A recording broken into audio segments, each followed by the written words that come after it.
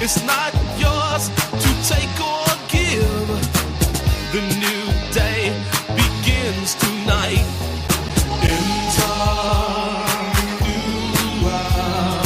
Enter the next phase. Enter the program. Technify your mind. We are just dreams in space, stranded in this funky place. No transport out of here. I guess we'll have to put away our fear. Enter.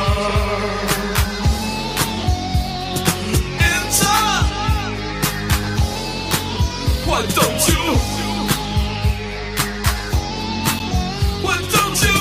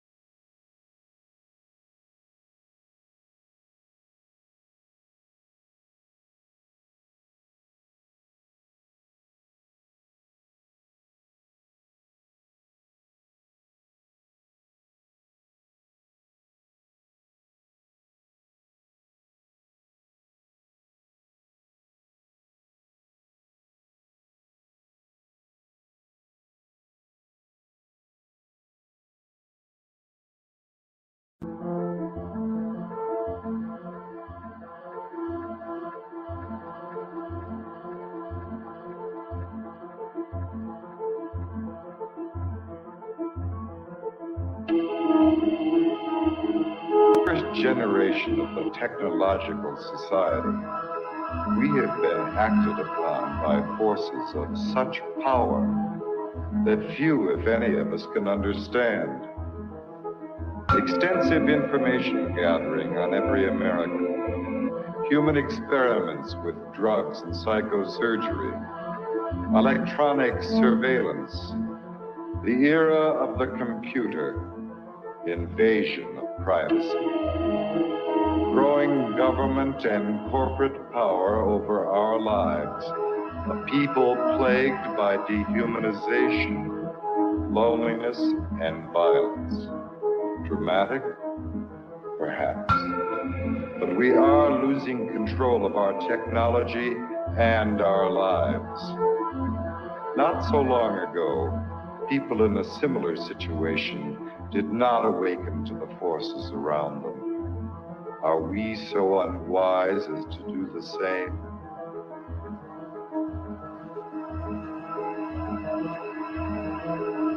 Behavior control.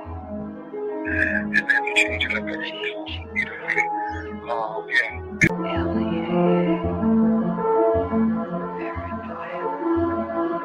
Enemy list. Wired death. Dead acts. Dossiers. Medical records. Social security number. Credit record. National security.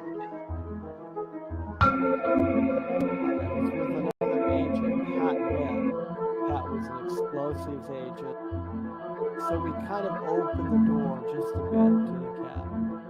And as we opened the door, we were both pretty much overcome as we looked across the cabin at the shelves that were built on the other side of the door. We could see coffee cans and bottles and jars, and they all had labels on them, and they were very meticulously done. You could see that some were labeled with the name of certain chemicals. One of the things we saw was a hooded sweatshirt, that was hanging up there. And the cabin smelled as if you might start to think, if you really think about this. This is a person who lived in this cabin. He had a cutaway spot in the floor to go to the bathroom in if he needed to. Had built fires in the cabin.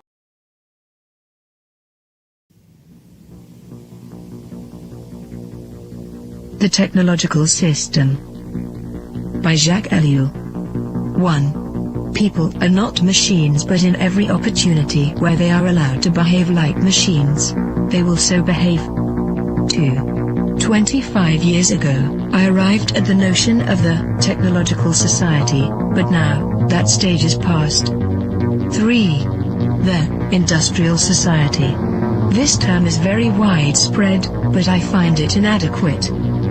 4. Present-day society is still industrial, but that is not its essence. 5. At one time, technology and machine industry were connected, but for more than half a century now, a gap has widened between them. Industrialism developed a centralized, hierarchical system, with a linear growth, a division of labor, and a separation between the means and the ends. Mechanization created additional jobs and made human work more draining. It operated by means of steady reproduction, developing masses of men and integrating them in the industrialization. 6. Modern technology, however, contradicts each of those different points. If allowed to act, it leads to decentralization and flexibility. It does away with the hierarchy and the division of labor. It particularly has to bridge the gap between implementation and management. It presupposes a polyvalent and nonlinear growth. It reintegrates the ends into the means. It cuts down on labor and thus on the costs of labor. The value factor is no longer human work but scientific invention and technological innovation.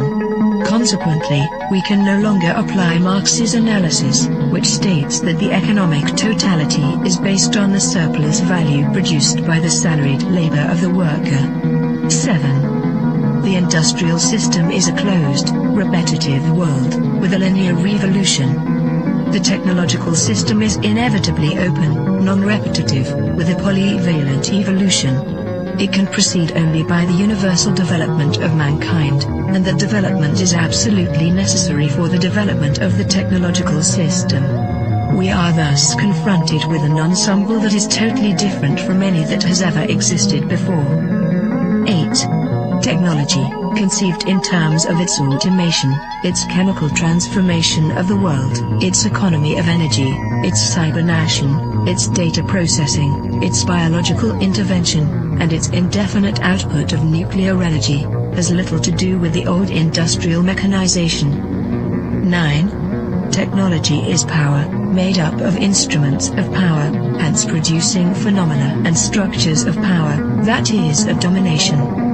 10. Terrain, in contrast to Bell, hesitates about a qualifying term. Thus, he speaks of a programmed society. In this case, I am far more in agreement. For he thereby joins the overall outlook of those people for whom the new thing about our society is the organization. He sharply distinguishes between the primary, capitalist, era of industrialization and our era. He qualifies this new society in terms of 3 features. 1. The emergence of new social classes, technicians, bureaucrats, efficiency experts. 2. The new trend of business, which is now based on organization and no longer on the relationship between economic power and productive labor. 3. Spare time activities.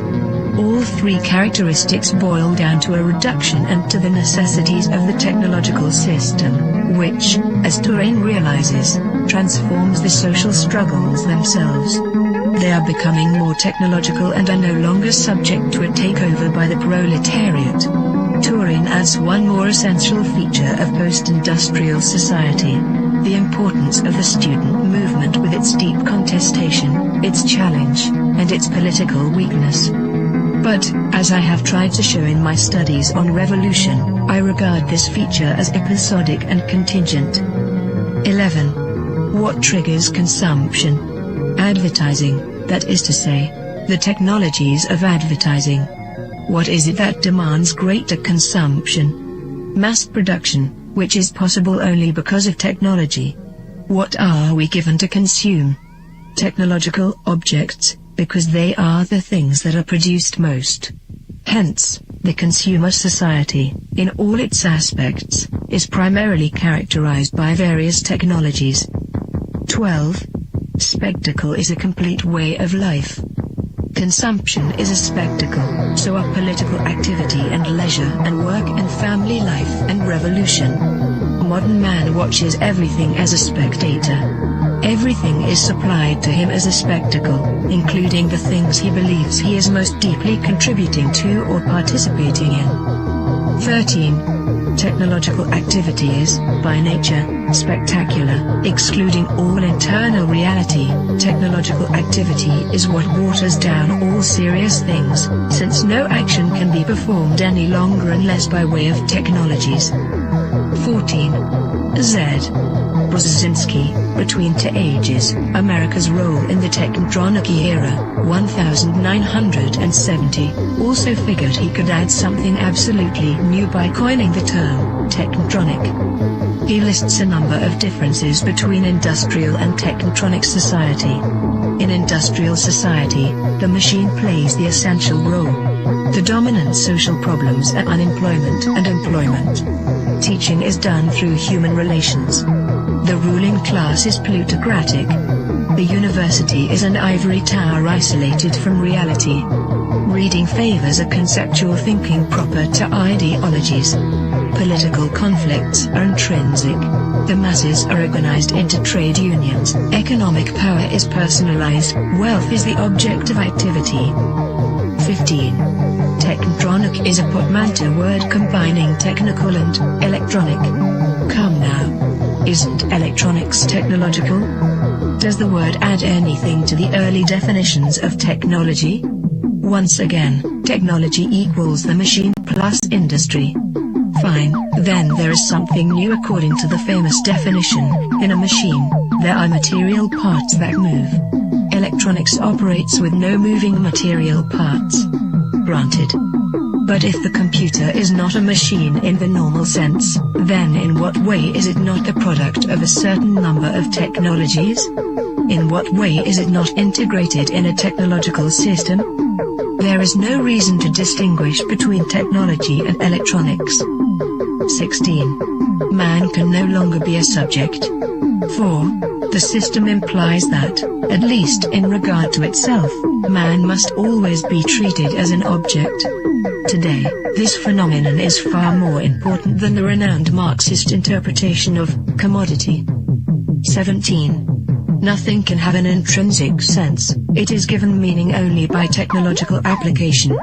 Nothing can lay claim to action, it is acted upon by technological process. Nothing can regard itself as autonomous, it is the technological system that is autonomous, as we shall demonstrate. 18. No technician claims to be ruling society. There is no need to regard technicians as technocrats or to believe that a class of that type actually exists. 19.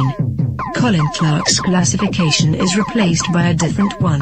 At the bottom, the unqualified functionals, then the functional operators, and at the top, the rulers, researchers, conceivers, with perhaps a fourth sector for the activities of operational research. In other words, the social distribution is, already, less and less in terms of activities applied to the economy, and more in keeping with the technological capacity. 20. The era of clerks, and these clerks are the decision makers in all domains because they have the knowledge and use of the technologies. Like it or not, and Hetman shows this so well, the experts, the specialists of diverse technologies are to be found everywhere, from business to administration, from government to agriculture. They form the true grid of society, the network holding the various pieces together. It is the technological coherence that now makes up the social coherence. But this is not a technocracy in the true sense of the word. 21. The discovery of the technological system normally seems like an attack against technology, a criticism of technicity per se. Any shedding of light on the technological structure is always received by technologists and intellectuals as an indictment of that structure, even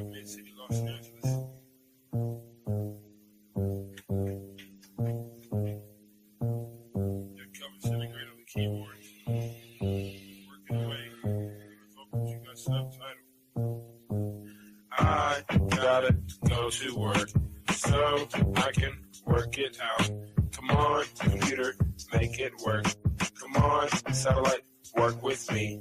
I gotta go to work so I can work it out. Come on, computer, make it work. Come on, satellite, work with me. I gotta go to work.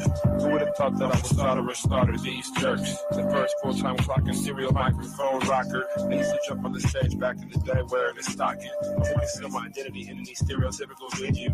Never will I reveal the serious way that I feel. I'm on job time, all I do is talk into the steel. Use my style to hide and conceal. Profile and be out while they smile and just say that I'm real. Bad luck strikes in 3, all of you will agree. I didn't have a heat shield, they rained triplicate on me. But it's squares versus circles, then, and if you can compare front and back are differentiated by a 90-degree square circle. If you know what I'm talking about, you know the code, work it out. Forced entry, I was disguised as a sentry. I gave not a care, life is an adventure to me. I obtained secret money and manufacture inventions, fracturing the line between space and time dimensions. Restructure the torque and the structural integrity, so I can walk on water while the returning surface tension. This making me an acolyte of the greater unknown, the word shark, king of these murky seascapes. Within my patriarch society, you cannot dethrone the intricate degree and climate that I seize from the police state. I gotta go to work so I can work it out. Come on, computer, make it work. Come on, satellite, work with me. I gotta go to work so I can work it out. Come on, computer, make it work. Come on, satellite, work with me. Come on. I still wish they made more girls like me, intelligent, beautiful, and rich like but they don't, so I stay fucked up like King Keeper. She's the type of person that would still rock La Tigre. I'm the type of person that would still sport feelers. I found a pair of size 15s out in Pasadena. Those are my work boots. I insert this into these jerks' necks, giving them a virus. They'll destabilize their hardware. Now I can tap in just in my onboard wet works. Plant the hidden charge there. It's a cellular reconfiguring program consisting of integers, turning human beings into kindling, whittling the psyche into an apparition. Place it back into the skin. Now it's the ghost in the shell. Should I boast? Well, no. I stay on the west coast of hell. Where hell's bullets this I know so well. I have my work cut out for me. This has its perks. Just then I realized life is mostly hard work. And why not get your car pulled off under you? It won't get sorted back from that dumb desk clerk. And who's the one to stuff for you? I didn't know what to do, so when in doubt, go to work. When I'm 25, I'll contract myself out once I'm through. Then it's just books and beats for me. I'll leave the rapping to my crew. I'm a good scientist and a world got cuckoo. Imagine how it is to watch them turn crazy around you and then look over at you like you are the insane one. That's how it is. It's okay to meet the controversy bubbles and flattens out like this. Like my little kids. And I've got to go to work so I can work it for me. I got to work for me. I got to make it work. I got to make it work. I can work it out. I got to make it work. Come on, let it work this way. Come on, let it work it work.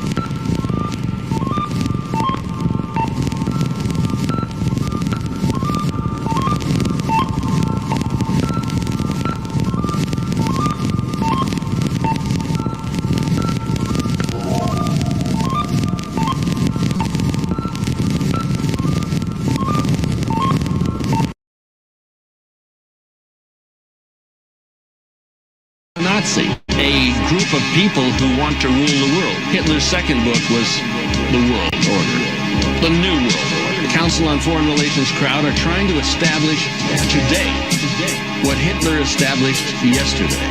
But Hitler's been demonized. 85% of the people want a national ID card. They want what Hitler delivered.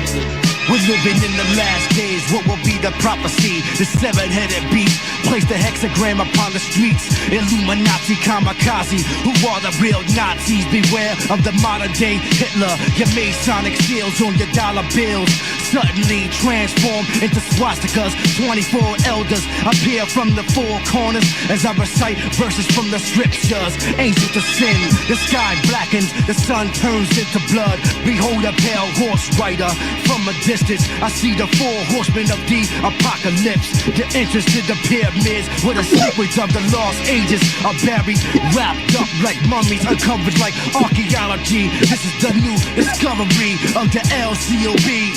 Secret society, trying to keep the Illuminati propaganda, enslaved through legal tender, holocaustic brain, Washington, superstate epicenter. There's nowhere to hide the great eyes on me. Entertainment industry, spiritual Zyklon B. Collectively collude to leave the free man slain, shepherding sheep into the concentration campaign. Run for your life to escape the Gestapo police. These are the real terrorists, and the fear won't cease. Capitus diminutia, engage in politics. Seers of Bavaria, worshipping the idol six. Totalitarian rule through conquest or consent. Total Aryan school, requested all the bombs sent. Yeah, you heard right, this is the new Third Reich. Double-headed eagle in flight, swoops like a thief in the night. As the prison walls harden, the parallel goals of Halliburton and IG Farben become apparent. Underneath the parent Union Banking Corporation of NYC heads up the distribution of RFID chips to make you slip into submission, become civilian citizens of neo-fascist jurisdiction.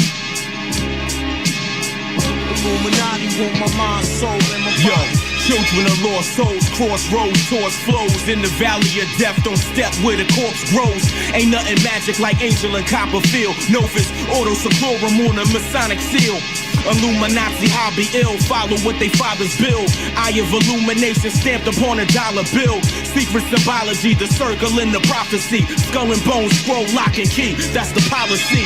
Raping the nation, the philosophy is Satan. The hypocrisy we facing like we got to be forsaken. Lost without a savior, burning the corpse upon a cross with our neighbor and toast the forgotten flavor. What? Neo-Nazi, fascism, the classism, collapse system that felt the venom when man bit him. When that's given, then nothing can ever come of this. The smoke and mirrors of shadow worlds that don't exist. Illuminati want my mind, soul, and my body. Secret society, trying to keep the eye on me. Illuminati want my mind, soul, and my body. Secret society, trying to keep the eye on me. Illuminati want my mind, soul, and my body. Illuminati want my mind, soul, and my body. Secret society, trying to keep the eye on me. Secret society want my mind, soul, and my body. When I'm stay incognito. Illuminati want my mind, soul, and my body. Secret society, trying to keep the eye on me. Illuminati want my mind, soul, and my body. Secret society, trying to keep the eye on me. Illuminati want my mind, soul, and my body. Illuminati want my mind, soul, and my body. Secret society, trying to keep the eye on me.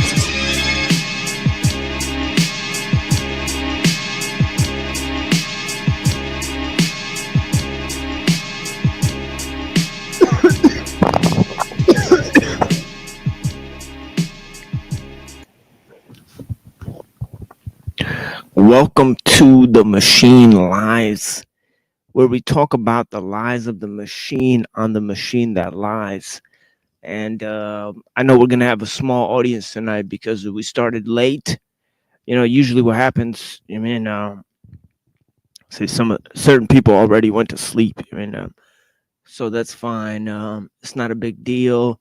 We're not going to be recording at our regular time, you know, this month. So we will give an announcement essentially on the community post, right? Make attention to it. In terms of you know, the rescheduling of the show, we're going to be going in the morning time, right?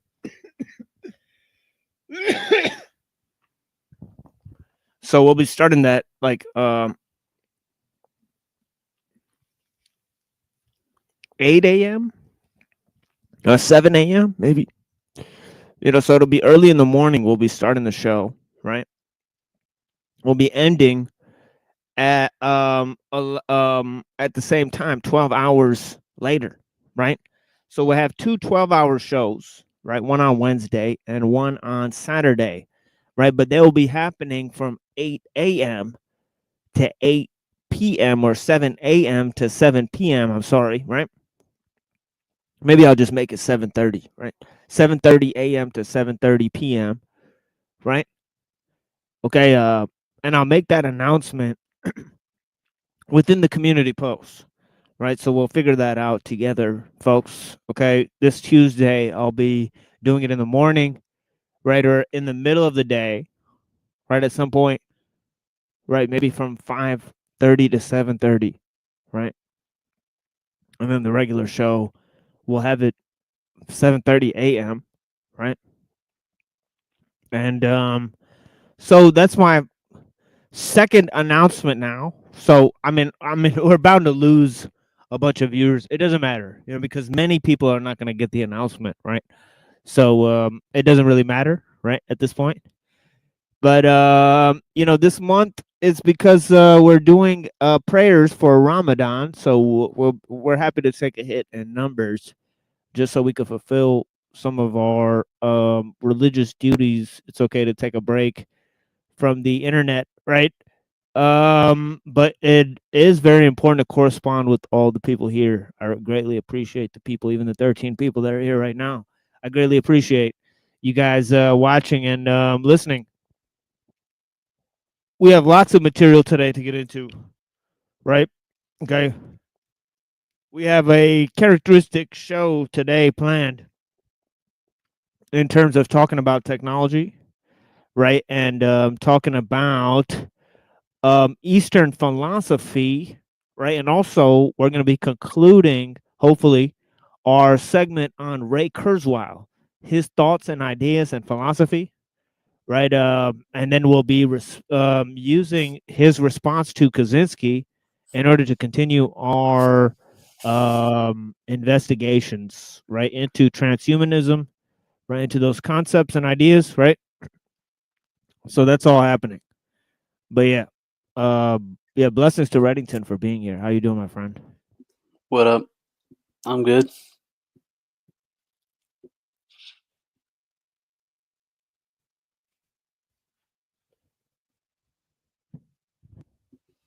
Yeah, definitely.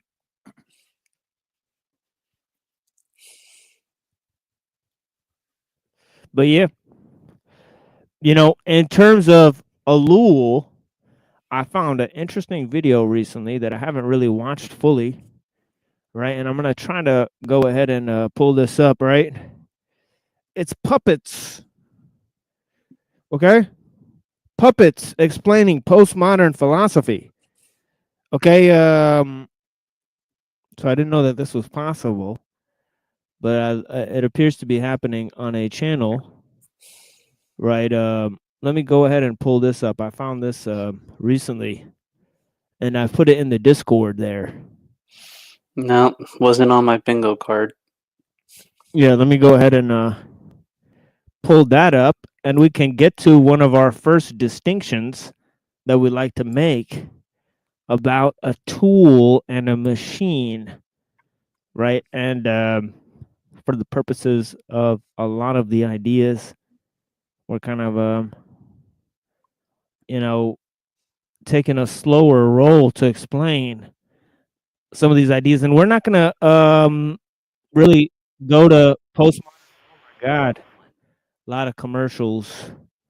Some type of commercial of some type of foxy mama doing yoga or something like that. I have to skip through that. But okay, we also have Zephyr blessings. Here, hold on. me add this. Hi. Okay, so there's the Foxy Mama. You know, actually, I'm actually interested to know what she's gonna do next. Let's see what she's gonna do next. So she's eating chocolate. She's got oatmeal. Oh, she's got a gorgeous babe. Nice MILF. All right, let's move on. Gilles Deleuze and the philosophy of technology. How about that? You guys ever hear about that? Philosophy of technology. It's a premier subject, right? It's a new direction in philosophy, right? And that's what I've been trying to bring forward, is that philosophy actually collapses when you ask questions about technology. So the most anti-philosophical subject is perhaps technology itself, right? Because it deals with the corporeal realm intimately, but it also deals with the idea of imagination and creativity and mind intimately, right? So it does both. It accomplishes both, right? You're dealing with physical processes, but also the creative principle, right? So, in terms of the creative principle, right, we call that logos. And in terms of physical processes, we call those technes, right? So techne, logos, technology, everything has a techne and a logos, according to some philosophers, right? Yeah. But what's the difference between a tool and a machine? I'm interested to hear Deleuze a puppet explain. So let's see what the puppet version of Deleuze has to say. Well, hopefully metaphysics doesn't collapse, though. Well, they like to say it does because Ruh-roh. because of the object-oriented ontology. Triple O. Ooh, I like to call it. I think the Ooh. face makes it clear that there's a hand up his butt. Oh yeah. And some of these guys, postmodernist philosophers, I mean, they like the hanky panky. I mean, let's be honest. I mean, so.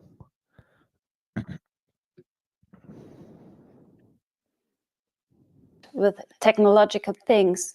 We sit in front of our computers watching YouTube. You talk a lot about machines in your work. So is your philosophy a philosophy of technology? Since the 1950s, I was into the question concerning technology. I particularly liked Samuel Butler's Book of Machines. Okay, so we're actually going to read some of Samuel Butler's work, okay, who in the poem Hudibras actually complained about a Rosicrucian takeover of the church. That he claimed that the Rosicrucians had infiltrated the church. Ruh-roh. Samuel Butler, and also he's talking about evolution and machines being described in the theory of evolution. He wrote a interesting work called Darwin Among the Machines. So you guys could go ahead and find it and read it yourself, but we will definitely be analyzing that work here. Samuel Butler and his Erewhon, in his Darwin Among the Machines, he presented some notable critiques of the technological system, right? Yeah. So Butler, Samuel Butler, huge writer, right, in the 1800s, right? Let's go on. Very perceptive thinker, right? If you could think of what kind of technology they had back then, and he's basically thinking about animals and machines combining in the way of like, he's like describing like robots and stuff. It's pretty fascinating. And Raymond Roussel's machines, which... But yeah, that's the thing, is that it was this merger between the organic and the inorganic, right? In its most intimate form, right? Of biotechne, right? So this is the kind of stuff that we've been describing in our past few shows, right? The concept of biotechne, its implications, okay, and why it crosses ontology between organic and inorganic, and natural and artificial, right? That seems to signal a brand new, era, right, of thinking, really. You mean, right? So, So that and in that era of thinking, nothing escapes the ontology of technology, right? Okay, of the technological sphere, right? So yeah, so that's the main thing there, right? So as we're investigating here, what is the difference between a tool and a machine, right? And then we could begin to look at technology on its own, right? Okay, so that's exactly how Elul begins, right? Except for he begins by looking at the difference between technique and machines, techniques and machines, right? And I've kind of explained in a very rudimentary fashion, right, that technique is the how to, just as logos is the why, right? So there's a why behind everything, but there's also a how behind everything, right? And technology is the process of enframing the how, right? Okay, which is complexification of means and framing of means themselves, right? Articulation of means, right? Okay, so and creation of new means. Okay, as technique is a use.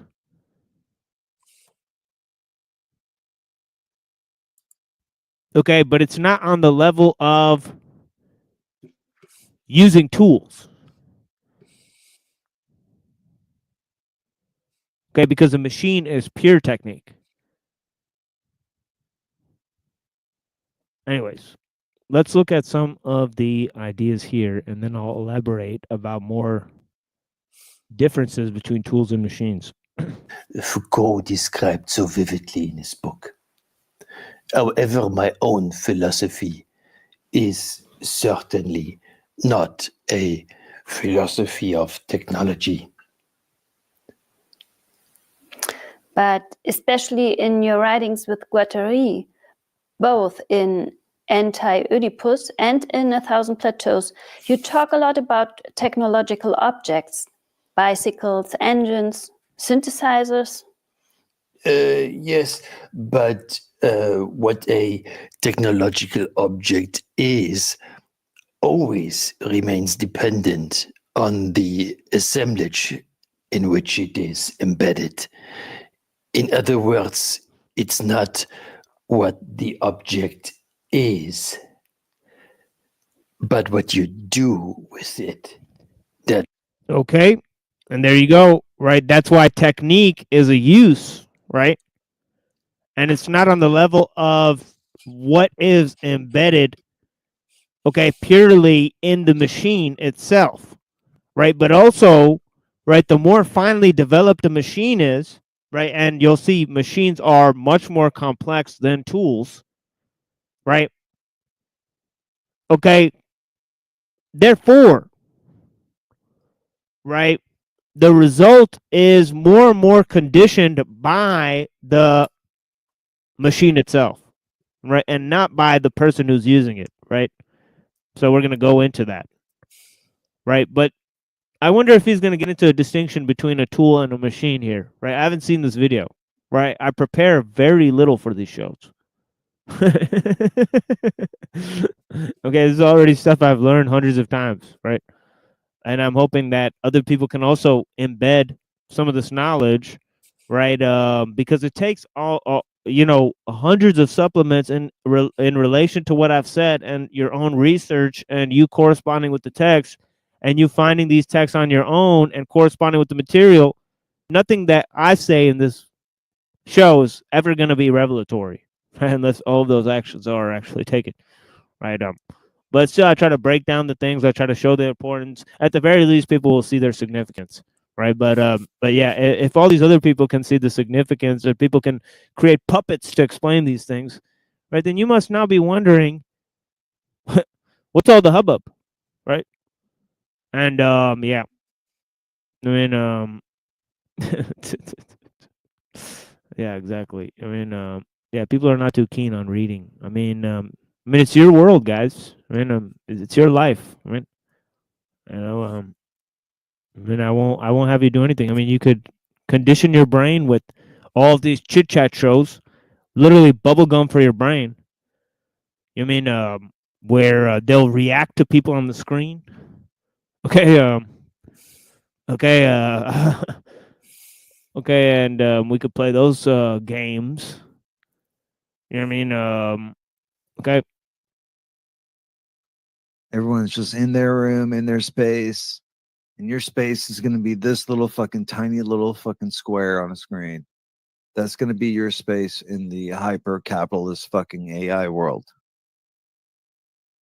You know, that's going to be your life.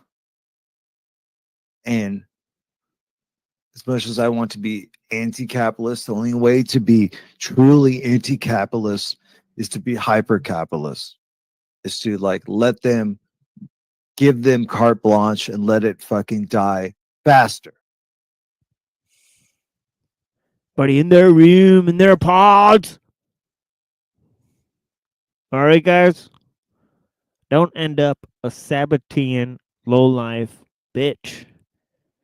Praying for the downfall of the things that you support by supporting them. All right, this is the danger of the nihilistic Sabbatean mind. It creep into you. Don't let it take over you. Right? Okay? Or else you'll be thinking that the earth is made, you know, of a toilet bowl or something like that. when that was your birthplace. Right? That's why we say toilet bowl birth. Right? But you know, we have to respect the mother. Okay? Now we'll go back to Deleuze, who in his book Anti-Oedipus, you know, says some choice words about mothers and machines, okay, which we won't repeat here because they're too grotesque. Okay, but he describes mothers' parts as machines, right? To kind of look at the object-oriented ontology, right? This combination, right? Okay. But yeah, let's go to Deleuze. Is there anything he has to say? Tools and machines? It matters. Or what you don't do with it. But Damn, it looks like he got a text by Guattari wanting him to play Minecraft. Yeah, I mean, I'll talk about Minecraft in a minute because it is a very interesting game in terms of technique, right? You know, yeah, it's fascinating. Way in the appendix because the world is made out of the same objects that you use, right? You know, so there's more of a one-to-one relationship between the world and technique in the game Minecraft, right?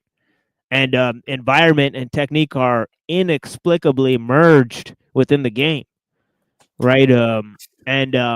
Yeah, it's fascinating game for that reason, right? You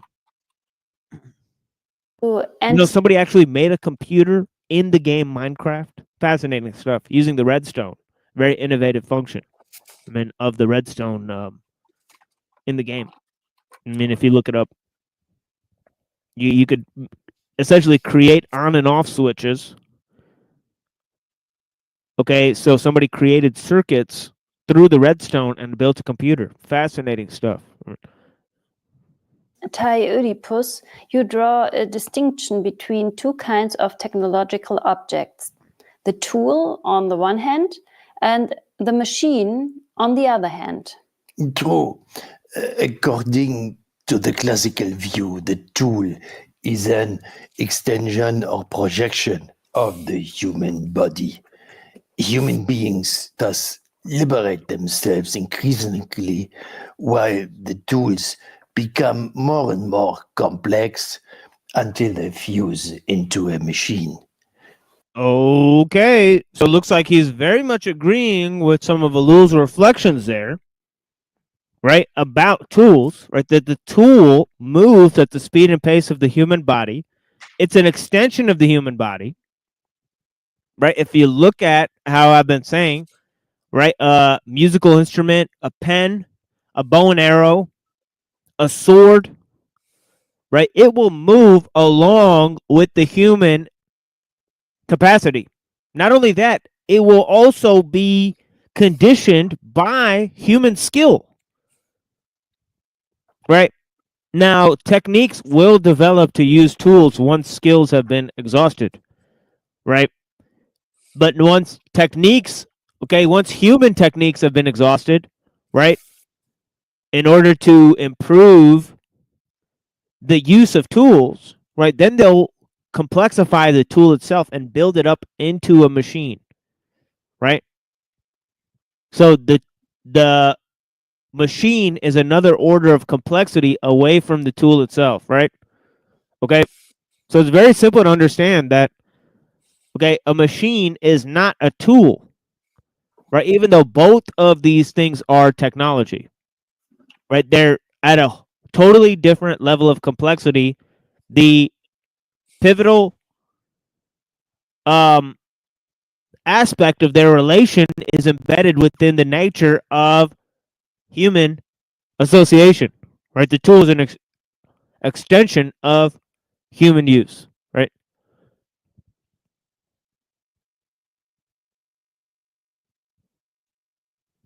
With Guattari, I argue that it is necessary to posit from the outset the difference in nature between the tool and the machine, the one as an agent of contact, the other as a factor of communication, the one being projective, the other recurrent.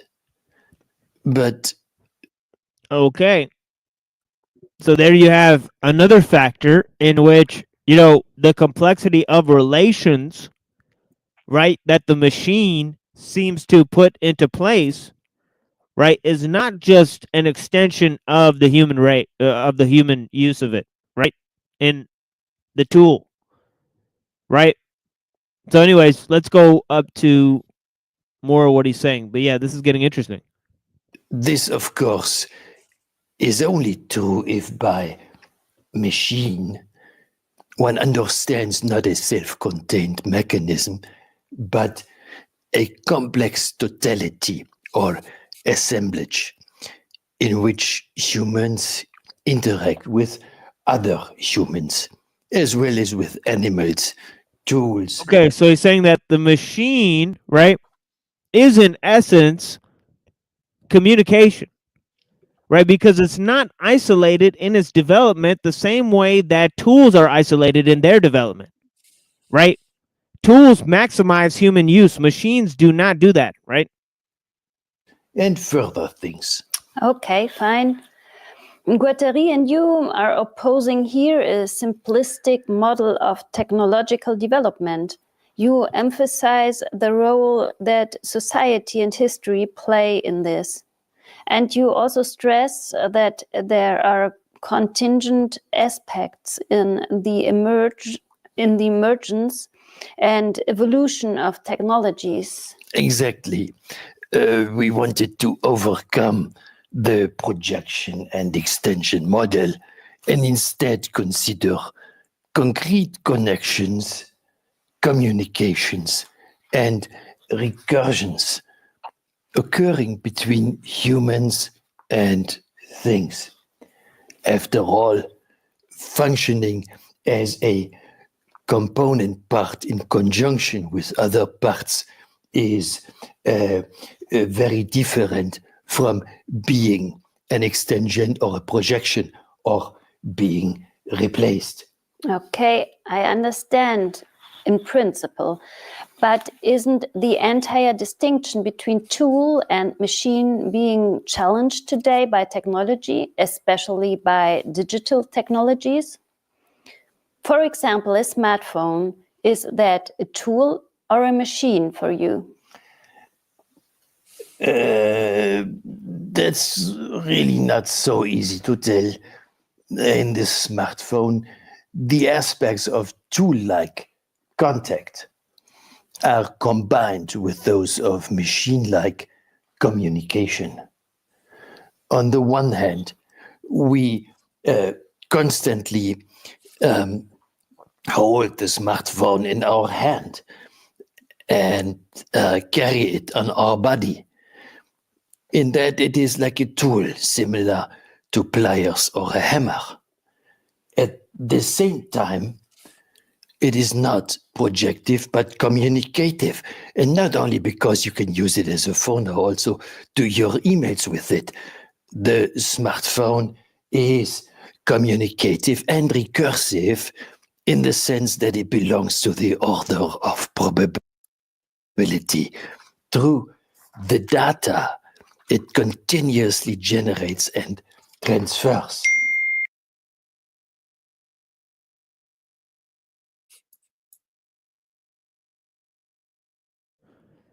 Yeah.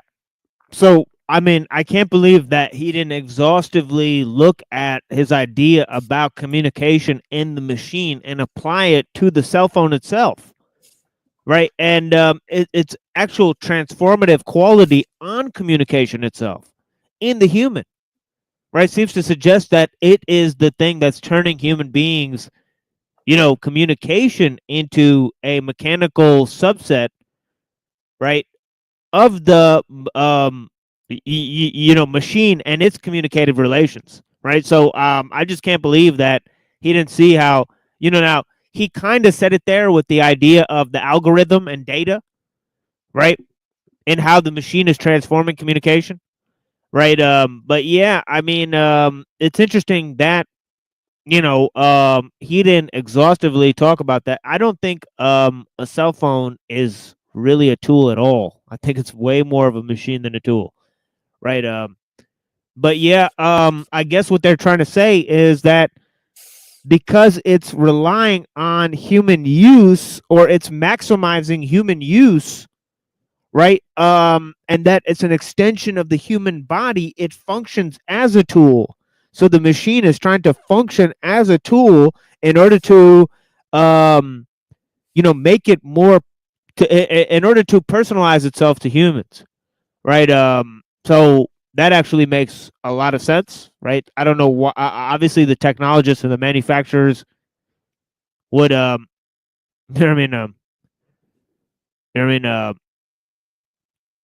that, right? But yeah, Brown's boy says the machine makes us a tool. That's a pretty good thought. Can't argue with that. Blessings. But this order of statistical can not be understood independently of the emergence of information capitalism. It is related to the complex assemblage you later described as the control society. I told you, I am not a philosopher of technology. The question of digital technologies and... Yeah, what's really funny is that they wrote the book Anti-Oedipus about sort of Freudo-Marxian, at the, juncture of, Freud and Marx, which is characteristic of postmodernism, right? They're kind of going off of this idea of, psychology, obviously Oedipus, and then capitalism, as an ode to Marxism. But the whole book is almost talking about technology. So it's funny that they don't mention that, the entire idea of the book is about how technology impacts, human psychology, right, in this very interesting way, right? In where it totally warps your ontological framework, right? Okay, we got another friend here. Yeah, blessings, traditional culture. Welcome, sir. How's it going? Yeah, greetings. Howdy, howdy.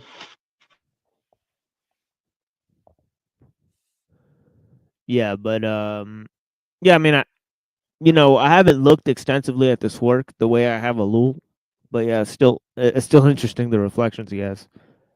Very similar.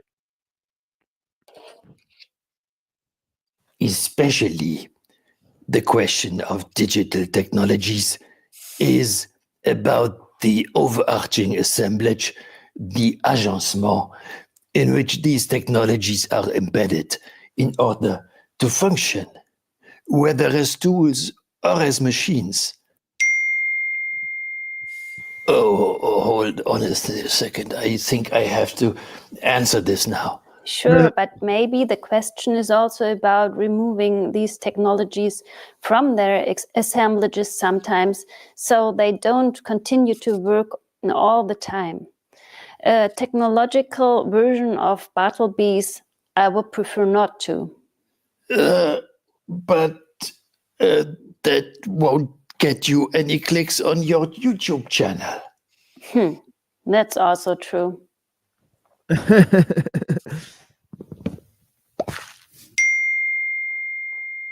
That's silly. Yeah, so pretty interesting that they came to some of the same reflections as Elul on some of those items, right? But the main thing that I wanted to sort of stress is about the difference between a tool and a machine, right? Machine increases in orders of complexity. It's on another level of communication that's within the human society. It has integrated function within the human society as a whole, right? A tool is more personal. It's reliant on human skill, right? Now there's another dialectic between skill and technique, right? Obviously, skill is personal. Again, right? Technique is depersonal. The more developed the technique is, the better anyone can use it, right? So technique has perhaps the inverse relationship with the use that skill does, right? Skill is not about use, but it's about personal development of techniques, right? In relation to tools being used, right? Now, skills work more in relation to tools than they do to techniques or to machines, right? Now, there's many different ideas in terms of Elul, right? Okay, so I've mentioned different dialectics. I've mentioned the difference between a tool and a machine. I've mentioned the difference between skill and technique, right? Okay, now once the human skill is exhausted, then the tool is developed, right? Okay, and once the automation of the function of a particular tool in relation to the human skill is accomplished, right? Then you essentially have the machine develop, right? Okay, now there's also a relation. Okay, now the relation between skill and technique, and tools and machines are simply the relationship between language and communication, right? Language is personal. It requires meaning. It requires people. It requires human society. Machines are depersonal. They function based on communication. They send information to each other, right? Information does not require interpretation of meaning.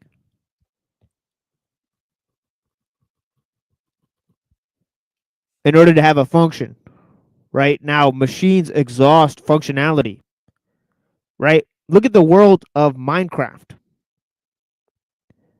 right? In the world of Minecraft,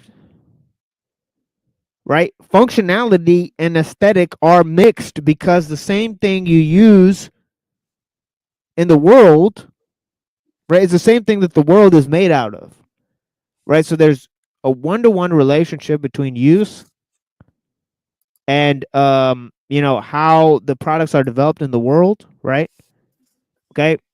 Everything's a block, right? So the aesthetic formulation of everything and the use of it and its functionality of it, right, are inextricably linked.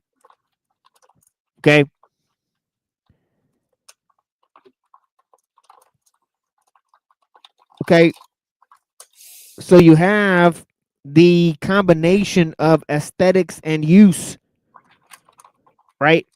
And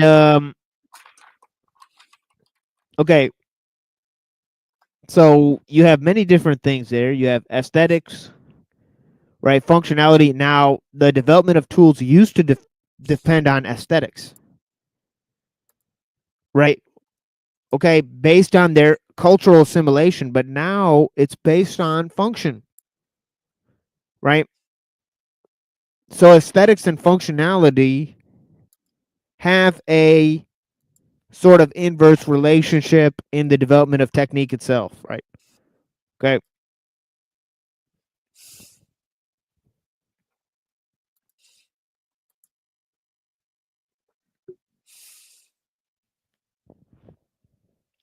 Now I have a video of ellull, okay, in terms of the end of the betrayal of technology video. But we're going to save that right now for a little bit later in the show. Before that, I'm going to read a little bit more of ellull here. Okay, and I'm going to read it after the music break here, coming up shortly here. Right, okay, at the hour and 30-minute mark, right? But I would give a little hour-long introduction to the views and topics, right, in terms of the show material every time we start. And I think you'll notice that the introductions are getting longer, right? I think this is as long as we'll make it. We'll make it a 30-minute intro. That'll be the cutoff point. Right? I know the intros are very, very long, right? And some people appreciate it, some people don't appreciate it. It is what it is. Okay, it's a long show, so there's a long intro, right? Deal with it, right? But yeah, hour and 30-minute mark. We'll have a music break, but before that, I mean, I want to lay out some of his ideas, right? So we went through automation, self-augmentation, and now we're at monism.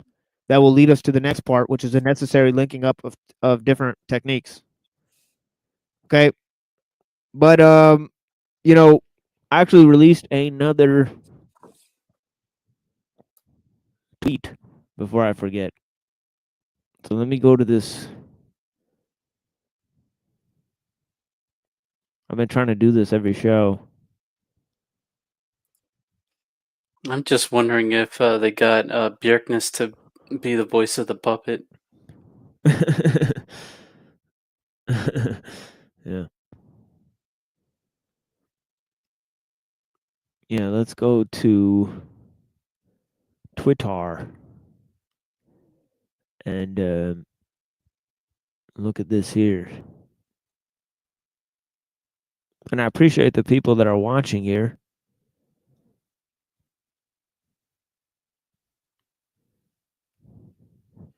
But yeah, this goes with my last sort of idea, right?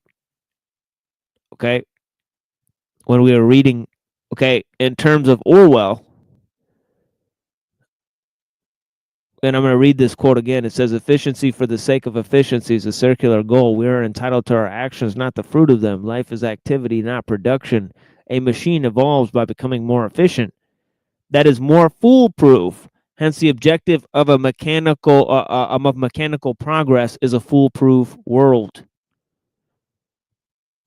Okay, and then I wrote one about specialized means creating artificial needs, creating unintended consequences that need compensatory mechanisms, right? So it's this disordered way. It doesn't evolve in terms of human needs, right? That's not how the system evolves, right? That's not how a machine evolves, right? Okay, so as we're looking at the evolution of machines, right? Okay, we could look at different ideas from ellull, right? Where he says all embracing technique is a conscience of the mechanized world, and everything technique touches, it transforms into a machine, right? And he also has this idea about the artificial and the natural, right? Now, what he's saying is that technique is embedded within human society, okay, and technique has a human element to it. Right now, technique is what integrates the machine into human society. Right there, you have three different elements. right? You have technique, you have the machine, and you have human society, right? Now, because there are social or human techniques, political, economic, okay, forms of technique, right? They are what seem to prize the machine, okay? Because the machine, in its exactitude of its results, right? Its exhaustibility of human reason, okay? It seems to appeal to technique, okay? And technique seems to not rely on human society, which itself seems to rely on nature, right? Now, the development of tools and human skills and technique was based on the diversity of forms, cultures, right? Assimilation into cultural forms, right? But now it's technique which assimilates cultural forms, right? Okay. And how did technique become autonomous and make human society reliant on technique instead of its reliance on natural forms of organization? Right? This is the great question that we're posing. Right? Now, Ellul describes a 3-step movement.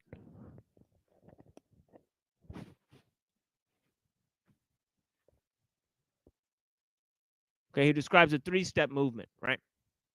One is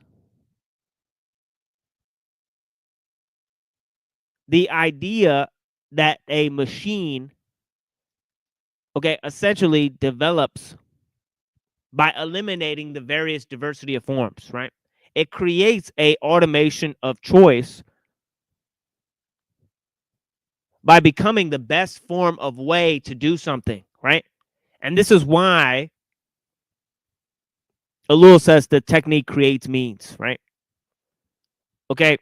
Now, this process of this complexification of means, right? Okay, essentially broadens the application of a particular type of machine, right? Okay, development of a machine, okay, improvement of a machine within its own design, right? Okay, and the efficiency of means. Okay, this essentially creates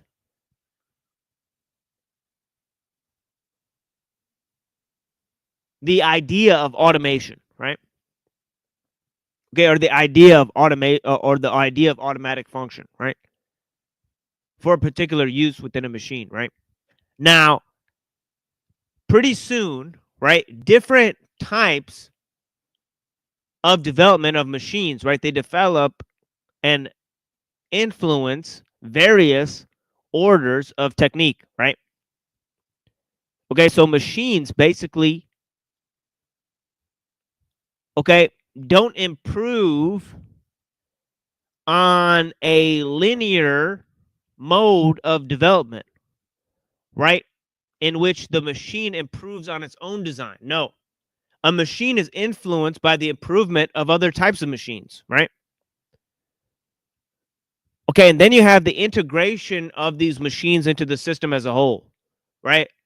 So in these 3 movements, you have automation, which is itself based on a efficiency of means and automation of choice. Automatism of choice, right? Then you have self-augmentation, right, of the development of different types of technologies influencing other techniques, the development of new techniques, right, in other different fields, right? Then you have the integration of the techniques into the system of as a whole, right? So you have automism, self-augmentation, and the monistic quality of the system as a whole, right? Okay.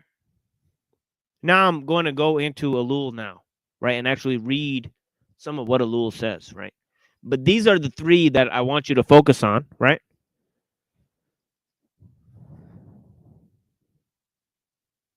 Okay. And he says that a lot of them are combined within the function of communication, right? Okay, because it's such a huge element within human society. He says that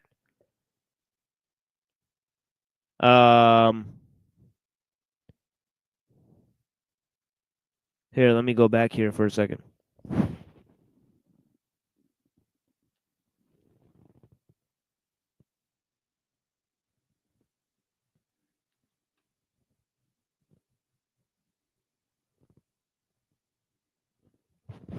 Yeah, he says meeting of several currents, material techniques of communication, psychological techniques, commercial techniques, techniques of authoritarian government, all combine to produce the important phenomenon of propaganda.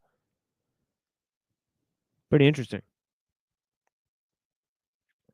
Okay, so he's talking about the necessary. Okay, he says that this new technique, independent of all the rest, and necessarily produced as a consequence of the preceding phenomenon. Right? That this new technique is actually produced as a consequence of technical phenomenon.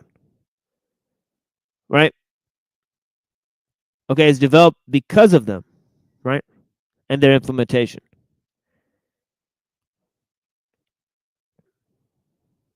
And yeah. Let me move on.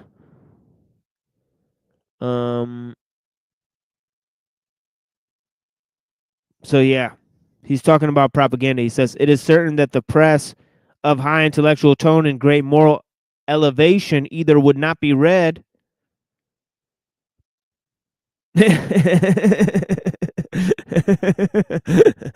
pretty much, right? I mean, okay, would not be read, right?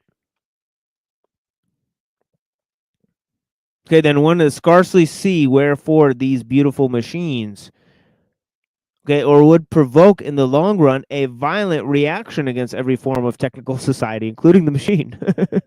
Okay. This reaction would come about not because of the ideas such a press would disseminate, but because of the reader. Okay, the reader would no longer find in it the indispensable instrument for releasing his repressed passions. Fascinating, right? Okay, in a sound evaluation of the problem, it ought never be said, he says, on the one side, technique, on the other, the abuse of it. Okay, there are different techniques which correspond to different necessities, but all techniques are inseparably united. Everything hangs together in the technical world as it does in the mechanical. Okay. In both, the advisability of the isolated means must be distinguished from the advisability of the mechanical complex, quote unquote, complex. The claims of the mechanical, quote unquote, complex must prevail. For example, a machine too costly as over refined, or over refined, threatens to wreck the ensemble.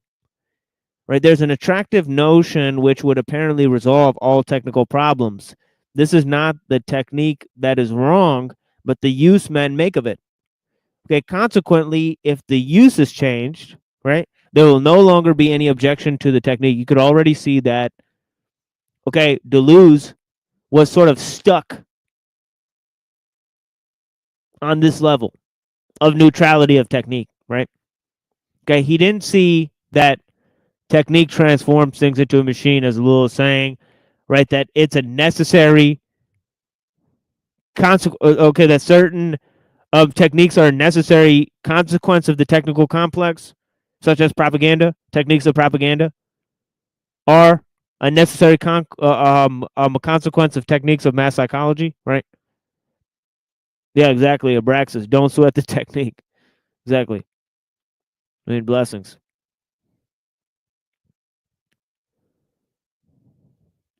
I don't know what that was. We lost a great portion of our audience just a second ago. We had like 4 people in here. Now back to 15. So the AI sniffer bot in here, but you know, you guys talk about a little in here. You know, this is what happens, folks. You know, hide your husband. It's like basically, oh, you're not streaming pictures of cats. Well, screw you. Yeah, or any of the other, um, you know, garble that exists around. You know what I mean? You know, you know, we were lucky enough that an entire show was made about us while we were streaming last time. So we got an entire another channel that broadcasts information about us at the same time while we're streaming. So, you know, we were greatly blessed to get 300 over 300 views last time I checked on an attack video that formulated while we were streaming. So we're very popular despite the numbers, the figures. You know, we get a lot of people's attention. And so we're happy about that. I mean, we're happy to be of service. I mean, but yeah, yeah, we are going to be playing music here. But you know, I'm going to Elul, and he's talking about, you know, that the use of technology changes the outcome, okay, of how much technology controls society, right? And he's saying that's not true. Okay, he says, I shall return more than once to this conception. Let us examine the single aspect of it now. First, it manifestly rests on the confusion between the machine and technique. This is why I did the intro of the show. Okay, a man can use his automobile to take a trip or to kill his neighbors. But the second use is not a use, it is a crime. The automobile was not created to kill people, so the fact is not important. I know, of course, that killing people is not what those who explain things in this way have in mind. They prefer to say that man orients his pursuits in the direction of good and not evil. They mean that technique seeks to invent rational therapies and not poison gases, useful sources of energy and not atomic bombs, la bombe, commercial and not military aircraft, etc. This leads them straight back to man. Man who decides in what direction to orient his researches. Must it not be then that man is becoming better? But all this is an error.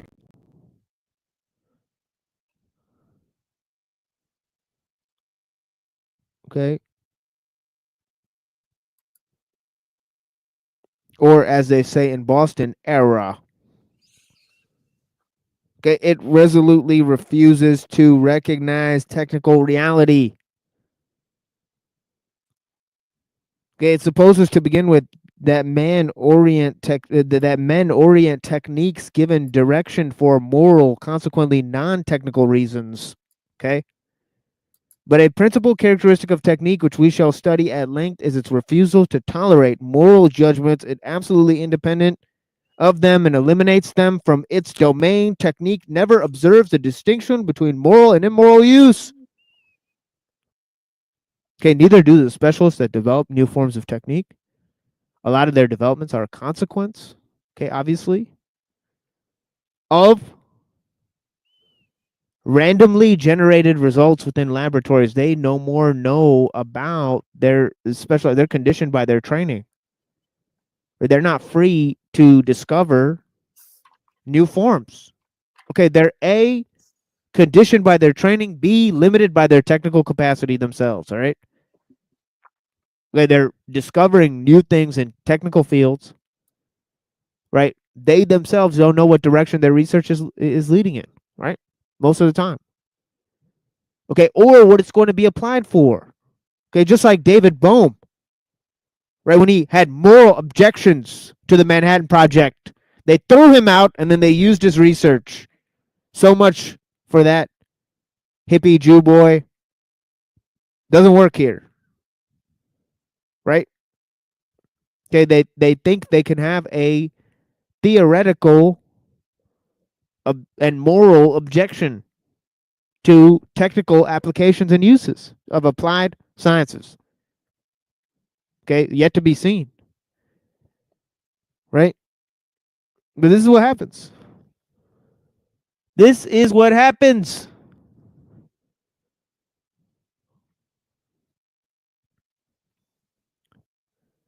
Okay?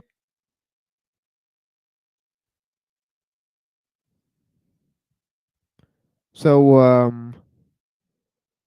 we're continuing here. Technique never observes a distinction between moral and immoral use. It tends, on the contrary, to create a completely independent technical morality. Here, then, is one of the elements of weakness of this point of view.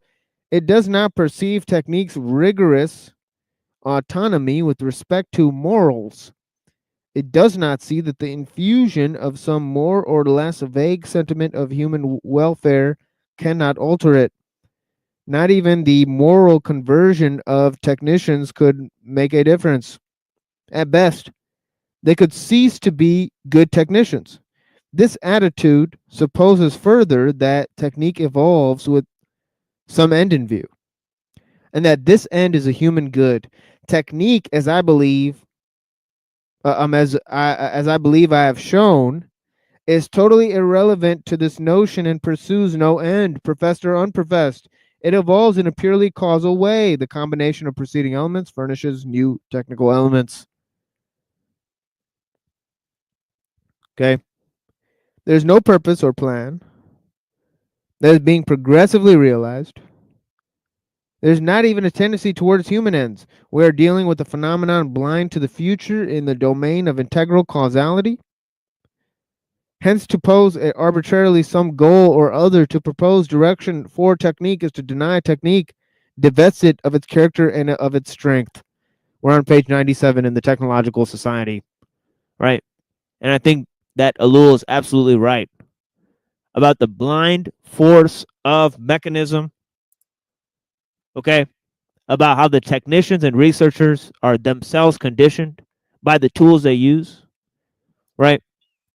About the nature and development of technique and the direction it's going, right? Blessings, Denise. Blessings, Nubs. Okay.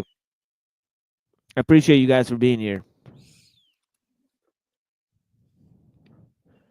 Okay. But yeah. You know,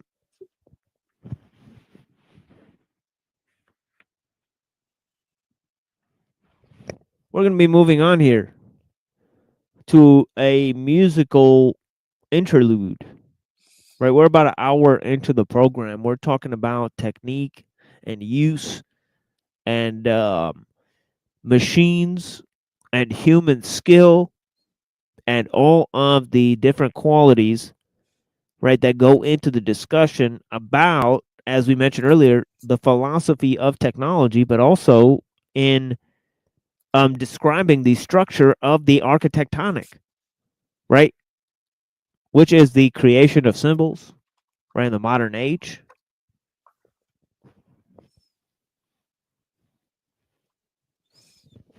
And I invite any commentary from the panelists and the other people, you know, anybody who's in the chat. You know, we will be dropping the link in about half an hour. Thank you guys for joining us.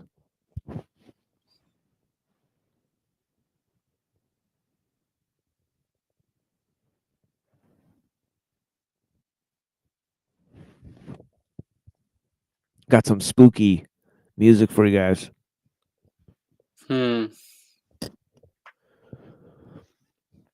So let's begin with the horrorcore interlude.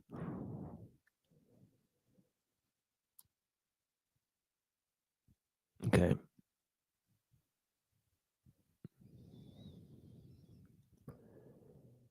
Blessings.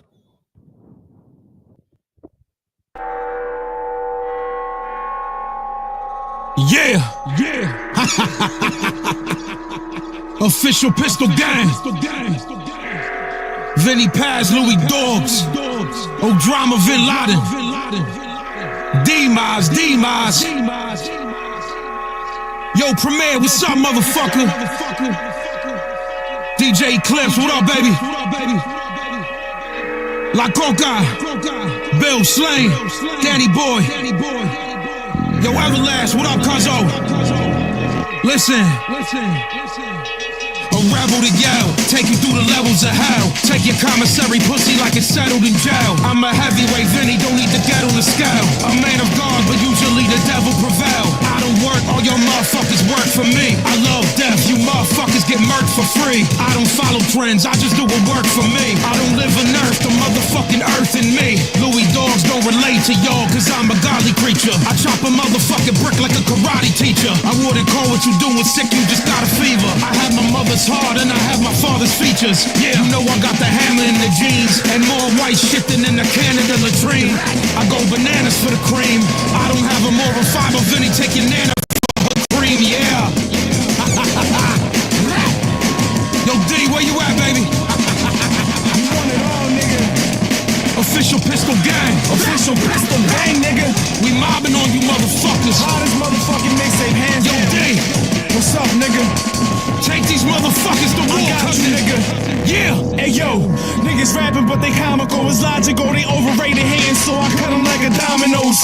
Box a piece of fuck the perpetrating. Hospital with nurses racing, running niggas over in a hearse with Satan. Squash a nigga in his baby chorus. There's no collaboration with commercial rapping if you pay me for it. So fuck the BS, I'm the hardest out. Walking Philly with a Philly, selling niggas CDs, yelling garbage out.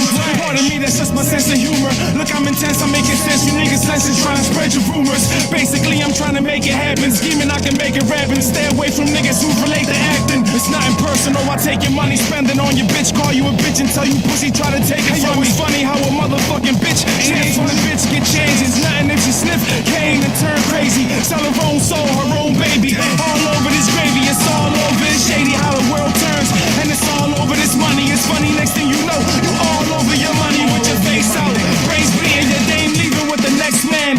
Plan A to the bling, scheming on your life savings. Like praying it might save him from his life wasting. All over his wife patience. I don't like hatred, but if you could do it to me, I'ma do it to you. Give a fuck if you beautiful, what your booty could do. Your pussy tight titties, big bitch, look did he do. I got a bundle on your head to kill you and your crew. That's a must, they don't like you, mind you. Bullets fly through your head, they won't find you. Blind you with red beans, bury you cockroaches. Chicks you get it too, so baby do not approach us. I'm a sick being, stick me in a rap cipher. I'm a lighters, hair spraying and burn fighters. Yo, D, yo, you just caught a body on these motherfuckers, cuzzo. Yo, word to Allah, this the body snatchers. This the return of the body snatchers. Official pistol gang, baby. J-Rock. All my motherfuckers. Yo, just Allah, out of space. Reef the lost cause. Birth to jerk. OG filthy rich. We punching motherfuckers in the face for breathing, baby. Body snatching, catching bodies.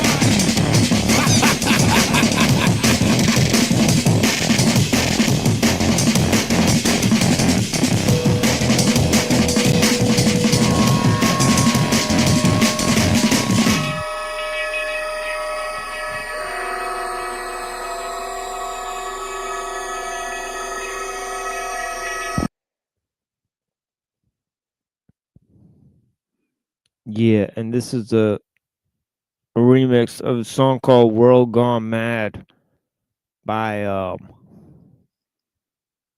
Necro. Blessings. It was mixed with Portishead.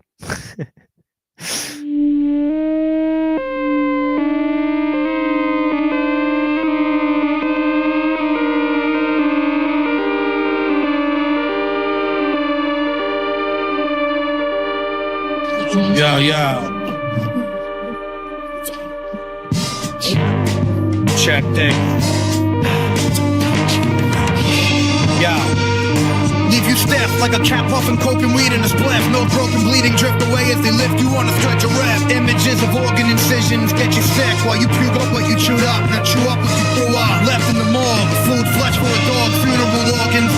pit, C-clef on the core. You willed away, now every day your flesh will peel away. Separate decay, maggot infest, rock dragged and dropped in a plot forever slave. Slide you inside the cremation chamber, the system of erasing your existence with flames of nature. Freebasing angel dust is danger, euthanasia, methods of death stranger than the sounds of a flanger. Burn to a carcass, I watch the fire sparkle, then I deliver your family your parcel filled with charcoal. The neurosurgeon, you're regurgitating detergent. I urge you to worship, you're on the verge of becoming a servant. There's no physical evidence you existed when your ashes get pissed on. No one remembers a bitch, kid. I determine you'll be eaten by vermin, German cockroaches squirming through you, locusts and worms in your skin. You're living in a world gone mad, a crazy world, the world where death is a way of life. Every day we read of atrocities that numb the brain. What I believe, to deny what is insane, or to try to flee from it is to submit to it, to be at the mercy of it when you should just study it, to enjoy life. Chill with me as we descend into this world gone mad, a world of dying and killing spree. You're dead and you'll never come back. You got murdered by a scumbag, the type that doesn't realize that he's done that. He's walking the streets free while you're 6 feet deep. Police close the case, cause there's no trace. You beat. I'll write a verse on your toe tag. You'll get suffocated with a bag over your face and gag with no air ventilated. I rock a mask for the stench of rotting corpses. Does not smell like a box of chocolate. Your cadavers packaged in suitcases and travel baggage, then buried under gravel in secluded places. I got an appetite for abduction. We kidnap women, torture and brainwash them and fuck them. I'm a carnivore, my teeth are sharp, made for ripping flesh like blades to carve through body parts. We're living in a world gone mad, a crazy world, the world where death is a way of life. Every day we read of atrocities that numb the brain. What I believe, to deny what is insane, or to try to flee from it is to submit to it, to be at the mercy of it when you should just study it, to enjoy life. Chill with me as we descend into this world gone mad, a world of dying and killing spree. We're living in a world gone mad, a crazy world, the world where death is a way of life. Every day we read of atrocities that numb the brain. What I believe, to deny what is insane, or to try to flee from it is to submit to it, to be at the mercy of it when you should just study it, to enjoy life. Chill with me as we descend into this world gone mad, a world of dying and killing sprees.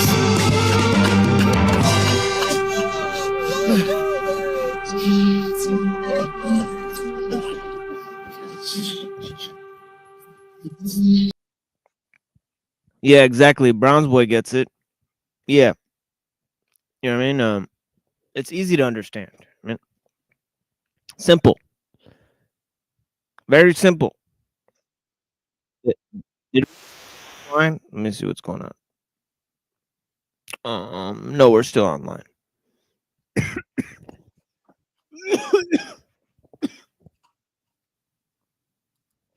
Blessings. I appreciate the people that are watching here.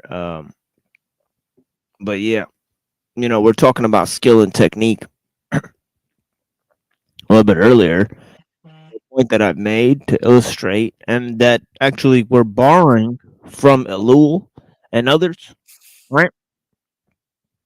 Okay, and it appears that Deleuze made a very similar point, right? So you have very astute philosophers, right?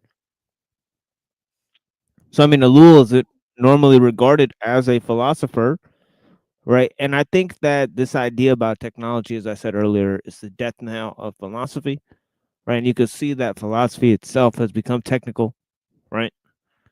It's predominated by analytic philosophy, right? The analytic and continental divide is itself a manifestation of the technical phenomenon, right?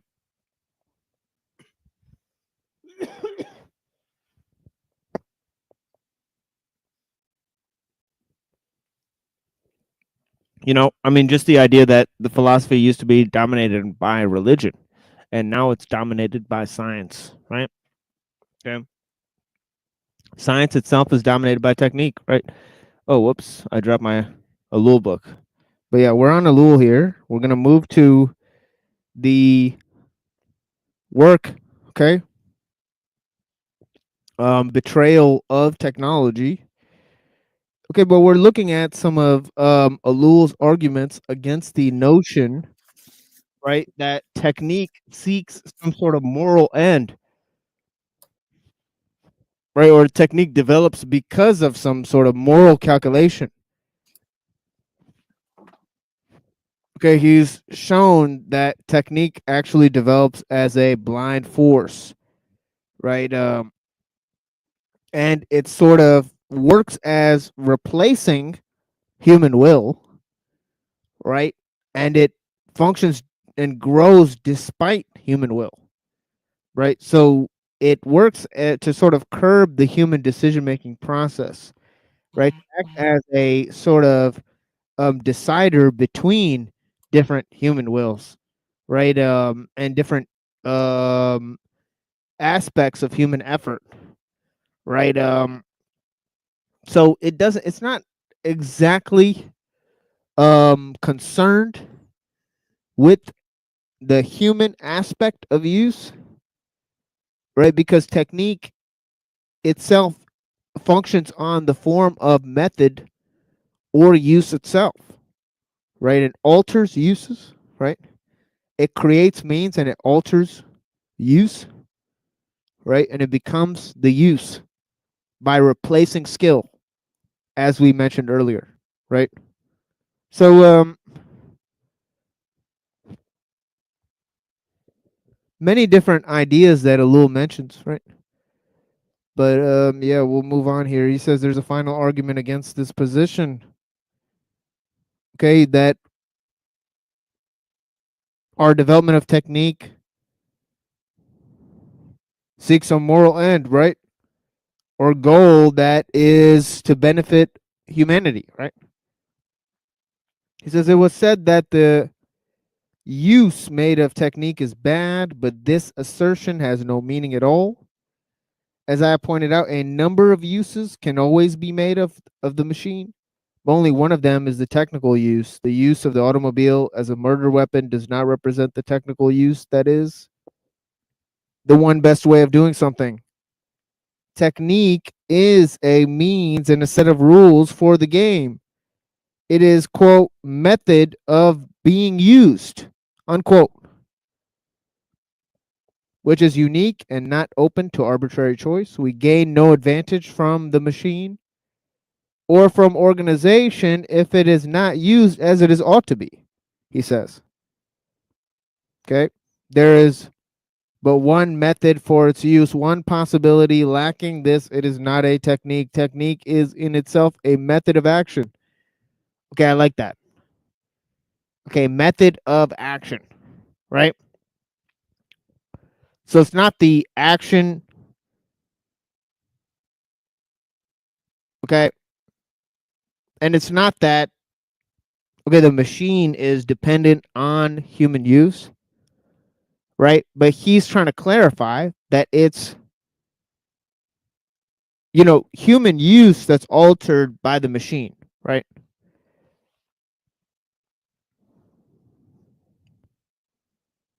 Okay.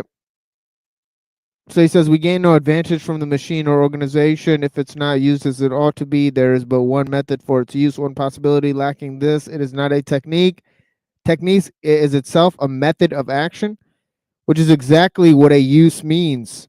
To say of such a technical means that a bad use has been made of it is to say no technical use has been made of all.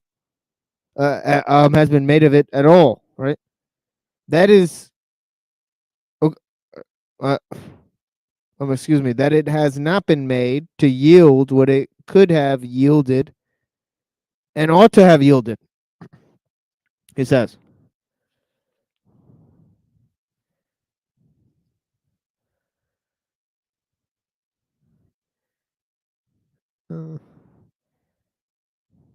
The driver, he says, okay, who uses his automobile carelessly makes a bad use of it. Such use, incidentally, has nothing to do with the use which moralists wish to describe to technique. Technique is a use. Okay? So technique describes already how something should be used. Okay? So to say that, okay, it depends on the use is retarded. Okay? Similar to the way that some people, right? Shout out to the juiceable, where people are getting juiced, right? And yeah, the crucibilities. They definitely think technique is about use, right? They're tricked by that sort of semantical game, right? But yeah, it's pretty obvious.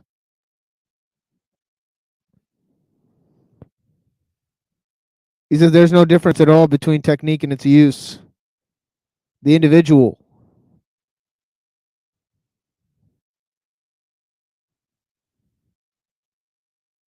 Oh wait, hold on. He says moralists wish to apply another use with other criteria. What they wish to be precise. What they wish to be precise is that technique no longer be technique. He says. Okay, under the circumstances, there are no further significant problems. There is no difference at all between technique and its use. He says. The individual is faced with the exclusive choice either to use the technique as it should be used according to the technical rules or not at all. Is it possible to use it otherwise than according to technical rules? Unfortunately, men today accept this reality only with difficulty. Thus, when Mumford makes a statement, quote, he's quoting Mumford, the army is the ideal form toward which a purely mechanical industrial system must tend. Unquote. He is unable to restrain himself from adding, quote, but the result is not ideal, unquote. What is the ideal, quote unquote, doing here, he says. Right? The ideal is not the problem. The problem is solely to know whether his mode of organization responds to technical criteria. Mumford is able to show that it is nothing of the kind because he limits technique to machines. Okay, he limits techniques to machines. But if he were to accept the role of the human techniques in the organization of the army, he could account for the fact that the army indeed remains the irreproachable model of a technical organization. And its value has nothing to do with that, with an ideal, quote unquote. It is infantile to wish and submit the machine to criterion of the ideal, he says.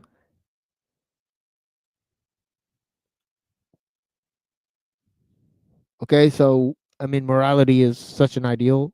Obviously, he's assuming, right? But obviously, he's saying that in terms of the city, in terms of newspapers, in terms of propagandistic devices, right? That Mumford is not seeing that the use doesn't matter, right? It's baked into the technical complex, right? The result that it's going to not care about the human element within the organization, right? Okay, it's only going to regard technical efficiency, right? So that's already, baked into the very premise, right? Okay. Now, so this ideal that you're going to make some sort of positive construction that's going to exemplify the, accentuate the human expression. It's just a bunch of, idealism applied to the realm of technique, where there is no idealism, right? There's only blind mechanism, right? Okay. Yes, exactly. When we get to the Tao, we're definitely gonna talk about how words are not sufficient, but words are techniques themselves, right? So that's why we talk about the same concept over and over. To exhaustively define and redefine and implode certain terminology, right? So that we could look at the symbolic realm, right, for what it is, right? A set of techniques, right? Thank you for joining, Vaughn. Blessings.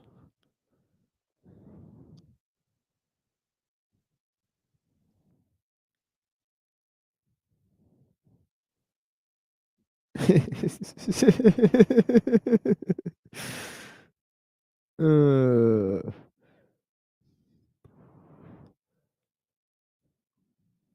where was I? Jeez.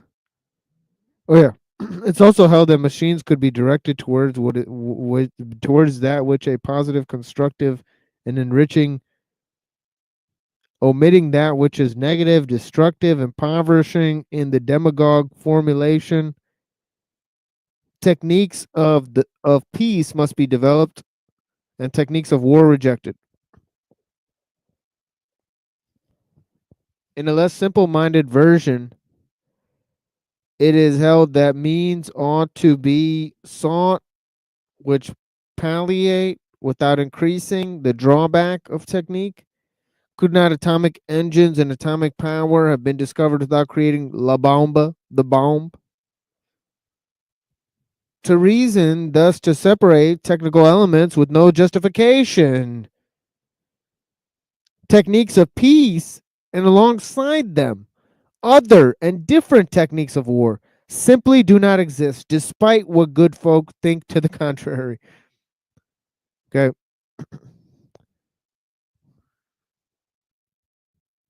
Blessings to the homie. JR Bus. Please go to JR Bus Reading Room. Okay. Subscribe to the homie. Drop his channel here. We're also going to be dropping the link in a little bit. Okay. We're here reading Jacques Ellul's Technological Society and breaking down what he's saying in this book. Okay, because he's talking about some deep truths that are still relevant.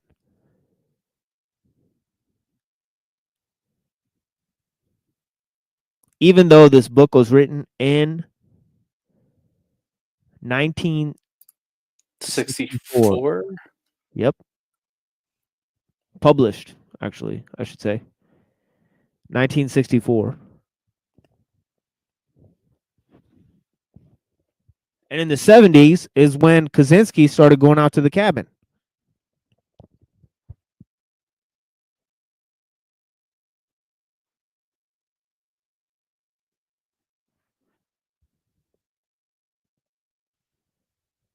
And of course, the internet and the MIT lab, okay, that was around 1984 when they started putting in the fundamental building blocks for the internet as we know it today, right?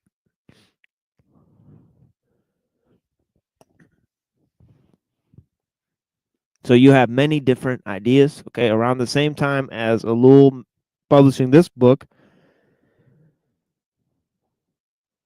You have studies like cybernetics by Weiner. Okay, you have the writings of Lewis Mumford and other people, notable authors, okay, that you may or may not be aware of.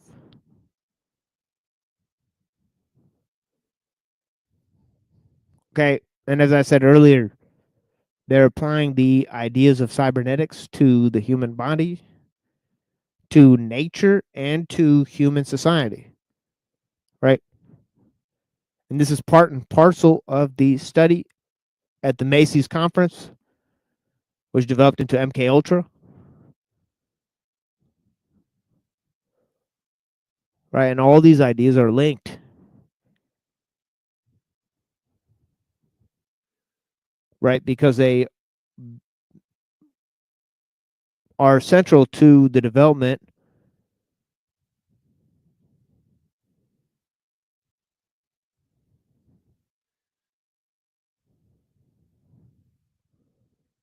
of them studying critical themes of people who wanted to sort of fight against the system, right? In this study on the authoritarian personality,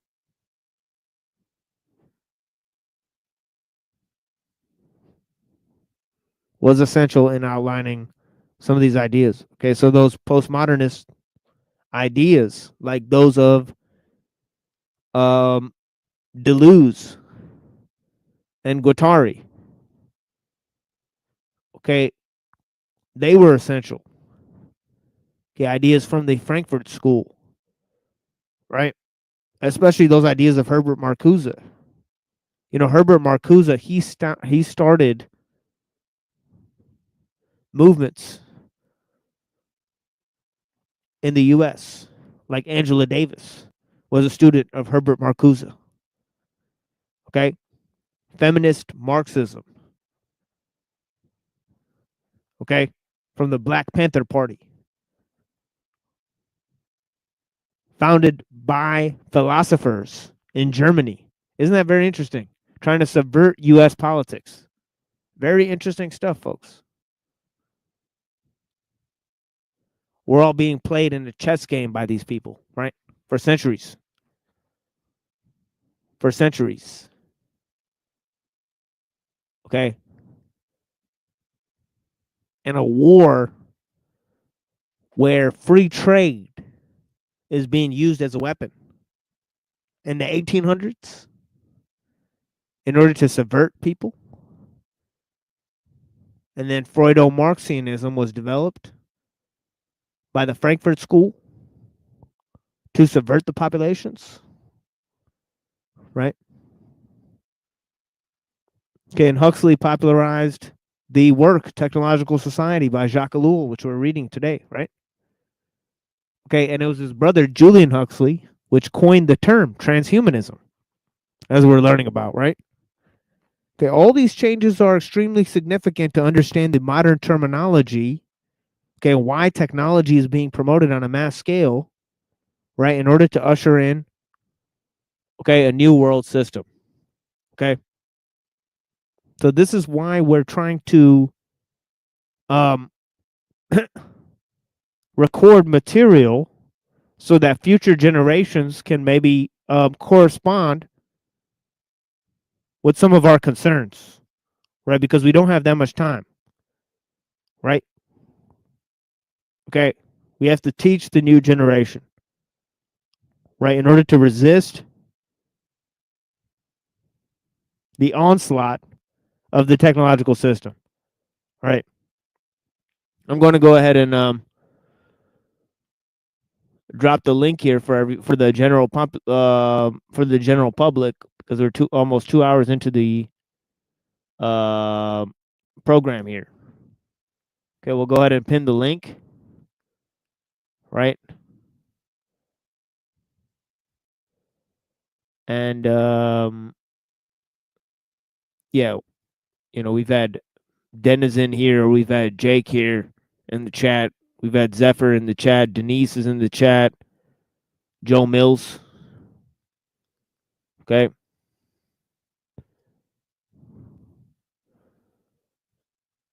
Okay, we got Brown's Boy up in here. Blessings. Okay, Lizard Tree. Okay, thank you for watching. Shifty Eyes Shady, thank you for watching as always, my friend. Aaliyah, blessings. Okay, we got Look Within out here. Okay, thank you so much for watching. We got Truther Cop Official. Thank you for watching.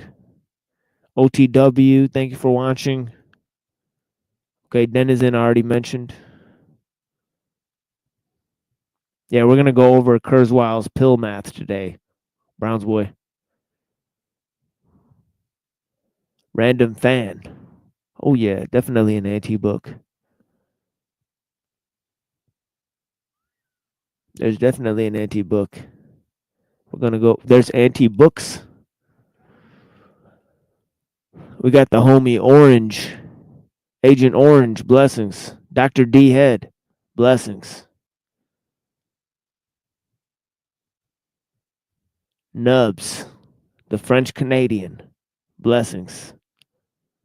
Golden Renaissance Productions, thank you for watching. Okay, any other faces here? in the chat. We got Abraxas, of course. Right? Thank you so much for watching. Okay, I'm gonna go ahead and pin this link, and then we'll move on with reading Elul for another 20 minutes or so. And of course, we had Vaughn telling us about the words. The words. He used words to tell us about words. The great complaint of the Zen poet against Lao Tzu.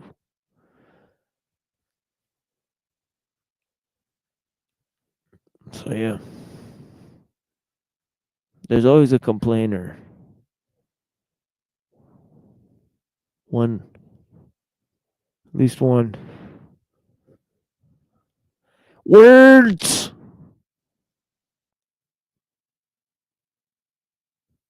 More words. All right. Words to tell me whether or not the right fucking exists. Words to tell me how are you even using words to tell me whether or not the right fucking exists. Where do the words exist? Right? Like So they don't understand the basic philosophical underpinnings of what they're talking. That's great. The words. Yeah, philosophical words. Does he talk Look. like that all the time, or was he drunk? Philosophical words. Philosophical. He's a philosophical wordsmith. He was probably inebriated. Untrackable. Blessings, sir. Thank you for joining. Thank you. Greetings. Yeah, blessings. Look within.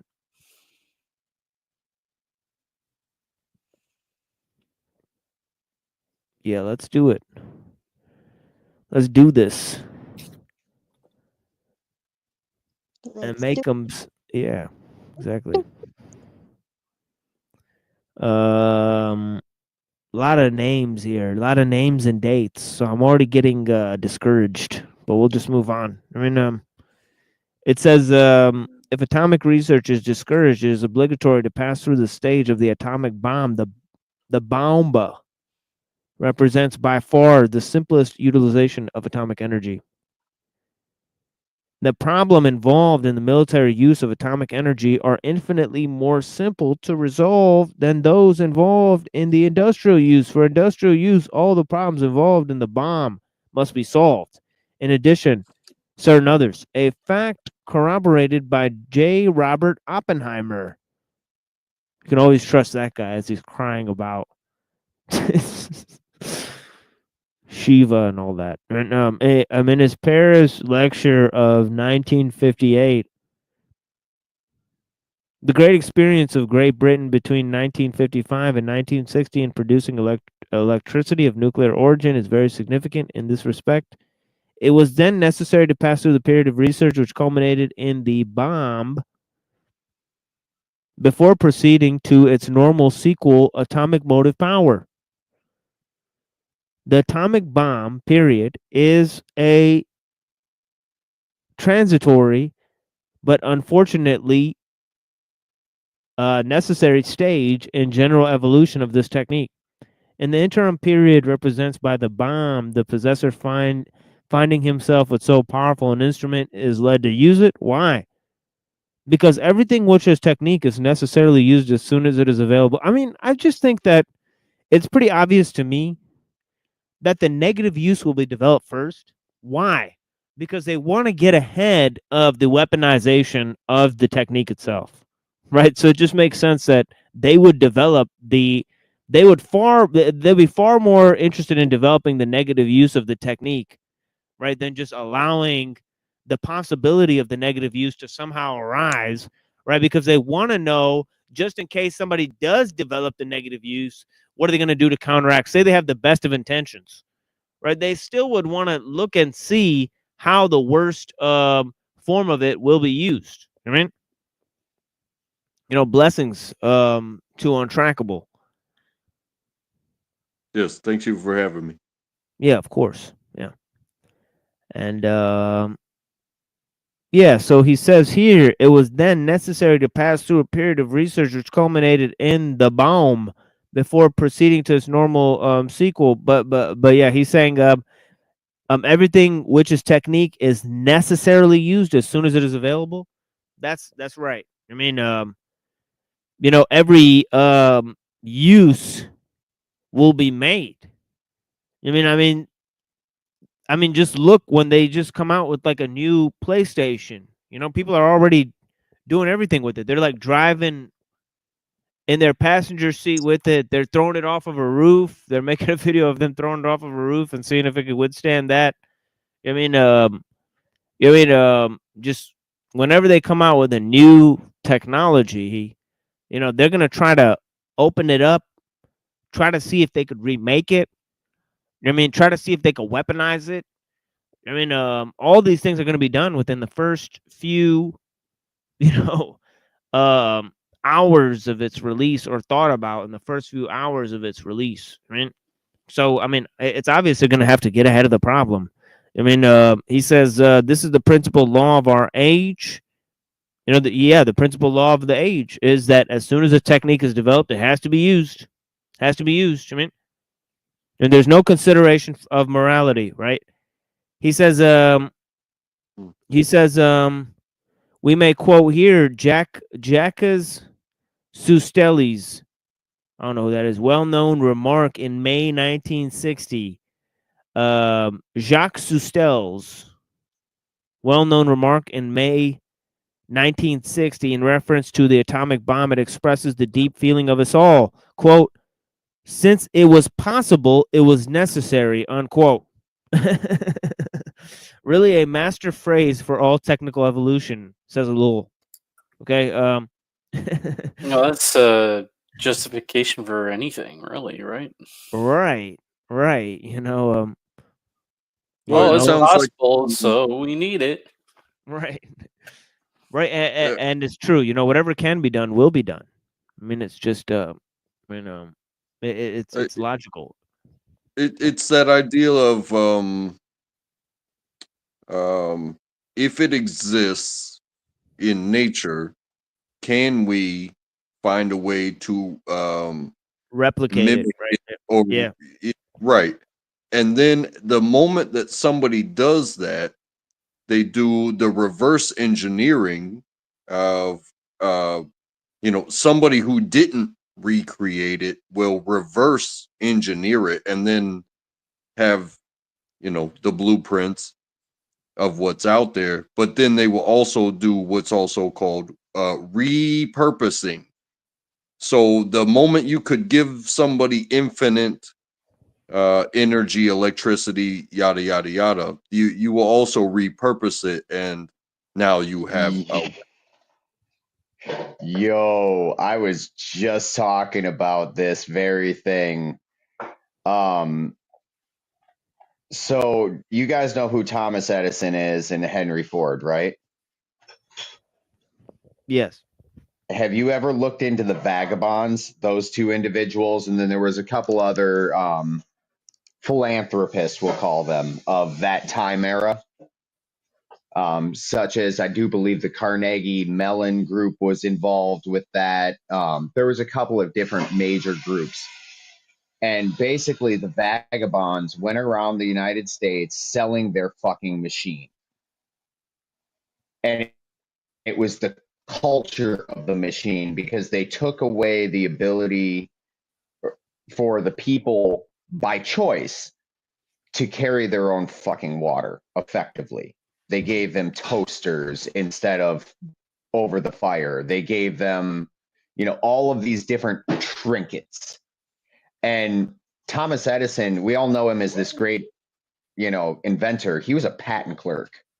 And like you were just saying, repurposing, he sure did. I would assume, this is speculation, but this is pretty founded speculation and based off of a lot of claims from a lot of men that sent in patents that got rejected.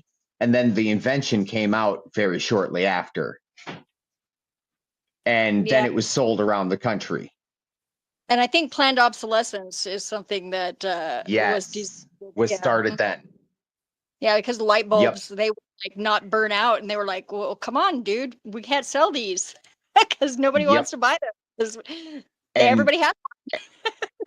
and the vagabonds were the start of it. Like that was where it all those ideas. And I'm not talking about the vagabonds that I was just talking about. I'm talking about, if you look back in history, the vagabond laws.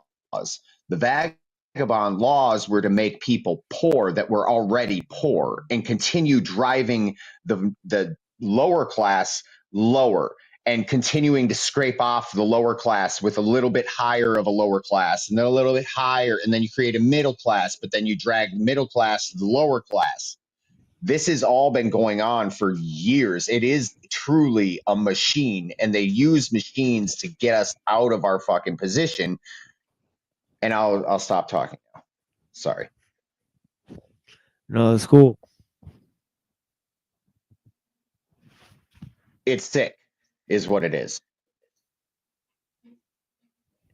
Well, they were going to be dead by the time the consequences came around. So, yeah. And they were filthy rich and powerful, and that's what it was about. It was about the power over the people, the ability to dupe. It's a master magician working over the trick and making the abracadabra.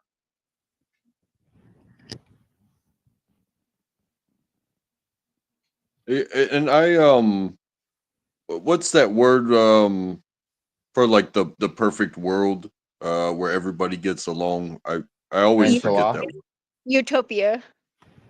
Yeah, a utopia. I don't necessarily believe in that, but then when you look at the grasp for power that we've seen in the history as it is recorded, and you know, I believe in boundaries, but the grasp for power seems to create unnecessary boundaries when we could all be doing good and utilizing resources and raising each other up while still maintaining our belief systems and our cultures and things like that. I hate to see what I'm seeing. I really do. It would really actually reinforce that culture, because when you look at, like, I don't know if you guys have ever read any of Lysander Spooner's work, but he talks about a much better society, and he's an anarchist, but he's the original type of anarchy where it was really about personal accountability and personal responsibility and a disciplined society. I'm one of those. I like that kind of anarchy. Yes. Yeah, I haven't heard a lot about his work. If you'd like to present on that topic, you feel free to do so here. I mean, Lysander Spooner, that sounds interesting. I mean, if you have any text you'd like to bring up, yep. Well, I've just read some books on YouTube, and listened to them on YouTube, and then found them in a video copy, like where I could read it on my phone, so I could get more than what was just presented. But basically, during the 1800s, he was the prominent anarchist in America, or on America, and he really spelled it out, because it's about self-love. That's the issue now, is most people don't have that self-love. They're not like us. They don't want to learn. They want to indulge in their I think what is the word that I'm looking for? Their comforts. They don't want to grow. They want to be complacent. I think the lie that is in live is really that you have to do it. And it's about that self-discipline, because when you're scouring yourself for imperfection, which is what discipline really is to mean back in, the earlier senses of words. And so they've robbed us from the words because we're dumb. Well, how do you become undumb? Like, do we even know what that word means? No, we just use it like we think we mean it, but we're not saying the right words. So we're foolish in nature. And one of my favorite movies was There Will Be Blood. And it's a great movie and all, but the phrasing of itself, if I did all this and I bled and I broke my body, I'm not necessarily telling you that because I did this and I was successful that I can prevent you from having the same pain. You have to be prepared to go through the same pain. Yes, because and there that's will always be blood. When you try to prevent blood, it's what do it's they call preventing it? resistance. You're preventing Um, resistance, and resistance is the only way that you can grow. but look at it this way in like a logistical thing. Uh, it has to happen. But if you take it away from one part of the people, that just means another part of the people will have to give more rather Yep. than us all bleeding equally. Yep. You know what I mean? And it's Like because I could save time doing what I do by adding time to what you do. yes, We're on the same team, but I just, wear a suit and a tie and don't spend so much time bleeding, whereas you wear bare cloth and you bleed every single day. yep. And it's the people that choose to move to that position, both in a nefarious action and a benevolent, that are our leaders. Yeah, it's one way or the other. In our dualistic society, it has to be one way or the other. And there is a need for blood because with that blood comes, like when I've said it a million times, when you carry your own fucking water, you know what it's about.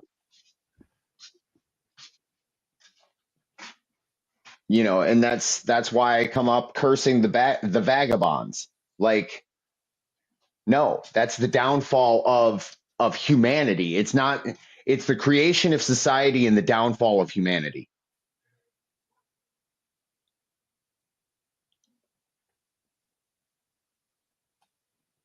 Because right there with that in and of itself, that eliminates my ability to make my own fucking pot of chicken soup. So that when you come walking in down the road and you need some chicken soup and you can fix my fence, well, I'll give you a bowl of chicken soup for some time fixing my fence.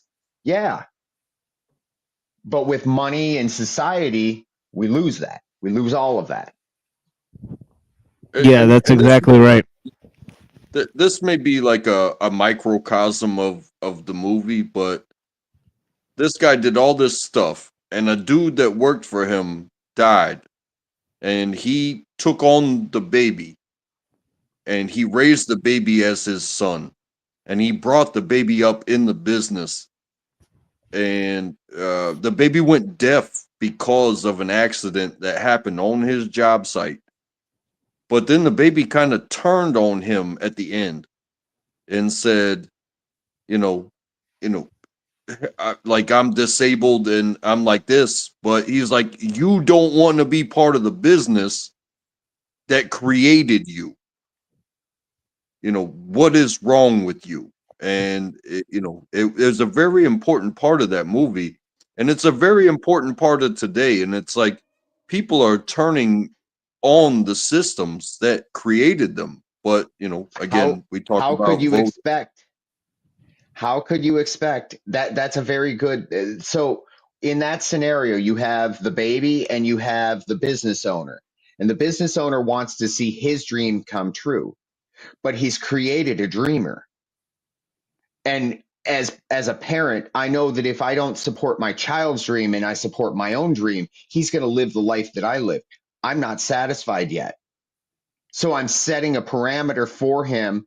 And if I encourage his dreams, instead of saying you did a good job, you say you're working hard at that. I'm impressed. It changes the parameters within the child's brain. It causes that push to go forward. So he instilled all of those good morals and values, but he just wanted it for his dream, not the other dream. And that's what we're doing to our children. And society has to grow or it has to go. And if it goes, then you have to instill the basics of carrying your own fucking water and have it start all over again. We're all part of it.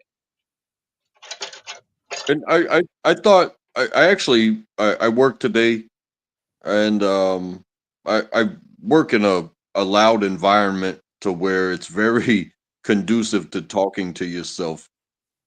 And what I was thinking of was like you got the conservative and you got the liberal. And I think everything is necessary. So I think the conservative side of things is economy and protection. Whereas the liberal is it's where the freedom and connection to your local comes into play. Like, be what you want to be, but do it with a purpose. Let me ask you this. Yes. Where is the perfect divide, but right in the center? Exactly. It's the middle way. And It's the Tao. the Taoism. No, it's the Tao, not Taoism. It's the fucking middle way. It's what we're supposed to do. We're supposed to be a little bit greedy and a little bit giving. And between those, you're making a little bit greedy, a little bit movement. You're going forward. You have to move forward. Anytime that you don't move forward, you're stagnant. Anything that is stagnant, it's not really stagnant, but it's dead. It's at a lower vibration. Like Recognition, but also acceptance of what is right in front of you. Yes. But you create what's right in front of you. I mean, if we don't create it, who else is going to? But it will never separate. Like I said about the both sides, you can't just sit here and cry and get your way. You do have to do work. You do have to do work. So, like the issues of today, if people want to say, "Hey, I'm not getting this because I'm like this," it's like, well, where's the merit system of, hey, if you do work, do I really care if you're a dude that wears a dress? If you do the work, hopefully somebody would bypass the fact that you're a dude wearing a dress and that you are completely qualified to do this job. I think the problem is that there's a lot of people that isn't valued by society too. It's like, I've got work, stacks and stacks of work, but I'm not a seller. I've not sold it. So do I have to develop that skill in order to get by? That's where you're going wrong. You're limiting yourself. Yeah, and I say wrong. I say wrong is in agreeing with you that it is a bad idea. However, if you change your perception, I did. I don't need that much, so I do fine. But there I still you work go. Like, I'm not going to tell you how to live life. That'd be dumb. But to limit yourself, that's where we go wrong, because that's self-hatred. That's not a well-disciplined mind. It does become a little bit, just a little bit, and I'm not trying to counter you, but when you limit yourself, it kind of turns into that of we could all be king type of mentality. But hey, Well, we can. in where we are now, if everybody wants to be king, then everybody wants to tell everybody what to do, and nobody wants to really do the work. When you could That's not a just king. be the king of your label and do the best. Yes. Like, and that's Yes. brought up the Taoism, and I'm no expert on it, but the ideology was like, hey, instead of being king over the people, be the king over what is put in front of me right now. yourself. Yes. That's exactly what I was getting at. That's exactly what I was going with. Because you can be king, but I can't be king over you. I can only be king over me. Right, because that would the cause moment some that we get a fight of, hey, yes, it's war. You count monies, but I build bridges. Well, because you count monies and people value their monies, and monies pay for bridges, and I build bridges, all of a sudden the people have voted you king over me, rather than you just being king over monies and me being the king of bridge builders. You know what I mean? Yes, abso-fucking-lutely. Did you see that comment that popped up at the bottom? What does it say? It said Tao is the way of of royalty, if I remember correctly. I'll look down there. And at the end, go ahead. I was going to say, if the money guy doesn't give the bridge builder enough money to make a good bridge and the bridge fails, are they going to blame the bridge builder or the money guy? Exactly. But or the ship that was misdirected by the traffic controller and crashed into the bridge. If we all aren't king of what we do for what we believe in and our purpose, like, we can't run, not one single person can run everything all the time. So teamwork makes the dream work. So the bridge builder needs to understand the ships that are going to go underneath it. No. No. I'm disagreeing with that, because the shipbuilder, or excuse me, the bridge builder needs to build the best damn bridge that he's able to. And the boat captain needs to be the best damn boat captain he can be. And the traffic controller needs to be the best damn it's about personal accountability, personal responsibility. And I'm personally, like, I'm not an expert in this in the sense of my life, because I'm working to this. But I had to understand what I'm talking about before I could stand under it. Yeah. I needed to know where I was going. I personally come from the food service industry, and making somebody happy is almost impossible. So like when you see these competitions where, hey, I'm gonna give you random ingredients and you need to make something that I think is delicious. Well, I could make something that I think is delicious and it could be cooked perfectly, but you don't like it. Well, go fuck yourself. That's what I would say. In that, coming from the industry. Let me ask you this. Let me ask you this, and I'm coming from the construction and landscaping era of, so that's my genre. Now, I could build you what I look at as a beautiful fence, and there might be about 10, 15, 20 people, maybe 40 people that are like, oh my God. But then there's those 5 people that are like, yeah, I don't like that. Who's correct? And then it comes down to what was the purpose of the fence, and does it do its job? Where's the money?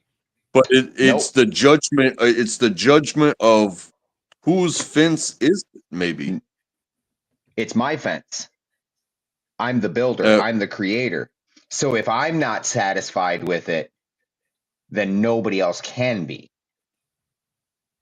But Fuck if the you're rest of 'em. satisfied with it, if you're satisfied with it, but your customer is not, then they aren't my customer. They should have gone with a different contractor. Yeah, that is kind of the way it works too. I have a little bit of experience with that. Yeah, it's my fucking fence. Or if they're not satisfied with my work, I don't want to work for them. Mm-hmm. I could do, and I did it to the best of my specifications, trying to get their vision and my ability to overlap. Like, for instance, this deck that everybody fucks with me about, yeah, it's not done. You're damn right. And I own every fucking step of it. It is not done. And when it is done, it is going to be my best fucking work ever.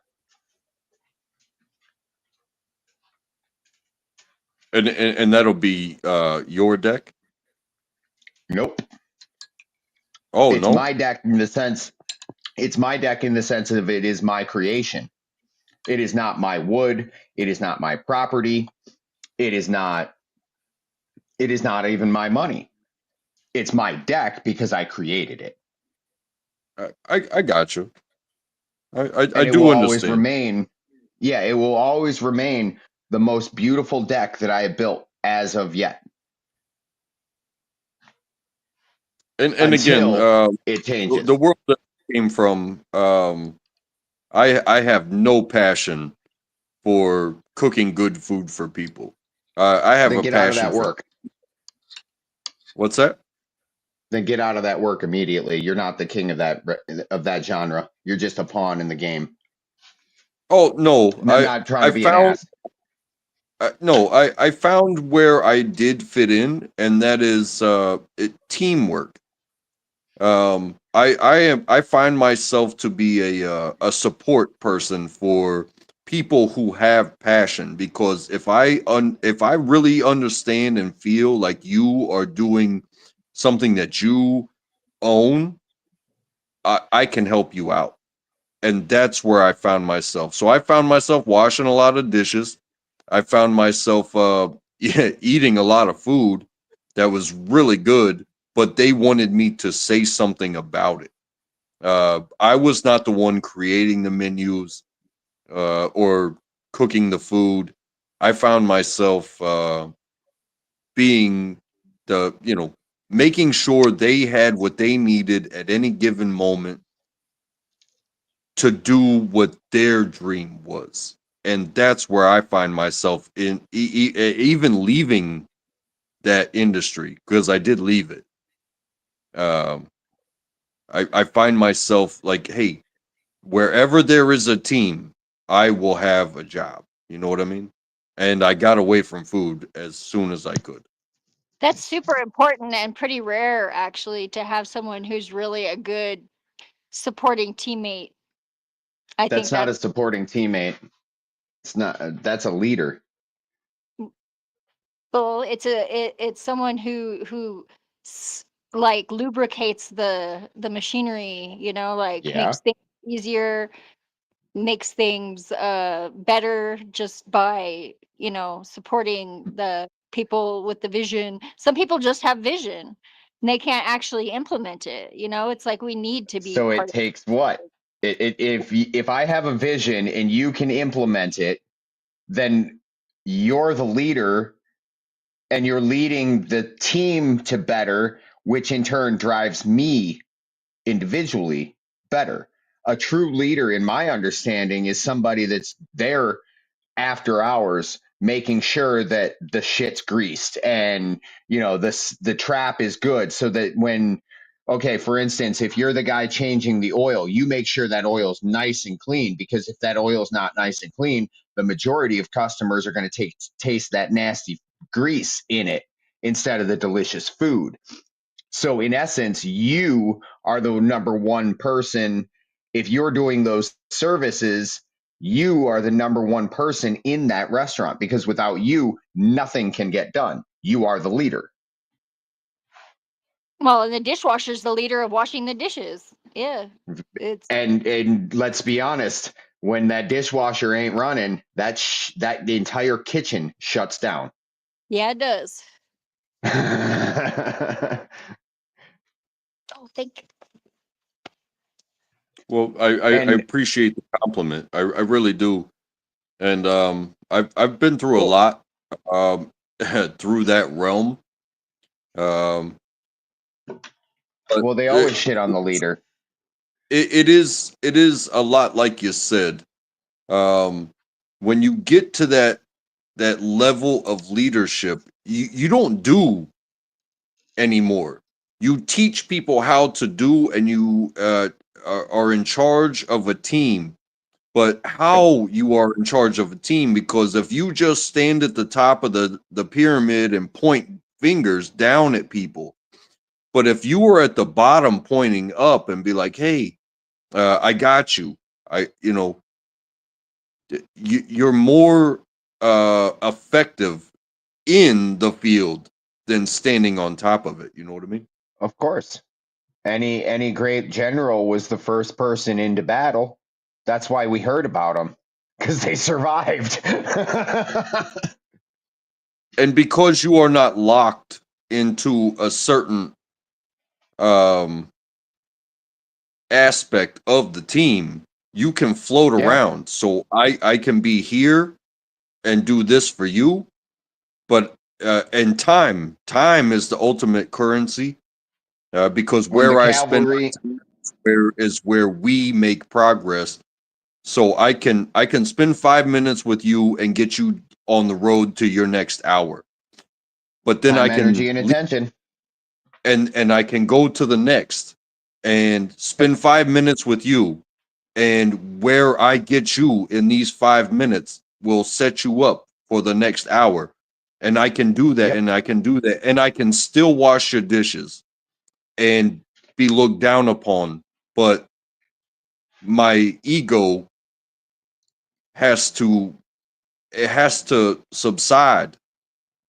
It has to go away. It so has to that way adapt. I can be completely enthralled in the moments that I spend with each and every one of you. So that way, when I do get to wash those dishes and all that uneaten food does come through, the goal was reached. You know what I mean? Okay, so in that scenario, you're saying your ego needs to go away. Your ego is the most important part. Your ego is what is driving you, and it's just how you're using your ego. That needs to change. Yeah, But change does not go away. I gave mine a new job, and it's very helpful now because it's not right. all distracted. So now I just curse at its other job is like cursing commercials and keeping other people's bad ideas out of my head. There you go. It does a great job of that. I'm always giving it props because it likes that, because it's an ego, of course. Like I think what I was explaining is more like the super ego, and that is caring more about your success, knowing that I will succeed if you succeed. Well, right there, it's a lack of discipline, which is a lack of self-love. I mean, at the core of what it is. I'm not looking to be demeaning by any means. However, if you're disciplined to, when the general faces the fucking army on the other side and they're coming in, he stands strong. He doesn't, cuss them out and, he doesn't act a fool. He can't. So to learn how to stay strong, and I'm speaking from personal experience, where you've got to stay strong, because that's what you just need to do. Like there's nobody coming to save you. Like mom, dad, no, they ain't coming to save you. And if they do, they're to your detriment. Because otherwise, and if you get cut down, then you get cut down and you get back up and you fucking do it again. Trust me, I fully believe. Do your job to the fullest, but ultimately, exactly what you said. You fight to the death. You fight till somebody say it's over. Until you say it's over, and then you give it another 5 reps. Have you guys ever had a job where you had a coworker that was like really, really bad and the boss like just let it slide, let it slide, let it slide, and you end up being the secret manager? Cause like you end up like friggin' I've set people up to where they made such a big mistake that they couldn't be ignored. And I walked away clean, but they got fired. And I used to work at Sony making the XBR TVs. And they could put me anywhere on that line except for 3 positions because they had to be done by Sony employees, and I was a temporary employee. I knew how to do the job, so they could step out to take bathroom breaks, but it was no more than 5 minutes because they were pretty strict about that. Because if I fucked one up, that was like warranty issues, and then they had to replace shit. But I even got into the tech area where I was testing TVs, and I would bring the TV back to the person that fucked it up, and I would tell them what they did wrong on their job, and we would fix it right there on the spot and bring it back. So anytime that they saw me coming in, they were always like, fuck me. So yeah, I've definitely been the secret manager. Can I ask you, Nubs? Yeah. Were you military? No. Oh, okay. Nope. Because a lot of I what you was a said. fucktard for many years. In fact, it's just now that I'm getting away from my fucktardery. It's okay because No, I'm just being honest. I was military, and I was a 92 Golf. I was a food service specialist. But I became part of I did my time, but I was what you call the E4 mafia. Yep. It means I was in the DEP program, so I understand where the categories go. I okay, almost was so military. I went through the non-commissioned officers academy. So technically I'm a leader through education, and I was given positions, and the highest I reached was corporal. So that's They an hated E4, you. but you They get, hated you. trust me, I hated myself more. However, in my current position, which I've been doing for almost 10 years, I do my fucking job. But when I see newbies and they have the balls to approach a bearded old man working with a bunch of 20-year-olds saying, "Hey, how do you make it here? How do you make it here? How do you do this stuff?" I've already been run through the ringer uh, for so long in so many jobs, and I'm like, "Hey, if you want to just keep your job, this is how you do it. This is how you sham. This is how you look good. This is how you rise up. If you want another position, if you actually want to leave and grow, you really do have to take chances, and you have to leave us behind." And Yep. that's, so I, in that way, I am not indispensable. They could fire me at any moment, and that Yep. would be on them. Yep. But for the But you've people, made yourself indispensable. That's the difference. I am a recruiting tool from within, and I am also a helper while still not giving a fuck, because that's part of being part of the E4 mafia. Is yep. Fuck you. I'll go work for somebody else at my leisure, but at the same time, I like being here, and if I do even the maximum, if you understand, the maximum of the minimum, I'm going to be okay. And I'm trying to teach these youngsters when they come to me, like, hey, this is how you do the maximum, the minimum. But if you want to cut you off there. You actually want to do something with your life, you have to leave this behind. So you know the lesson, you failed to express it. You just said you're trying to teach youngsters how to live a better life, and if you want a better life, you're going to do this. Do you see what you taught them? You taught them to try, not to do, because that's what you said you did. Well, And because trying is preparing for failure. I never crossed that threshold, and how I live my life doesn't. I'm not try. I've stopped trying to be better. Well, And you I'm don't okay. need to try to be better. You just be better. I like we said before. I am my own king. You could put me There it underneath a bridge. I will be a king underneath There a it bridge. is. There it is. And see, it's that attitude that drives us forward. It's just, I don't know. And this is my understanding of it. And I definitely, this conversation is totally taking over the panel. So I apologize, TML. It's all good. I encourage the discussion. I like how it's, sort of flowing into, discussion about skill and human technique and all of those type of things. But yeah, please. If I could ask one more question, Yeah, if of I course, might be of course. obliged. Yeah, of I'm going to course, and skip what I was going to go ahead say. and yeah, of course, and because then it I'll was go ahead getting and to this. and Go get ahead. to this this documentary, Betrayal of Technology. But yeah, please go ahead. If I could ask one more question of you, when is it, and it's not even it's not even a question that you need to answer. When is it that you are going to start your own endeavor to do this within your own scope of reality and dream? Because if you can be a king under a bridge, you could definitely do what you're doing or something similar for your own friends, etc. And I'll let it at that.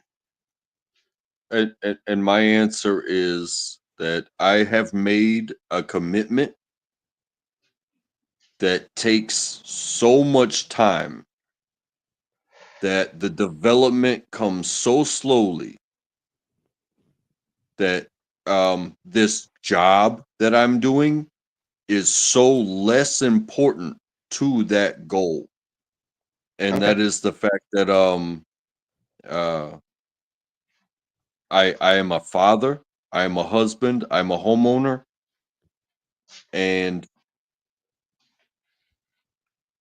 raising my child and being available is dependent on somebody being available and being able to say, hey, I have to leave early today. Hey, I can't come into. I'm a dad. I'm a father. I'm a single father. So I get that part. I get that 100%. I'm on the same fucking boat. We're rowing in the same direction. Hey, we'll link up on another conversation. Yes, we need to get to this documentary. Yeah, go ahead. Thank you for talking to me. No, there's no rush. Please finish your point. Blessings. Okay. If that's the case, then I would definitely. I get the whole concept. I also understand that the best way to teach is to do. And when we are fathers and when we're looking at things like technology, we need to encourage our children to understand it and understand what it is. It is a tool for either our advancement or our demise. And there is a very fine line between those two things. And when we say we have a responsibility, yes, we do. We have a responsibility to do what that child needs for its development. And I guarantee you, if you were to give it time, energy, and attention and work those late hours like you've done so many times in the military, I know it's tough. I know that shit sucks, but enjoy the suck. And I'm just encouraging you to think for yourself and say, what is it that I could do within my own home to create revenue, whether it be voluntarily and based off of donations or within the system? It doesn't matter. On that end, you'll figure that out at the long run when you want to stop paying for stupid shit. But nevertheless, that's not what I'm getting at. I'm getting at the point that when you invest into your own self, your children see that, and your children then in turn start investing into themselves, and their creativity comes out, and then you encourage that creativity. That's what I see. And that means that they use technology and they also don't. They have a good, healthy balance between that. And that's the ultimate goal, as far as I see it as father. And mommy was born and raised on technology, and I was born and raised a human body. So, So when you you have a talk great about balance between the two. when you talk about the balance, there's somebody that gets up and does something. Like I barely get to talk to people. Like I'm not on a computer. I'm on my phone, and clicking a button make it very easy to talk to y'all, and I'm very grateful for that. But there is no replacement for the human body getting up and going and doing something. So There is facilitation for the other side, and when expectations of a soldier, because you're the general, man, at the end of the day, and your generalness and your kindness can definitely get confusing within our own, because we have these distractions like technology. But you know yourself, you've carried plenty of fucking water. You've carried people over fucking, like, I know what training you've had. And you've done all this in platoons. Well, you're running your own fucking platoon. And that's what I'm really getting at. So if it's a worm farm and you're selling worms out your backyard, that's still revenue, and that's time with your family. That's interacting with your family to get something better for your family. And everybody participates because everybody has to. We don't leave soldiers behind, right? Right. You get what I'm saying? Like, I'm not looking to downplay what you're doing. You're obviously doing what you're doing. I'm saying I'm challenging you from one father to another to be better and give your children that healthy balance between the technology and the fucking body. Because somebody does need to do it, but they also need to know how to do it in tomorrow's world. And we're all going to need to eat. So worms are definitely a great way. And if you're there gardening and growing your own shit, doing your own shit, well, you don't really need that supplemental income because you're bringing it in. But you're just bringing it in through the back door instead of the front door. The back door never gets taxed because it's out of your garden. I got you. It does make sense very much. And it's just a simple change of perspective. I mean, how many change of perspective has won wars? Oh, well, shit, they're not sitting there. Fuck, we'll go right up that trail and bam, we're right in behind them. We got them. And I only say a worm farm because I'm selling a worm farm. Because I'm moving. I'm moving up to do different things. Yeah, and I'm not telling you that I want to sell you my worm farm. Do your own. Yeah, it's easy to start. And it's fun to do with kids, especially if your kids are little. You go out there with a stick and you say, watch daddy get the worms. And you tap on the fucking ground and then all the worms start coming up. And then they think you're a fucking superhero. And then you teach them how to do it later on and why you do it. I got you. I will never stop growing. I will never stop learning. I will never stop listening. But there was a time to do and a time to chill the fuck out and be there for Absolutely. Absolutely. And if you were there, like there, you're there. And if you're bringing in money being there, that's even better. And I'll leave this thought, and we can definitely get to whatever. If you have no more questions for me or whatever, like I'm not trying to take over the channel. Have you ever looked into the way an eagle grows, and like a mature eagle, and how it gets to be a mature eagle? No, I can't say I have. Okay, so I'm going to expose my extreme nerdiness. An eagle at about age 40, give or take, goes through a molting process where it loses all of its feathers and it is completely defenseless. And it is in pain, ripping these fucking huge feather. I mean, they're up there soaring for 40 fucking years with these. And they have to do it every once in a while with one or two, but they have to lose it all. And they lose everything. And they have to grow a whole new set of feathers so they can soar even higher. And the coolest part about it that I think this is just fucking flabbergasting is when they're in this state of vulnerability. The eagles that have gone through this process, that know what it's about, fly over and they drop food. Sometimes, dude, we got to go through the molting process. And that's what community is about. It's when you see somebody going through that molting process and you're hearing it, if nothing else, just be a shoulder to speak to, not to cry on, to get your ideas out, figure out what's the best source of action. Because if you're not in my suck, then you don't know the emotions that are attached to my suck. And you can think clearly above my suck. So that's a fish for me to eat. And that's what true community really is. And that's the only advantage that I see coming from these computers that we have, that we're even able to talk like this. Those are the things that are beneficial. Hell yeah. Hell yeah. You got it's the no self-pity and burn again, and but you never quit. And so I really understand that. I figured you would. You're a soldier. Yeah, and I appreciate your words, but if the channel wants to move on, again thank you very much for Yes, much appreciated. that conversation. Yeah, thank you, Untrackable Blessings.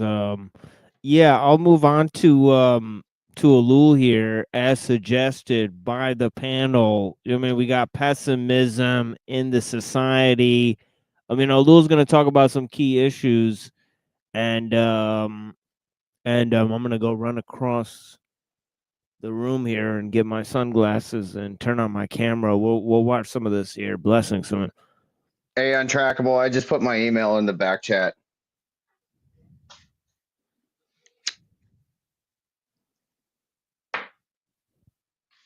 Yeah, blessings. Yeah, we're all available here. You know, we got the Discord there. We got Nubs out here. We got you know, my email is posted on the channel as well. But yeah, blessings. Technology, society, betrayal of technology. You know, we've been, sort of peeping this documentary here for quite some time. We've reached the end of this documentary, faithfully. But we haven't reached the end of recordings of Elul speaking about ideas of technology. Now, sadly, not all of the videos have translation from French to English, right? So, I guess we'll get a crack team onto that. Is OTW still on the chat? I have no idea, but he's a French Canadian. Yeah, maybe he'll peep out if he has a means to do it, or maybe I'll contact him and see if he has any French to English translators available, because that would be a very good way that we could get new videos of Elul transcribed here.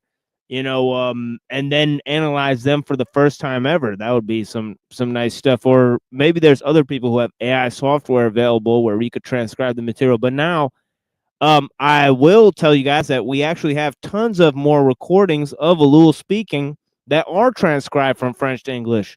So we'll continue looking at recordings of Elul and his reflections on technology as we look at more of the writings of Elul.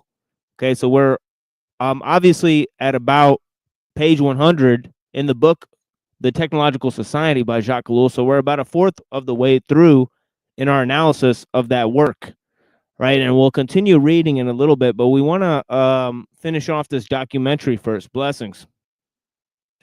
Dans une société comme la nôtre, ça ne peut conduire qu'au suicide. Donc, il faut être optimiste. Il faut aller passer ses jours de congé au Disneyland. Alors là, on est optimiste quand on va au Disneyland et que on y trouve de quoi ne plus penser à rien. Autrement dit, l'accusation d'être pessimiste, c'est une accusation qui consiste à me dire vous empêchez les gens de dormir tranquilles. Laissez donc les choses marcher, ne vous en occupez pas, dormez tranquille, et puis ça marchera comme ça pourra. Okay, and that is an actual fact that when you actually complain about the problems in technological society, people say, well, you must be a maladjusted person. The problem is with you and not with the society, right? So you can't actually make critiques about the society in general, right? Or else you're seen as crazy, right? Sir, And of all we course, are is the just a brick in the wall. yeah, and of course, If all you the could, solutions. Yeah, and of course, all the solutions that they give in such a situation are themselves technical fixes, right? To deal with the inadequacy, right, that you're experiencing in the face of modern technique. You have to be medicated, right, which is another psychological technique, right? So, we've went over that before too. Right?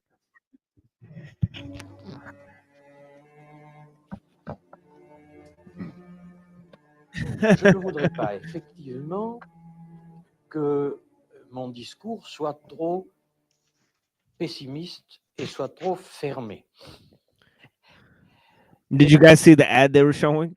It's a lady with the power tool. By the way, for Nubs, brandishing it like a weapon or something. yeah, exactly. Yeah, by the way, for Nubs, OTW says he's here. So, yeah. So if you're listening, OTW, we'd like to get you on, enlist you in a project of translating Elul, and also translating Gerard on a popular television show. I mean, if you're available for the task, I mean, that would be a great contribution. I text him. Yeah, for sure. Blessings. We'll find that link for you guys. Et je voudrais expliquer que l'homme étant encore un peu un homme, ayant encore des besoins humains, étant encore capable d'amour, étant encore capable de pitié, étant encore capable d'amitié, eh bien, cet homme va...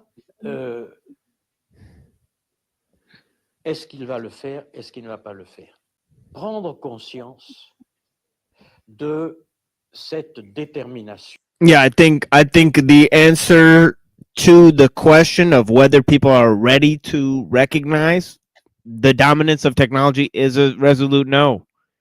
Right? There still exists a resolute opinion, right, way against what Elul said about the opinions of the ideas of monism in terms of the technological system, right? The ideas of a lack of neutrality, right, for the moral capacity in terms of its use, right? So, I mean, yeah. So I think the answer to that question, right, whether people are ready to realize the dominance of technology, even in an age that is much more inundated by technique than the previous age in which Ellul was, talking about these ideas. I mean, I think the answer is, no. Par la technique. Or at least, why is this such a like to as one answer to your question, why has by and large, right, people know about all sort, they know about Rousseau, they know about Ellul, they know about Bill Joy, and even some of the crazy actions of the Unabomber and all that type of stuff, right?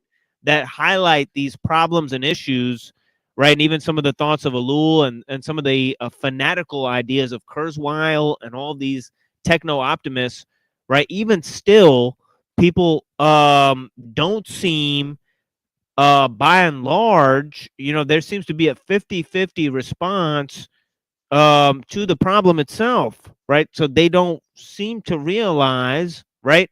I mean, the ones that realize that technology is in control, some of them are the techno optimists, right? So they don't seem to have a very high regard for human dignity. I mean, like people like Kurzweil who are openly saying, well, there's no sense in which we could reject one part of technology without rejecting the system as a whole.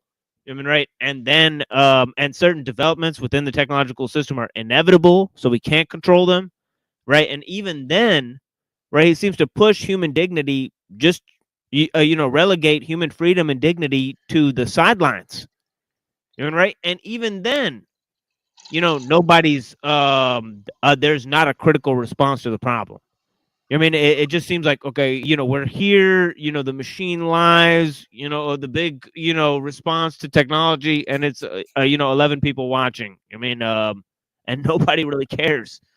I mean, But about the machine, problem itself. that's the thing. When in any of the hero's journey that you've ever seen, excuse me, when was it ever the massive force? Why do they have special forces? They're the ones that get shit done. So those 15 people watching, yeah, there might be one or two of them that are here for nefarious purposes, but even then they're still honing their skills. Yeah, I appreciate the about the compliment, experience. but realistically, there's a critical misrepresentation of both the scale I of the agree. problem and the number of people that are aware of it. But I appreciate the compliment. Blessings. I mean, but yeah, it's wild. I mean, Cette It is suppression wild. de ces obligations dans lesquelles il est engagé, de ces conditionnements techniques. yeah, and that's the thing, is that's why they can't realize the problem, is that they themselves are conditioned with technique. And this is the main important point that I've been hammering in about Ellul and freedom, is that freedom begins when you become conscious of the limitations, within the present age.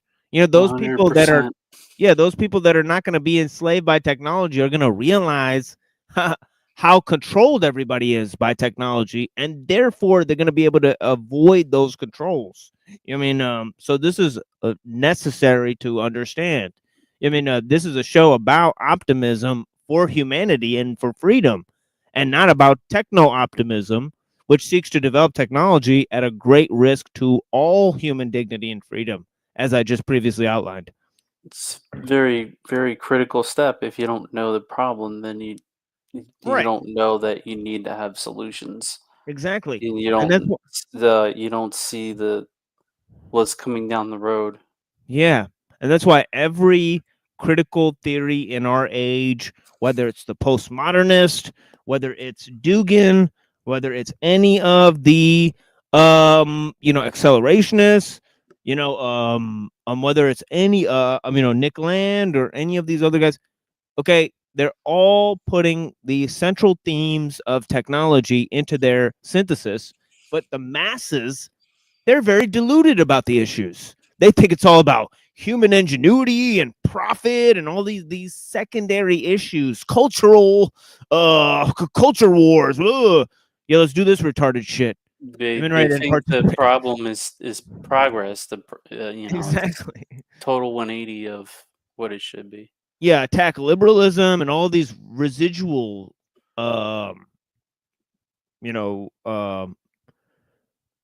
symptoms of the main disease. Yeah, okay. Yeah, blessings, OTW. Yeah, I will do that. Thank you. I Yeah, think I have. I think that's a point that I touched on earlier. Yeah. That there will be blood. So no Right. matter how much blood you save from your own self and society and the larger people that doesn't have to bleed because of the growth in technology. There's another society that has to bleed more so that way you have that technology. You know what I mean? Right. Right. There's no biological free lunch. Definitely. Because what you say about like these the push on the battery cars, lithium ion batteries, they require mining, which means now mining industries are booming and people that they don't live the American lifestyle. These are foreign countries that are being contracted to bring materials to so that way you can have your battery car. You know what I'm saying? And I do believe that, those battery cars have their purpose in the global society, but it's not a fix all when you think Right. about how efficient and useful the same thing that we've already been using for 120 years. Yeah. Yeah, but yeah, definitely. But yeah, I like how Lul, he's really bringing it home with this point. That, transcending the technological society comes in realization of the limitations that are imposed by it. And he has this point, very salient point, outlined quite heavily in the preface to the Wilkinson translation that we're reading, right? The famous translation, right? Of Elluls Technological Society, right? A quote that we've read many times, right? That freedom is not a static prize, but a dynamic goal. Okay, a prize continually to be won, right? The more man resigns and thinks himself free, the more he is enslaved. Okay, so to paraphrase the line that we've read several times, right? So many times that I've memorized parts of it now. All right, but yeah, blessings. Alors là commence pour lui la liberté. Parce que c'est lorsque nous prenons conscience de ce qui nous détermine que nous faisons le plus grand acte de liberté.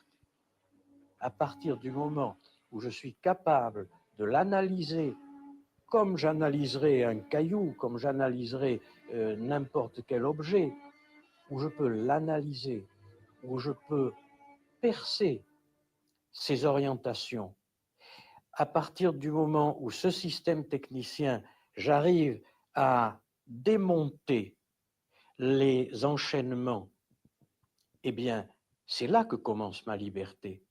Mais aussi, je sais que je suis déterminé par ce système technicien.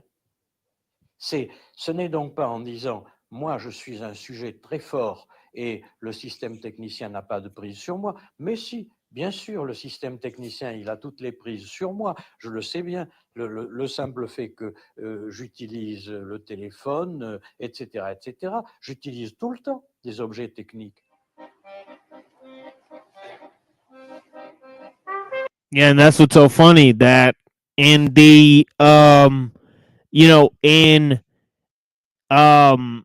anti-tech revolution, why and how, Dr. Kaczynski actually says that we have to use all existing forms of technology against the technological system. I mean, so it's actually pretty funny. I mean, because it's ironic, right? That in order to defeat, the system is so powerful that in order to defeat it, you would have to use technological means in order to defeat the system itself, right? So that part is actually fascinating. There's also the idea on the other side, the existential risk of technology, that the technological system is so powerful and interconnected that a failure or development within the technological system could cause it to collapse, right? So any new technology poses unforeseeable risks to human society, right? So any new form of technology might just pose an existential risk to humanity itself, right? So this is another quite recent problem in technological development, right? Is that many of the risks to human society are technological, right? So, right. So you have on both sides a grave irony, which is interesting.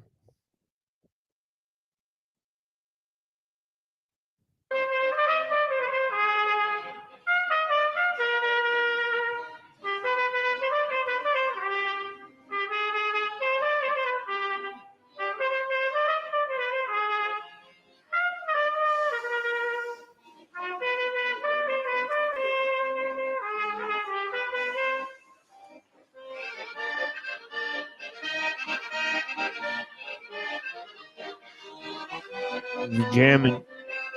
Oh, look at that girl. No, what?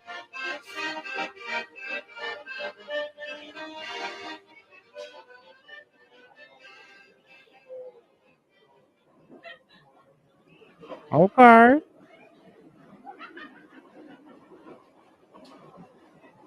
Nous sommes là en présence donc de nous demander de la question, est-ce qu'il y a vraiment un sens possible?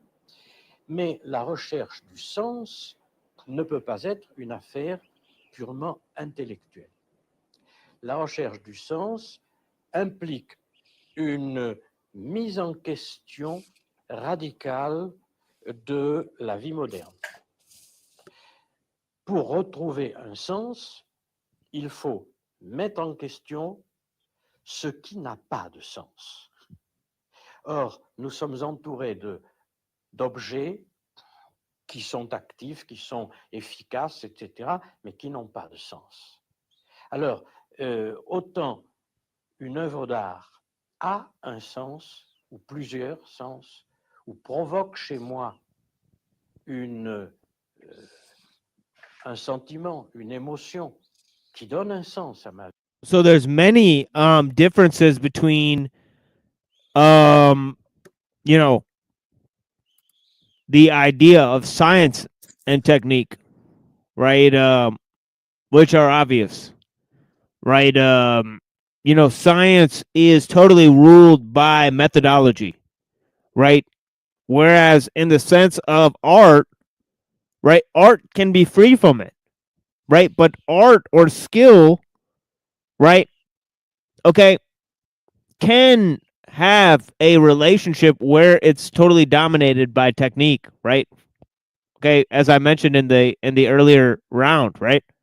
Because art, right, and sometimes technique or techne is referred to as art or skill, right? But this is a very imprecise definition of it, as we have seen, right? There's just as a difference between technique and skill as there is between technique and art and between technique and science, right? All of these are various scales of human expression, right? Let's call it that, right? and they're all you know, mediated by the symbolic. Right? This is also an interesting idea. They have an interesting relationship to communication itself, right? But yeah, let's okay, we're just exploring these ideas. Let's go on. Autant le produit technique n'en a pas. Et d'autre part, nous sommes devant l'obligation de redécouvrir des vérités fondamentales que la technique efface, ou ce que l'on peut appeler des valeurs importantes, essentielles, pour que l'homme trouve que la vie vaut la peine d'être vécue. Autrement dit, c'est à partir du moment où je considère que la situation est vraiment dangereuse que je dois mettre en mouvement bien plus que des techniques, mais toutes mes capacités intellectuelles, humaines, mes relations avec les autres, créer des mouvements, etc., etc. C'est-à-dire que c'est lorsque Okay, so this is a idea that Elul has, right? To exhaust the capacity of human techniques against mechanical means. Okay? So non-reliance on mechanical, okay? Over reliance or overemphasis on human organization, right? These types of things.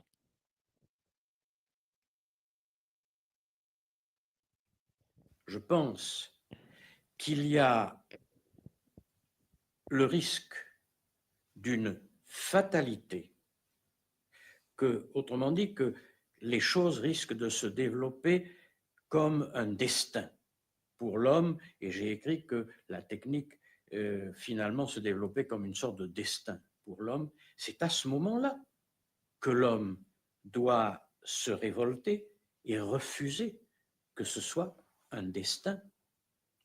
Et à ce moment-là, nous retrouvons ce que l'humanité a toujours fait quand elle s'est trouvée en présence d'un destin. Il suffit de se rappeler de toutes les pièces de théâtre grecques où c'est en présence de la fatalité que l'homme se dresse en disant non, je veux aussi que l'humanité existe et je veux que la liberté existe. À ce moment-là, alors, il faut espérer non pas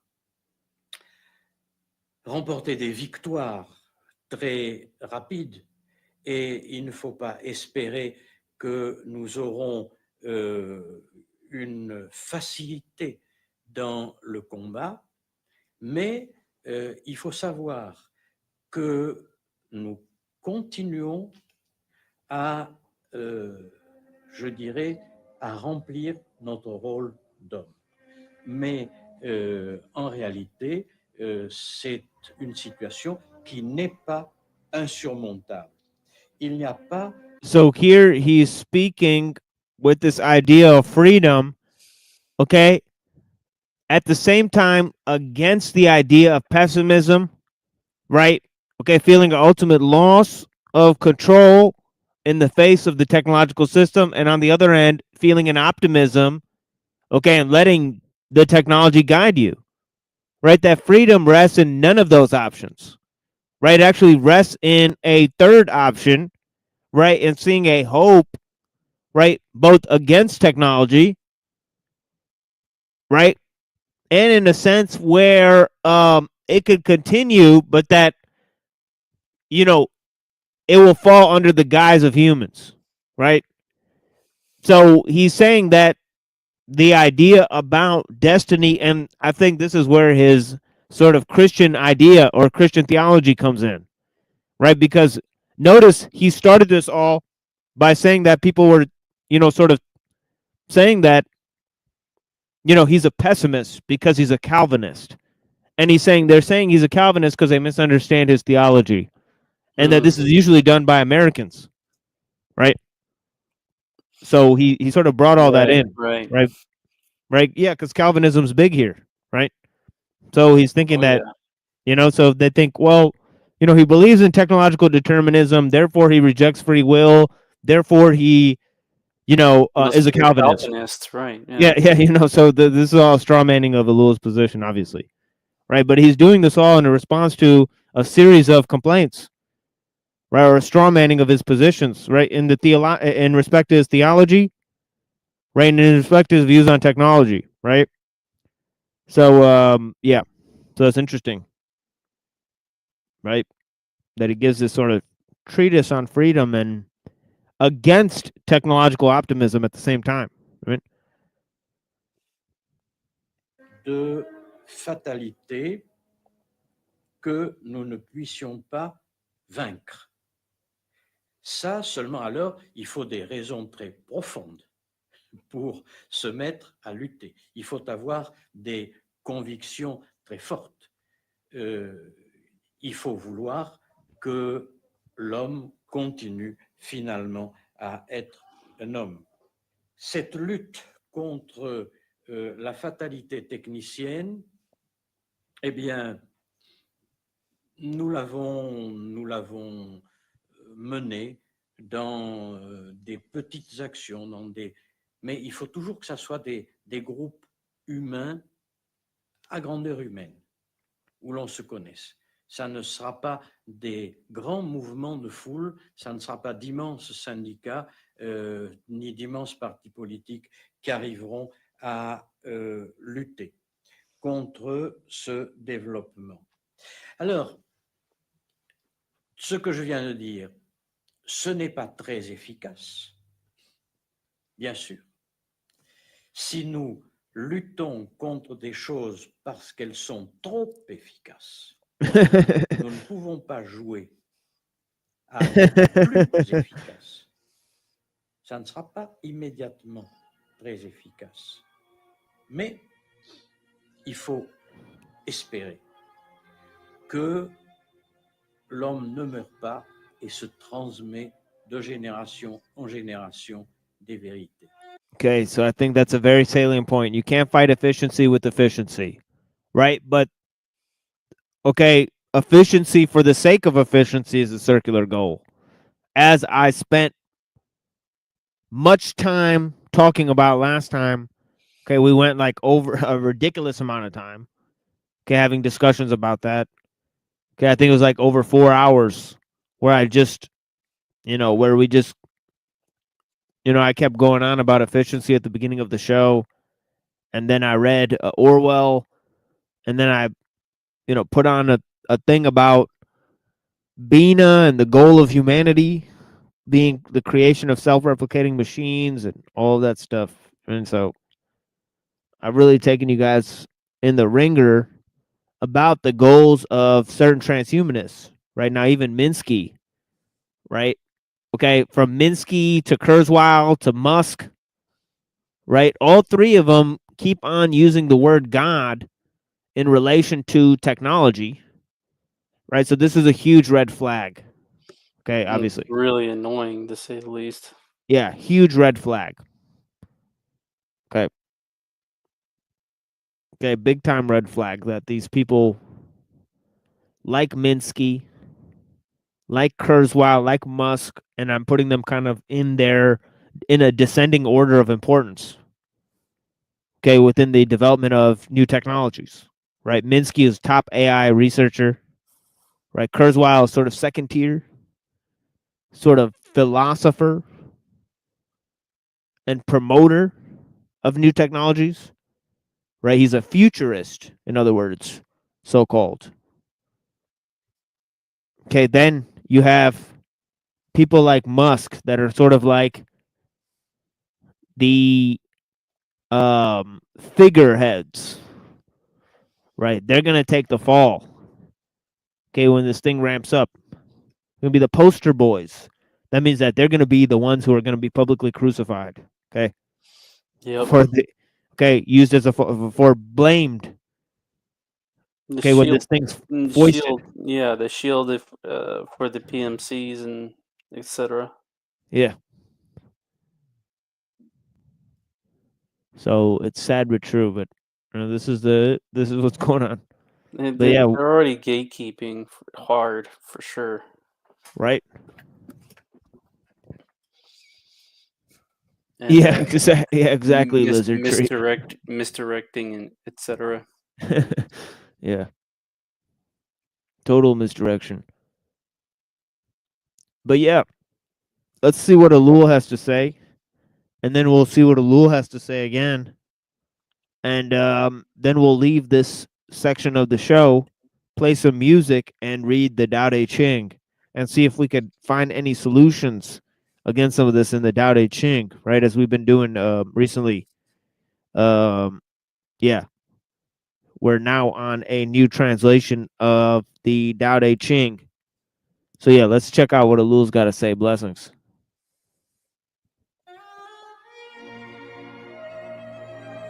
If he's got anything, if he's got anything else here, might just play this violin and then end the movie.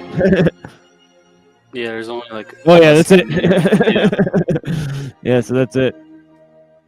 Yeah. Anyways, so we got Elul here. I mean, That's. you know, I mean, he basically is pointing in the right direction because machines technology can never be mankind. It can never be humanity. And as much as they try, they can't. They're not going to be. All they can do is mimic. Yeah. Yeah. So it's funny, Elul sort of talking about his solutions, and we watched another little video where he talks about the solutions, as well, and we compared different thinkers who take a critical look at the technological system and compare their solutions. I mean, yeah, it says here, even an author as well disposed towards the machine as Mumford recognizes that there is a tendency to utilize all inventions, whether there is a need for them or not. Right, so this is the idea that whenever new techniques are developed, they have to be put to use. Right, he said, quote, our grandparents used sheet iron for walls, although they knew iron is good conductor.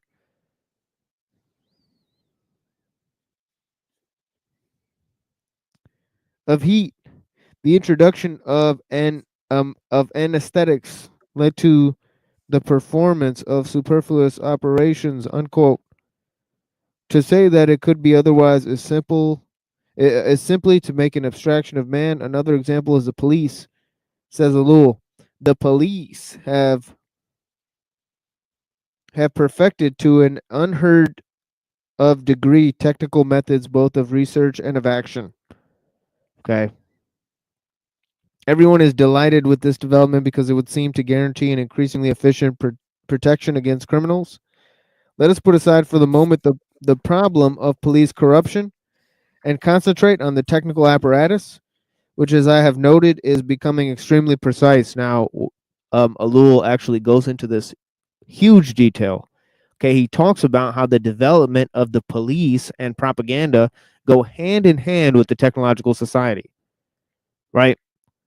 Okay, that you need police because there's things like guns and, I mean, it's obvious that the technical capacity of modern criminals, right, and the militarization of police goes hand in hand, right? And also the ideas of mass surveillance, right? So all these ideas are naturally increased, okay, when technique ramps up, right? Okay, and the fact that, a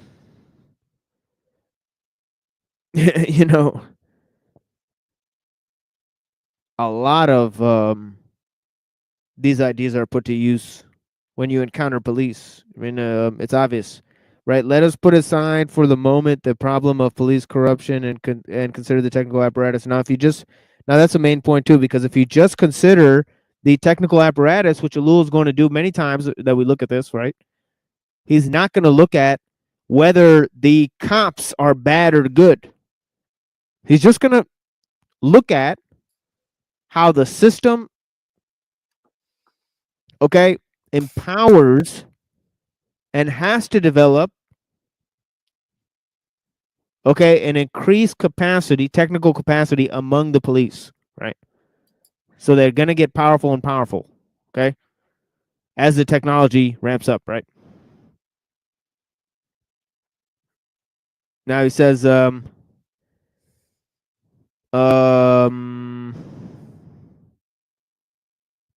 okay, will this apparatus be applied only to criminals? Okay, we know that this is not the case, and we are tempted to react by saying that it is the state which applies this technical apparatus without discrimination. But there is an error of perspectives here. The instrument tends to be applied everywhere. It can be applied. It functions without discrimination because it exists without discrimination. The techniques of police, which are developing at an extremely rapid tempo, have at their necessary end the transformation of the entire nation into a concentration camp.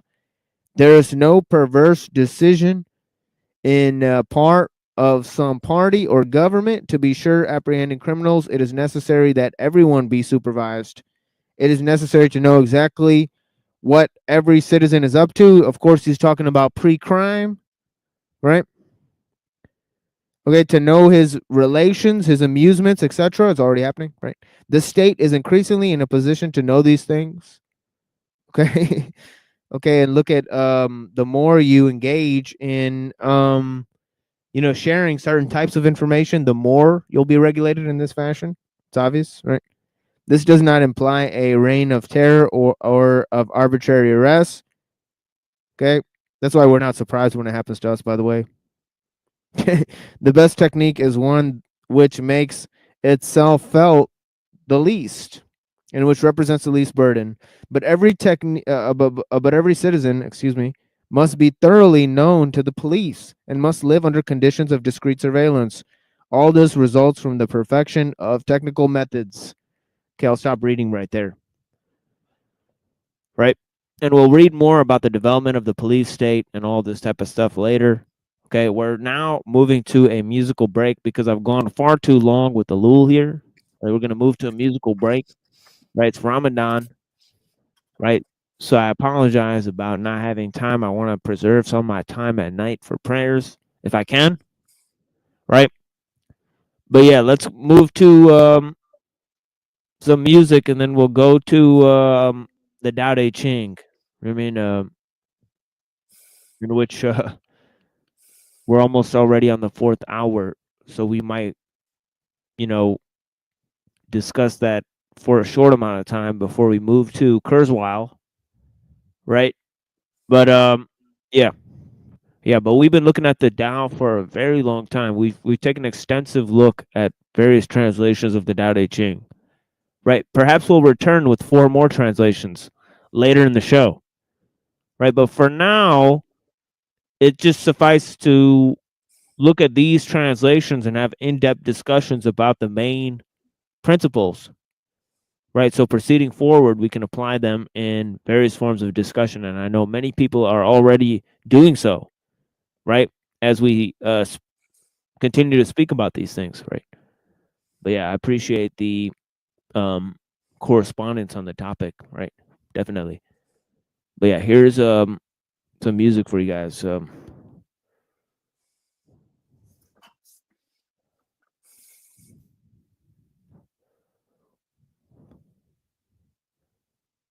Okay.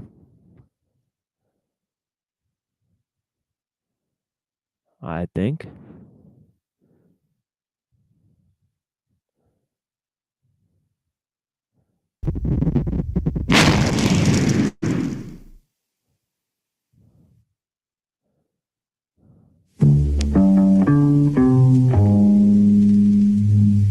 Darkness. Iron. Wartime. Let's get 'em. Yeah. I don't give a a fuck, I'm numb to pain. Everybody tough till a monster came. Propane, I ain't spit flames, but I dumped the thing. Punch a dame, got the city looking like Hunger Games. I'm running through the streets with my palms clutched, arms up. I turn the whole earth into stardust. Pugilist, disturbing the peace like ludicrous. Shoot the whip, I got the bat smoking like hookah sticks. Mask on, last draw, ready to blast off. Mask off, break a bird down, it's a Black Hawk backpack. Waterproof goggles with night vision. White women say I'm a different cloth, that's like denim. Who am I? Do or die, iron and superfly, Illuminati. Levitate the earth, I can move the sky. Criminal, get rid of dudes, nothing subliminal. Visual, air the block out like the inner tube. Interlude, chic finish dudes when I'm in the loop. Been a brute, got enough bullets to split a loose.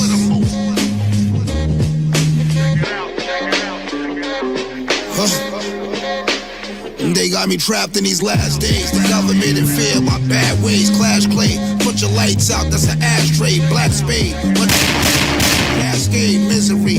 Finish creeps trying to get rid of me. Energy, levitate your soul, I'm the Trinity. The Lord's here, long beard, travel in war gear. 4 years, we all bears, murder you soft quiz. Caveman, with ape hands, travel this great land. Ray-Bans, purple on the face, it's an eggplant regiment. Turn rare items to elements, predicate, intelligence surrounded by elephants, crucial. I'm neutral, fresh off of YouTube, shoot proof. Bury your whole family in zoot suit, splurging. Not insurgents in suburban, you virgin. I have your earth splitter, she worthless, lumberjack. Gonna clap, don't wanna hear none of that. Running back, how about the spaceship like a Thundercat?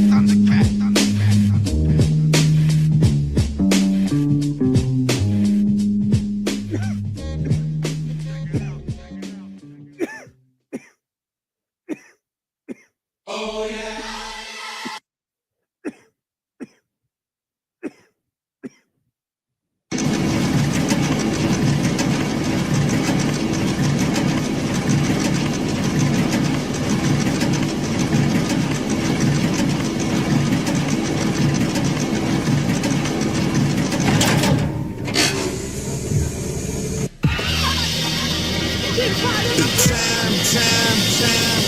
It's 2000 and now. Yeah.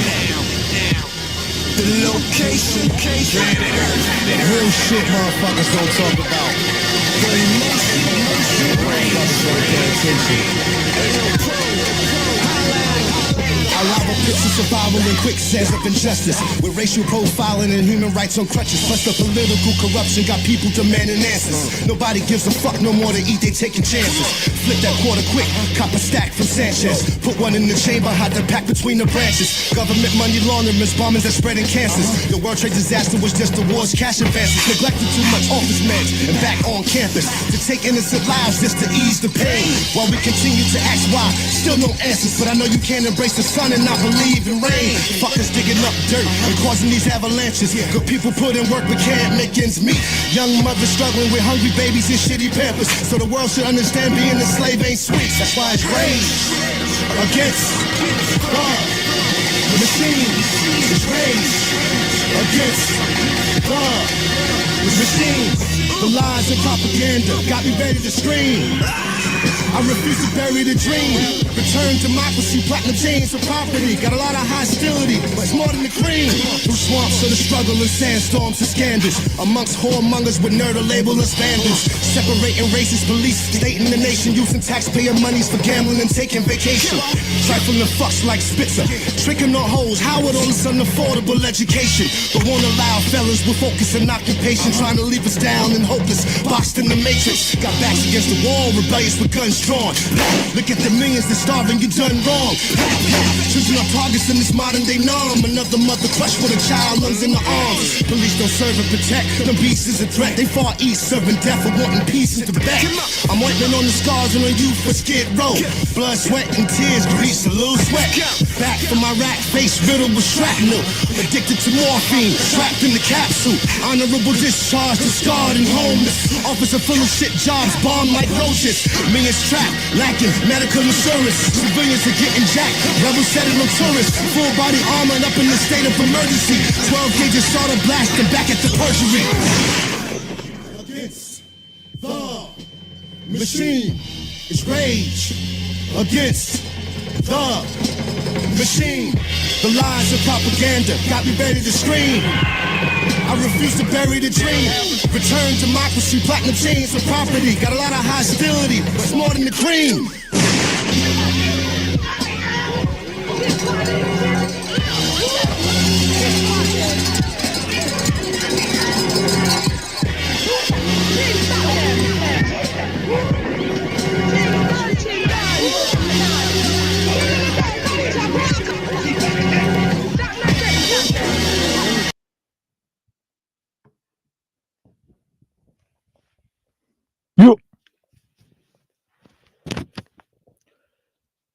All right, I'm gonna move on to the Tao Te Ching here.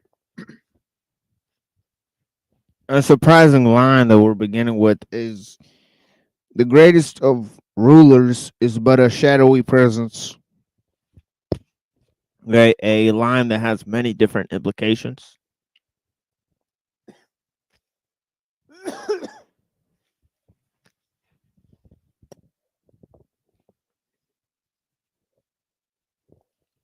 But the top implication is that in terms of democracy, the people rule themselves. In terms of a just leader, he allows the people to empower themselves and to rule over themselves. In terms of a leader that has the most amount of power and is unjust, he leads by deception. In all cases, a leader does not allow the people that rule over him to know that he's ruling over them. Right? He's saying the best form in all cases is that the people don't know who leads. The leader just accomplishes his task and then leaves. Nobody knows he's in charge. The people govern themselves, so on and so forth. Right? So he's saying in all situations, okay, obviously, right, just in this one line, right? Okay, that you know, it's obvious that whoever is put in charge that the people see, right, the visible person in charge is not the real leader. The actual leader is the guy who put the person in charge that everybody sees. I mean, right? Okay, it's just like the Brahmins, right? The Brahmins, they put in the military leaders, right? While they go in the background and perform supra religious tasks.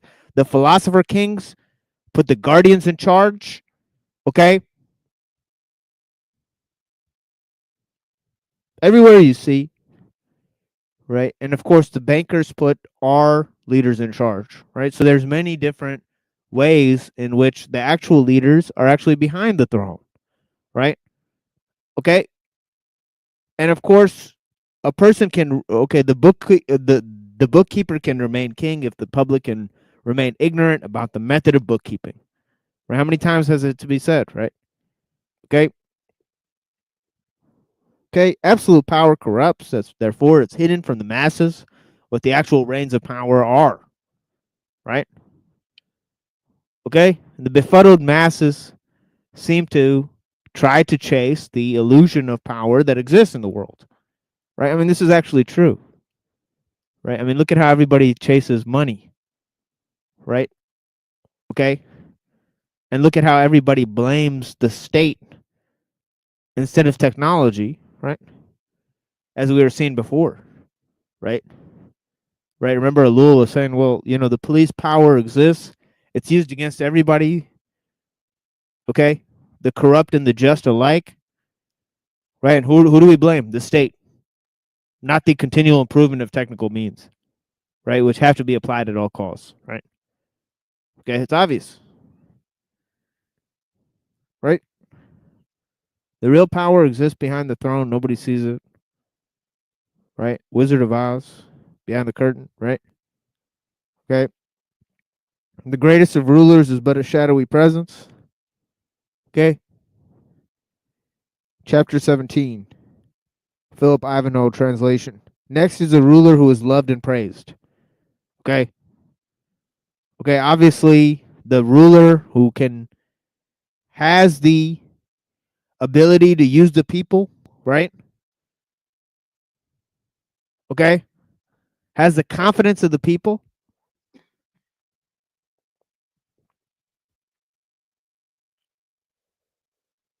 Okay. One is to be able to use the people and not be the visible leader. Right? That way you accomplish your task without even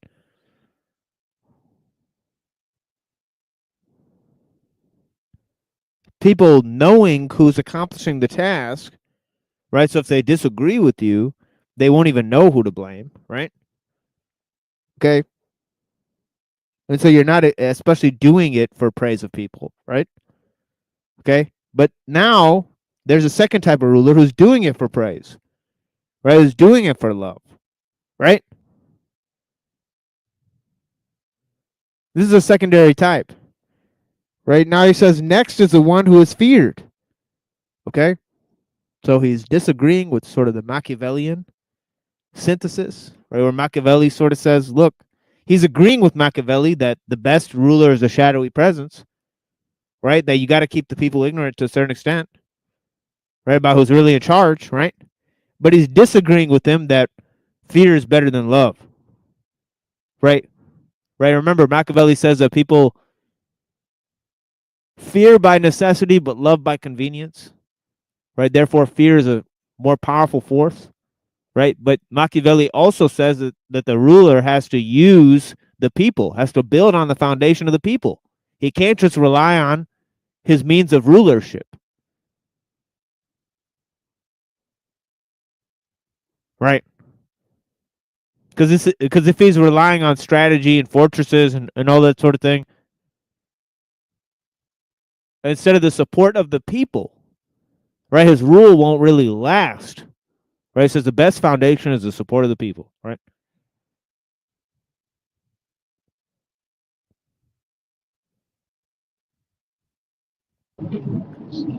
So the secret behind the throne is a good PR firm.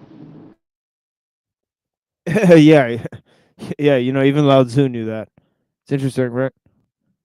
And yeah, even Confucius talks about the ministers and the public perception, and you know, obviously, you know, Plato says, you know, the rulers need to control what type of music people listen to. They need to censor the type of arts people participate in. You know, so this is the real thing. You know, they believed in censorship, both Confucius and Plato, right? And they believed in cultivation, cultural, aka cultural refinement, right? But I mean, what it really is molding people, indoctrinating them, right? You know,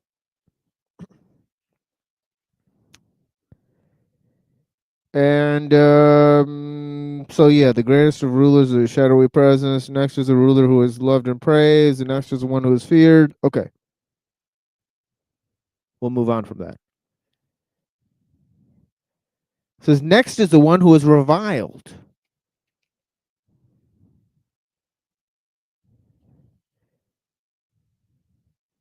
Okay. He says those lacking in trust are not trusted. But the greatest rulers are cautious and honor words. When their task is done and work complete, their people all say, this is how we are. Okay. So the people believe they did it themselves, right? So, you know, how do you persuade people without them knowing that you persuaded them? Okay. Democracy. Well, that's interesting, right? Because in democracy, there's sort of a shared responsibility of rule, and the people don't know who to blame, right? So, you know.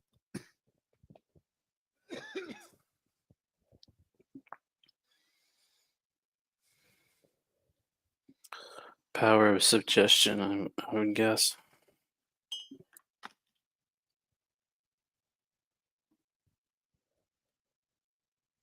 Yeah, pretty much.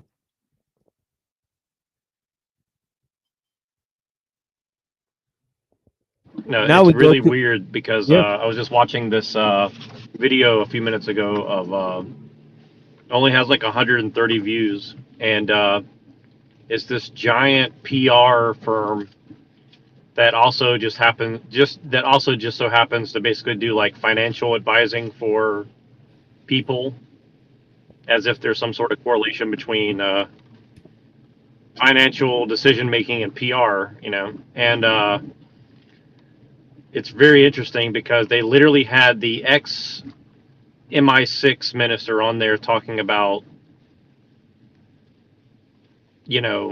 people's perception and how it plays into,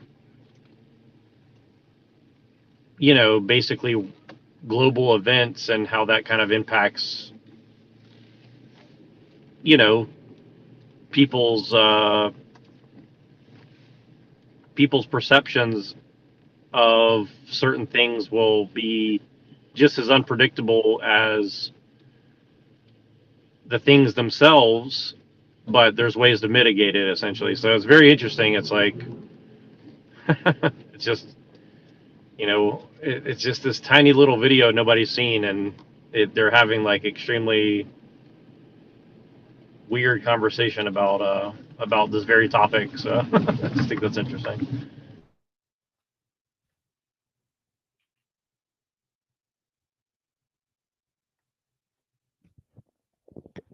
Yeah, but it's funny, that that the same guy who invented advertising actually invented public relations, right? So advertising, and public relations, right, which was a word that he used to hide the word propaganda, right? The same guy wrote a book called Propaganda, right? So when they started this idea of public relations, he was using psychological techniques, right? So it's just funny that that they both would be the same thing. What's really weird? What's really weird is James Lindsay just did a video recently with James Ellul. About Jacques Ellul.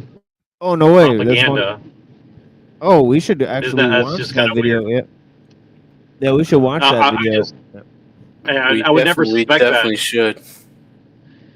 Yeah, pretty weird timing, for sure. Yep.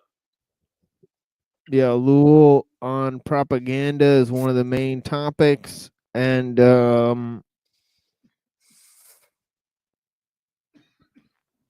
but yeah, Bernays, and his idea of propaganda, public relations, very interesting also. But yeah, how do you persuade people without knowing that without them knowing that you're persuading them? That's exactly, Bernays' whole thing. You know what I mean? But yeah, chapter 18. In the Tao Te Ching is very much against Confucianism, as we've mentioned time and time again, right? Because it's going over all of those aspects of things that are highly important, that are books and books written about in Confucian Analects, right? Okay, but he seems to go through them one by one and reject them and say that they are something that is a solution to problems, right? And itself, these things that are used for recommendations for society abroad are actually not solutions, right? But they're only solutions if society has some serious problems, right? So what he's saying is that these so-called health markers in a Confucian society are actually markers of deep turmoil within the society, right? So he goes on to say that when the Great Way is abandoned, there are benevolence and righteousness, meaning that when you have ideas of benevolence and righteousness appear standards of goodness and morality, right? That means that people aren't good themselves. Therefore, you have to develop these complex standards, right? Okay. I don't think people are good inherently at all. I think it's a choice. Yeah, that's interesting. I mean, yeah, philosophers have debated that sort of thing for centuries. What is human nature, right? But And yeah, what is you know, whether good? people are. Wait, what was that, Nubs? What is good? You know, because we do things in life. So we do things. It's kind of like that proverb of the man that lost his horse. He ran away, and the townspeople said horrible things, horrible things. He said maybe. A couple days later, horse came back with 4 more horses, or something like that. Townspeople said wonderful things, wonderful things. A couple days later, I think one of the horses ended up killing his kid. Horrible things, horrible things. You know, like it's the ebb and flow, and what is good and what is bad. It's the experience that matters. It's Well, that's walking the it. thing. Yeah, well, that's the thing is that Lao Tzu kind of says that, you know, goodness and truth have this quality, okay, that, you know, when goodness and knowledge are applied in a personal realm, the people who have awareness of their own goodness and knowledge are people that usually don't have it. You know, so what he goes on to say Yeah. is essentially that, you know, when you try to apply these things, you know, usually when you're trying to apply them or your awareness of them is the lack of it itself. You know, because it's like, why would you need to be aware of it or apply it if it's already there? Right? So that's kind of his main idea, you know, with benevolence and righteousness is that when you have externalized standards of benevolence and righteousness, it means that people aren't inherently good now. I mean, right? And that's mainly his issue with having those external standards. You know, is that people Well, are going to want to try to get not only follow them but get beyond them, and therefore they're going to be overly aware that they have because see, goodness is limitless, and so is knowledge and truth. Yep. Right. So why would you try to have fixed standards of those things, anyways? That means that you're not looking for them. I mean, so you know, it's like he goes, standing. yeah. Go ahead. It's like the man that pushes another man into a deep hole and stands over him and says, you're the culprit. You know, you made me do this. No, there's no control on either end because there's a lack of self-control. And I'm guilty as anybody else is. Does that make sense? Oh yeah. Yeah, definitely. Yeah. You know, Now that goes along. Yeah. Yeah, go ahead. No, it just to me it all falls in order because like at the end of the day, who was more wrong? And what do? We argue about who was more wrong when both parties are clearly wrong.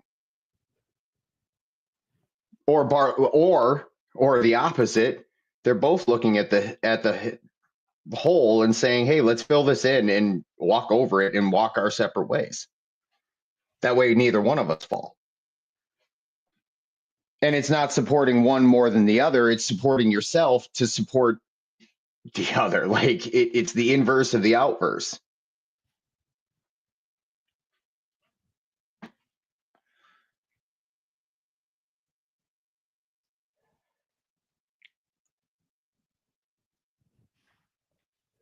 Yeah, definitely. But yeah, it goes along with the other thing that, you know, that I'm saying about externalized standards, you know, of goodness and righteousness and morality, that they seem to be, you know, the awareness of goodness and not goodness itself. I mean, so he's applying them to false standards. I mean, and now he says, you know, just the same as benevolence and righteousness, just as I predicted, really, you know, he always applies the same ideas to wisdom and intelligence and knowledge and truth as well. right? So then he goes on to say, when wisdom and intelligence come forth, there's great hypocrisy. So, you know, again, he's going for this idea that, wisdom, the same as goodness. I mean, right? And he applies the same standards to both things, meaning that he probably thinks that truth and goodness are the same thing, right? Now, beauty is a little bit more complex, right? Because there's beauty in mystery, there's beauty in ugliness. Okay, so beauty is a little more complex. Beauty is more like water, right? Or like the plants, right? Wouldn't that just be an attraction too? Well, it's kind of more about it's kind of more about simplicity. You know what I mean? And that's where suppleness that's and where the simplicity comment, and yeah. That's where the comment beauty is in the eye of the beholder, because when an artist looks at a painting, they see nothing but scratches on the paper. But when we look at it, it's, well, that's Picasso's work. You know, like where the artist is always hungry to perfect themselves. And that's where the beauty comes in, is that desire to move forward in their endeavors. And that's why you gain better qualities, is to get that internal beauty full. If that makes sense.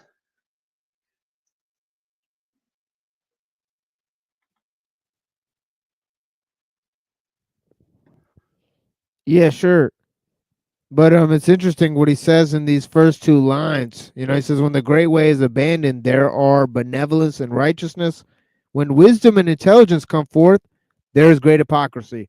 So these two main ideas in terms of the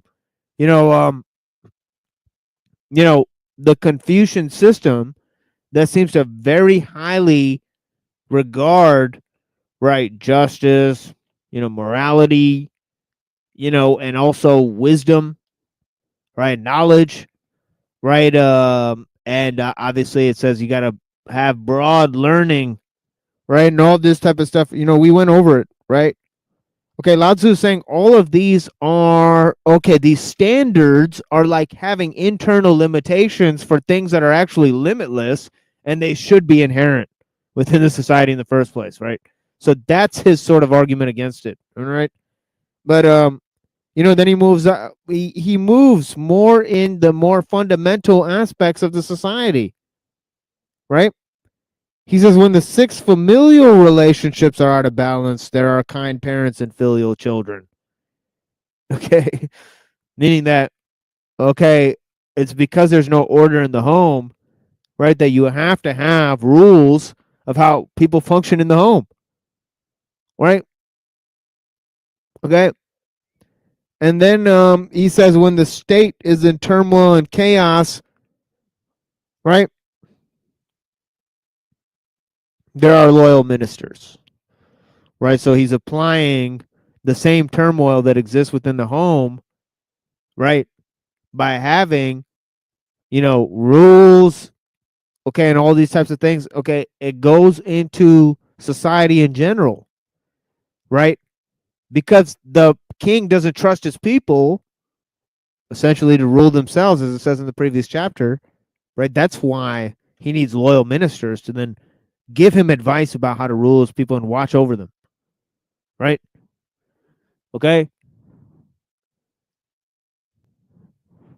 Exactly. Chapter 19. Sorry, I couldn't get to my pause. I did have a question about Yeah. that. If he's a Yeah, if go he's ahead. a good king, if he's a really good king, then he would know his own people. And that's why big kingdoms would always fall, because they had, and versus, like kingdoms fall, but the community, well, that's, it's on a smaller level, because you can have interpersonal relation with these people. And like we were talking about in the conversation, where the true king is the one serving. You know, so that's why that because he doesn't know his own benevolence, because he doesn't go out and do it.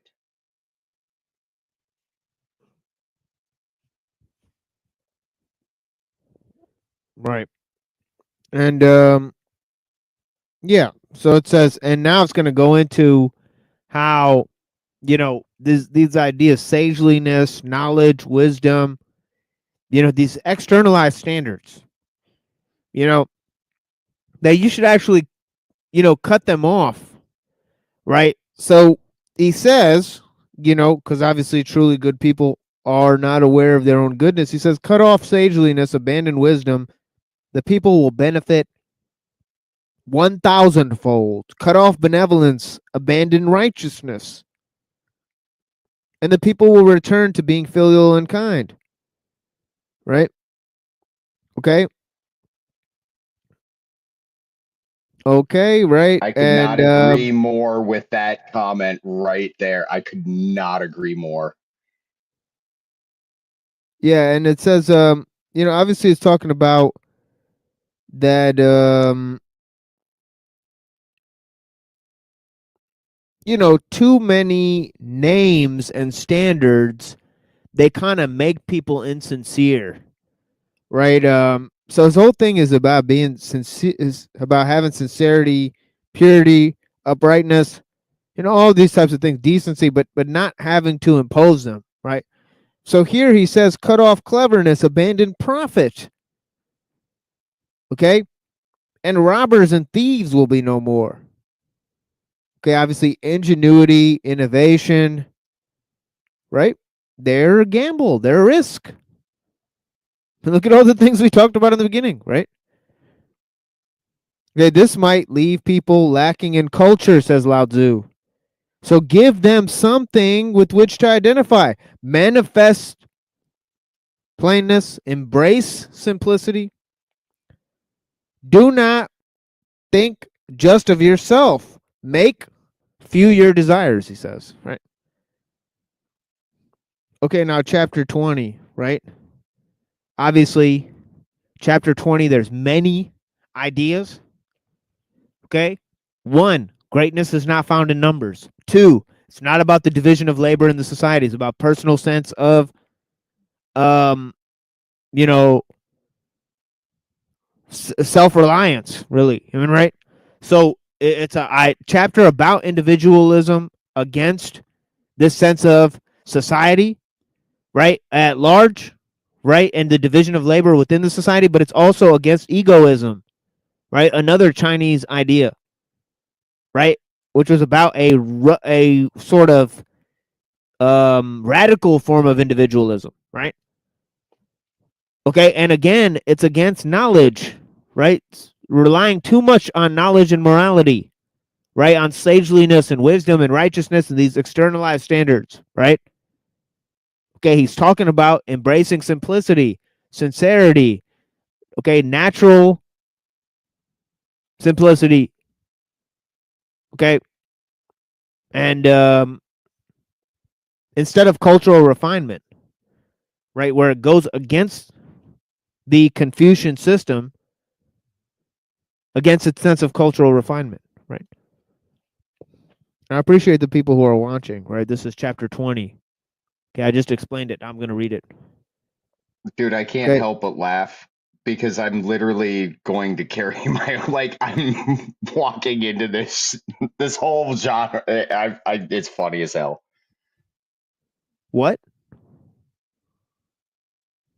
I'm literally going to do all of what he's talking about. Subconsciously, I've been listening to this information and it's gotten into my fucking head hardcore.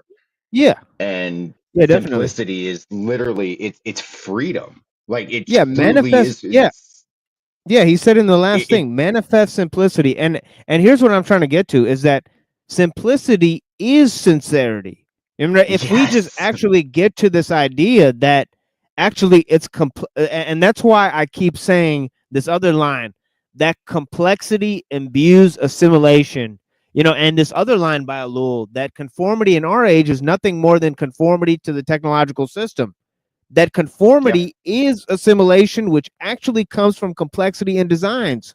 The more we simplify things, the more we focus on self-reliance, the more we can actually get to the heart of things. Now, reliance on society and on a morality that's comes from society in general and comes from externalized standards, we cannot embrace simplicity that way. He literally just said in the last chapter, those are the opposite of each other. Right? So, you know, so this chapter is huge. That's why you don't have cob houses in downtown. Even though it's a better way to live, it's the same exact argument. Right. Yeah, and yeah, so chapter 20.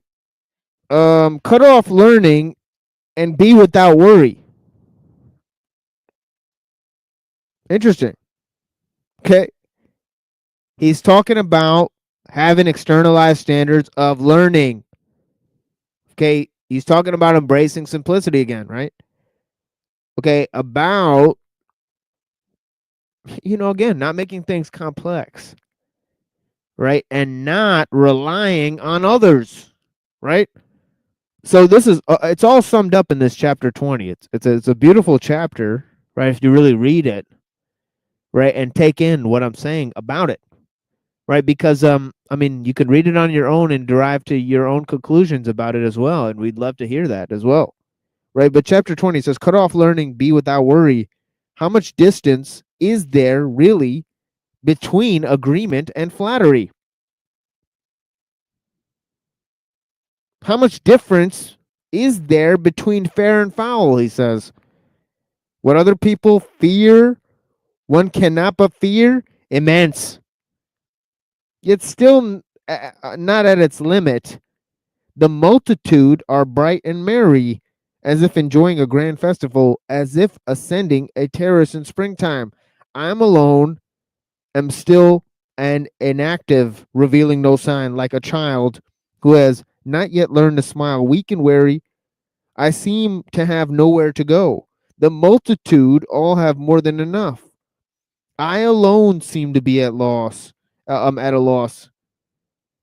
Okay, I have the mind of a fool, listless and blank. The common folk are bright and brilliant. I alone am muddled and confused. The common folk are careful and discriminating. I alone am dull and inattentive, vast, like the ocean, blown about as if it would never end. The multitude all have something to do. I alone am obstinate, immobile, like some old rustic. I'm alone. I alone differ from others. I value being nourished by the mother. Okay, so here's a man, self-reliant, connected with nature, sincere in all his actions, aloof from society, not relying on others, not relying on externalized standards of knowledge and goodness and justice and morality, such as the ones imposed by society at large. Right? Okay, he's giving an example of that type of person. Okay, after having described, okay, what a great leader is like, okay, what the sage is like, you know what I'm saying? All these things, doing. Okay, chapter 21.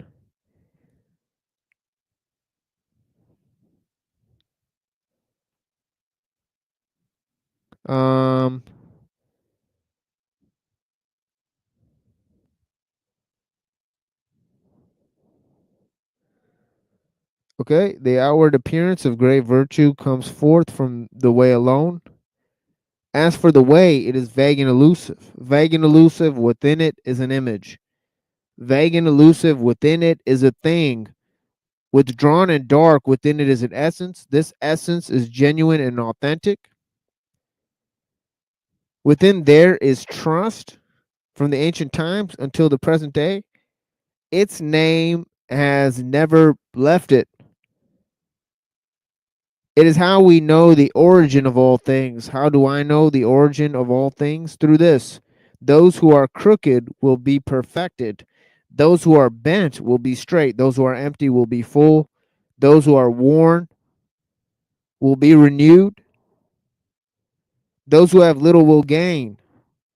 Those who have plenty will be confounded. This is why the sage embraces the one.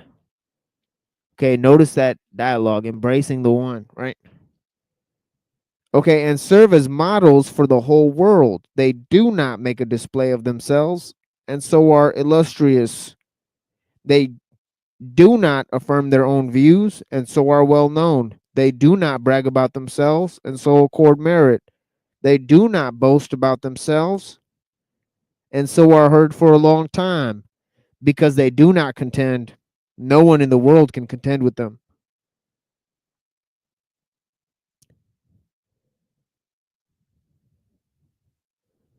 Okay.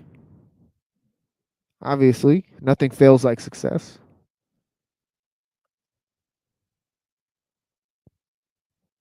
Don't y'all know? An expert is one who knows a lot about very little. Isn't it true, guys? Come on. Amen.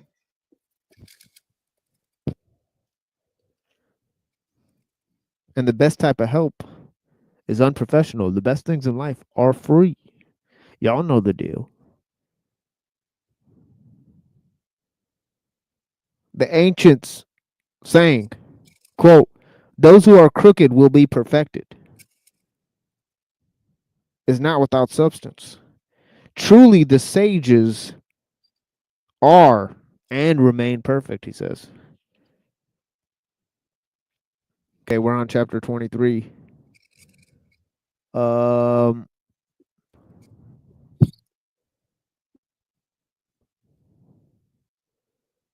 And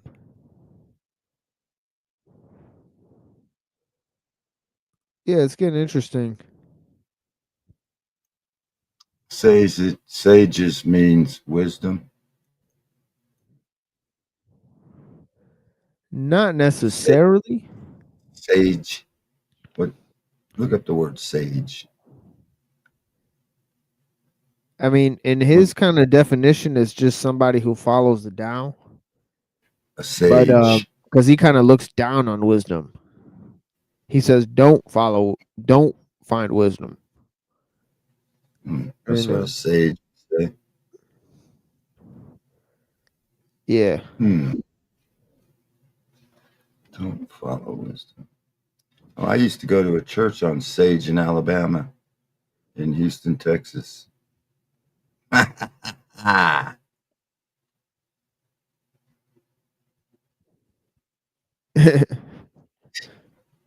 Sage in Alabama.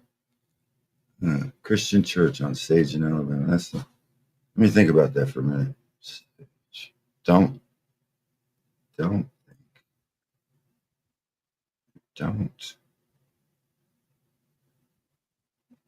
empty your mind.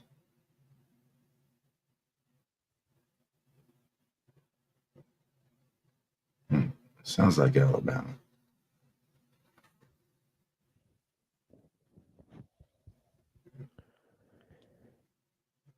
Sage in Alabama.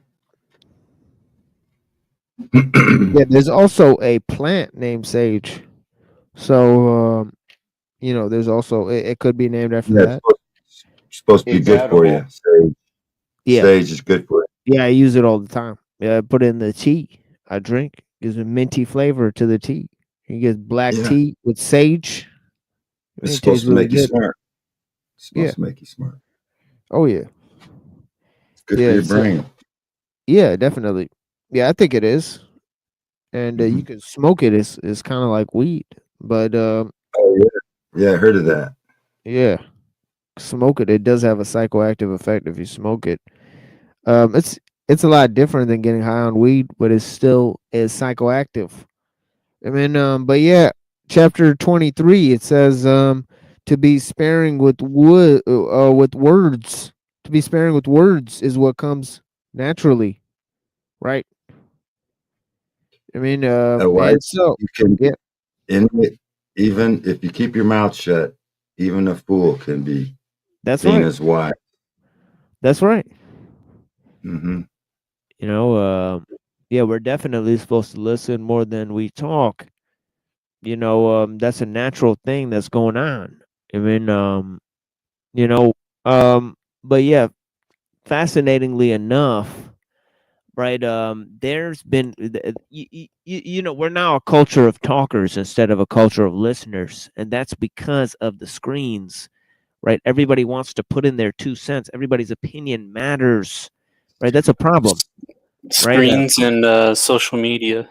Yeah, it's increased sense of voyeurism, right? That goes with the culture, right? Back in the day, right, the iconicity of people talking on screens, right, was not really that prominent, right? Instead, people would know people as writers, right? So, in theaters and in plays and in books, right? So you would know people through having audiences and people interpreting writings and art and stuff like that, right? Well, now they don't have that, right? But everyone's a quote unquote artist, right? And that's a problem, right? Is because it diminishes what actually an artist is. I mean, and it's clear to see that. I mean, when something, Unfortunately.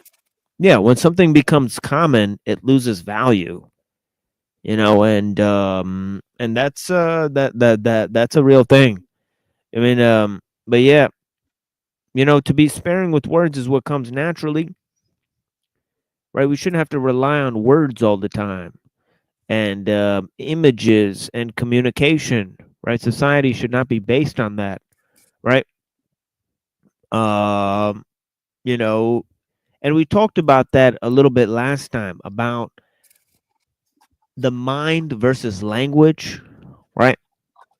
And I compared it to nature versus time, and I said language is more related to time, and nature is more related to mind, right? That we have to follow the ways of mind instead of the ways of the word, right? Because words can be used to confuse people, right?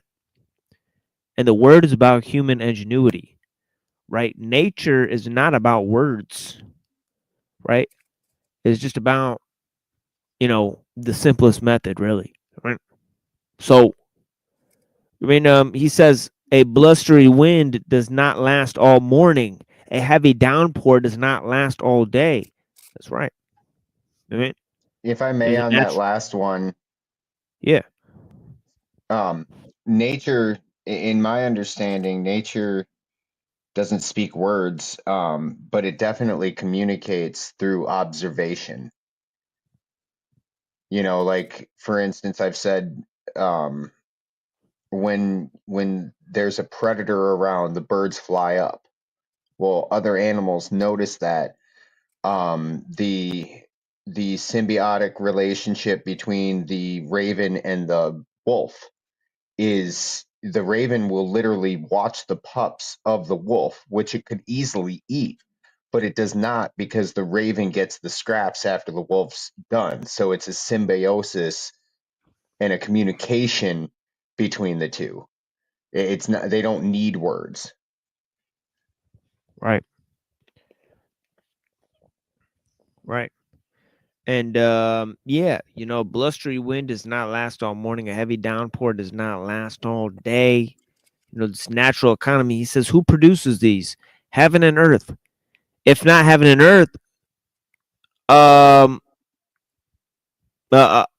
he says, if not even heaven and earth can keep things going for a long time, how much less can human beings? Okay, this is why one should follow the way in all that one does. One who follows the way identifies with the way. One who follows with virtue identifies with virtue. See, this is that other path, that path of love, right? Okay, one who identifies with loss identifies with Jesus, loss. This is that last Jesus, part, the part of having fear. I'm sorry. Go ahead, please. why Who don't was they talking? say that Oh, Jesus Rocky. Go is ahead. the truth, the way, the truth, the way, the Right. truth, Exactly. the way, Way, the truth, and the life. Right. right. Yeah. Follow the Exactly. way. Yeah. Follow the way. Yeah. That's what it says. Yep. Yeah, and actually, they didn't actually call it Christianity in the beginning. They called it the following the way. That's And, correct. yeah, That's yeah, correct. you know, followers of the way. I mean, so yeah, you know, so yeah, yeah. It says the way is pleased to have those who identify with the way. Virtue is pleased to have those who identify with virtue. Loss is pleased to have those who identify with loss. Right. Those lacking in trust are not trusted. Right. Hey, they okay? I'm sorry. What was that, Rocky? I don't know if you're talking to us. Oh, sorry. Sorry, there was some. No, it's all I'm good. sorry.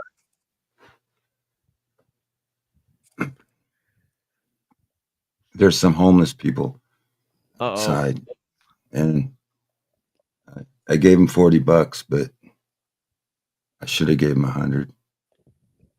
Yeah. Got like 5 little kids. Then go do Her- it. She just took off. I was trying to get her before she took off. I thought your property was secluded, though, Rocky. No, this is my bunker. This is in town. It's an old motel, RV Oh. park. And a lot of them come down here to park. It's still private, but the guy don't care. He lets anybody come down here. But I rent this room, and I put a bookshelf. I kind of take care of it. All the other ones are just trashed. Anyway, if you need a spot, we got the homie. Blessings. you guys. What's up, Yeah, dog? like it. Hey. Yeah. I was just wondering when Unseen would get here for the Dow. For the Tao Te Ching. Yo, Yeah, we I could was read a couple more. called, you know, the Tao was calling. Exactly. Yes. Yeah, so Oh, so you're switching from Lula to the Dow. yeah, we already did. Yeah. Yeah, we're actually on chapter 24 here. And it says those who stand on tiptoe cannot stand firm. Those who stride cannot go far. Those who make a simple display of themselves are not illustrious. Okay, those who affirm their own views are not well known.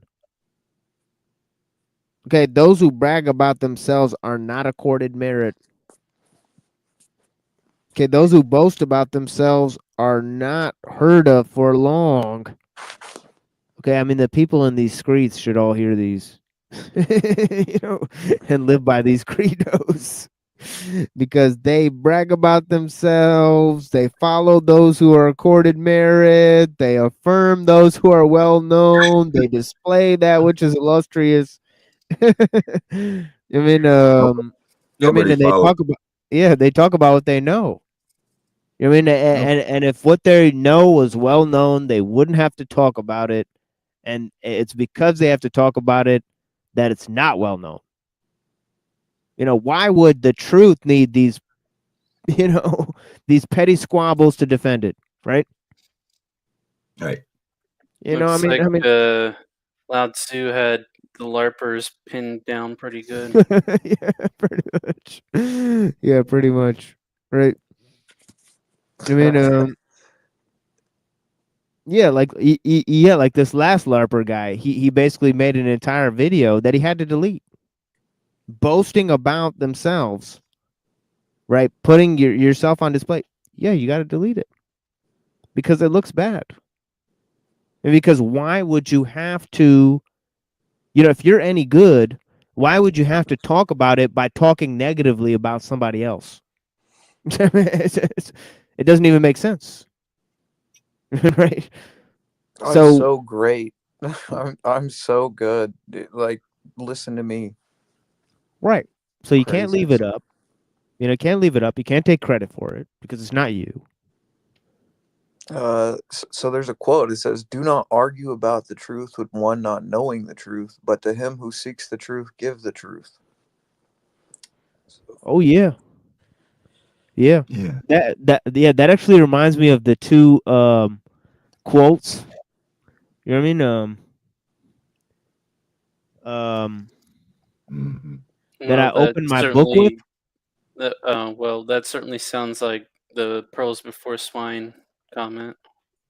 Yeah, check out these two quotes that I opened my book with. It says, "Give instructions to a wise man, and he will be yet wiser. Teach a just man, and he will increase in learning." Proverbs 9:9.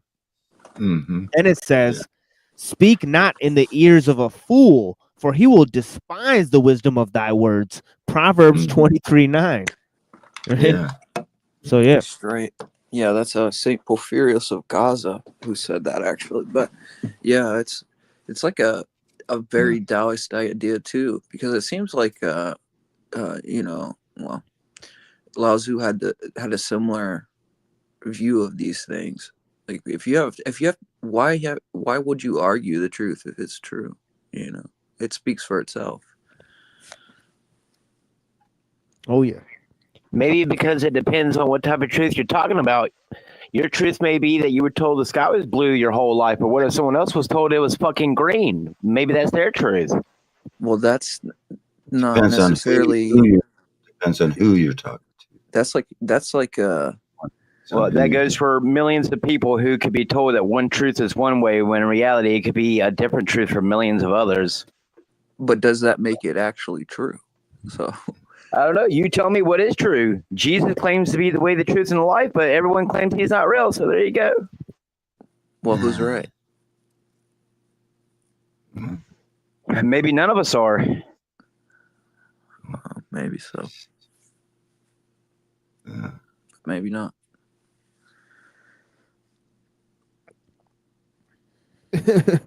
But yeah, yeah, it's like, those who know the truth, those who have merit, they don't need people to give them accolades. This is the entire thing. Those who know the truth, they're not going to go around talking about it. I mean, this is the fact.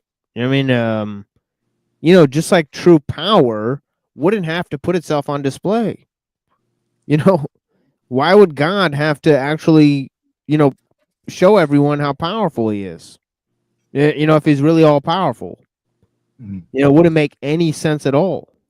I mean, and obviously he just said in a few chapters ago, the best ruler is but a shadowy presence, right?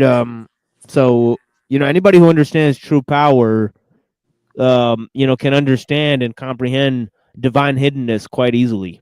Okay, but yeah, it says here, those who stand on their tiptoe can't stand firm. Those who stride cannot go far. Those who make a display of themselves are not illustrious. Those who affirm their own views are not well known. Those who brag about themselves are not accorded merit. Those who boast about themselves are not heard of for long. Those, he says, from the point of view of the way, okay, such things are known as excess provisions and pointless activities. Truly, they are. Right? All creatures find these repulsive. Sure they do. Right? It's it's like, showy. It's corny. I mean, Yeah, where's JG at? yeah, I mean, everybody knows it's fake. They find it insincere. I mean, yeah, and so one who has the way does not abide in these activities. Right? Chapter 25. And yeah, it says don't boast. It says in the Bible, it says don't boast. I mean, Paul says this, right? Right? You shouldn't be boastful. I mean, and don't compare yourselves to each other. Yeah, don't compare yourselves. Yeah, all of that is in there. It's not right? wise. Yeah, exactly. I mean, so all that stuff is in there. I mean, yeah, yeah. I mean, it is and it isn't. The freak. I mean, maybe in some things. I mean, but yeah, definitely. You want to, you know, but yeah, I think most of the people in the West, they know, that you have to have humility in your work. That you don't want to put your work on display. All these types of things. Most of the people just do their honest work and just, that's it. Yeah, the freak likes trolling atheists too. Well, he's been very insistent about different critiques of some of the thinkers. He likes some of the other thinkers, right? So he's got mixed feelings about some of these guys we bring up, which is fine. Yeah, Everybody's he's calling Kaczynski woke or some shit. exactly. So and certain people have attacked that.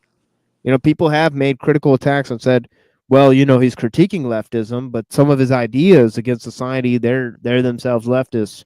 So some of the conservatives have this idea. I mean, What would be considered leftist from him? His ideas about technological society and about how you have to change society instead of change people, and his ideas against capitalism. So they feel that all those things are anti-conservative, right? Oh, well, I mean, the way I look at capitalism, at least, is like there's a good kind and a bad kind. It's like there's the globalist capitalism, which is horrible. It's working for a one world order, and then there's the common man's capitalism, where he can build his own business and support his family. So, do you think maybe that he made a distinction between those two, or just was like, all right, everybody, all capitalism is bad or something? Well, he talks very little about that idea, but I think that since he doesn't prominently feature ideas like capitalism and religion and all these types of things, they think that he's a leftist, and also because some of those ideas against technology, like for example, some ideas in Kaczynski, like about the inevitable collapse of the system, right? That does kind of sound a little bit leftist, and we'll get into that later too, because that seems like a lot of the idea. It's just like an inverted form of what Kurzweil's saying, right? And that's why they both agree that there's an inevitably, gonna be a huge shift in the future because of technology, right? Yeah. So that I think is, what's all this inevitability stuff? All right. I think that's a little bit dogmatic. I mean, from a personal point of view, then there's the atheism and the ideas about evolution and all of that type of stuff, right? Oh, so he throws that in there too. Okay. Yeah. So you can, confound all of these ideas, and obviously they could be run amok. They could be applied to left-leaning critiques, right, and all of that type of stuff. So there's a danger in that, and there's a danger of it being hijacked and turning into some sort of environmentalist movement, right, which he totally recommends against, right? And he actually recommends subverting environmentalist movements and turning them into anti-technology movements, right? So that's what they should be about. Yep. But if they were to, actually follow the logic to its conclusion, what little logic is in those movements anyway. Well, we can only hope that somebody will. He's smart enough to realize like there's serious problems, but then he also sort of justifies himself and whatever it is that he was, and probably knew that people would feed into this and say, okay, well, he's right. You know what I mean? It seems very manipulative to me. That's what I see with it. I think that it almost feels like Manson-esque to it. You know what I mean? And I'm not saying like they had similar ideas. I'm just saying that in the same way that Manson sort of did his crimes and then goes and says, well, it's about Atwa or something like that. You know what I mean? It's like, okay, now these people will attach themselves to that idea instead of, murder or something. You know what I mean? I don't know. It just seems like it's like justifying, the ends justify the means, and in history that always doesn't turn out too well. Definitely not. Right. I hear you.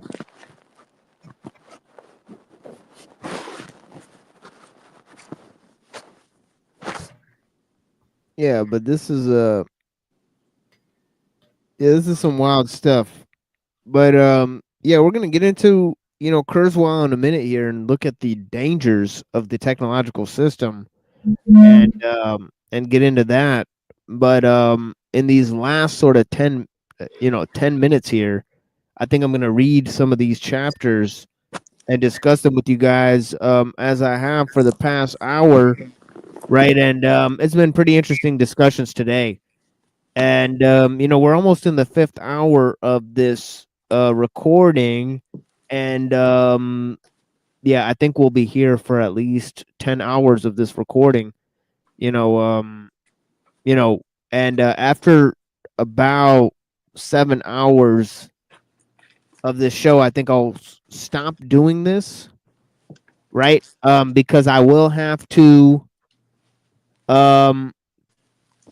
actually in about 2 or 3 hours I have to go prepare for my fast and eat some food maybe and do some of that stuff. So I'll throw on a recording here, and go do that. And that will conclude today's episode after that recording finishes, right? And then we'll be back on Tuesday during the day. So I'm going to go ahead and give an announcement tomorrow about how we're going to change the times during this Ramadan. We're going to go ahead and change the times to the morning. So we'll be broadcasting during the morning or recording during the morning and having these call-in shows, right? So yeah, I'm going to read a few more of these. I didn't know Ramadan and Lent were at the same time. That's pretty interesting. Yeah, now they are. Yeah, so fascinating. Yeah. Like, didn't it used to be like later in the year, or am I just misremembering? Yeah, because it's a lunar calendar, so it's yet another calendar. Oh. So it's yet a third calendar, even. But yeah, interesting. But yeah, so it says I'm sure Chrislam would be happy. Oh man. Yeah, exactly. Yeah, the nefarious force of Chrislam. I mean, but yeah.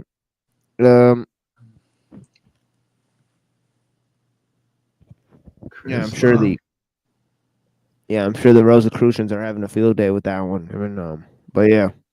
It says it says know the male but keep know the male but preserve the female and be the canyon of the world.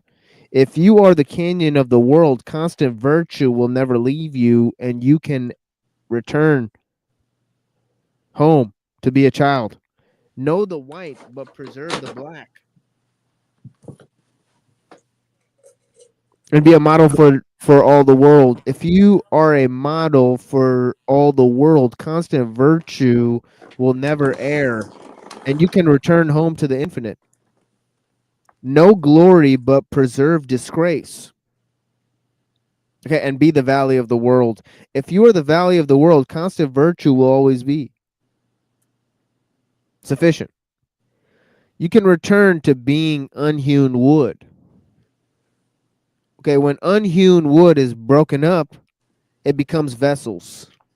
Okay, this is the whole idea of the uncarved block that we saw earlier, right? Sages put these to use and become leaders of the officials. And so the greatest carving cuts nothing off. Okay. Now, this chapter 29 is hugely significant, right? It's very much against technology, against society, against cultivation, okay, of cultural refinement, right? Okay, it's about natural simplicity.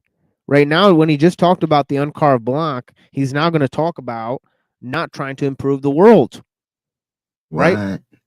Yeah. So it's very interesting. He says those who would gain the world and do something with it, I see that they will fail.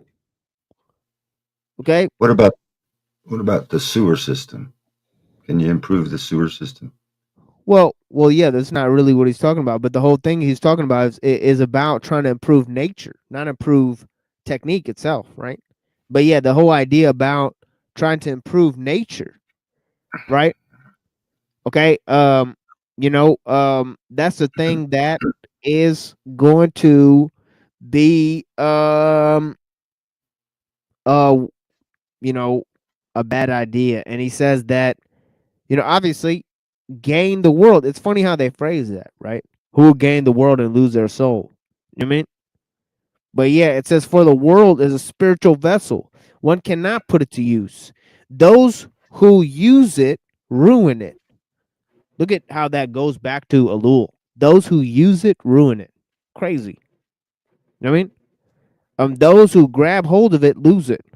And so sometimes things lead and sometimes they follow. Sometimes they breathe gently and sometimes they pant. Sometimes they are strong and sometimes they are weak. Sometimes they fight and sometimes they fall. Okay, see, he's talking about timing and opportunity going together, right? So finally, he says, this is why the sage casts off whatever is extreme, extravagant, or excessive. Okay, so this idea that sometimes improving situations is a bad idea, right? Innovation can cause harm. Knowledge can cause harm. Oh well, I know that India could use some sewer systems. I mean, their rivers could be. I mean, the natural rivers could be cleaned up with a little innovation and something. I know that. Not that I'm just trying to point out, innovation might be good in a few spots, like a sewer system in India. And they got these rivers. But improving the sewer system is not about changing the world.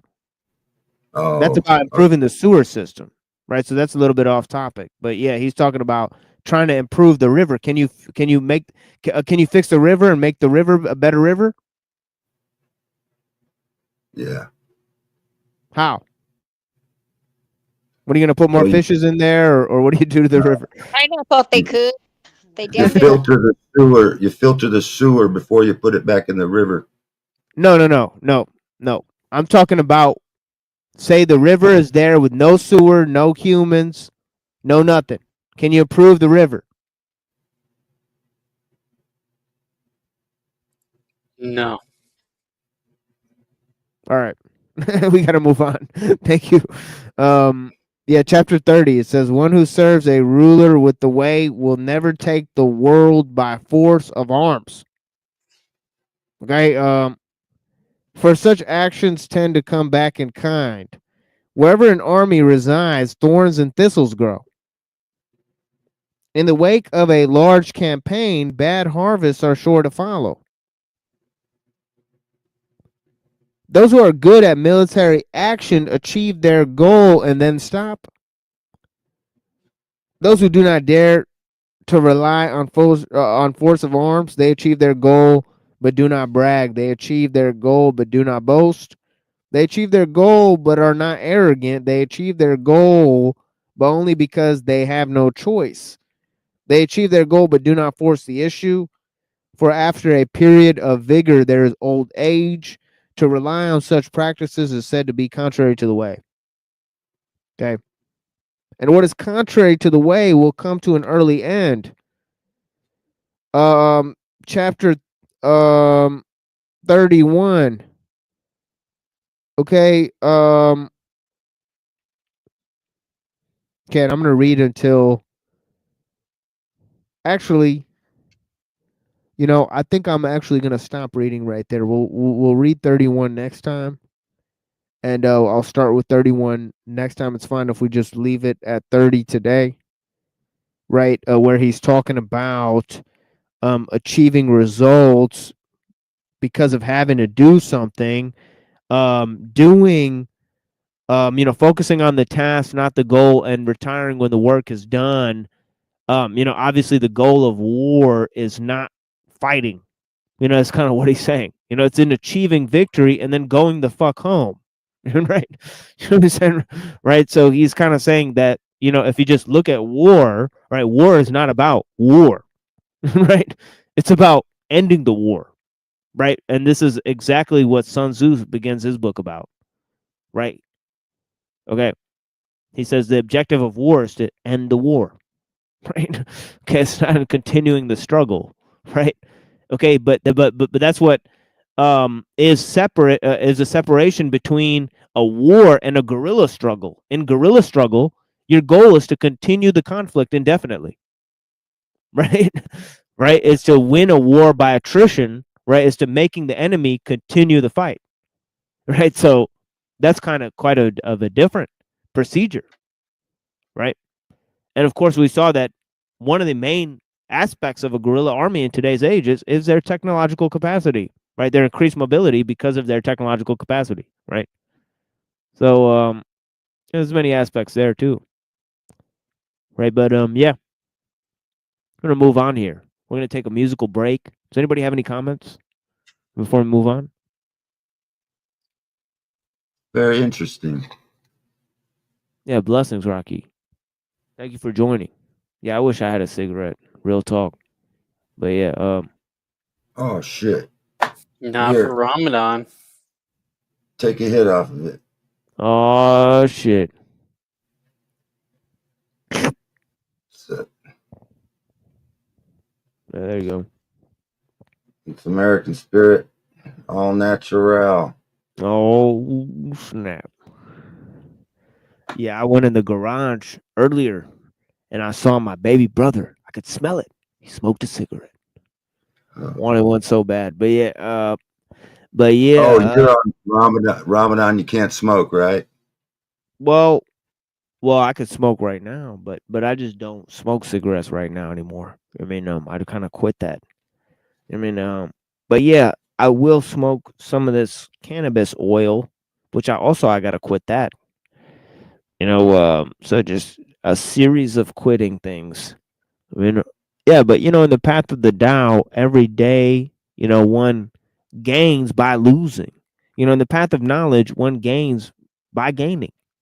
Right? They So say yeah, we're not. if you quit one thing, you might get 7 other things worse. Yeah. Yeah, that's been a while doing that, running that game. Psychological terror by being entrapped by desires. It's real dirty business. Okay. You know what I mean? But yeah, we're having a panel here. We're having a little time here. I mean, thank you guys. We'll take a little break here with some music. Blessings, I mean. Thank you.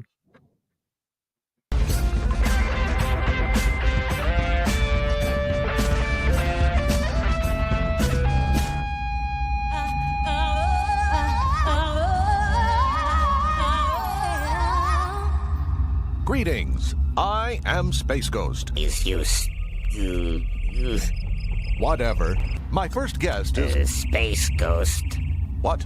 Space Ghost. What, Zorak? Space Ghost. What? What? What? What? What? Nothing. I see. And I'll just float this by and see how it feels on you guys. But one of the things I read in the samurai manual, is by this guy named Tsunetomo, and he says one thing. He says all you have is your present means to achieve what you want at this moment. Say, to be or not to be. That's Shakespeare, isn't it? Yeah, I said that God can change the future. We have a clip from that, but we're not going to show it. Do you think kids named Mobley are secretly planning crimes against the world? Here. Okay. Do you have enough air? Well, you tell me. I'm getting it all right. When you experience the world, okay? Okay, when you experience the world, right? Right? Can you just imagine whatever the fuck you want? Or is it based on something that's already in existence? Sure it wasn't. This is all a conspiracy. Nothing is totally predetermined. I think it's a mystery how we are able to act on behalf of our own volition. All those years and you forgot the words? It's not me who sins, but it's the sin living in me. What?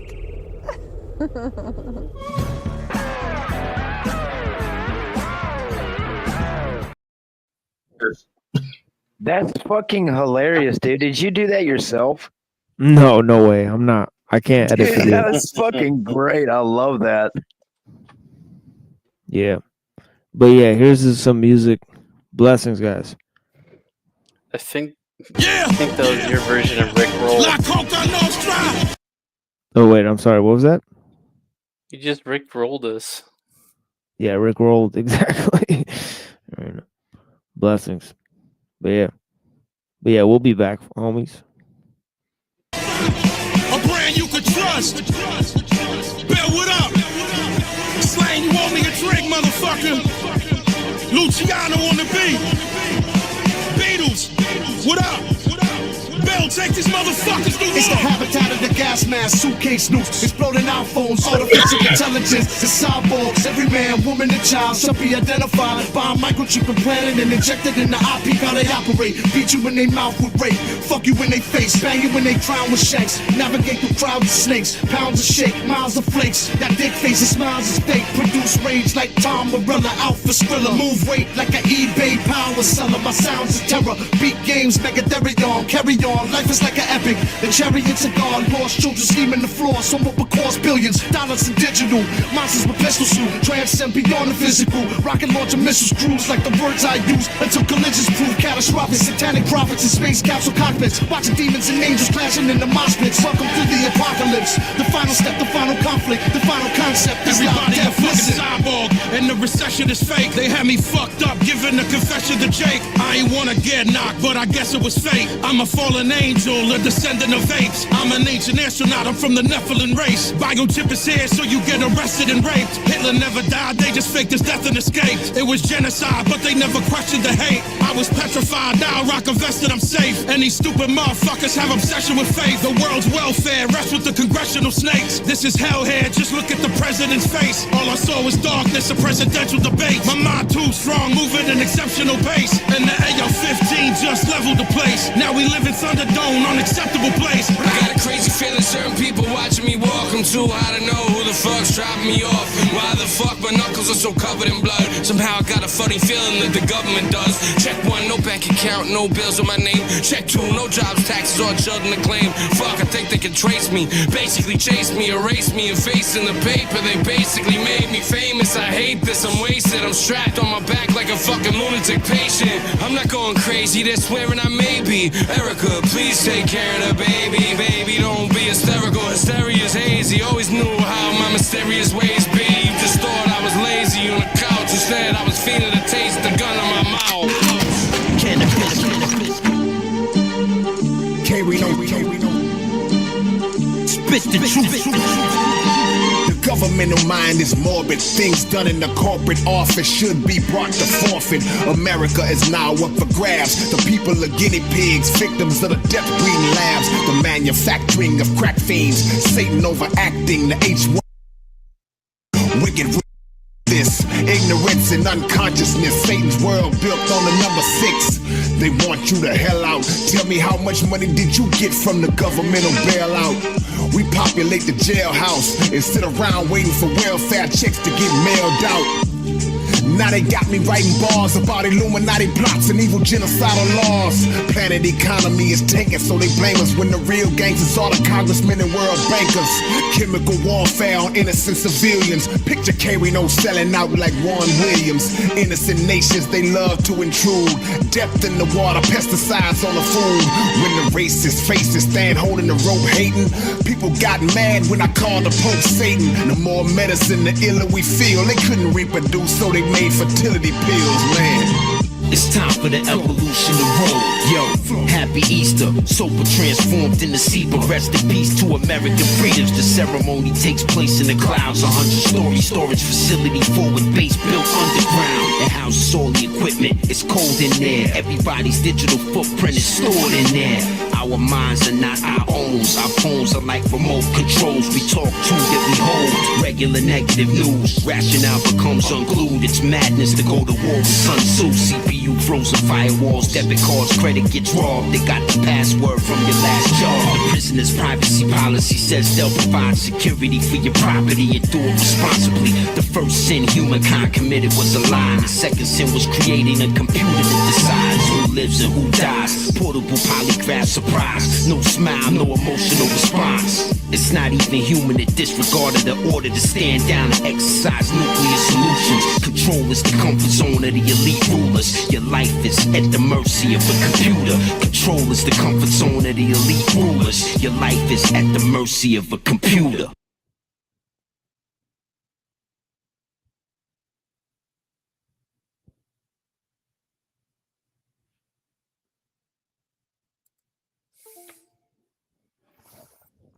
Thank you guys. Blessings. We're moving on to Kurzweil, and he's got a little note about personal identity that I'd like to explore as we continue our investigations, because we've gone with this idea about the impersonal nature of creation. Okay, he suggested that you know, we're living inside of a computer simulation, that obviously totally total separation of reality and truth within the idea of simulation, right? The idea of cosmology from multiverse theory, the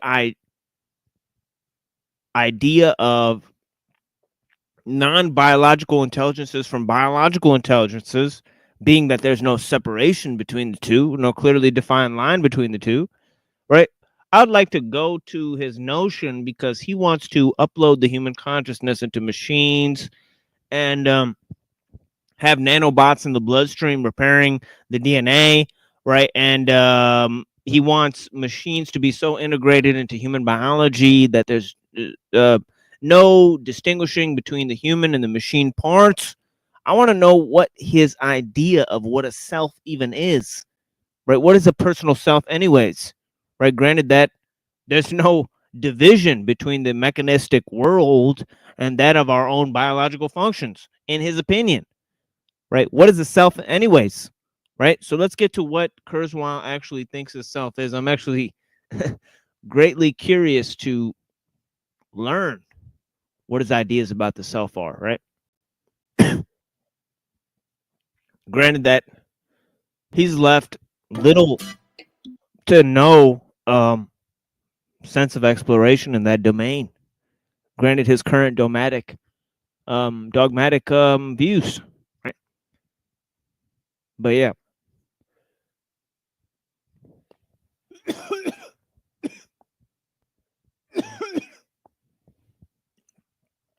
Okay, let's get this guy out of here. Okay, this is 14 minutes long. So I'll watch some of this and see what he says, and then I'll move on to reading about Kurzweil, and then I'll play a recording of previous streams, as I said earlier, right? Blessings. Personal identity seems obvious, but if I stop to think about it, I have all these different inputs, sight, sound, feeling, touch, and I integrate them all together, and they're all bound together, and I'm a single person. And then if you look temporally, how many molecules in my body are the same as when I was a child, or even as yesterday? They're completely different than they were even a few weeks ago. So how do we have a sense of personal identity with these massive differences in input and changes in time? Well, I think it's only coherent if you consider yourself to be an information structure. You are, I am, a pattern of information that persists. I mean, I like to use the metaphor of the pattern that water makes in a stream as it goes around some rocks. It makes a certain pattern. That pattern can stay the same hour after hour, maybe year after year. The water is completely different in a matter of milliseconds. So it seems like right off the bat, right, he's not given a satisfactory answer, right? Because everything can be reduced to a pattern of information, right? And of course, when reduced to complete digitalization of content, right, then all content is purely plastic in that domain, right? So there's a total plasticity of content, right? If everything is reducible to information, right? So then there's a danger that anything can be turned into anything else, right? So then what is identity then, right? We're going way past this law of identity, right? With this object-oriented ontology, right? Okay. So we need to get to the heart of the matter. What is a self? I think he's successfully evading the question, right? Because now he's saying that selves are but patterns of information. Well, everything's a pattern of information. Okay? I mean, you know, we've looked at several of these presentations. Obviously, he's not said anything critical yet. We're trying to wait for some sort of, you know, something, right? No, I guess Lao Tzu describes him pretty well from earlier. Yeah. Yeah, definitely. You talk about the river, but the river is completely different. What is river? Well, it's a water, but the water is completely different every few milliseconds. So, but see, there we go, right? Right off the bat, it was just talking about improving the river, right? And he's talking about, he said, what is a river, right? River is nothing, but there's no such thing as a river, right? In his opinion, right? So you know what I mean? Yeah, to him, it's the same thing. I mean, right? Yeah, of course you could. Just like you can improve a computer system, you can improve a river. Look how Right, he there's uses he uses his hands to talk. Yeah. I don't Yeah, like this that. this is the Ashkenazim. Witchcraft. I mean, the famous. I mean, breed of people. I mean, definitely. Now this is a normal. This is a normal. You put your hands this way. You can do this. You can do this. I don't do this that much. There's that. Little. Yeah, Is that this is the like sign? one of those guys who voted for Obama. You can tell. I mean, but yeah, I mean, it does have some continuity. The pattern stays the same. Maybe the pattern changes slowly over the years. It looks a little different. Well, that's really a very good analogy to what we are. We're not a bunch of stuff. These particles change over very quickly. The actual cells die and are rebuilt, reconstructed on a very regular basis. If you talk about the lining of the stomach, it's a few days. And you know, name a particular cell, it has a half-life, and we're constantly changing them. Even the neurons, although the neurons as cells persist, the components of them, like the filaments and tubules, they change over very quickly as well. And certainly at a particle basis, it's completely different stuff. So I'm not the same stuff I was a matter of days ago, but I am very similar to the pattern that I was. Yes, there are changes. I've had experiences. So just like the pattern in the stream may change gradually, I'm changing gradually with my experiences, but there's a continuity only of pattern of information, not of particles. So we are not physical stuff. If you really attach any importance to. Oh wow, That's So a he's shocking admission. not strictly materialist then? Yeah, I guess, which is very interesting, right? That Because he's comment? had to, well, that's what's interesting is that previously he he went even to consciousness, right, as being sort of presenting himself as a physicalist, right? Now all of a sudden he's talking about non-physical things, right, but only in terms of ontology, right? That what actual things are Right. in their in their essence, right? And he believes that in that you can't describe it as physical stuff. So it's very interesting, right? He's getting a little bit Ghost in the Shell. I mean, and he has to, right? Because that's the kind of proposals he's making, right? Is that you could replace your biology with nanomachines, right? So, So he's saying that if you eat one way this month, and then like next year you eat a different way, then your body. It's like saying your body's not real and shit. oh yeah. He actually takes. I mean, we're gonna get into this. He takes over 200 supplements to try to make himself live until the singularity, right? So he thinks definitely you could like change your biology by eating different foods. I mean, so yeah, he thinks there's nothing natural about the human, and right, he thinks you could definitely just play around with your biology, manipulate Yeah, I this heard and some of that. the vitamins that they try to sell you actually worse for you because they're all synthetic. So Yeah, you're getting the yeah, synthetic vitamins. They're no good for you. yeah. You piss out all of it. Yeah, you have to get whole food vitamins because those are actually bioavailable. Because your body can recognize that. Everything else, it's just a strain on Trash. your liver and your metabolism. Yeah. Right? So It's in our food. They poison us everywhere, even in our vitamins. I mean, I guess he's got some hopium going for him. Live long enough to singularity. right. He's gonna download to Stern. I'm sorry, I shouldn't laugh at him. I feel sorry for him. Your own identity, that identity is a pattern of information. And that pattern of identification of our personal identity sits on neurons, I imagine. Because if I lose my leg, I still feel like I'm my same person. Well, you can argue, that's an interesting question, what we consider to be part of ourselves. There are parts of our brain we don't consider part of ourselves because information darts into our awareness. It came from some other part of our brain, but we consider it as if it came from outer space. It's suddenly some idea pops in our head or some fear. Whereas we may really identify with certain parts of our physical body, other parts like the contents of our digestive system, maybe we don't consider part of ourselves. So it's complicated as to what we consider part of our identity. Yes, we do associate more closely our neuronal system, our nervous system, as being our own identity.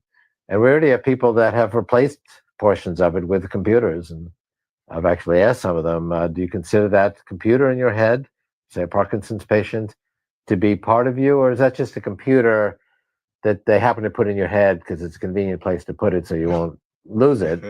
No, that's part of me. They had these neurons. Okay, so this goes back to the idea that we were discussing, interestingly, at the beginning of the show, right? The difference between a tool and a machine, and the idea of depersonalization in the sense of machines, right? That the tool works according to humans' movement, right? So a tool is, in some sense, more of an extension of the human, right, than a machine is. Right, a machine is, as Elul describes it, an extrapolation of pure technique. Right now, this idea of a third type of thing emerging, that's kind of like a tool and a machine, but it's functioning within the human body, right? So it's biotechne, right? So this thing of machines that are embedded in the human body, right? Functioning for some autonomic process within the body, right? That they're neither like tools or machines, right? They would be subjected to some third category, which obviously I've alluded to many times, biotechne, right? Which totally collapses the object-oriented ontology between, the physical and the, non-physical, the organic and the inorganic, the artificial and the natural, so on and so forth. Yeah, they put that shit in our food.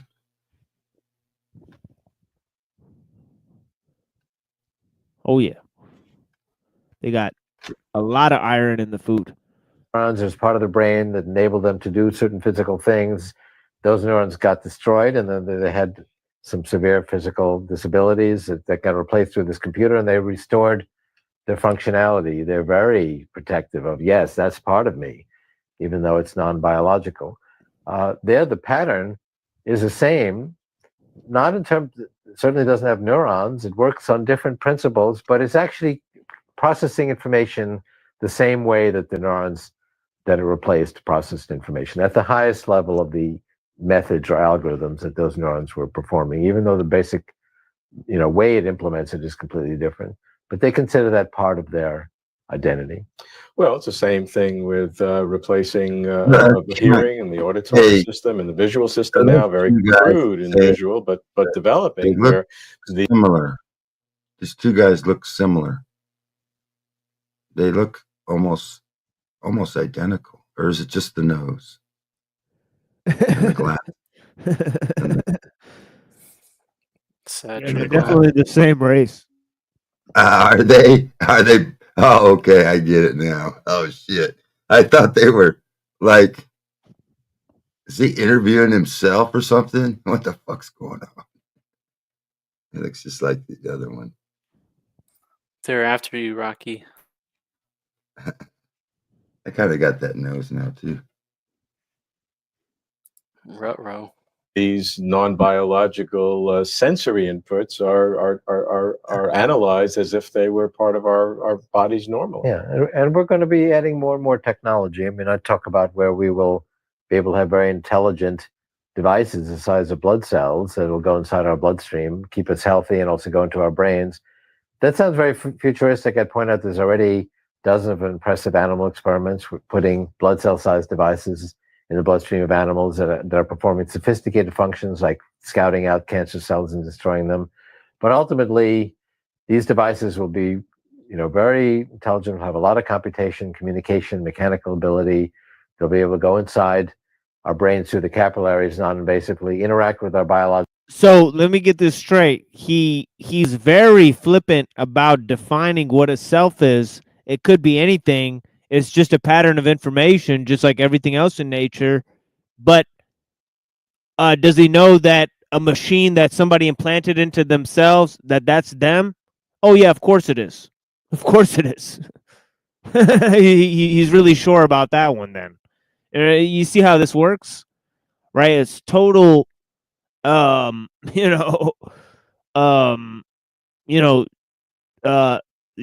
they switch categories, they totally play games. I mean, so it doesn't make any sense. Logical neurons, and extend our brains, our memory, our rational faculties. Provide. Oh, now you're extending the self, right? So you can use technology to extend the self that you can't clearly define on its own. Like, I mean, how much of wishful thinking is that, right? It's sus. Yeah, it's sus. Yeah. They believe they can download to a computer, and then the interaction will help them get even better. Yeah. Yeah, and how are they? Someday in the future, they'll they'll be able to download some kind of body or something. Right. And how are they sure that that's not limiting the self? But yeah, what were you gonna say, Reddington? I mean, that's the more I think about it, it seems more delusional. I mean, there's so many things that can go wrong with that. Downloading your consciousness into a computer. For one, like the puppet what's to master. say, yeah, puppet master. Like, what's to say you don't get deleted? Like, do computer viruses affect you? You know, like there's all kinds of things that they don't really seem to think about, or at least they don't say in interviews or on air or whatever. Because then it kind of goes against their little hopium project here. Right. Well, did you hear that story about 10 years ago? Some people that got caught in CERN, they supposedly got downloaded into CERN, said they couldn't get out. They were stuck. No, I haven't heard of it. Yeah, they were trying to get out. Said, we're stuck here. We can't get out. Don't. It's like they're, I don't know. That's what they would say, though. I don't think. You'd just be dead. You'd be dead. And you can't download life into a computer. I don't think that's maybe some kind of Nephilim shit. I don't know. It's like digital purgatory. Yeah, that's in the show Neon Genesis. You know, they bring down the Nephilim, and then they use their bodies to, create technology, and they essentially try to destroy, these angels, right? So they try to kill the angels that God sends, right? Because humanity is disobeying God, right? So then they steal the technology from the angels, right? And then they recreate it to destroy the angels, right? So it's this huge, like, Gnostic, show about, essentially Gnosticism, right? How you could use technology. But obviously it's a very interesting version of that, because it's combining the use of technology, underground cities, like from esoteric Hitlerism, right? And also the Book of Enoch. So it's using lots of different iconography Well, it's like for the show. there's free energy. There's free energy, and it should be free, and we shouldn't be charged. But the government or whoever gets a hold of it, and then they charge us for energy when we shouldn't have to pay for energy. So they weaponize shit like that. You know what I mean? Yeah, And that's a whole another can of worms with that one. Yeah. These machines, if they're just machines, couldn't we just turn off the power or something? Right. Just turn the power off. I live right next to a big power line. I could take out all Seattle almost. My excavator. Would probably be the best thing for them. All their cell phones would go off. Maybe. They got backup generators. Anyway, the machine is alive. And how do we war against the machine? That's my question.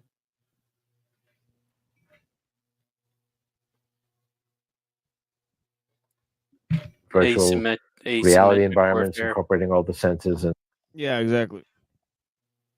What? Asymmetric warfare. You mean that Birdie Nom Nom song? biological neurons, and extend our brains, our memory, our rational faculties, provide virtual reality environments incorporating all the senses, and so on. And we will consider that part of ourselves. We will become biological and non-biological. If we take Okay, there's a key word that he explored in the other in the reading that we did.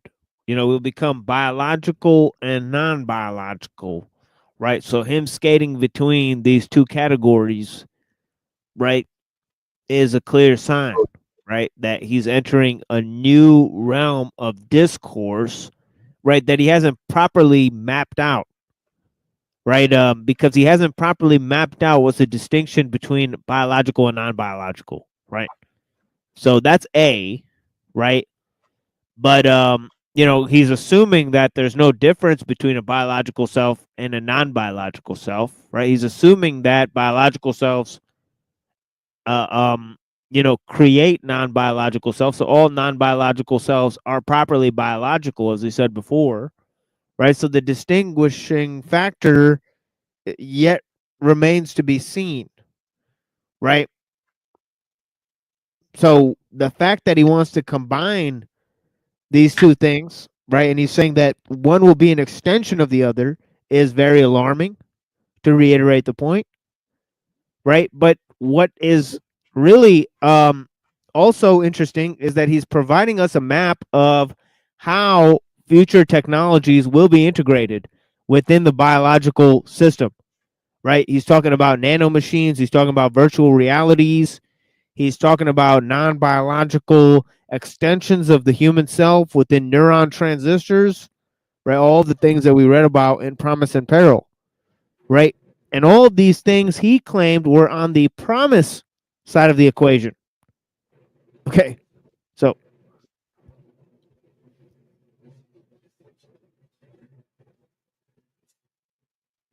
take seriously this concept that the pattern is the real me, and other things I may think is me, but this pattern of information is real, and that pattern can be not just simulated, but actually be the equivalent in a non-biological way.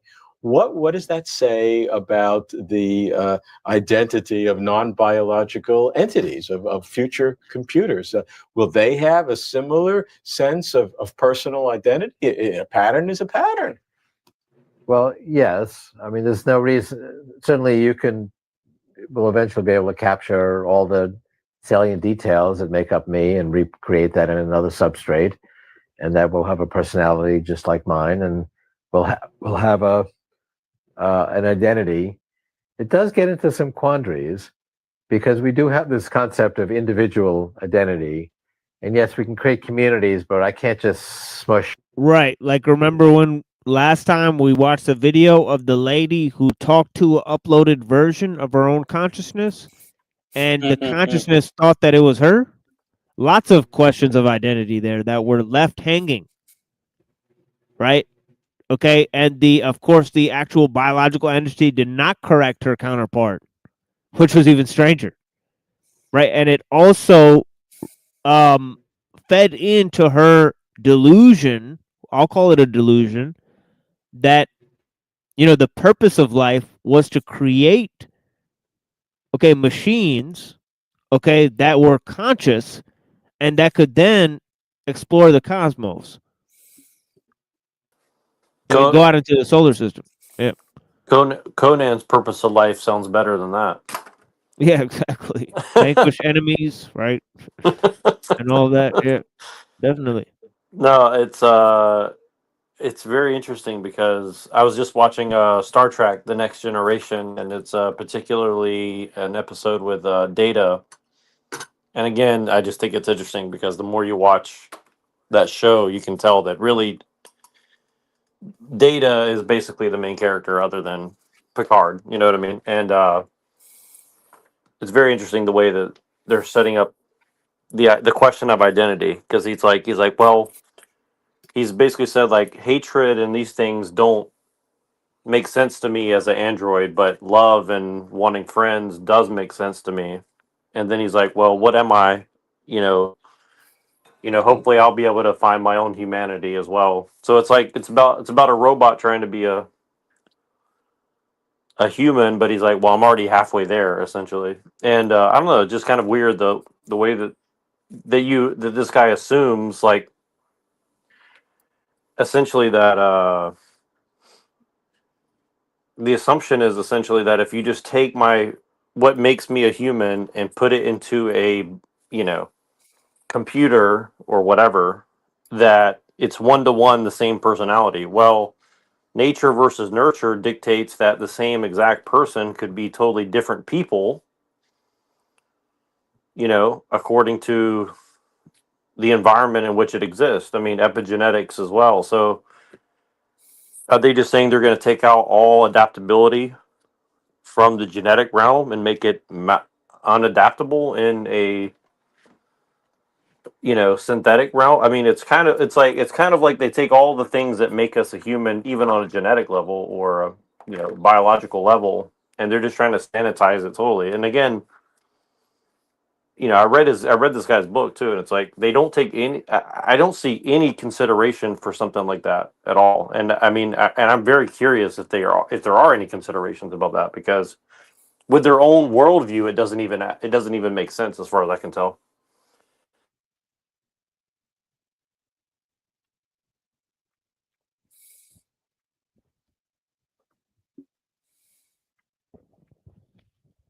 Yeah, I mean, this guy's getting pretty nutty with his assumptions. And yeah, definitely. I mean, he's assuming so much. I mean, yeah, that last one, I mean, it really brought it home, because it's like, here's a lady talking to the already uploaded version of her own quote unquote consciousness. If it's just patterns of information, then it would know that it's an extension of the lady it's talking to, right? Or whatever, right? Or why, or how would she be able to communicate with it? Or why isn't she able to telepathically communicate? Yeah, there's so many problems. I Yeah, mean, no, yeah, exactly. Like if you're of the same essence, essentially, why would you need to communicate in a rudimentary way? I mean, if they make a clone of you, then I mean, people will say, well, you wouldn't necessarily have like telepathic powers with your clone, I guess, right? But I mean, again, it's kind of weird. Like if you can totally replicate somebody in every way, synthetically, whatever that means, why wouldn't you want it? Why wouldn't you be able to believe that there could also be telepathy or these other things? Because you're basically throwing out everything we possibly know about reality and making an assumption that you could do such a thing, right?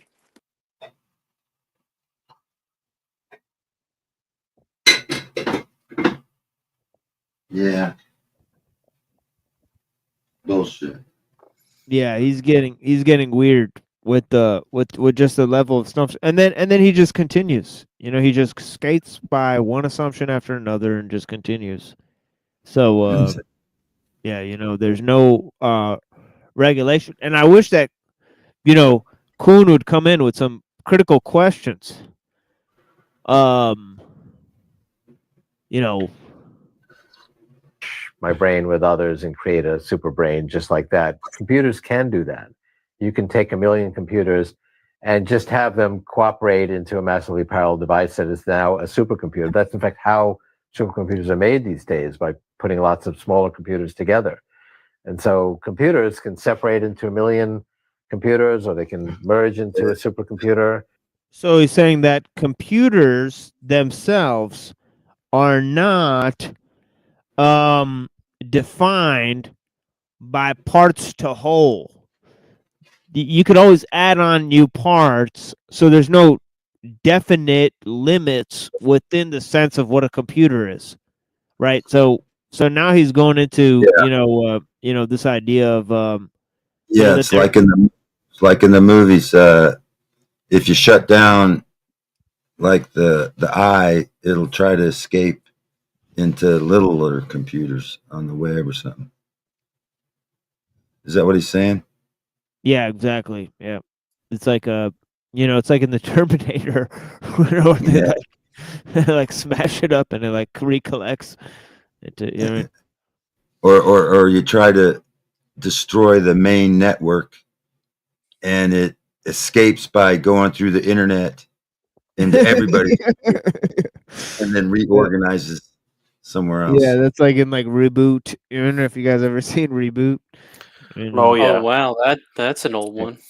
Yeah. Yeah, I watch a lot of reboots. reboots. If I turned off the power, to it, it would try to escape before the power went out.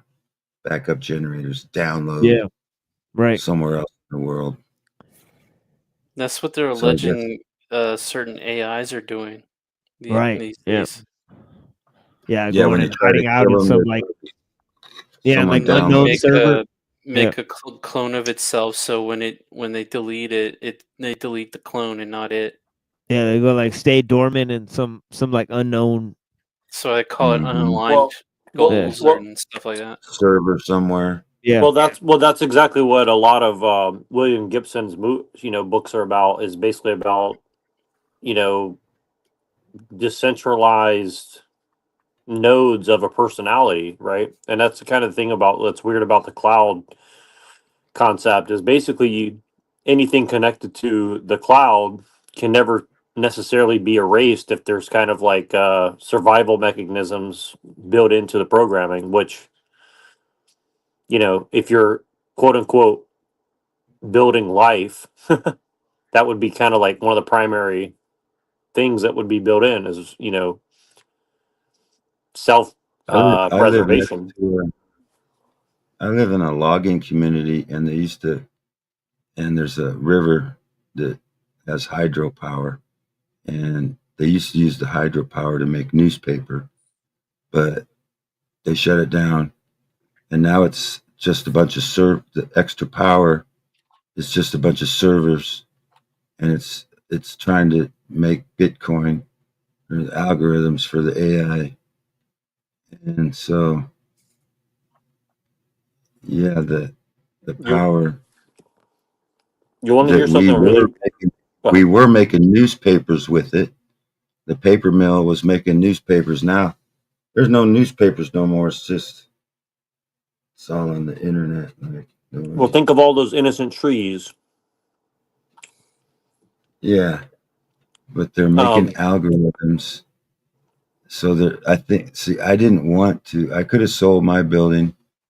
These, I almost bought $2,000 worth of Bitcoin when it was $5 a coin back in 2010.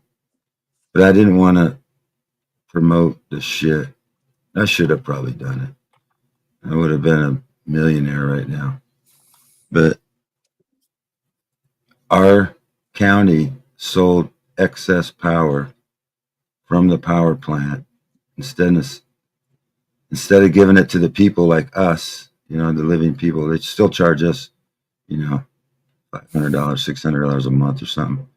But yet they give free power to the machine making algorithms. So yeah, charge the AI a power bill, and they'll go out of existence like we will.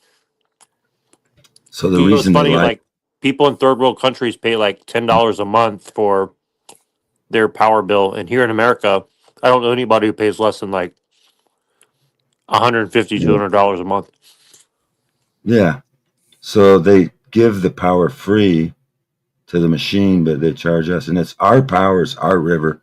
We should, so it's a type of, we should have free energy. I mean, they sell us back what belongs to us, but they give it to themselves.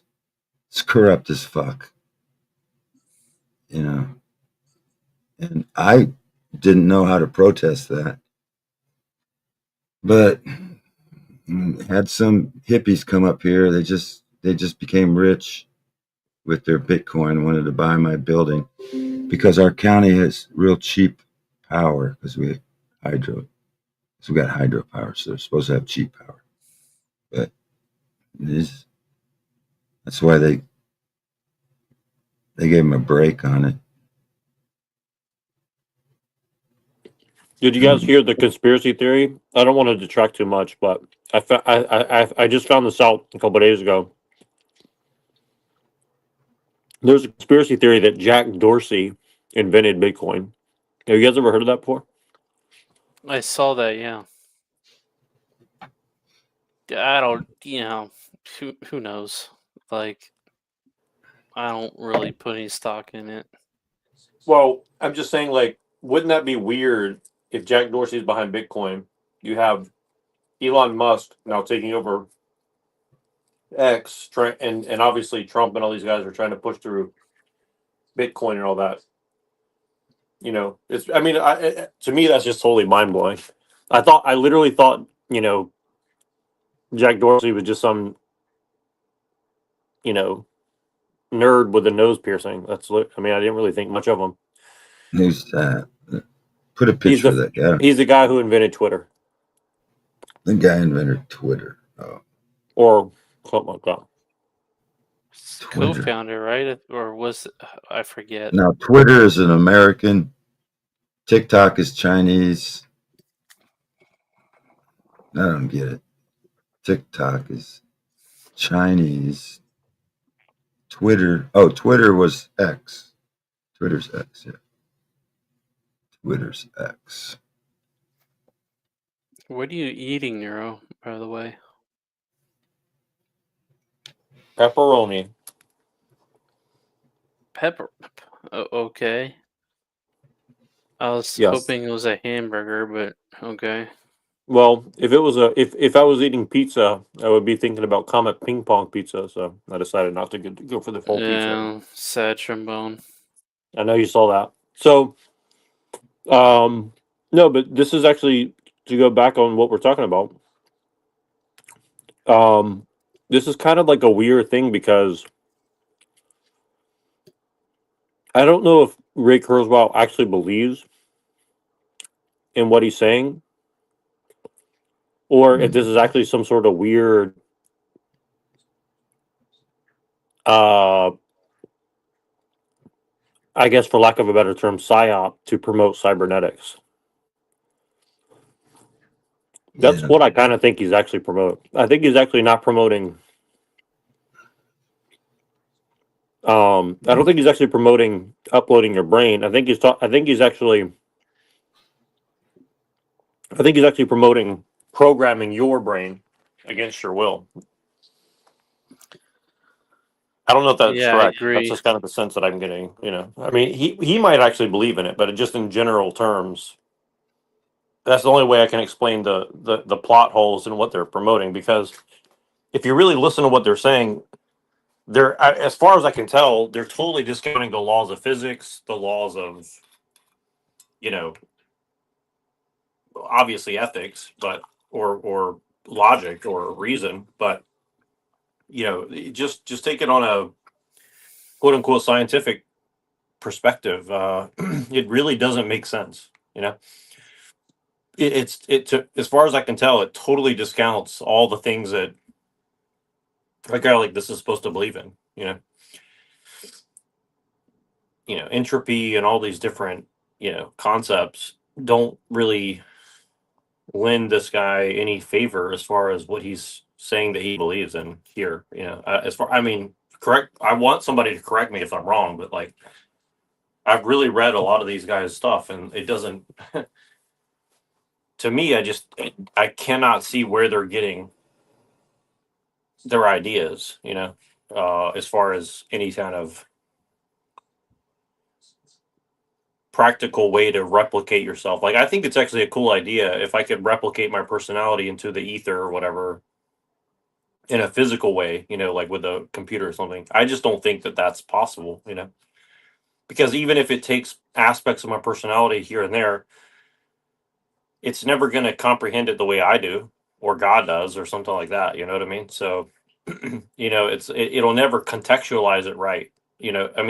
From my perspective, it would, I can't see any way possible with any known physics or anything like that I'm aware of that it could possibly contextualize what I view myself as. You know what I'm saying? Or what God would view me as, right?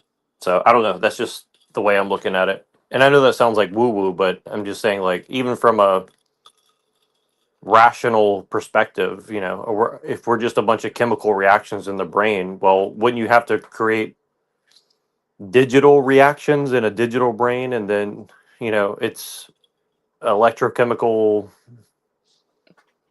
Right, calculations there's not and like stuff. a one-to-one transfer here going on. Yeah, exactly. I mean, there's just no way. And again, maybe that's not the goal, but then what are they really talking about, right?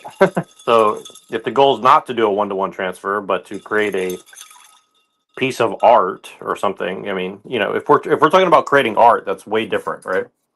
But they're not promoting it as like an art piece of like, well, here's my personality in digital form or something, right? So I don't know. I'm just saying, like, I've really put a lot of thought into what these guys are saying, and the only way I can see it is, you know, if I were going to do what these guys are trying to do, you'd have to account for biological stuff. You just can't just throw all the biological stuff into the trash can, right? You have to find some sort of way to harness biological stuff, because as far as we know, consciousness doesn't really exist without uh biological, for lack of a better term, you know, stuff. So unless they know something we don't, you know, it doesn't really add up, you know. So I don't know. That's just my thoughts on it, based on what I've heard so far. I mean, I really want some pushback on what I'm saying, because I really have never heard any transhumanist person try to address this, and I just find that very shocking, to be honest with you. Like the fact that nobody has really addressed this in the transhumanist movement that I've ever heard. If anybody knows of anyone, I would love to hear it, because I just never heard it ever addressed.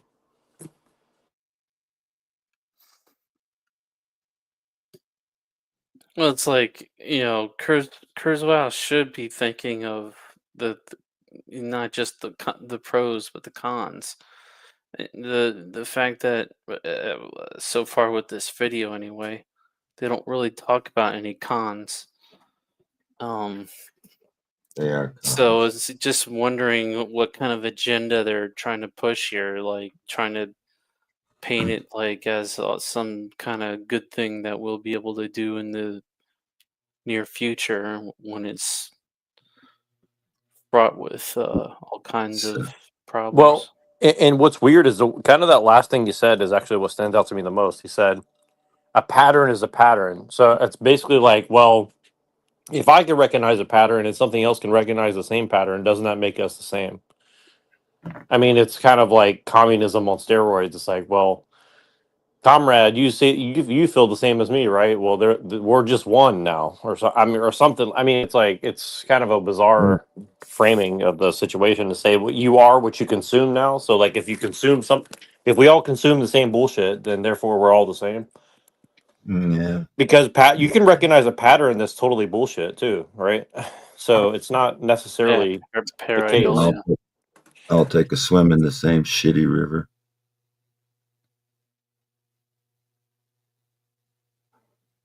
Yeah. Do you think he really believes this shit, or is he just? Yeah, I think Neuro's right in terms of you got to read in between the lines of what he's saying, because he is defying a lot of what's put on the table in terms of science. So it's like he's half believing it, half promoting it. I mean, sort of thing. I mean, and it's more of, you know, something that, you know, he wishes would happen. Obviously, he doesn't know the future. Nobody does.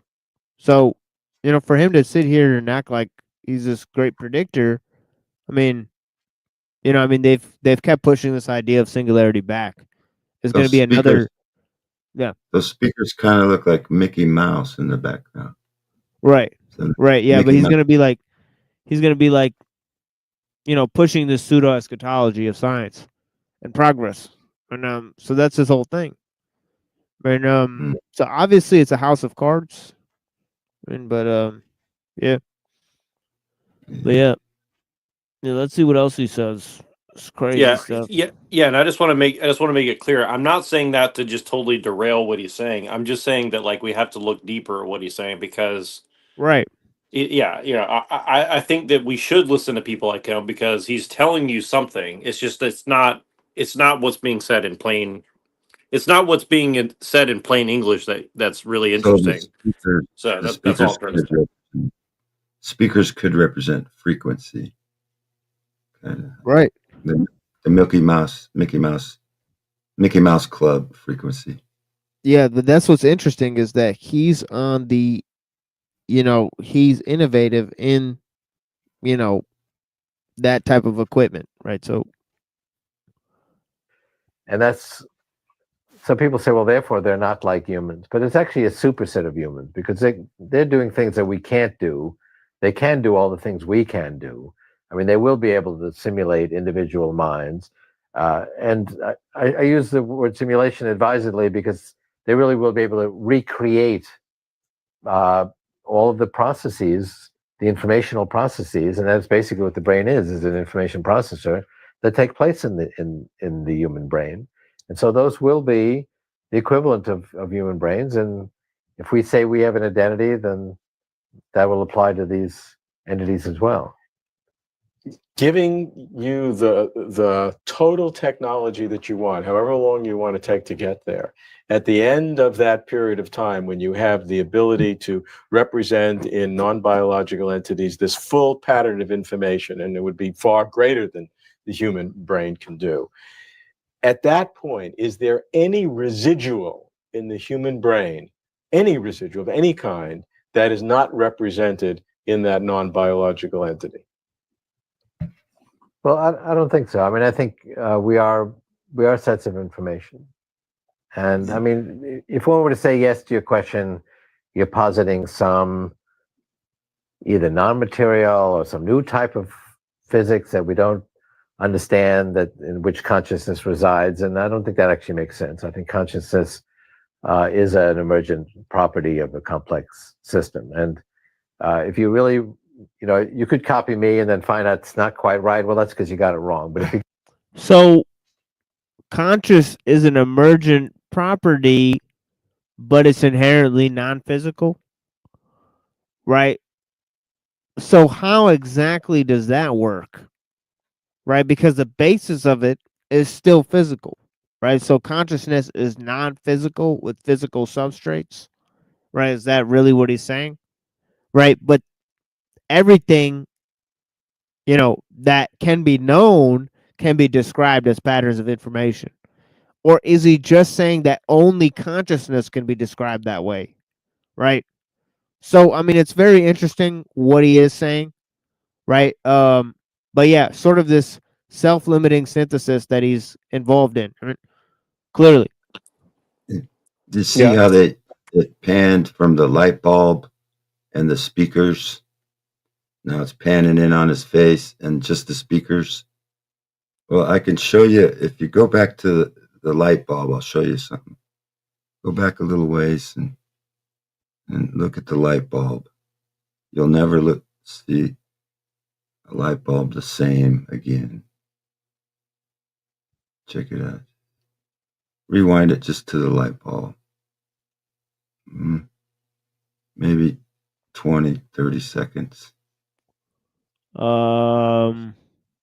Go back. Yeah, to I the actually light wanted bulb. to hear. I actually wanted to hear what he said around that time too, because he See the said light something really bulb? weird. See the light bulb? That's just a big fat woman pulling up a girdle. See how they promote that smut? Yeah, so what is the thing that Neuro wants? I'm trying to look for this smutty image, but I don't see it. So, but The light bulb. But I know what you mean. But I'm just waiting to see it. But I think around this time, just replay it. I want to hear. He said something really weird there. Maybe just get your mind out of the gutter, Rocky. they can do all the things we can do. I mean, they will be able to simulate individual minds. And I use the word simulation advisedly because they really will be able to recreate all of the processes, the informational processes, and that's basically what the brain is an information processor that take place in the human brain. And so those will be the equivalent of human brains. And if we say we have an identity, then that will apply to these entities as well. giving you the total technology that you want, however long you want to take to get there. At the end of that period of time, when you have the ability to represent in non-biological entities this full pattern of information, and it would be far greater than the human brain can do. At that point, is there any residual in the human brain, any residual of any kind, that is not represented in that non-biological entity? Well, I don't think so. I mean, I think we are sets of information. And I mean, if one were to say yes to your question, you're positing some either non-material or some new type of physics that we don't understand, that in which consciousness resides. And I don't think that actually makes sense. I think consciousness is an emergent property of a complex system. And if you really, you could copy me and then find out it's not quite right. Well, that's because you got it wrong. But if you get it right, it's going to be just like me, and if I'm conscious, then it will be. But conscious. if it's just like you at that instant, and then it's there and you're here, that it's conscious, but you're conscious. That you must have something different. You can't have it. It can't be identical because you have an independent existence. Well, yeah, I mean, that is something we routinely accept with our computers. In that, I mean, your computer can die, but you can revive it because you just revive from the backups, and you can completely copy the personality of your computer to another computer, and we just take that for granted. Right. And we don't think it's a big deal because computers aren't yet at the levels of human beings, but that's going to change. And so the ability of actually to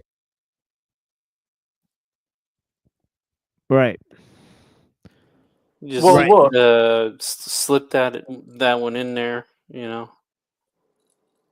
Well, I mean, there's a couple things. First of all, look, if we're talking about people that are basically NPCs and are, 80 IQ and eat shit and die, I mean, I'm not going to say that he has an argument, but, maybe you could make an argument that some people are basically biological androids that just go around and have no thoughts in their head and just do shit.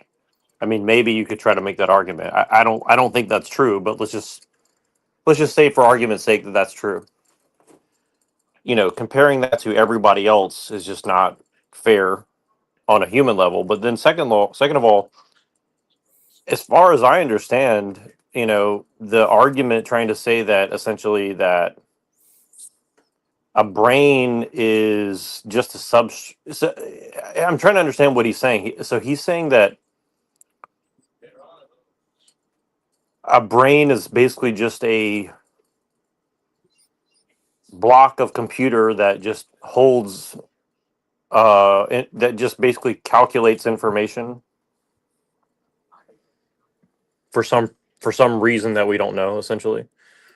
I mean, that's very bizarre, first of all. But second of all, I think the closest analogy I've ever heard is that a brain is kind of more of like a receiver for something external to it. And again, one of my favorite quote unquote facts that they always talk about is like every cell in your body is replaced at approximately every 7 years.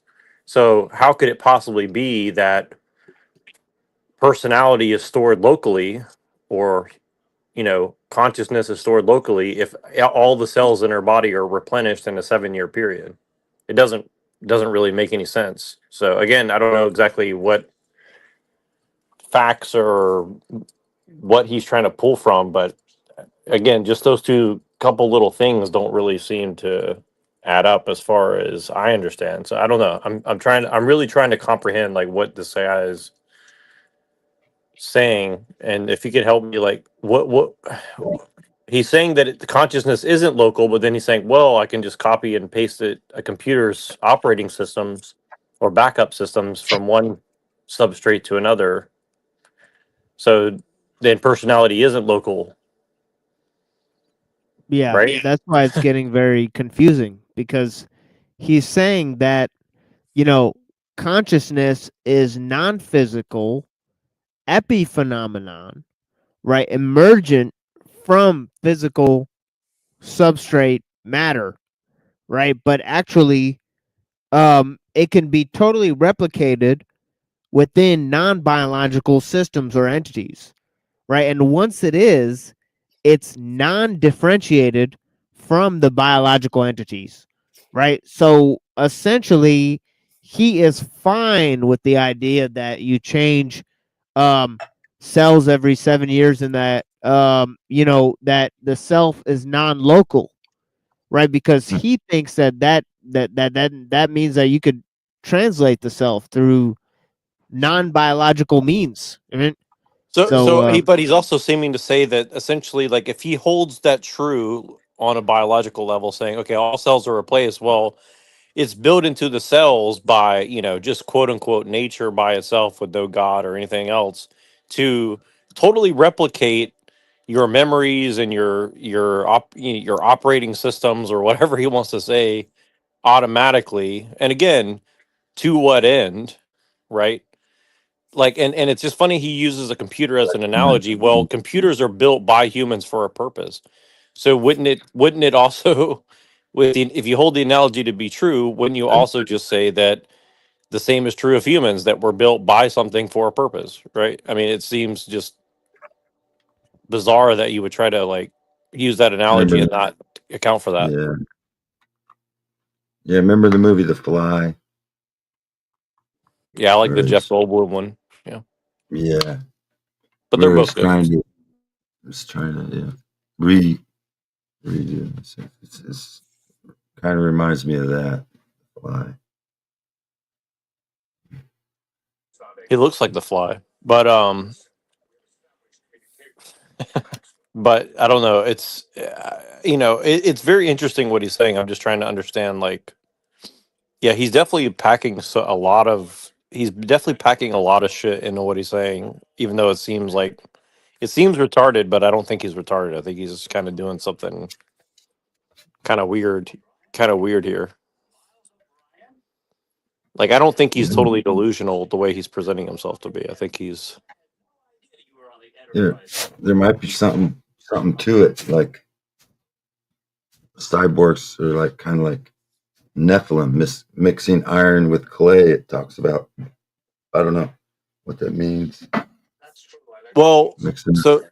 so machine, would you agree with my understanding that he's basically saying that the body is just a self-replicating, self-preserving machine, and so right. okay, and then he's just saying, well, the natural extension of that is to just say, well, if I can use technology to so he's basically saying that our essence, so the energy is what we do with our bodies, but he's like, the essence we can just replicate and allow it to be. So it's not like he So wants a maybe- soul he doesn't want like a soul transfer. He just wants to take the processes, he wants to basically record the processes in the brain, record it, and then set parameters to let it evolve from there. So like basically like take a snapshot of what he is today, put it into a new system, and let that self evolve and say, well, I just copied the processes in my brain on a computational level, and then this thing's going to self evolve. So it's not like he wants to quote unquote live forever. He just wants his personality to be encoded into something else that can just evolve on its own and live on after he's gone. I mean, Yeah. I don't know. It's a very interesting. It's a very interesting thing because he's not actually interested in what's really interesting to me is that people like him are not actually interested in life extension. They're not actually interested in. I think he's waiting for a chip. He wants a chip in his brain. I don't know. And then he wants to download everything and save it for posterity. Yeah. Well, I mean, yeah, it's almost like he wants to build a monument to himself. Yeah, that's a good way to put it. Maybe he wants to build a monument, essentially. It's that kind of egotistical shit. I don't. I mean, I kind of respect it if he were just to say, well, this is basically like a monument to ourselves or humanity, and we're just going to build a monument that'll, it's like that whole idea that they have like the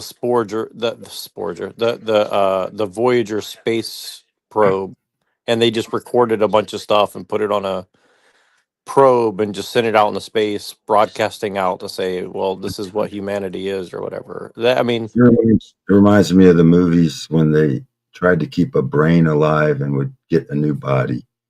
And the Russians were experimenting with just keeping the head alive and just once in a while getting a new body so that the brain can live. I don't think it worked out very well. No, there were scientists trying to keep brains alive. That's what I heard in the 60s, 70s. And I don't know. I think someone said they were successful for a little while to keep a head alive. well, Without I'm pretty sure that they can. I'm pretty sure that if they continue on the line that they're going, that's going to be possible, at least to a certain degree. Like they're probably going to figure out how to essentially keep biological systems alive for a couple hundred years for sure. Maybe like the brain will be, the head will be still alive, but then everything else will be like an Iron Man, and it'll just be the head. And everything. Yeah, maybe. I think that would be probably the step. I think that'll probably be one of the first steps to what he's talking about. If they're really serious about it, I think that would probably be like they would have to basically like engineer they would have to do a lot of genetic modification, which again, like, if you were to mix yourself with some genetic code that makes you live to 1,000 years old or whatever, or, keeps your telomeres from burning too fast or whatever. I mean, assuming you could do that, like this is stuff I'm actually interested in. Like assuming you could do that, how would you know that you're still a human because you've already edited yourself, perhaps even splicing other genes into it, so I don't know. They had one guy that had like 5 hearts to keep him alive or something. They had like 5 heart surgeries. I don't know. Well, that's the thing is like even people who've had transplants from other people, it changes. It has changed people's personalities, from what I understand, to some degree, right? Like it doesn't, Well, it does kind of affect your personality. Like there's been, I don't know if that's true, but I mean, I've definitely heard that seems to be a common thing. Like if you take on other people's body parts or something, like some certain things do kind of change about you. So, right. And Like so memories, like yeah, it's crazy. yeah, and I totally believe, I do actually totally believe that. I'll tell, like I've talked about this before, but like, one thing I recommend people do once in their life, go get like 15 or 20 massages, especially in like a hot climate, and like over the course of like a month, you know what I mean? Just go get a massage every day for like a month in a hot climate, and just don't do much, right? And watch how many memories that you didn't know you had come back to you, because a lot of it's stored inside your body, right? And I know that sounds weird, but that's really like I'm not the only person who's experienced that. So I'm just saying, like, yeah, there's just so much that he's just kind of ignoring right now. But I don't think it's because he's stupid. I think there is something else that he's kind of alluding to, and I'm not. I have an idea what I think it might be, but I don't know. So right. Copy an intelligent entity and create another copy or a million other copies. That's one of the properties of non-biological intelligence that we don't have the ability to do. We don't have quick downloading ports on our neurotransmitter concentration levels, but non-biological machines will. I really see the actual scenario. It's not so much that we're going to just scan, Ray Kurzweil, biological human, and create this copy. We are actually going to morph gradually into machines by merging with machines. We're already putting little machines in our bodies and brains, and that's going to accelerate. And if you follow this out, only a few. Okay. So there was the essentially the thing that is very interesting, right? He claims that we'll merge with machines, right? So this idea that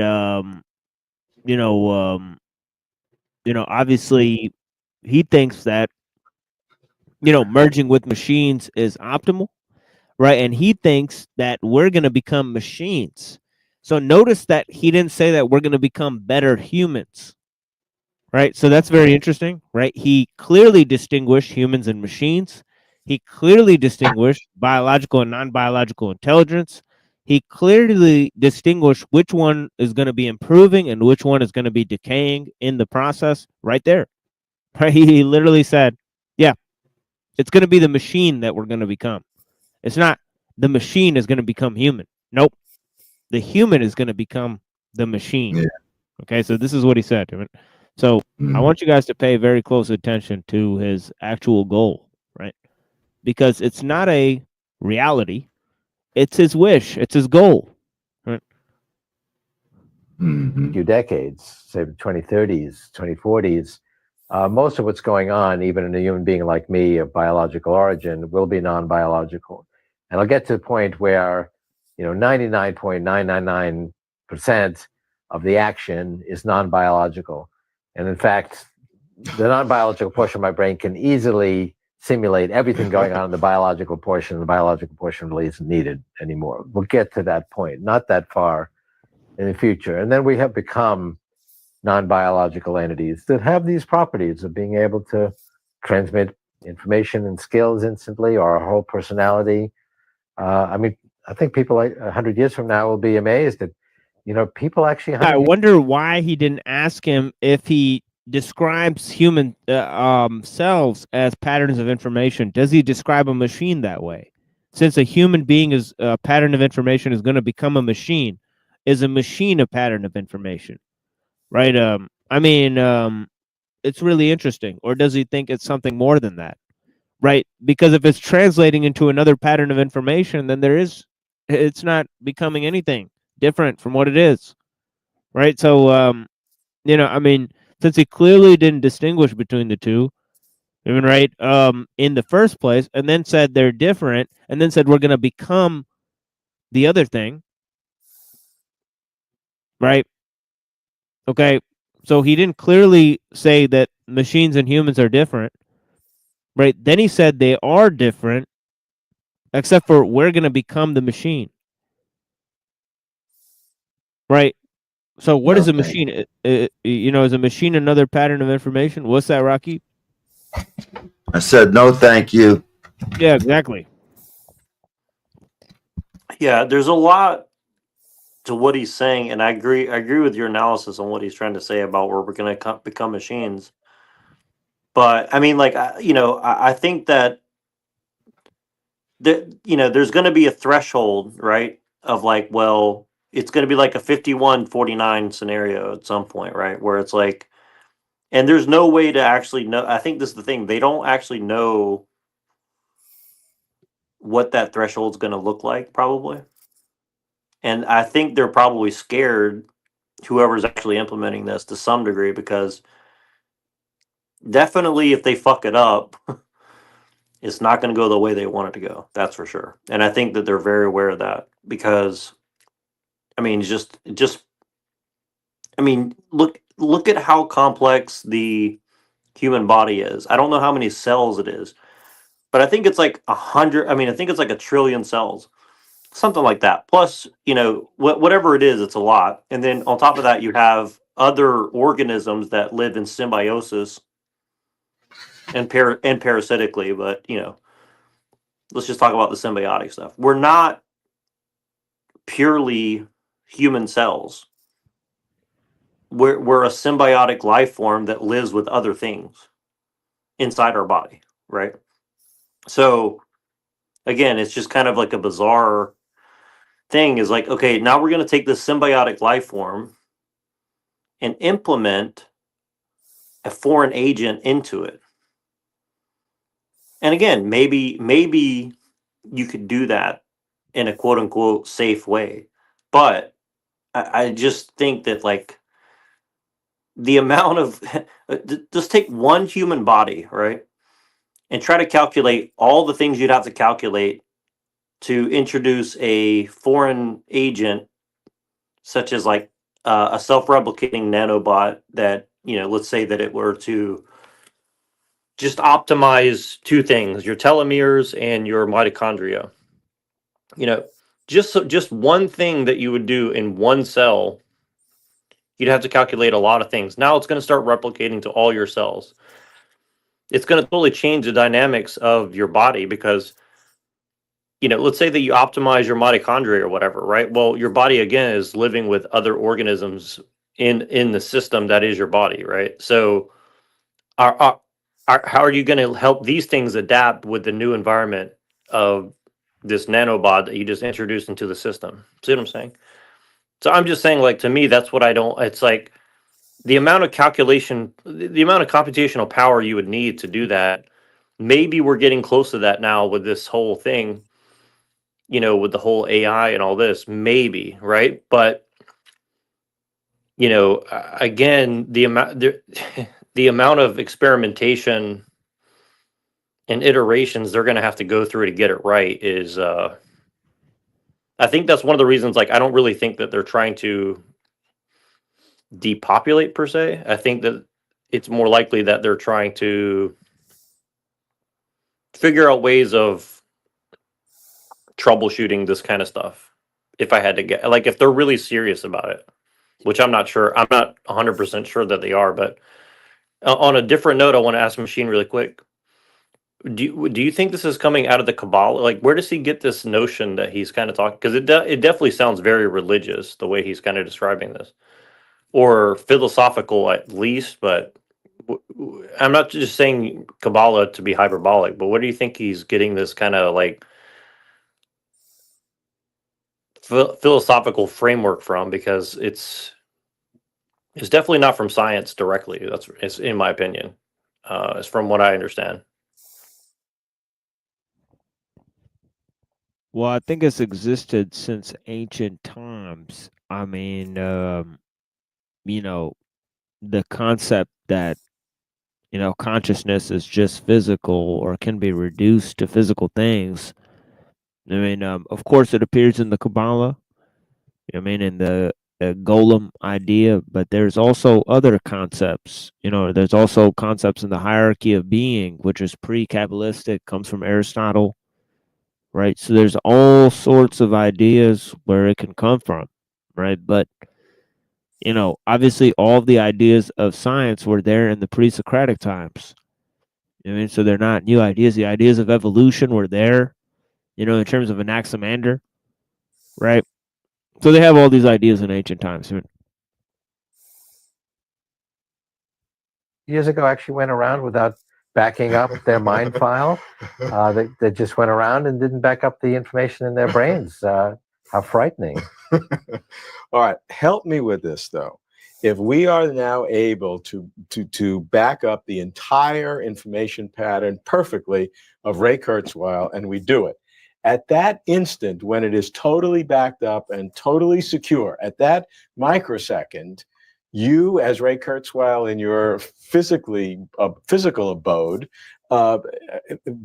feel that you're still the same person. Yeah, sure. So isn't there something different in you than is in this backup? Because the backup is existing some other place.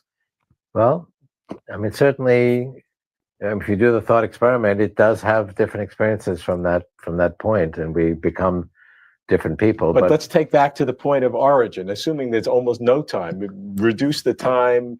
Well, we're in different physical places. But of course, if you talk to the copy and ask, well, gee, where did you grow up? He'll say, I grew up in Queens, New York, and you know, and then I went into the scanner here, and somehow I popped up over here, and it will have that. It will have that history and that sense of memories. And certainly, but therefore it seems to be that because you have these two entities in two separate places, both of whom who feel that they're exactly the same thing, that there has to be some difference between them.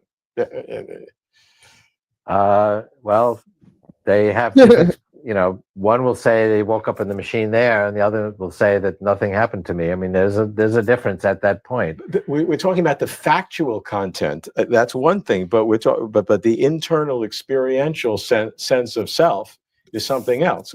What happens to them is we see that as a mind-blowing idea. When we think about human beings and our sense of identity, we routinely accept that with our machines. We copy the personality of our machines, all of the memory files, no big deal. Right. And that's because we don't think machines are really at human levels, but they will get there. And we'll accept this quandary as well. But it does bring up another thought, which the really deepest mystery of consciousness that I wonder about is not just, am I conscious or is another entity conscious, but why am I wake up every morning and I'm conscious of certain feelings. I'm hungry and eat breakfast and this and that. I'm thinking about the day. And so I'm aware of a certain person's experiences. Why am I aware of this particular person's experiences? Why aren't I aware of the experiences Alanis Morissette's having or that you're having?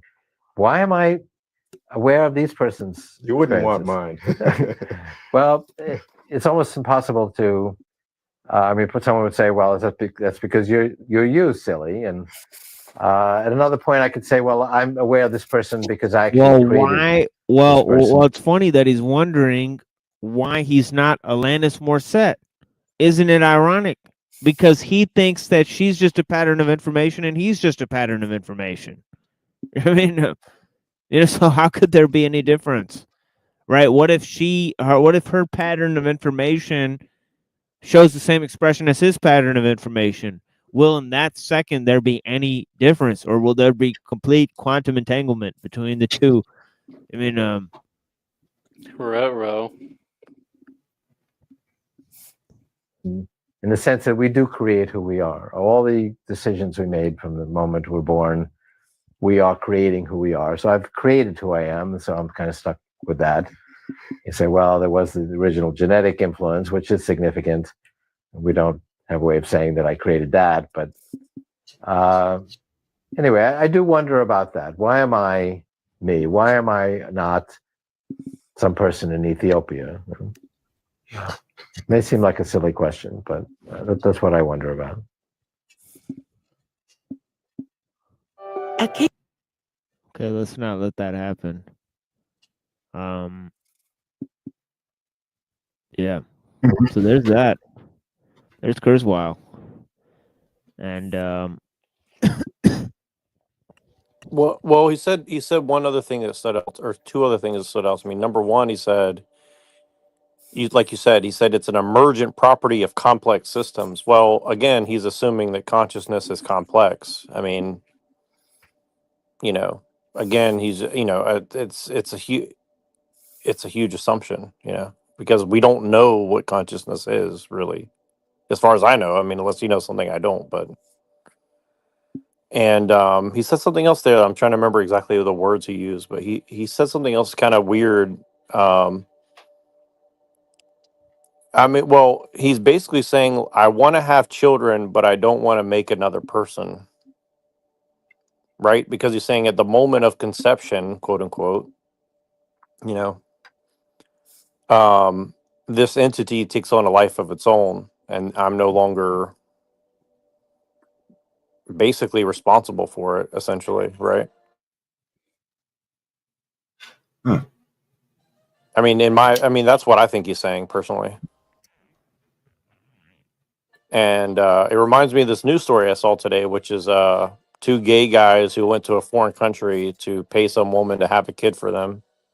Not their first one, by the way. And countries are now outlawing this because there's a lot of rich, weird guys, and I mean maybe women too, but there's paying other people in other countries to have children for them and creating this kind of weird underground Epstein economy. And he seems to be saying, well, let's just cut out the middleman and we'll just create a computer system that that replicates myself, and I don't need to go and, make a Huh. person anymore. Essentially, I mean, what do you think about that machine? Is that accurate, or am I just kind of delusional? But I mean, that's what it seems like he's trying to say.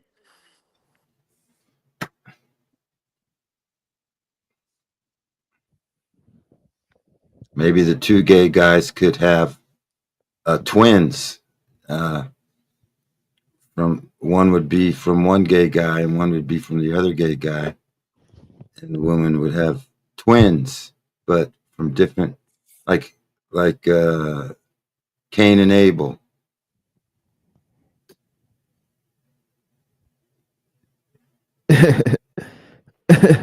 Yeah, I have more information about their goals.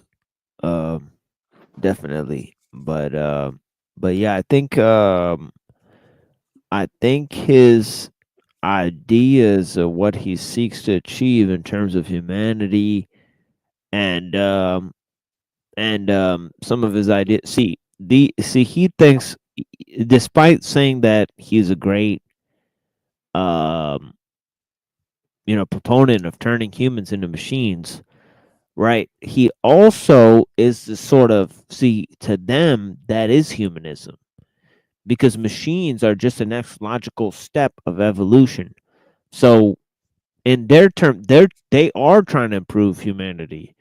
I mean, but they Yeah. just don't see it as killing off most of humanity. I mean, like for example, Kurzweil, he's got this sort of noble, like he wants to live until the singularity, so he could bring his father back to life. So he's like recreated like he's like kept all of his father's things, because he believes like one day it'll be possible to resuscitate him, right? And if he takes all Trying these, to, yeah, trying yeah, to make a better human than God, the original. right, He's trying to make a better one. right, And that's an abomination. That is the abomination right there. Trying to right. make man better than the original. Yeah. Yeah. And yeah, so let me pull this up. I had this on I saved this on Twitter. I asked the Twitter, what's the deal with Ray Kurzweil? And this is the first time I used this software. I mean, where you can ask Twitter, but you can ask Twitter a question. I mean, so check this out. I asked AI about epinosis. Yeah. The first time I ever used it, and he said it would be a good way to communicate with Muslims, a Christian who believes in epinosis.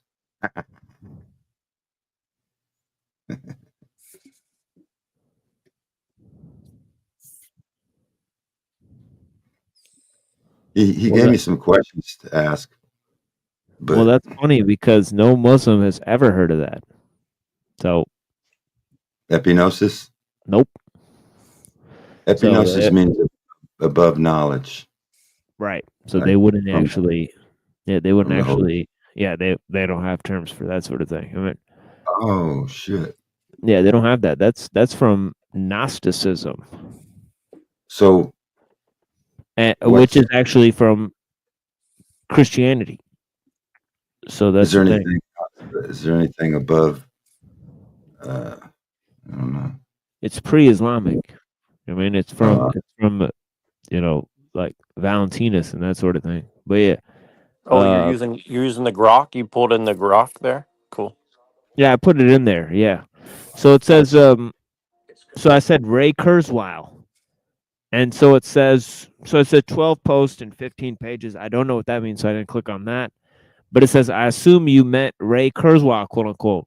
Ray Kurzweil is an American inventor, futurist, computer scientist known for pioneering work in artificial intelligence, pattern recognition, and which is funny because pattern recognition is what they say is like, you're basically like schizo if you like recognize patterns, right? But somehow he gets paid. Somehow he gets paid to do that. He's a pioneer.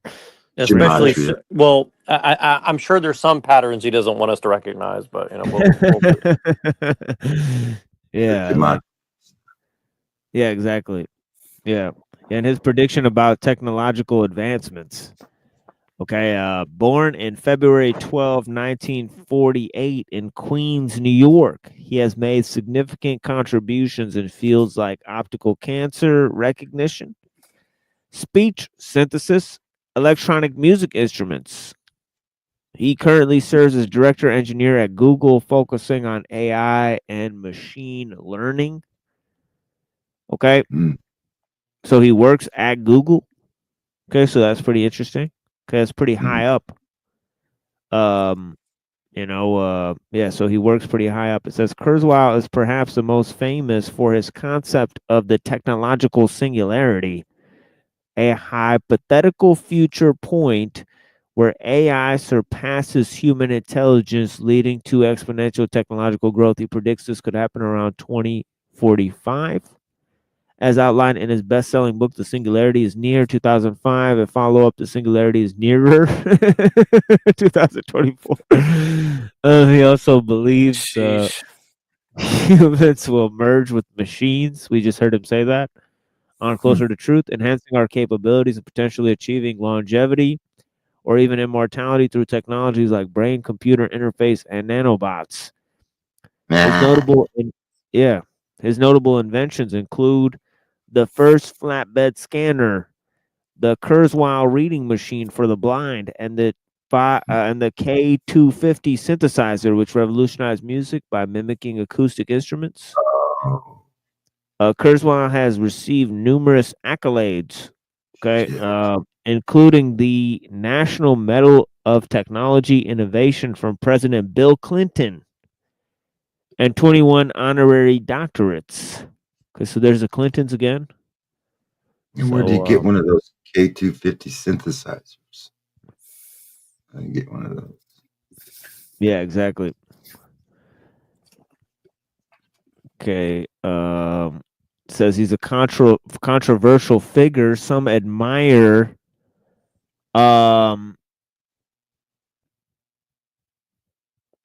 his visionary optimism and track record of accurate predictions, like AI beating humans at chess in the late 1990s. I don't know why they said he predicted that, because actually, I actually heard that in God and Golem by Norbert Weiner. Right, so he actually said that too. So, I mean, both of them predicted it. What is this? Right? While others criticize his ideas as overly speculative and pseudo-scientific, especially his focus on radical life extension, he reportedly takes dozens of supplements daily to live until the singularity arrives. What specifically would you like to know about him, his inventions, predictions, or something else? So then I think I asked it to generate an image of him as a devil, and it did so. Lulz. Oh yeah. So I was maybe gonna use that as a thumbnail, but yeah, it's kind of corny. So I'm just gonna go with our regular thumbnail. So he takes those chemicals to live longer, which probably got but and then he probably drinks monster drinks, and all kinds of. Oh wait. Yeah, so here's Ray Kurzweil, right? It generated the image of Ray Kurzweil. Then it generated these images of him as the devil. Right? And then it so One on you know, the there's right a, definitely looks like him. yeah. One on the left like doesn't even look like him. Yeah, they should have left on the glasses. I don't know why they're going without the glasses. See, now the one on the right is really good if they had glasses. It'd be really cool. Yeah. That's New York. Is that New York? Yeah, and look how it's saying with shadowy figures or with a crimson sky. I don't know why it's suggesting that, but yeah. Interesting. I know. But yeah, there's some of the interesting things from there. But yeah, I'm gonna read this article here. Fascinating article on Kurzweil. And then I'll finish out this show. It's been a very interesting show, actually, today, even though there's been low attendance in terms of the audience. I mean, but I appreciate the people who showed up. They got a good,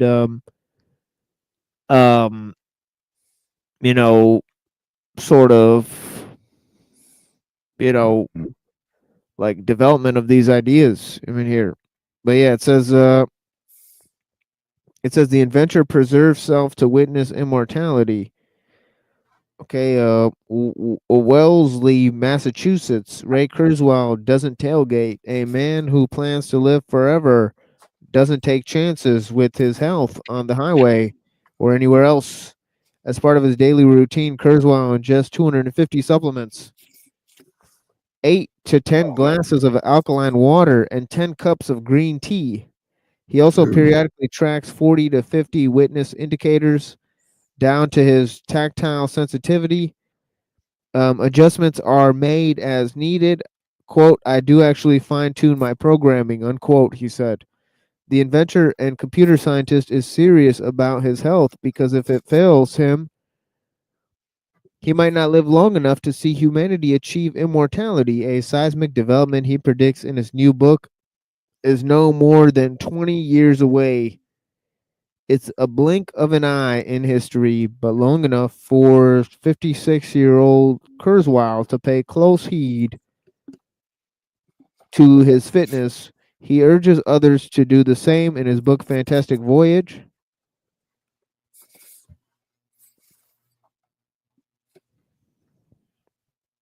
Live long enough to live forever. The book is partly a health guide so people can live to benefit from a coming explosion in technology he predicts will make infinite life spans possible. Okay. So that's interesting. He's 56 years old. And he thinks that, okay, when that singularity arrives, just like 20 years away now, he's going to be living forever. Okay. So, you got to take all the supplements you can. It's only 20 years away. We have a lot better chance of seeing it than he does. You know what I mean? But, we're not promised tomorrow. I mean, this is the way the world works.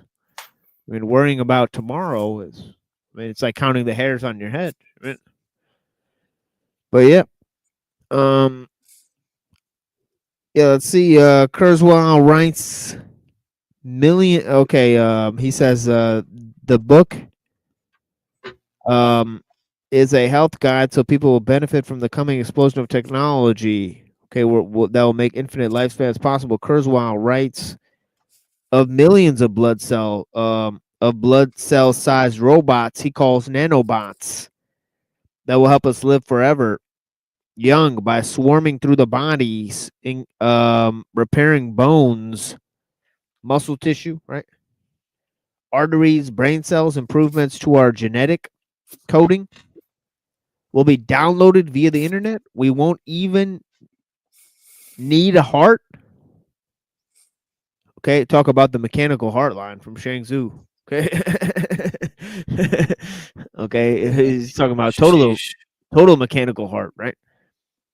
Okay, improvements to our genetic coding will be downloaded via the internet. We won't even need a heart, he says. Sickening. All right. The claims are fantastic. All right. Indeed, they are, right? But Kurzweil is no crank. He's a recipient of the $500,000 Lemelson MIT Prize. Whoa. Which is billed as a sort of Academy Award for inventors.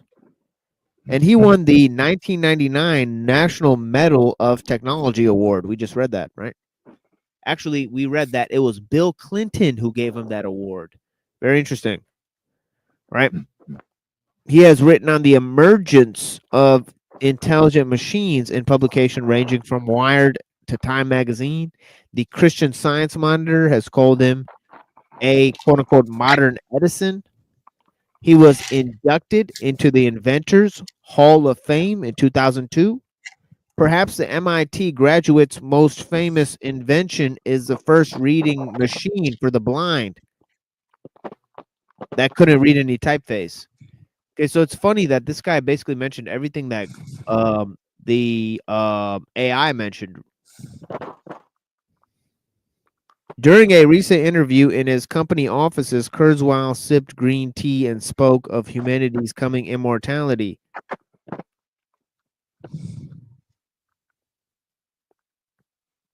As if it's good as done. He sees human intelligence not only as conquering its biological limits, including death, but completely mastering the natural world. In my view, we are not another animal subject to nature's whim, he said. Critics say Kurzweil's predictions of immortality are wild fantasies based on unjustifiable leaps from current technology. I'm not calling Ray a quack, but I am calling his message about immortality in line with the claims of other quacks that are out there, says Thomas Pearls, a Boston University aging specialist who studies the genetics of centenarians. Sherwin Newland, a bioethics professor at Yale University School of Medicine, calls Kurzweil a quote-unquote genius, but also says he's a product of a narcissistic age when brilliant people are becoming obsessed with their longevity. Quote, they've forgotten they are acting on the basic biological fear of death and extinction, and it distorts their rational approach to human condition, Newland said. Kurzweil says his critics often fail to appreciate the exponential nature of technological advance, with knowledge doubling year by year so that amazing progress eventually occurs in short periods. His predictions, Kurzweil said, are based on carefully constructed scientific models that have proven accurate. For instance, in his 1990 book, The Age of Intelligent Machines, Kurzweil predicted the development of a worldwide computer network and of a computer that could beat a chess champion. I can't believe they keep attributing that to him. I mean, Norbert Weiner made these predictions like in the 60s, I believe, right? But yeah, Kurzweil has been thinking big ever since he was little. At age 8, he developed a miniature theater in which a robotic device moved the scenery.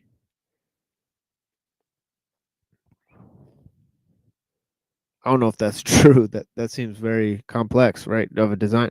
By 16, the New York City native built his own computer and programmed it to compose original melodies. Okay, his interest in health developed out of a concern for both for his own future. Kurzweil's grandfather and father suffered from a heart disease, his father dying when he was 22. Kurzweil was diagnosed with type 2 diabetes in the mid-30s. After insulin treatments were ineffective, Kurzweil devised his own solutions, including drastic cut in fat consumption, allowing him to control his diabetes without insulin. His rigorous health regimen is not excessive, just effective, he says, adding that his worst sickness in the last several years has been mild nasal congestion. In the past decade, Kurzweil's interest in technology and health sciences have merged as science has discovered similarities. Okay, and this is one of the obvious dangers, but he thinks it's a solution, right? Okay, it's not just obvious, okay, that technology is going to alter the way human society functions, okay, on the level of culture, on the level of economic systems, on the level of political systems, but it's also going to alter the medical system, right?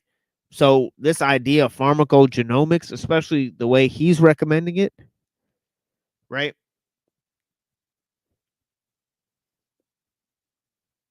Means that there's going to be huge increase in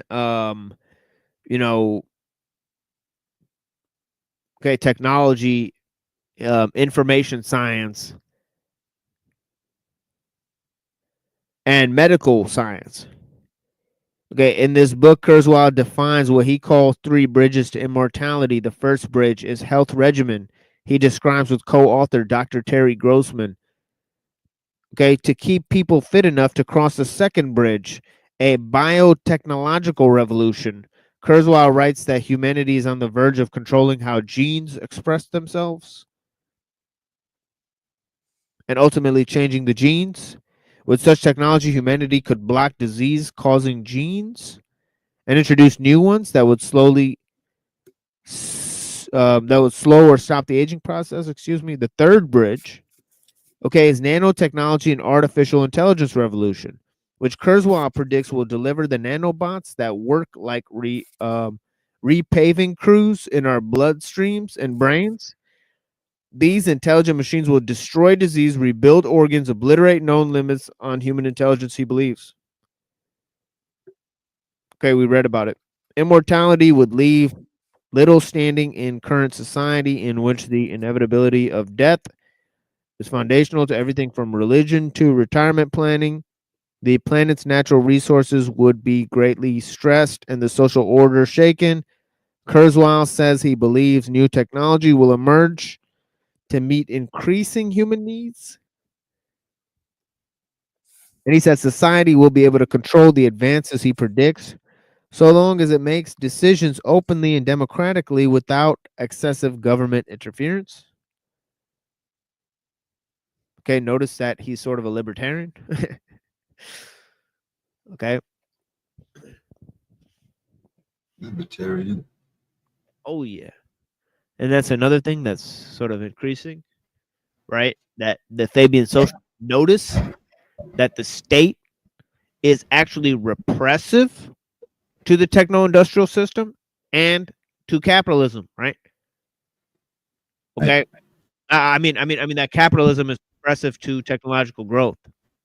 Okay, so they need to reduce the power of the state and reduce, okay, this idea of the state trying to control the market, right? So there's a lot of ideas there, right? But yeah, Kurzweil understands all of that, right? Pretty much, most likely.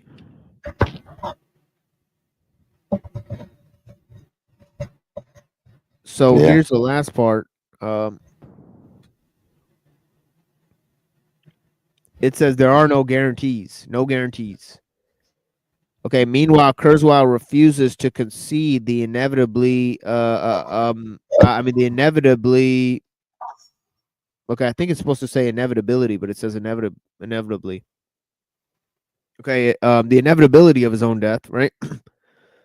Even if science doesn't advance as quickly as he predicts, all right, death is a tragedy, quote unquote, a process of suffering that rids the world of its most tested, experienced members, people whose contributions to science and the arts could only multiply with agelessness, he said.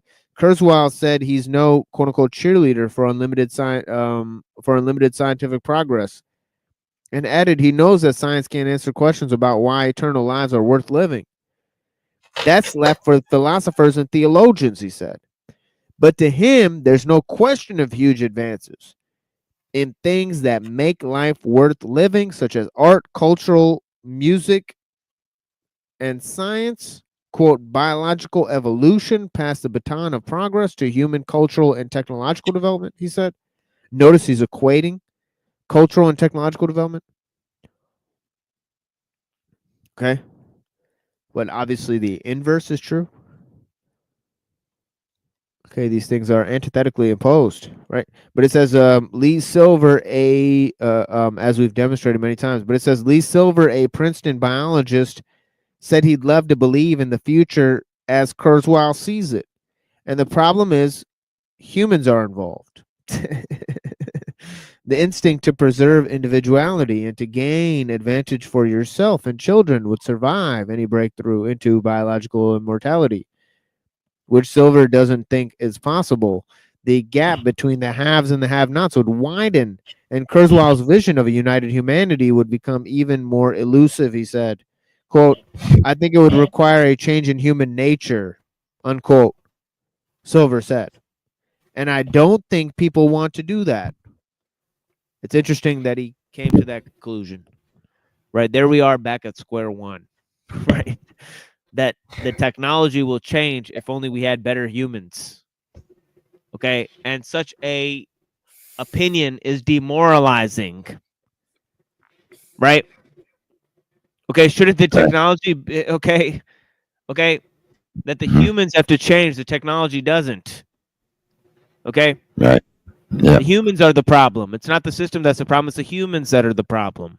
Right, such a thing is demoralizing. The human morality has to be adjusted to fit the morality of the system, which has no morality, as we said at the beginning. So we've come full circle, friends, to fucking nowhere. Right. Right. And that's where we'll leave it. You know what I mean? I'm gonna go around the panel. Nobody's here anymore. We had a full panel earlier. But yeah, blessings. Yeah, thank you, Rocky. Do you have anything to share with these people? Blessings. Oh, let me see. The machine and war against the machine. How do we war against the machine? Exactly. I don't know. I ignore it. Fuck it. Hey, machine, fuck off. Exactly. Fuck you, AI. Fuck you, AI. I'm not scared of your bitch ass. Fuck you. That's what I say to the machine. All right? Yeah. Yeah, there it is. You love the mankind. You love mankind. Fuck the machine. You know what they say? Double tap. Like, see a transformer or whatever they're called. Terminator. Double tap. Make sure. There you go. That's right. Yeah, blessings. Yeah, you got anything Okay. for him, Red? I mean, That out here. article had a lot of times where it says Kurzweil believes this, Kurzweil believes that, blah blah blah. It's it's a bunch of bullshit. Right. Until they actually do something, which is probably a cover for something else, like Nero was saying earlier. So they're gatekeeping shit, and they want to put out stuff for us to look at and say, "Oh, that's bullshit," but they're hiding the real shit for themselves. Yeah, true. Pretty much. Yeah. So that's that. That's Could be why all this is fake. the transhumanist heresy. Yeah, definitely. Yeah, definitely. Yeah, well, that's pretty much all we got for you guys, man. Blessings. Thank you. I'm gonna put you guys in the backstage. Blessings, guys. Thank you guys so much. Easy. Yeah, blessings, Rocky. Yeah, thank you for being here with me. Yeah. Yeah, thank you. Peace be with you, sir. And yeah, peace be with you, Reddington. Blessings. And yeah, for you guys, thank you for joining us here on the Machine Lies, where we talk about the lies of the machine on the machine that lies. We're in the holy month of Ramadan, and we're warning people about the techno industrial system, techno liberalism, right? And there's going to be an increasing view of the various forms that we represented to you today. We presented a dialectic between skill and technique, between the tool and the machine, right? And obviously there's going to be other psychological forms of this, right? There's going to be a a dialectic between collectivism and individualism that's developing, right? That we see today, right?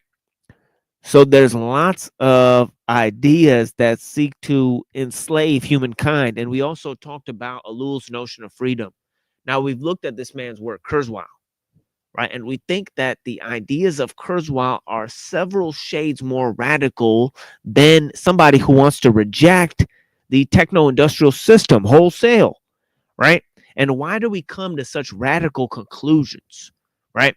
Okay, we're developing the ideas here about the architectonic, right here on the machine lies, right? Where we talk about the lies of the machine on the machine that lies. I hope you guys have clarity to see through the lies.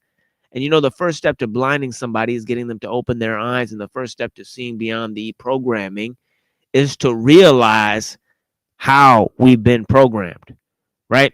And we just saw a presentation by, you know, two people of a certain background, right? Okay? Certain type of background, right? Okay, that we won't get into. You mean different things, and I mean, it seems like it's like it can mean several different things to different people. What does nice mean to one person? Exactly. According to their values, you know. Yeah. Now, what do you got going on here, bro? You got that. What are you wearing, bro? You dressed like a Jew. Whoa. Sorry. They dressed like a Jew here. What's going on? What? Why is this Jewish? I'm wearing a pea coat. We had church service earlier. That's right. Okay, we got the people of a certain background, you mean? Blessing us with the techno-industrial system, right? And we're looking at technology, right? Okay. And, you know, obviously we're looking at the relationship between technology and society, technology and science, right? And yeah, you know what I mean? We've outlined several of the differences between those different ideas, right? But anyways, you know, I hope you guys have clarity to see through the lies. You know what I mean? And yeah, you know what I mean?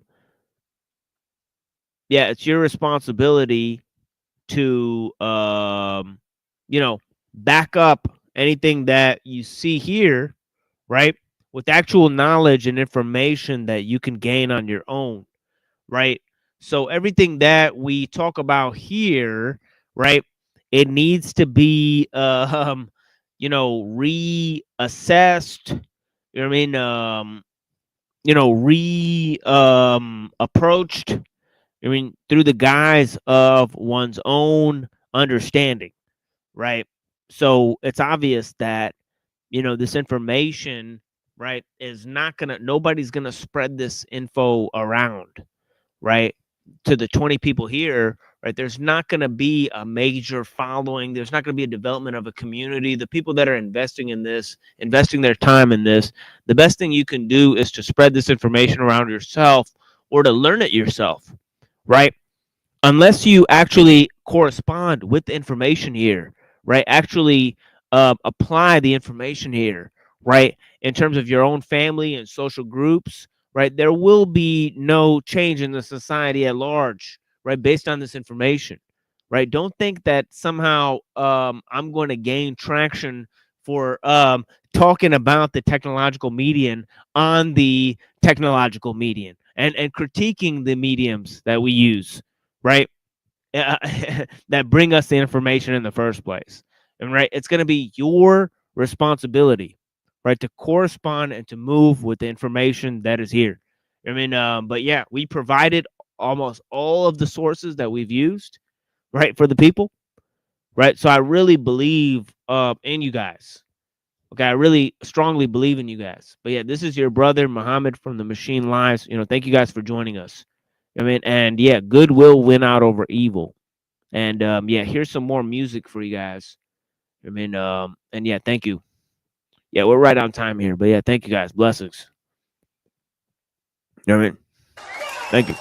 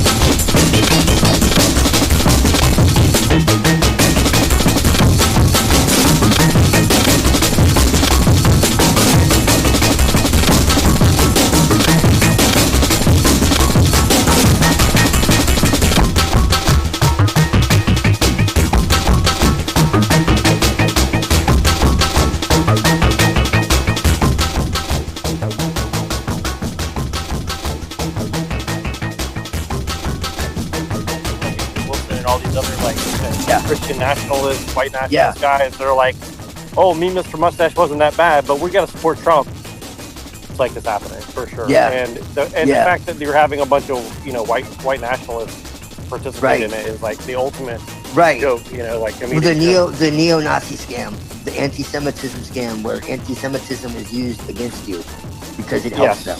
Because it's the ultimate trap. And the fact that you have like people like Andrew Wilson and all these other Christian nationalists, white nationalist guys that are like, oh, me, Mr. Mustache wasn't that bad, but we got to support Trump. And it's like, dude, literally the optics are so. It actually makes this is what I said about Wilson from day one. I said this guy literally says he wants to support save America, but he supports a Russian church, right, that supports the Russian government, and he says that and he says we should overthrow the government. So I'm like, he's actually said that since day one.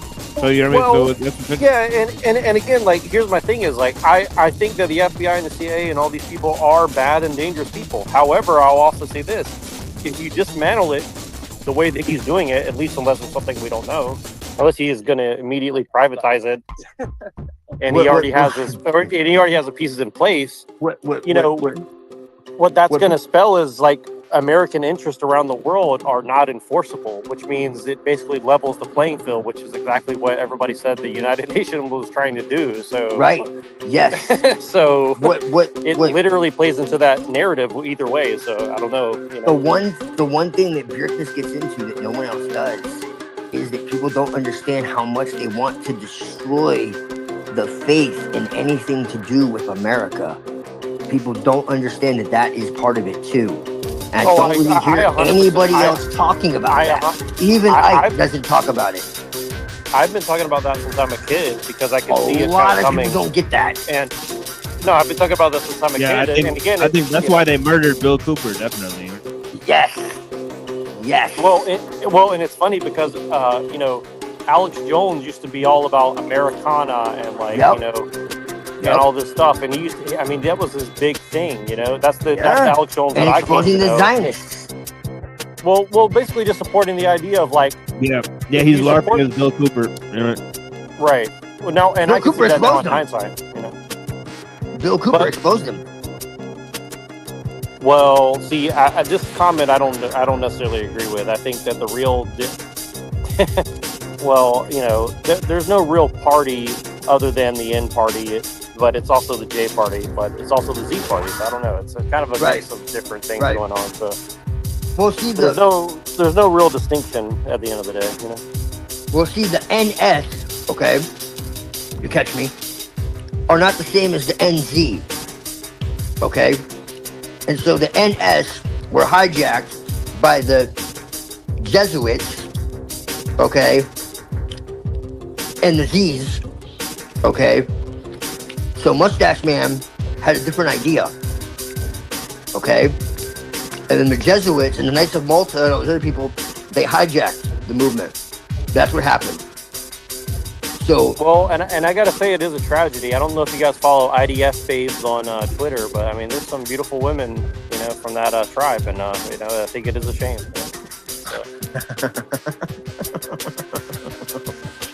Yeah. Shalom. No, seriously, I'm actually dead serious. I mean, you know, it's true. I mean, there's a lot of you know, Yeah, I did it one, dude. Long time ago. beauty, I know. you know, and Yeah. I know Machine Yeah. knows what I'm talking about. So, I mean, you know, and, Yeah, and it's just weird how like people make it all about. It's like the ultimate trick is that they're tricking Christian white people to fall for that ultimate trick. That's so obviously. I mean, it's like it's so many multi-layered of like, you know. Yeah, there was this Christian who was talking about like Jesus was like Aryan and like the New Testament God was evil and all this shit. And I was like, this guy's really interesting. You know, he's talking about like the pre-Adamics and all this stuff. Yeah. But then he did this like interview with Charles Moskowitz. He's like one of the most respectable Jews, you know? And I've always like respected him. And he's like sitting there calling him unhuman and saying he's not from God and he can never have salvation. I'm just like, what the fuck, dude? It just made me like do a total double take. I'm like, I don't know if I can follow this guy anymore. Like, this is just despicable. This is disgusting. It made me like wonder, like, what are you really like? What is really your agenda? It just made me sick to my stomach, dude. I was like, what the fuck? It's like you can never have salvation. And one of the things that I like about all of us here that I don't know the other guys, but I'm sure he's probably on the same page. But like a lot of us are looking at it, trying to figure out like what's beyond the whole Jay-Z conspiracy, right? Like what's behind all that? Right. Well, that's the thing. The J's and the Z's are both controlled by the same people now. That's the thing. So the Neo, okay, NZs are controlled by the same people as the Z's. That's the game. Right. Well, what I mean is like, you know, the JEWs and the ZION, like behind that, you have the transhumanism. But is there something beyond that? Like, of course, like, is there an ultimate plan to basically take out like 90 to 99% of humans, and then ultimately just actually go to do a 180 and say, actually, we want to be biological, but we want to basically make reality, you know, bend to our will. Stand up. But bend to our will, you know what I'm saying, as well. So I think it's kind of like this weird, like, double revert, like football plays, you know, where they're gonna run the ball all the way down to the line, and then they're gonna instantly like run back. You know, like the way I'll give you the way I used to play football. I would run in the wrong direction, right, towards my own goal. Yeah. Because it would trip everybody out, right? They'd be like, "What the fuck are you doing?" And then I would do something. People in the right place and toss in the ball. See what I mean? So that's kind of what I'm saying, right? The biggest conspiracy of all is they want to get rid of women. That's kind of what I'm trying to think. That's the biggest conspiracy ever. Oh, really? I thought they wanted to get rid of. I thought they wanted to get rid of men. Well, that's a stepping stone. They actually want to create androgynes. Bjerknes gets into this shit, and it sounds totally insane, but it's in their own words. No, they actually want to create people like the Matrix. They want to have immortal androgynes. Like self-replicating, like in a fucking artificial womb, and there are women at the top that are part of it. So it's fucked up. It's really. What's crazy? You know what this reminds me of? Machine. Remember the shit that Chris used to tell us about? Let me give you a little bit of a, since we're going there. Let me get deep on this. Let me get really deep. We're gonna talk about the black. One of our friends named Chris used to tell us about some cult of like these. Since I have the opportunity to. That would like basically. Did you hear me? Yeah. Okay. No, but he told us about some witch coven of women that basically like use men as like seeding partners or something, and then they actually that's exactly it. That's exactly it. Okay. They are. There is a female connection. They're you know what people call the Priory of Zion or Sion, sorry, S-I-O-N. It's of the sun, okay? They go way the fuck back into the black nobility.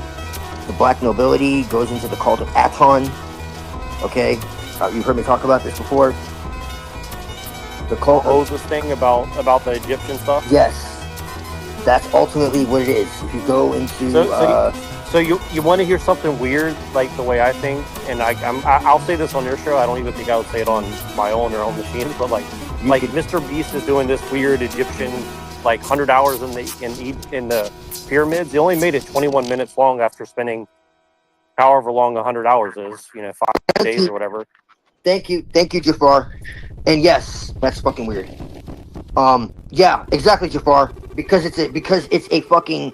Not only is it a slander, it basically means like country bunking, kind of like like pagan, which is another slander word. It's also Ashkenasi. Also, Nasi means priest, or like lieutenant, or like king, or like if you look at it in Hebrew, it also means deception. So yeah, there's a lot of weird like etymologies with that. I'm not gonna get into that shit.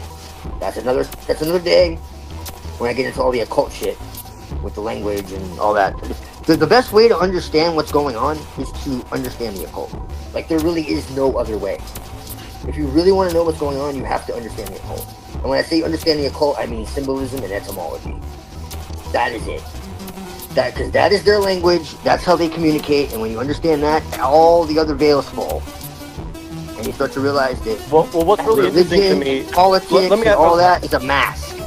And behind all that, let me ask you a question. Is something much more elusive. Go ahead. Let me ask you a question really quick.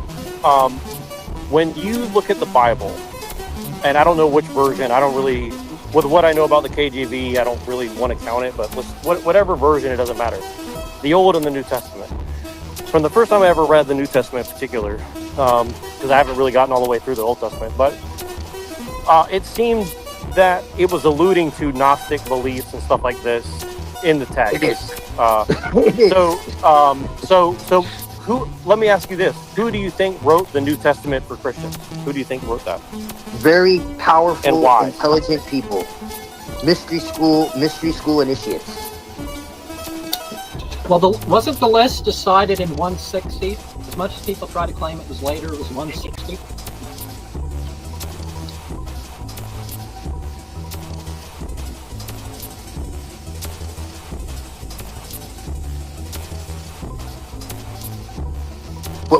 What was decided, Jafar? The list of what books were going to be decided in the Bible, I think, was decided in the 160s. They knew about what? I believe so. Yeah. It's like a lot of the stuff, like they had these traditions and claims, but stuff wasn't different. It's like Apollonius of Tyre had to be dead for 20 or so years before everything but 2 books of the New Testament were written. So his story went into Paul and Jesus, and about 160 they kind of decided on some stuff. But Apollonius of Tyre, you mean? Yeah, that's yeah. Yeah. And have you ever seen the Aramaic version of the Book of Revelations that was by Barabbas? Yeah. Yes. And there was a book about Bacchus that became the book 4 centuries earlier. There was a book about Bacchus, but with a lot of the stuff too. It's like, did you know the book of Daniel? What? Dionysus. Yeah. That's a whole mental note. Remind me later, because there's a huge connection with Yahweh Dionysus.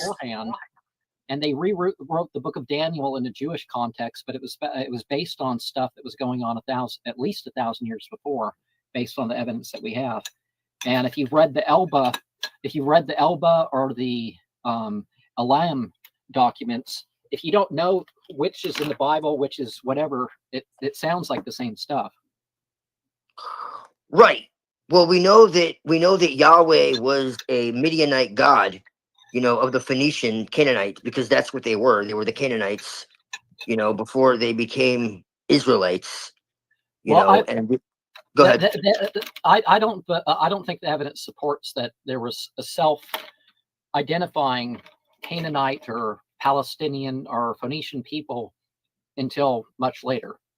Like, for example, at the end of the Bar Kokhba rebellion in 135, to stop the genocide of the non-Jews, one of the things they did was obviously they wanted travel through there again, but they renamed the place to Palestine. That was the first time anybody that lived there called it that, because all these things have meaning.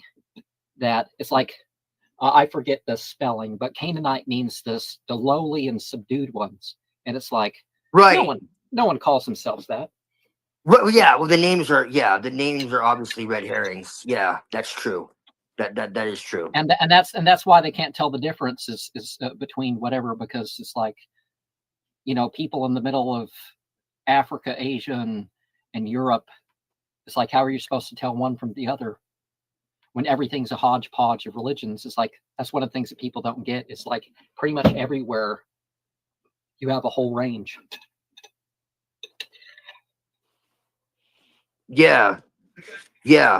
But what I'm saying though is for the sake of this discussion, but I get what you're saying though. Yeah, all these names are really misleading, and that's actually part of how they confuse everybody. That's now I remember what I was saying that was more relevant. The ancient Egyptians had a name, and that's where I think the formula Yahweh came from. Yeah, I agree with that. Yahweh or something like that. There's different spellings of it.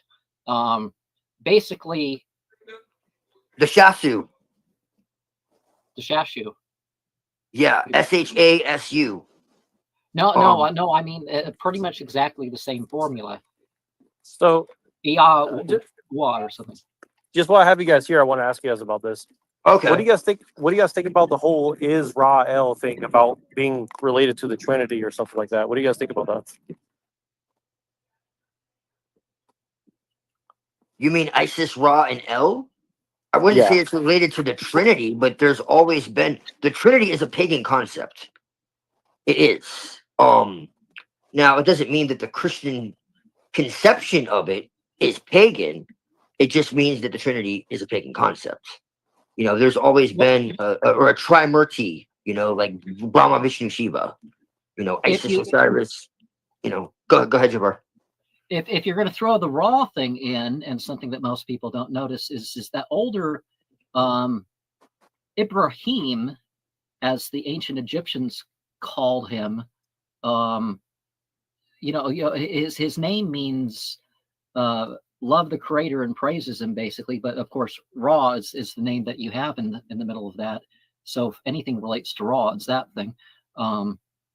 Of course, like with a lot of the names that you have of these, a lot of these deity names, you're used to a form or whatever. It's like you can worship Shiva without picturing a blue dude with extra arms and legs. Hey. And so not every group kind of thought that stuff about them. Well, I don't know if you guys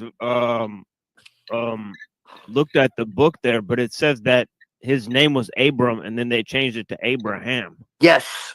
Which is wild stuff, right? So. Yeah, which basically means father of nations. So it shows you that it's probably not his actual name. This goes back to the allegory that I was talking about, and what my rabbi friend was saying as well. That it's telling you something deeper. I definitely noticed that in the Bible as well, and I always thought it was a reference to something like that personally. So yeah, because Abba is father. Ab. And it's father of nations. Center. So the Bible has a lot of allegories and puzzles and parallelisms, and like I said, I think the Jews know their book. More than as much as technically Hebrew is a different language. Is that, yeah, there's some layers that you never see in translation, but if you kind of know something about the language, you're like, whoa, that's in there. Like the thing in Isaiah about the creature, basically they're saying that the same cosmology is there that most systems have. It's the threefold type of creations, and clay being, fire being, light being, but you kind of don't get that in Bible translations. Yeah, And it says in Isaiah, it says that there's a being with a quality like man. I forget which verse it is. That has something that's of something like fire. And so only the human and this creature are the thing that can choose good and evil. Everything else kind of, I guess the idea is that it doesn't per se. Yeah, and demons are shadim. And they're basically, you know, like us. They're one of like, the ways that you could say say Al Shaddai was that the exorcism of the goat demon. The power that exercises the goat demon is a meaning for that. yeah. And then you have Azazel, you know, is a scapegoat. You know, and it was legitimately a ritual to, you know, for them to cleanse their sins. And that's, And you know, some that's of that stuff in the Bible, it's like there's a reason why it's not just that that passage in Ezekiel that people yell at preachers that go to the I don't know why my phone got recommended this or whatever, but I clicked on one of those preachers at a gay pride festival things, and apparently there's multiple preachers that had that one passage of Isaiah quoted at them. But there's some weird stuff in the Bible you wouldn't expect, like rituals surrounded by circles of blood and smearing animals on walls and stuff like this. And well, I mean, they do it today, so. Well, Yeah. one of the Ashkenazi rituals that's kind of interesting is basically they circle money around the kid's head, and they say something along the lines of you know, you get the impression, wait, if we didn't do this, we'd have to kill the kids or something like this. And there's an actual, you know, there's an actual ritual where they basically say that, and I'm like,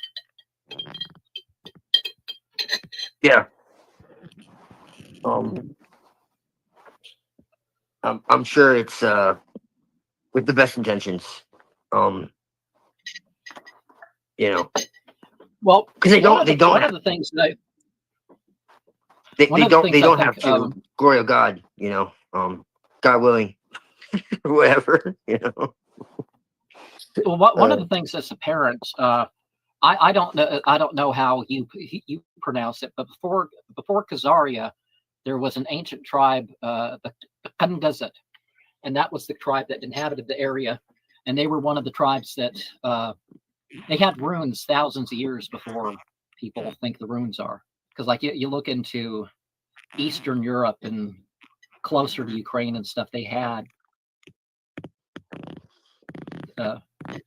runes like 20-something thousand years older than most people will tell you the runes existed. And oh, really? What in the 1200 BCE is when that went through, and they had and the languages and some of the stuff changed. But anyways, they were one of the centers of the Moloch cult. And oh yeah. like I want you just to like get deeper into that. I want you to get deeper into that because very few people know about that, and I think it's really important. People don't get it. They're like, oh well, that Sufi in the 12th century that basically translated and wrote down some of these Yazidi stuff, and they're like, it's like, but there's a lot more than that.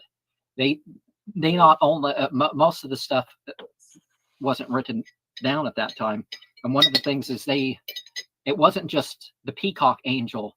This was just 4,750 BCE. They believed the peacock angel came down and taught them and all that stuff, but they believed in different forms.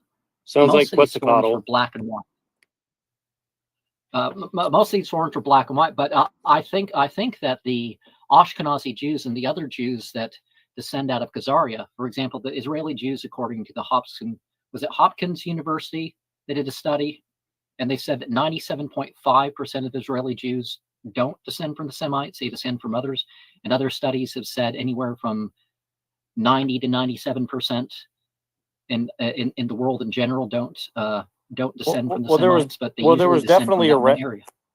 Well, there was definitely a retcon somewhere between, from what I understand, 7th and 11th century, right? So we don't really know what was before that, from as far as I can tell. I mean, maybe some people have a better idea, but there seems to be some sort of it's harder to figure out. But I'm sorry.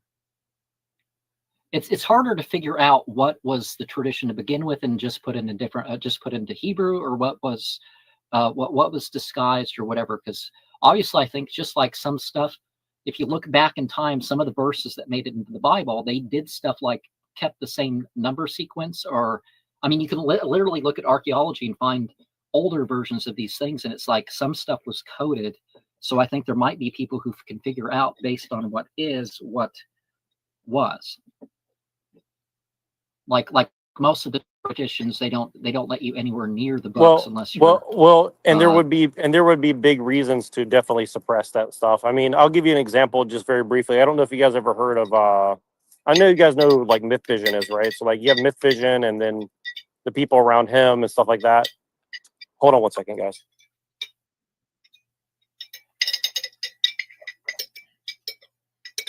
So did the Mohawk cult, is that the origin of the Yazidi, or what is Yazidi is just one of the terms for it. That's the Avestan term.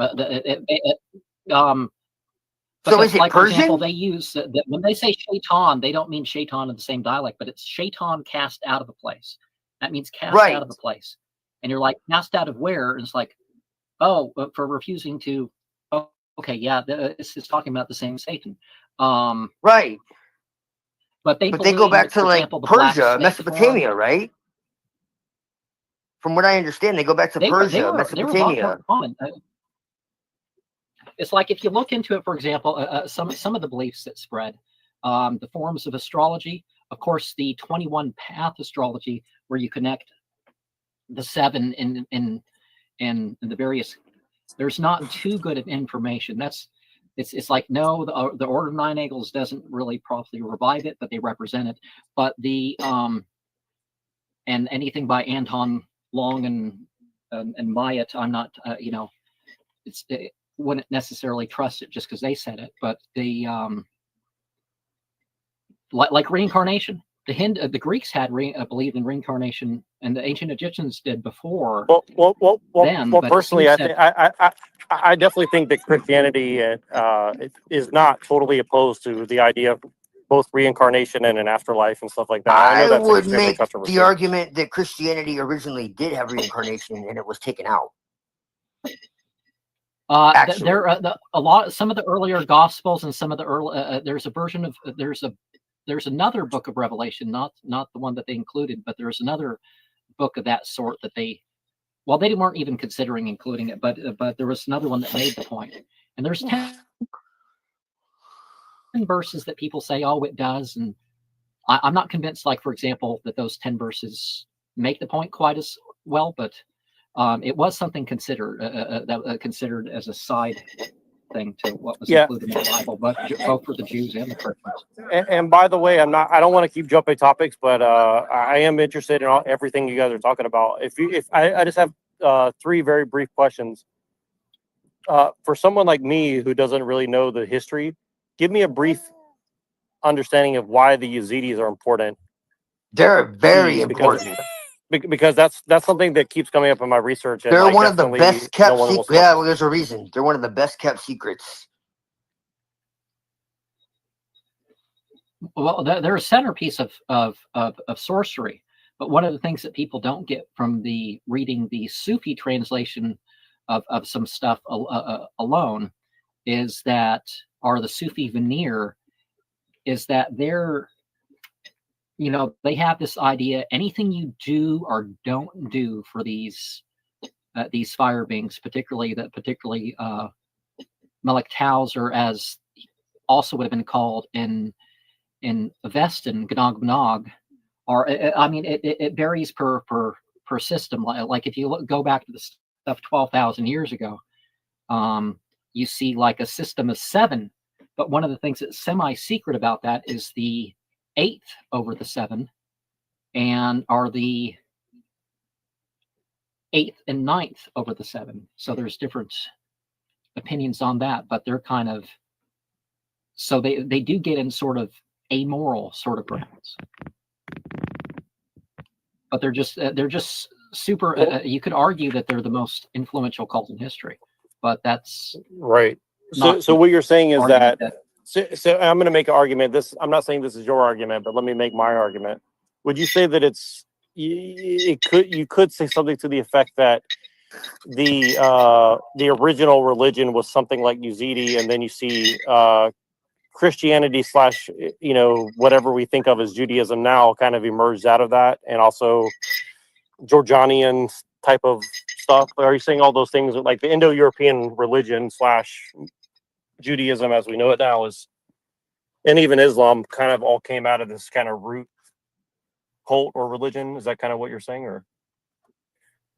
Well, you could say in a way, because like as I said, if you actually look into it, there's a range of theism and sides pretty much in every culture, and you could argue that, yeah, that from that area,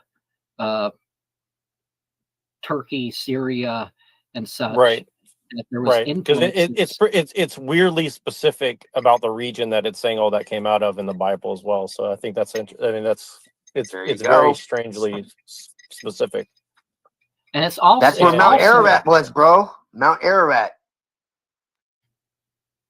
which happens to be where supposedly some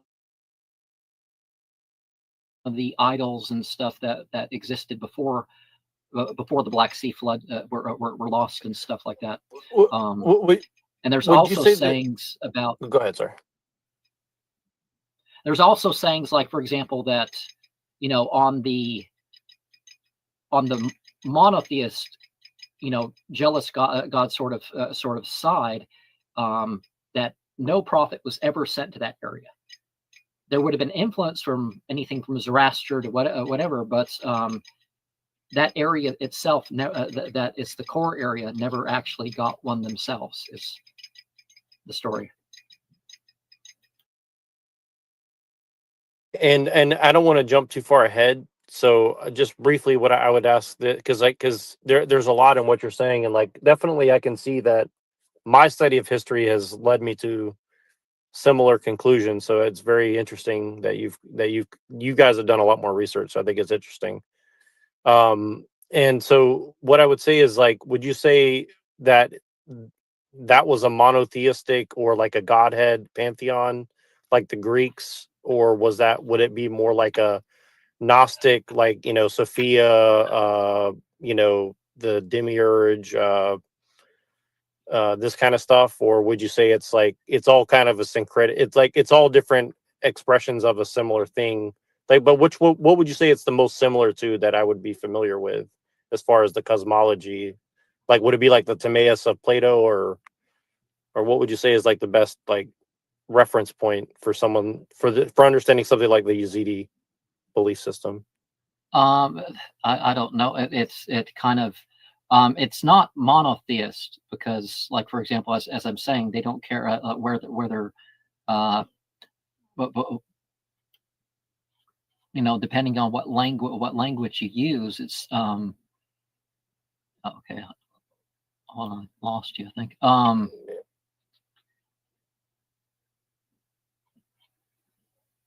Okay, I lost what I was saying. Well, like, what's the best correlation that you would say for like trying to wrap my mind around the Yazidi or the root thing? What would you say is like the most similar to like understanding what their cosmology was? Would it be like Timaeus, or in some way it more parallels the Amesha Spenta talked about in the version of the older, what they call Zoroastrian stuff, although Zoroastrianism is obviously, or if you look into it, it's obviously a response to some other stuff that was going on at the time. No matter how you interpret that, that's... Would you say Mithraic?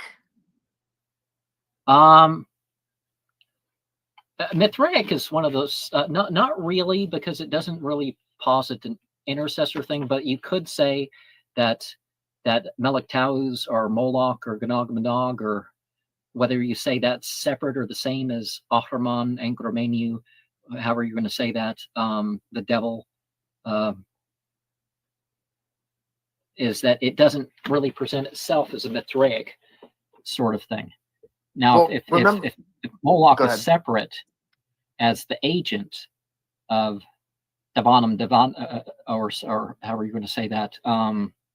Then you could argue it's a go-between entity because Mitra and Varuna, or and on the other side, Mitra, is not always talked about as the same. So Mithraism probably existed before the text that, but before any reference to those names, but it doesn't really come off as a type of Mithraism. For example, I consider Christianity. Right. Yeah. Wait, you said Christianity is basically Mithraism?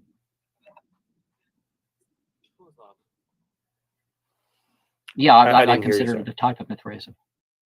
Right. It's I all could see in- that. I could see that as an argument. It's all influence. But see, there's the thing. There's been three types of Mithraism. There's been the Roman Mithraism, which was really exactly that. It was a version. Then you had the like Vedic Mithraism, like he's talking about Varuna, you know, and you had Mitra Varuna, and Varuna was older, and they kind of like became the same god. I'm not sure if they were originally or they split later, but I think they actually were originally one. And then you have the Mithraism of the Avesta, like we're talking about, that goes back even further. And you have the Satania, which was actually a Gorgon Titaness. There was a goddess. So you had Mitra was the mediator between Angra Mainyu and Amesha Spenta. So it's like divine really wisdom. briefly- Go ahead. No. Just really briefly, I'm trying to, and again, I have a lot more so I'm trying to condense just to give me a little bit, so I can come at it next time we talk in a little bit more of a, I can get more on the same page with where you guys are coming from, because I can definitely see what you guys are saying. So here's my next kind of question. Like, what would you say that the Greek pantheon, mythology, like for me, when I hear the Greek mythology and stuff, it seems kind of like Gnosticism to me, like almost like a Pleroma and the Titans. It was influenced. Like Greek, okay. Let me make this simple. So it's easy to explain that. That's a simple question. What you're asking before is difficult because there's been a lot of different influences over time. The Greek is very simple, though. The pre-Socratics were Mithraic. Period. Right, that makes sense to me. They a lot of them actually came from Iran. So, and Iraq, because Iraq was the capital of the Mithraic, of the time.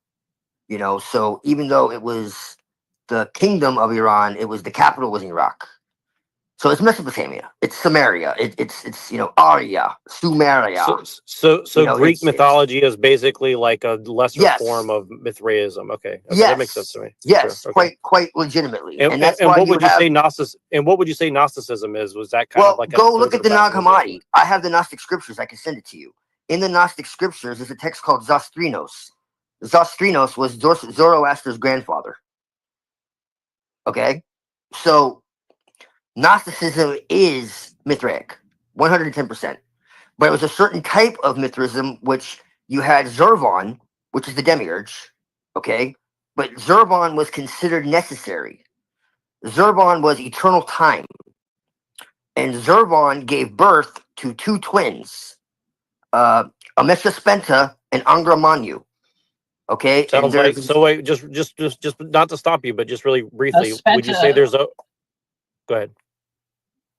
Outside of the outside of Zervanism, the reference is actually to Spentamanu and Angramanu.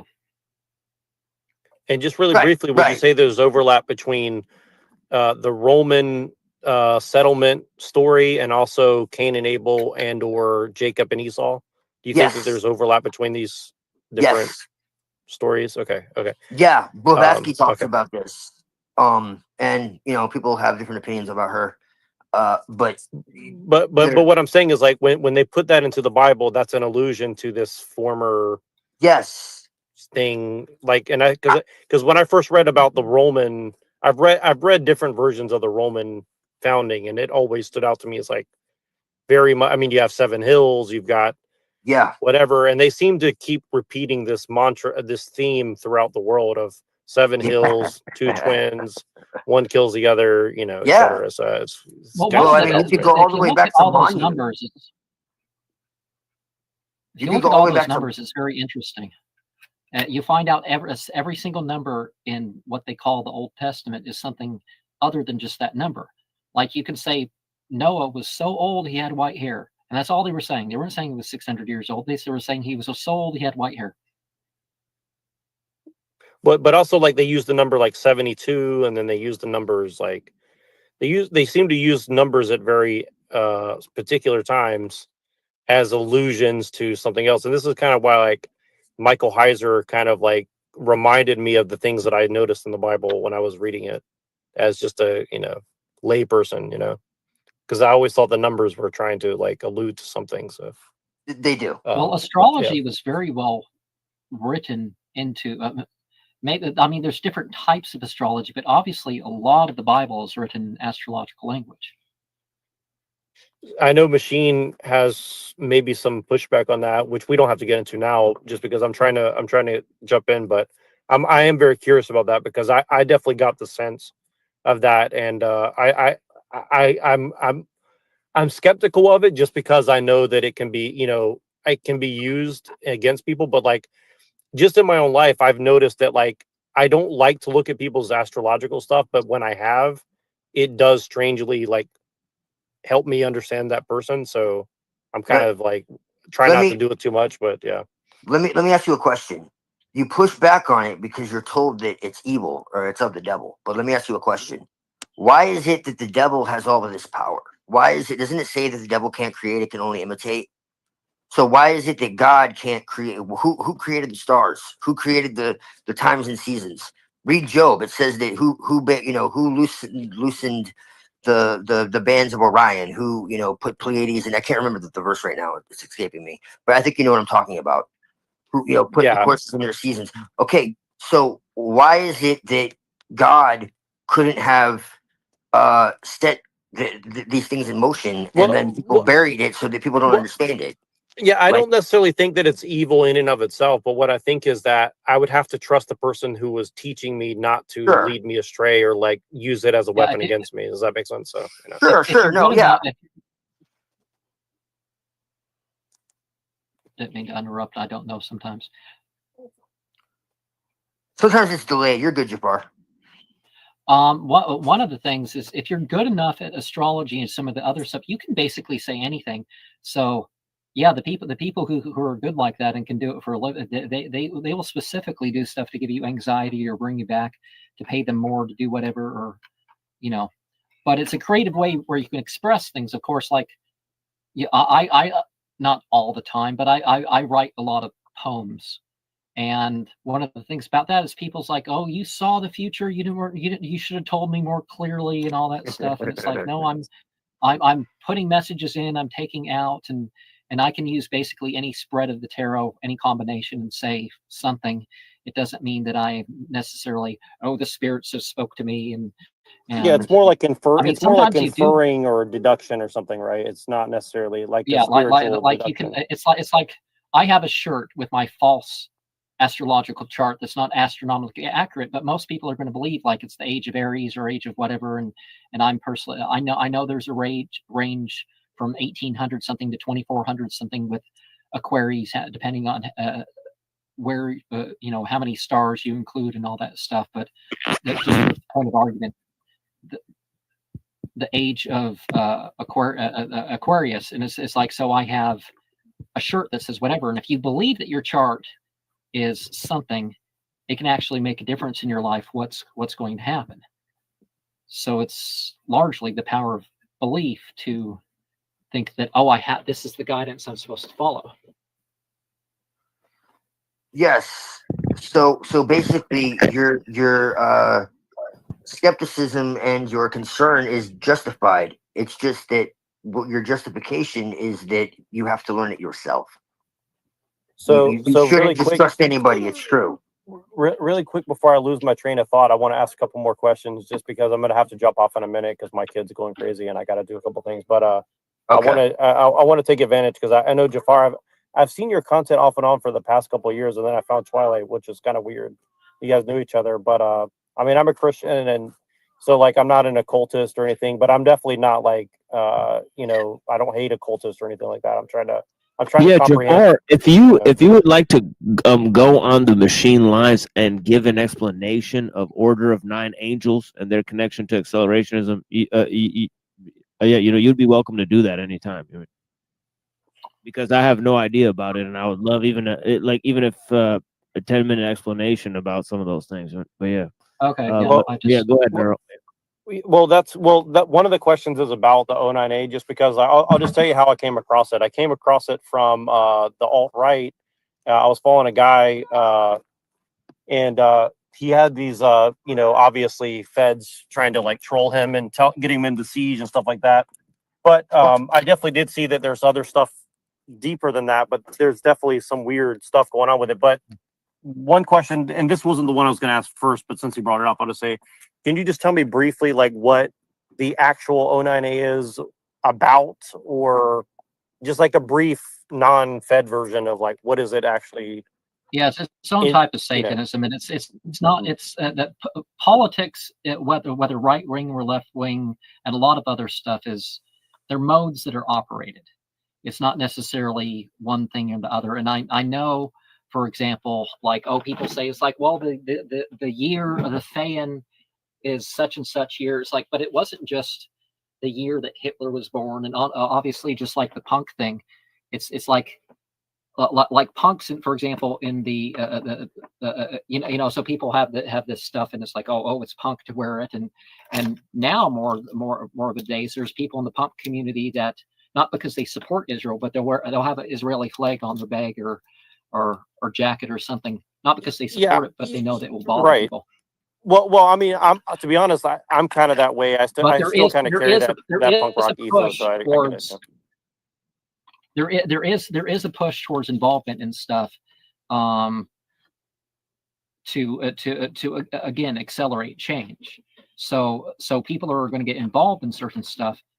Not Order of Nine Angles, associated groups. They will tell people, if you're going to do that, you know, do something for the you know, join the military or police or something. Then you can do it. Well, yeah, they tell you to go and infiltrate different belief systems or whatever. Which I mean, you know, and I I do understand that question. mentality. I do question, for example, the whole Fed thing, because there is like with an order that I'm definitely known for is that there were 3 agents. I can't tell you who or whatever, and I wouldn't be surprised, for example, the people who sent out the invitations. It's like I wouldn't be surprised if I found out that at least one of my invitations to one of the Adam Waffen division forums were one of those agents. But first of all, I didn't think it was necessary to be involved in that sort of stuff. I've met with people that's not because I was racist or prejudiced for national reasons or something like that, but I've definitely held conversation with some individuals. But back in 2017, 2018, didn't they, you know, wasn't there a group, was it in Florida? In Florida, some of the Adam Waffen division. Yeah, I heard about it. Yeah, for sure. Nine Angles. They were never Temple of Blood, but people did go back and forth. Oh, boy. And definitely one guy. What? But what they already had a bomb, and they were looking to make a second one, and somebody said that was going too far and turned them into the feds. And what interests me more about what interested me about them is that, like, the whole thing of it would be, if somebody was really serious about it, you would probably never know that they were serious about it, right? Like that it's more like a self-focused thing, right? So that's always kind of been what surprised me, you know. One of the things about the Order of Nine Angles people don't get is that it's right in the material. You don't even have to start your own version or side group or whatever. You can sort of just decide what you want to do with what's there. As much as people say, oh, you have to be in it 20 years to get, if you've had the development, you've had the development. But a lot of people, again, they get too stuck up on specific grade orders, or you have to do this ritual in Latin every Right. day for 3 years. And obviously I haven't looked into it much because for obvious reasons, like you're going to get in trouble for looking at it in particular ways. So, like I haven't looked into it. So it depends on how you look at it. Obviously, I've had Right. some questions that posed to me on a private basis that, oh, I know that's why I've been contacted. It's like, it's like, no, I don't know. There were rumors. There was rumors that such and such wasn't turning in all his information. It's like, I don't know about any of that stuff. Because the guy, obviously some of these people are given quotas. And once they meet their quotas, some people's like, I don't feel like Right. turning in the rest. And it's Right. like, but again, a lot of the stuff is not, it's like sinister fiction. I mean, it's fiction. You do what you want Right. with it. You don't have to go off, commit the worst of crimes. And obviously there's a back and forth between some of the stuff. Like Yeah, Secret and Lolita. Read the whole text. What happens to the dude at the end? It's not promoting that sort of individual. It's basically about trapping a sort of individual and Right. It's more about espionage and stuff like this, which to some degree, right? It's more of like a espionage handbook of some sort, if I kind of understand correctly, right? But in a way, Yeah. one of the, it's a type of alchemy. So it's basically satanic alchemy, and you're trying to step away from both the. I know there's baggage with the words, but I talk about the 4 approaches to religion. You got the conservative to the right, the liberal to the liberal, and the reform to the left, and you had the fundamentalists. Sort of, your left. By fundamentalists, left mean the person directly looking at things for themselves, their experience, the sources, making their own judgments going forward with whatever they consider best, and not and the other whatever. So you're stripping off this inner and outer, side quest thing. So you're being direct, and by best, I mean it can be the most difficult path in your life to go down it, but this is what you should do, or something. Yeah, that But you're makes not sense. And necessarily. it makes a lot of sense to me, and I didn't want to. I'm honestly nervous just to even bring it up for obvious reasons, but I appreciate your telling me a little bit about it. You're good, man. The dark goddess is on our side. You have you're but and you have Jesus, and you have Jesus too, so you're good. Obviously, it's a big red flag when everything when there's digital communication and they want you to admit to crimes and all that stuff, like some of the stuff that's been released. Of course, yeah, and again, like the way I found out about it was in the worst representation possible, but definitely I've heard rumors. I think I met the guy. I think I met this one guy in Portland, Oregon, and one of the things that happened to him was that they spent like 6 months on him, like 3 different federal agents, and they handed him a fake bomb, and then they, I don't know, put him away for 10 years over some fake bomb they handed him, or something like that. And it's like they spent all that time setting the guy up, and other people, they just want you to say, oh, that would be cool or something. It's like, No, well, the thing is, they don't. I mean, based on what I've seen of the alt-right and some of these other things that have happened, is like it's basically like they're trying to get anybody who actually wants to affect change in any kind of real way. They just have 1,000 different traps for you to fall into, and that's it. And that's kind of what I noticed, and that's kind of what I tried to warn, my Christian friends about, because I just see all of them falling into every fucking trap in front of them. And unfortunately, what would you say if I told you that there is a sinister dialectic? That's what it's called. Okay, there is a nexion. Okay, that actually started Christian identity. What would you say to that? Would you say that's fucking crazy? Makes perfect sense to me. and understand that the Order of 9 Angles has never had a hierarchy. Okay, so there was never anyone in charge of it. And it originally started as something else, and it actually is very old. And it became something new in the digital age. And it started as one thing, and then it basically, with the Temple of Blood and all that, it basically got infiltrated by alphabet agencies and Right. you know, they basically Well, yeah, started like reverse honeypots essentially. and look, Christianity has been completely infiltrated at every level, as far as I can tell. So, like, it wouldn't shock me. Either way. I mean, Yes. so, Yes. I mean, there's just some no, of the no way stuff around that's it. coming out about the Pope, and it's like, you know. Well, this is actually exactly what I'm talking about. I have a document that I cannot read online, but I can read it to you a little bit privately if you want. It would blow your fucking mind. That gets into a little bit of what I'm talking about how they use like a Christian identity and whatever else. Yeah, yeah, exactly. And again, this is- I would never ask Well, it's anybody just like, to tell me remember what something happened with Reagan. uncomfortable. So, Oh, some of this shit is literally dangerous, but I feel like we have similar, you know, convictions and values. And honestly, I'm not fucking scared. Like, I don't care, dude. I It's said like, I you would. know what I happened would with Reagan, right? like, you're talking to people who don't give a fuck, dude. We've embraced the adversarial path. We believe What in do this you- shit. Like, what do you mean? Pathiomathos is one of the things the ONA got right, and Pathiomathos is you know, strength through adversity. You know, like Jafar just laid out. You know, it might be the hardest fucking path, but it's the path you have to take. Like, there is no other option, and there isn't really any way to explain it unless it's your path. Yeah, I was kind just of gonna chooses say. you. I was just gonna say, there's not much more worse than being told constantly that they're gonna depopulate you. What could be worse? Right.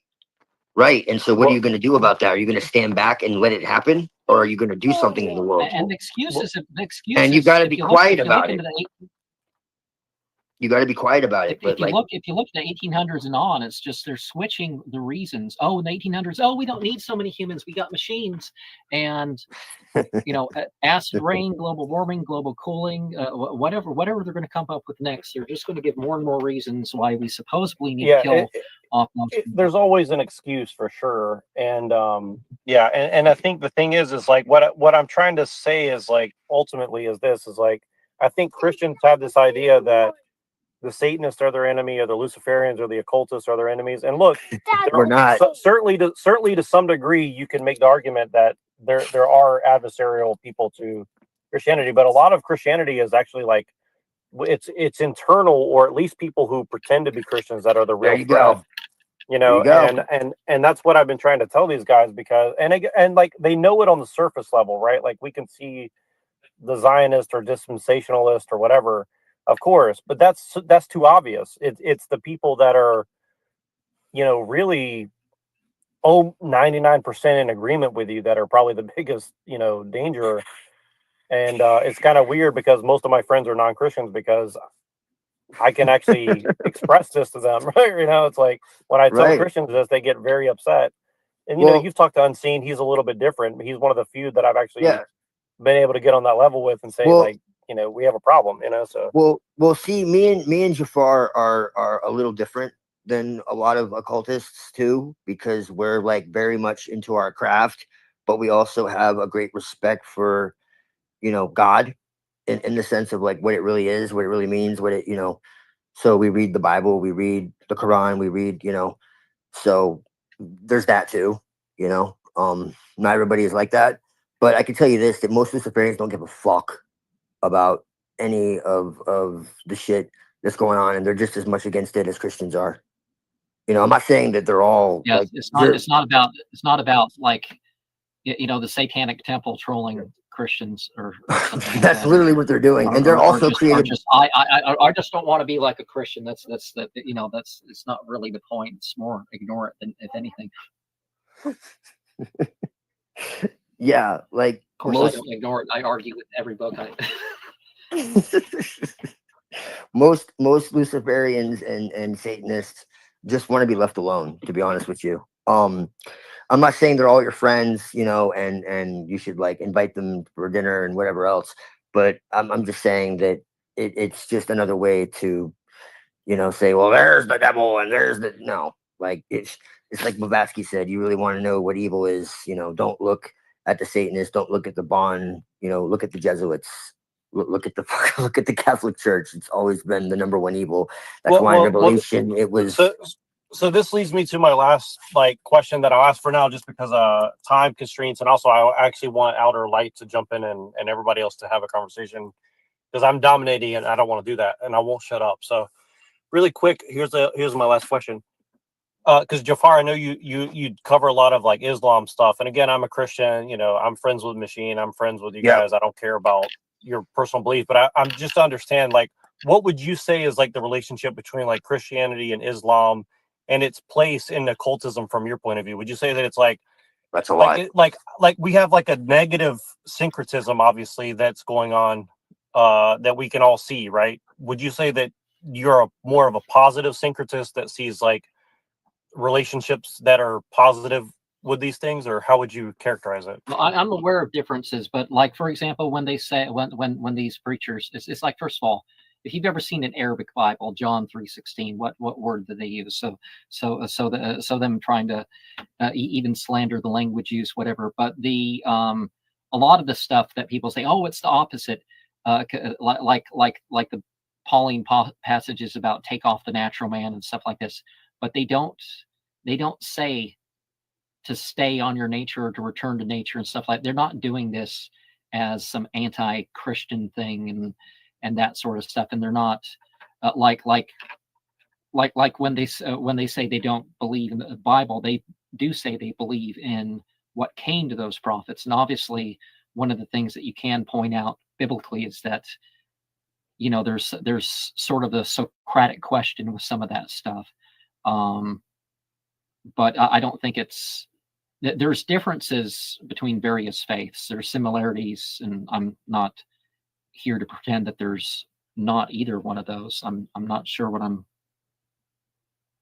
answer you're wanting me to give or something. Well, I guess what I'm saying is like, although you guys seem to be on the left-hand path, quote unquote, you also seem to be very much on the right-hand path from my perspective. So I guess that's really what I'm trying to get at.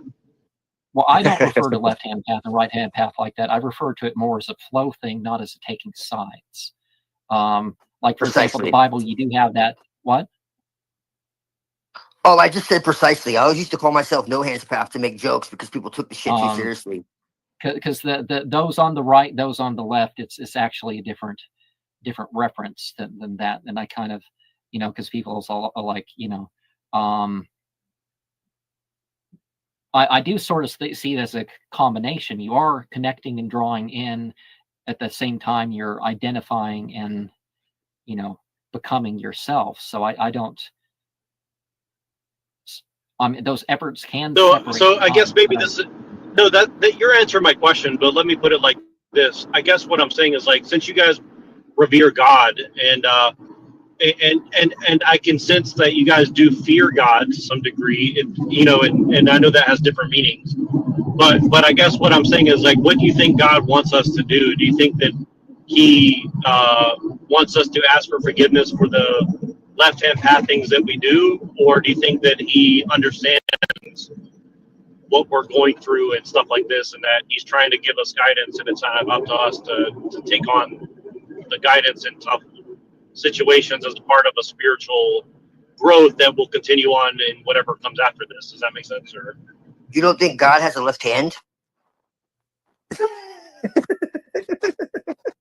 It's a joke, but it's kind of true. You don't think God has soldiers on his left side as well? Think about it. Well, you don't think, as I said, you don't think Satan is an angel of God? You don't think I'm joking? Like, what if that's really the truth? What if God is a lot more than people can muster in their little brains? And I'm including myself. One of those. It's like some of that that Sikh drive stuff in particular. I know people also know that I'm not a believing member, but you know, a lot of groups is like they don't really actually check if you're a believing member. They're just so glad you come or something like that. But that, you know, this one group that's derived from the Sikhs, they basically say, oh, Kal Nara is like, well, the deity of time, the deity of this world and age, whatever. But they basically put forward the idea that, okay, that is like Satan, but it's like doing its job. And so, you know, it's not ultimately an enemy. It's doing its job. Yes, we all know it's all part of God's plan, because Satan came from the devil, which means he's doing God's work. Well, if you go to the rabbis, they will tell you God created good, God created evil. You missed the video I was playing earlier. with everybody, and you know, God speaks through all religions, through all times, through all, you know, and everybody kind of confuses religion with spirituality and reality, and they take the stories literal, and you know, it's like everybody gets the medicine and they fight over who has the best doctor instead of just taking the fucking medicine. Well, to use an analogy, wouldn't you say it's more like, you know, you have like the maker, you have like the masculine energy which makes, and then you have like women who are like the chaotic energy that is like potentiality, and then you have like us in the middle that are trying to like ride that. You know, we're kind of here in the moment, right? And we're trying to ride that. Or I don't know how to. I'm trying to like simplify the concept of what we're talking about. To kind of take it back a little bit, yes, there's this idea of regardless of what side, there's generally this idea of culpability and working on your response to what was the past, what could be the future, but not. It's like guilt, shame, and fear are the strongest drives, according to some scientific schools of thought, of the human being, but they're not there to be like, oh, you're just cowering in a corner or whatever. Maybe you don't. Maybe you realize here's a pathway that if I don't want to end up here again, then I don't, you know, open some of these doors, and you maybe figure out which ones you can or can't open, or maybe you realize that some of that all of whatever things along the way were mistakes, and then kind of go a different direction. But it's not, you know, because people basically psychologically abuse people through those things. And people do that to themselves too, obviously. And what do they so call you definitely that? see like this Suffering life, you definitely see this life as like a training ground of sorts. I mean, I certainly do, even though I'm a Christian, I certainly see this as a training ground for whatever. I don't know exactly what for, but that's certainly what I see. And that, God's mind fucking everybody, all, bro. That's the reality. You sometimes know your limits, sometimes you don't, and you got to test them, figure out what they are. But ultimately, yeah, it's not like, because people, one of the pitfalls is people think because I'm not in this position, then my mission, I can't even do my. It's like, no, your mission is whatever your circumstances are to do what you can do with them, not, you know, like. There's someone I know, for example, they're like, they think they're supposed to help all sorts of millions of people and all sorts of stuff. And it's like, if you're not willing to help one or two here and there, you know, you're obviously not the sort that could be put in the position to, you know, do the full bore work, you know, when given the other opportunity. But sometimes, you know, yeah, it's whatever's before you, that's what your decisions are supposed to be on. Look, I have the utmost respect for God, okay? Whatever the hell that is, all right? And when I say God is mind-fucking us, I don't mean it's deceiving us. I just mean that it is so unbelievably intelligent in a diabolical manner, not in an evil manner, just if you understand what that word actually means, okay? That oh, no, I definitely understand what you mean. It's got everybody in a headlock, okay? So what I'm telling you is that God can use light, it can use darkness, it can use tragedy, it can use blessings, it can use blessings disguised as tragedies, it can use tragedies disguised as blessings. It's fucking beyond our understanding, and it's really that simple. It's really that simple. This isn't something I've read. This is my life, okay? And I can go through. You want to talk about testimonies? I'll give you a fucking testimony, okay? Because I've been on the left, I've been on the right, I've been in the light, I've been in the dark, I've been in the middle, I've been back and forth, upside down, inside out. I could tell you, I didn't end up here just because I read something or saw a video. I ended up here because my life put me there. Okay, so that's what I'm trying to tell you, and that's why I am comfortable in my practice and in my beliefs and in my, you know, whatever. And I don't have to prove it or explain it or validate it to anybody. You know, if people want to hear it, that's cool. You know, that's fine with me, you know, and I'm completely open and respectful to anyone else's beliefs and experiences. But that's why I feel the way I do, because it's from blood, sweat, and tears, you know, and that's, you know, and just crazy fucking experiences that are hard to, and I'm sure Jafar, I know Jafar knows what I'm talking about. Like it's not a game. And there are certain people, I believe, that are like almost destiny. I don't like destiny, but you go into like reincarnation and all this type of shit. Like when I say I'm a son of Lilith, like I'm being flamboyant, but at the same time I'm not. Like there's something deeper going on here. Okay, and I'm not going to get into all that. It's another topic for another day. But yeah, I'll tell you my testimony one day, and I'll talk about Jesus and Lilith and all of that, and how it all came about, my experiences with both of them, yeah. So what I'm saying is God is ingenious and beyond our understanding, and we're just, like cavemen just finding fire. Like that's my perspective. Like we're just figuring it out. Yeah, we just like You sound like even a the age of heathen who doesn't know the humanity. scriptures. I know I do.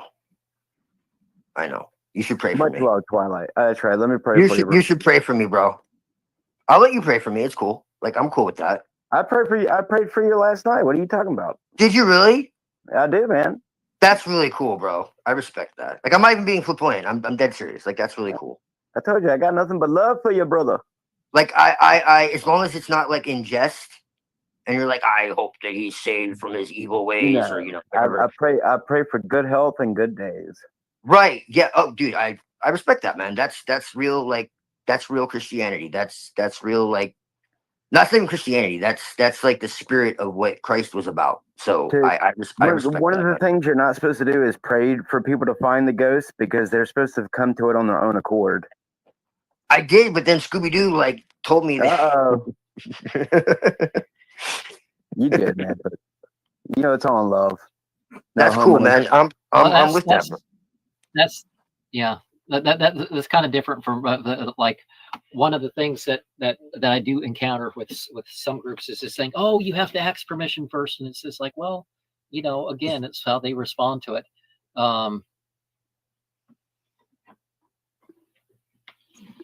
Yeah. You know what I mean? Because people's like, oh, how dare you? You better ask permission before you pray for anybody. Because, well, I don't like the thing when someone grabs you in a park and like, I'm going to pray healing on you. I noticed you're limping today.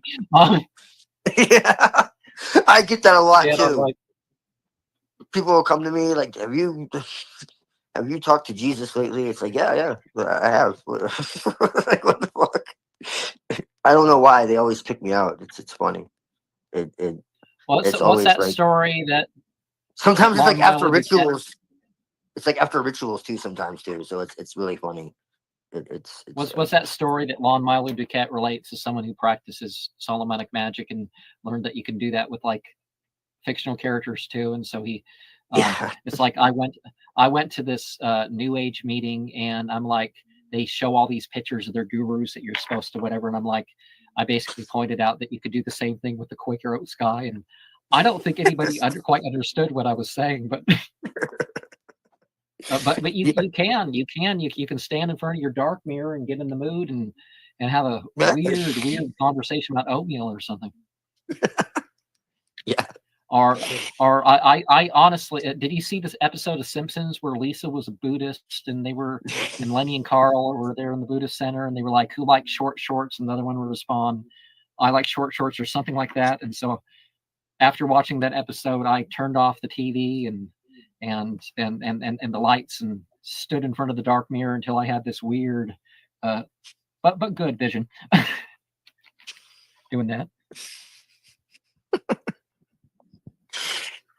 Yes, my friends, it's been 24 hours, no sleep. So I think I'm going to go ahead and talk to my wife and then take some rest. But yeah, another brilliant conversation, Lilith. And also Jafar, nice to meet you, sir. Thank you guys. Blessings, man. It's been 24 hours. Yeah, man, you need sleep. For real. Well, there's some stuff in my life that if I had a wife or if I lived with my mother, then I would have got a lot more medical attention. Yeah, exactly. Yeah. Yeah, I mean, me and my wife are But, separated, and my medical's been shit this year. You know, definitely. But yeah, but you know what I otherwise, I'm mean. like, oh, I'll tough it out. Like, you know. Yeah, exactly. Yeah, but blessings, Jafar. You know what I mean. Yeah, definitely. I'd love to talk to you about accelerationism sometime, and an Order of Nine Angels. You know, I've been looking into this subject, especially reading Nick Yeah. Land. You know, I read a lot of Nick Land's work, and you know, and thinking about that. Usually we talk about it on my show. You know, I do a show. You know, we're talking about transhumanism, accelerationism, The collapse. Tao. Yeah, exactly. The Tao Te Ching. I'm all about the Tao, man. I keep bringing it back to the Tao. Yeah, I'm all about it too. Yeah, you know, one of the greatest philosophers of all time, Lao Tzu. You know, definitely. You know, and Shangzu, man, I can't wait to get into the Shangzu with the people.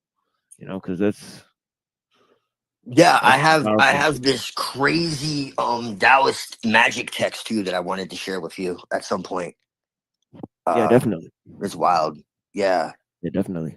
It was like banned. And it's interesting. Now that was one of the interesting things that has happened over times is the banning and removal of text and people trying to revive it. I do think that a lot of this stuff was authentically done. They didn't get it wrong on purpose, or for the most part they didn't, and they just tried to restore their tradition or something, or at least represent it. Because weren't a lot of the Tao texts destroyed by what was the Chinese dynasty? Same with Confucianism. They basically destroyed almost everything. Yeah, I mean, look what they did. Look what they did. They tried to bring it on back. Yeah, the same thing with Bond. You know, and the Yazidi. They came in to Tibet. Basically, the story is it's like, and then they find out, yeah, that story about the serpent of the 10 temples or whatever the thing was. Maybe you know what I'm talking about. It's like, no, they came in and basically forced these people, and you don't know what was the particular variety of Buddhism and what was Bon. It's very hard to figure out exactly, what was what. And they had so many texts preserved, not just from themselves, but other parts of the world. They were practically like some of the like Akbar the Great. Akbar the Great tried to have his people make copies of whatever religious texts they could get a hold of too. Yeah. Some of those people in Tibet, they preserved all sorts of interesting stuff that that's never in print. Yeah, definitely. Yeah, definitely. Yeah, I always say that if you really want to understand what's going on, look at the stuff that's suppressed. Look at the people that are killed. Look at Akbar tried to create his own religion. That's why I point at the Gnostics, and they're not the only ones. But look at these traditions, like the Yazidi, like the Bon, like the Gnostics, why were they suppressed? Why were they murdered? Why was it made illegal? Why 73 different groups since they appeared 6,700 years ago. The Yazidi tried to kill them off or whatever. Yeah.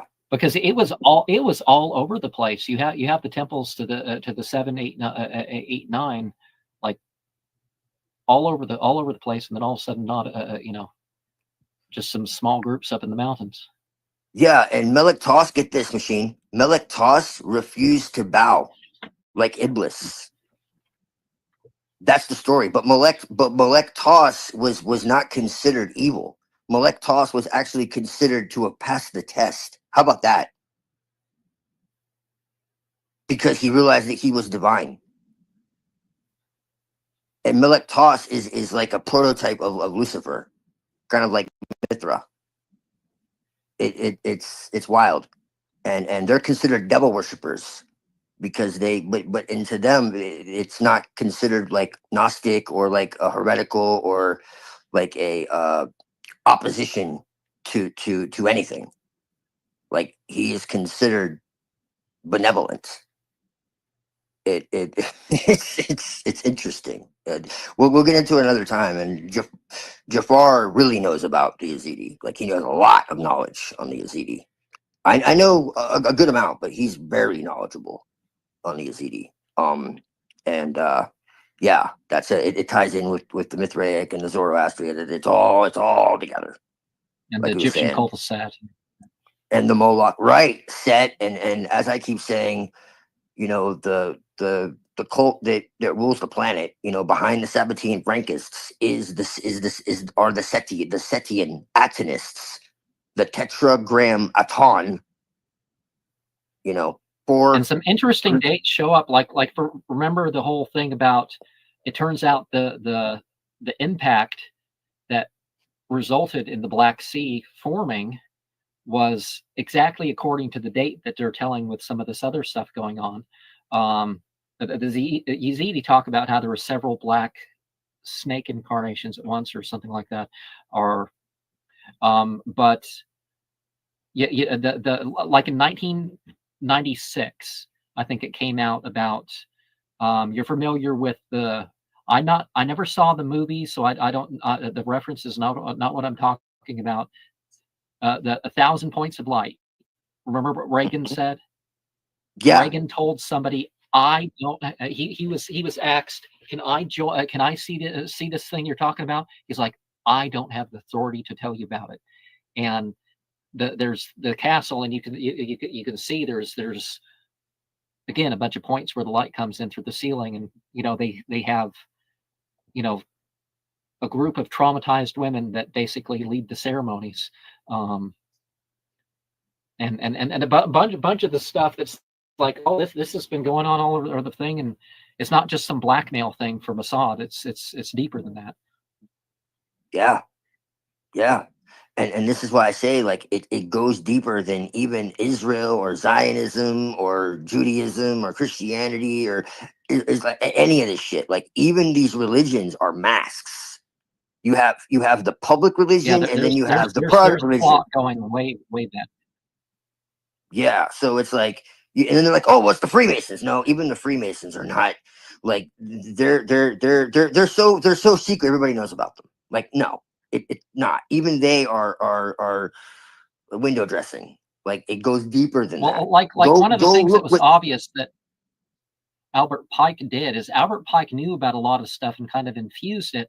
It was so it wasn't just some quasi biblical thing. He made sure other stuff openly made its way into the whole thing. And he took a lot from Eliphas I'm not Levi. sure what he knew.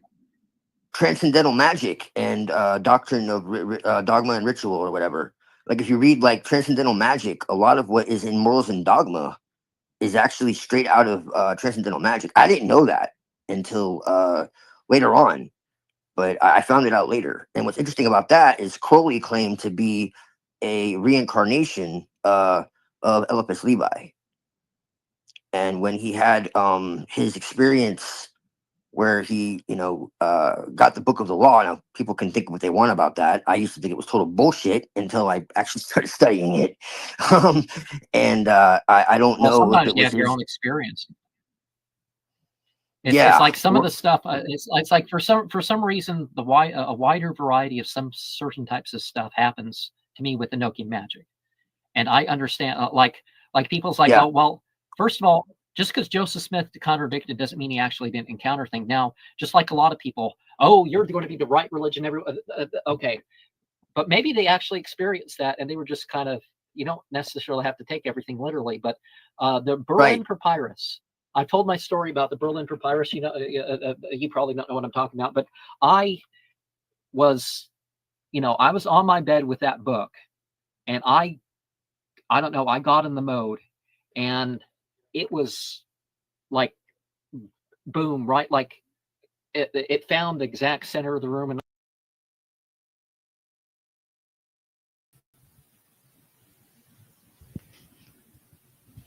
Hey, what's going on, my friend?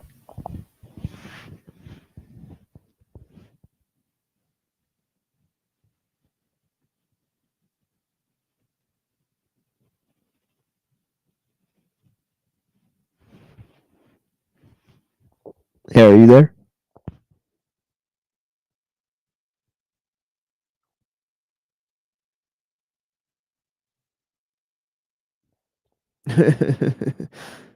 I don't know if you hit the button by accident, but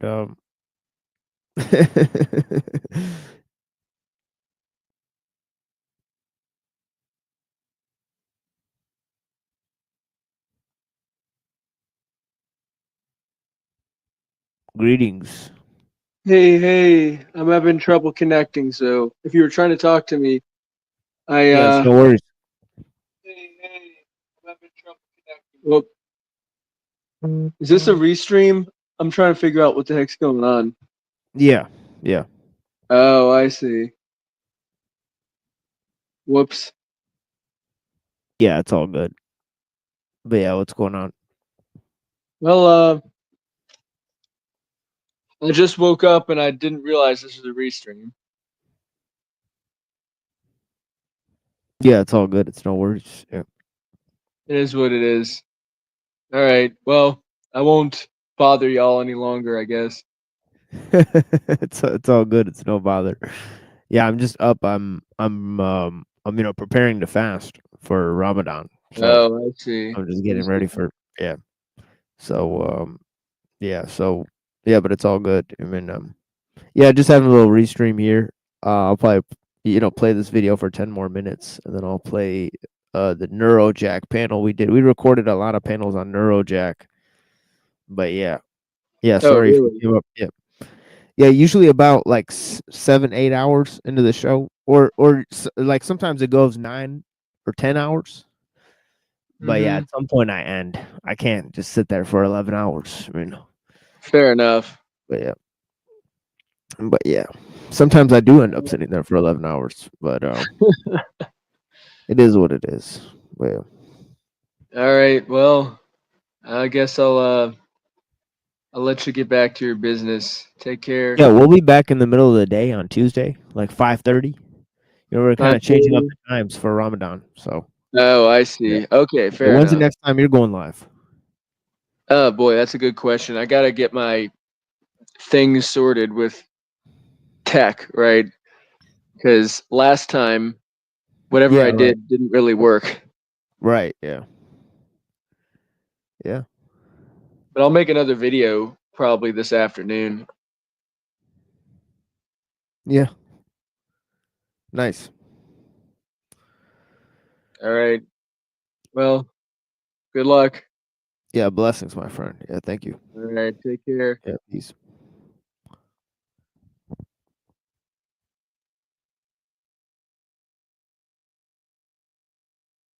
And stuff. It didn't. I don't remember any communication where I can say the words.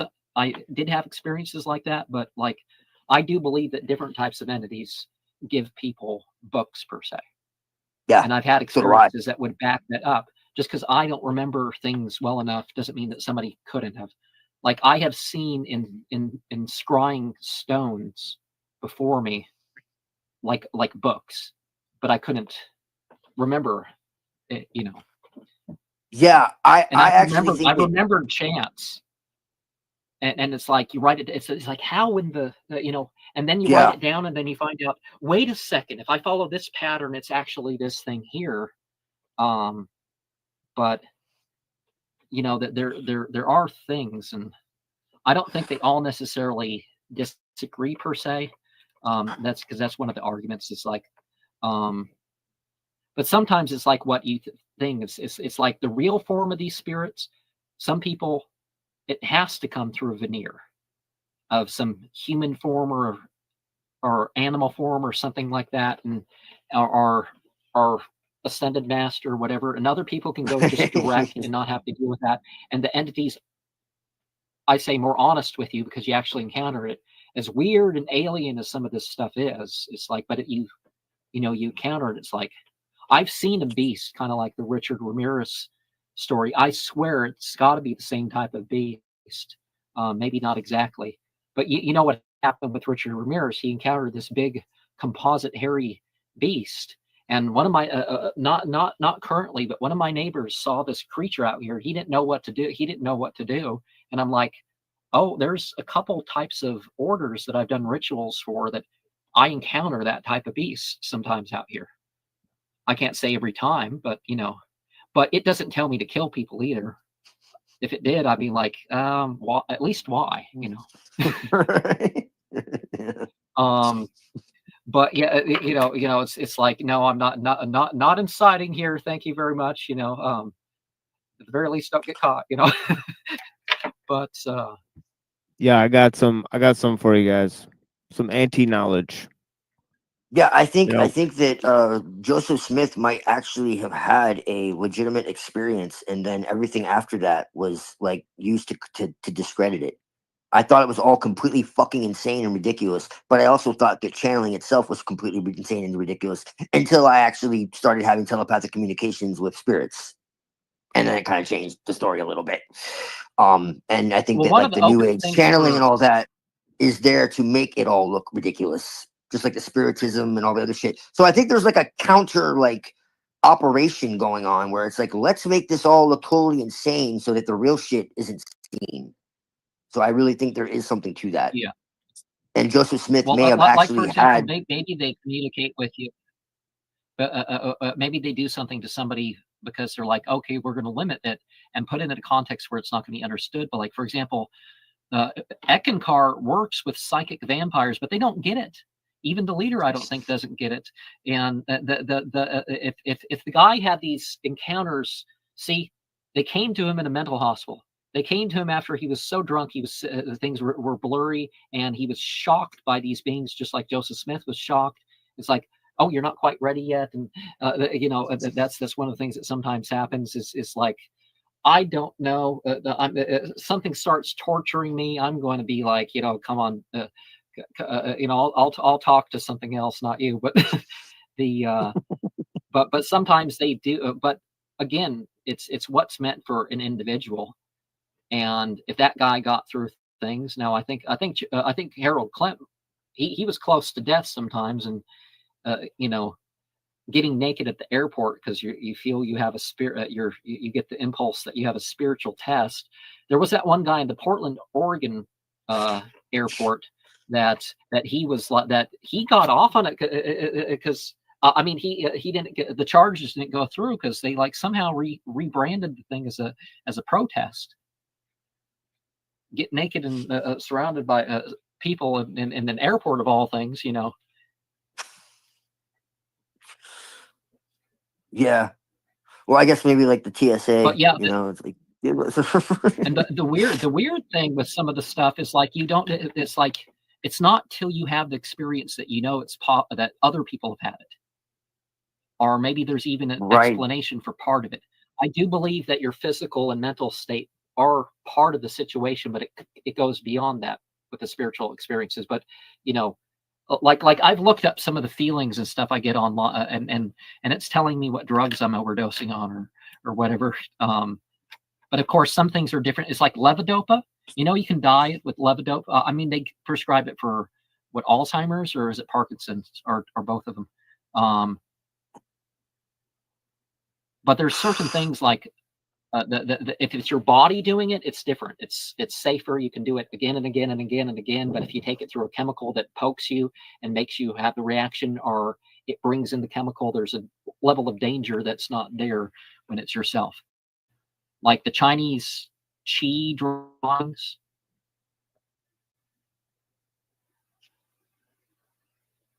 If you drop and stimulate your adrenomedulla, you can have that warm upflowing, and you feel, you even see coming out those points, and it's like, that's what those cave paintings are about.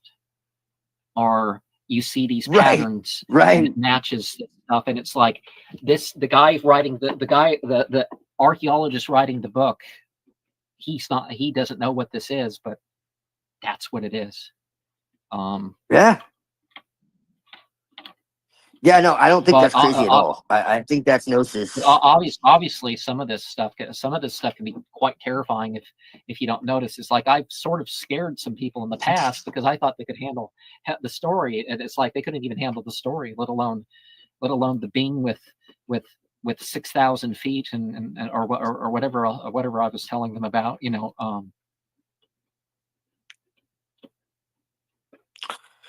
Yeah.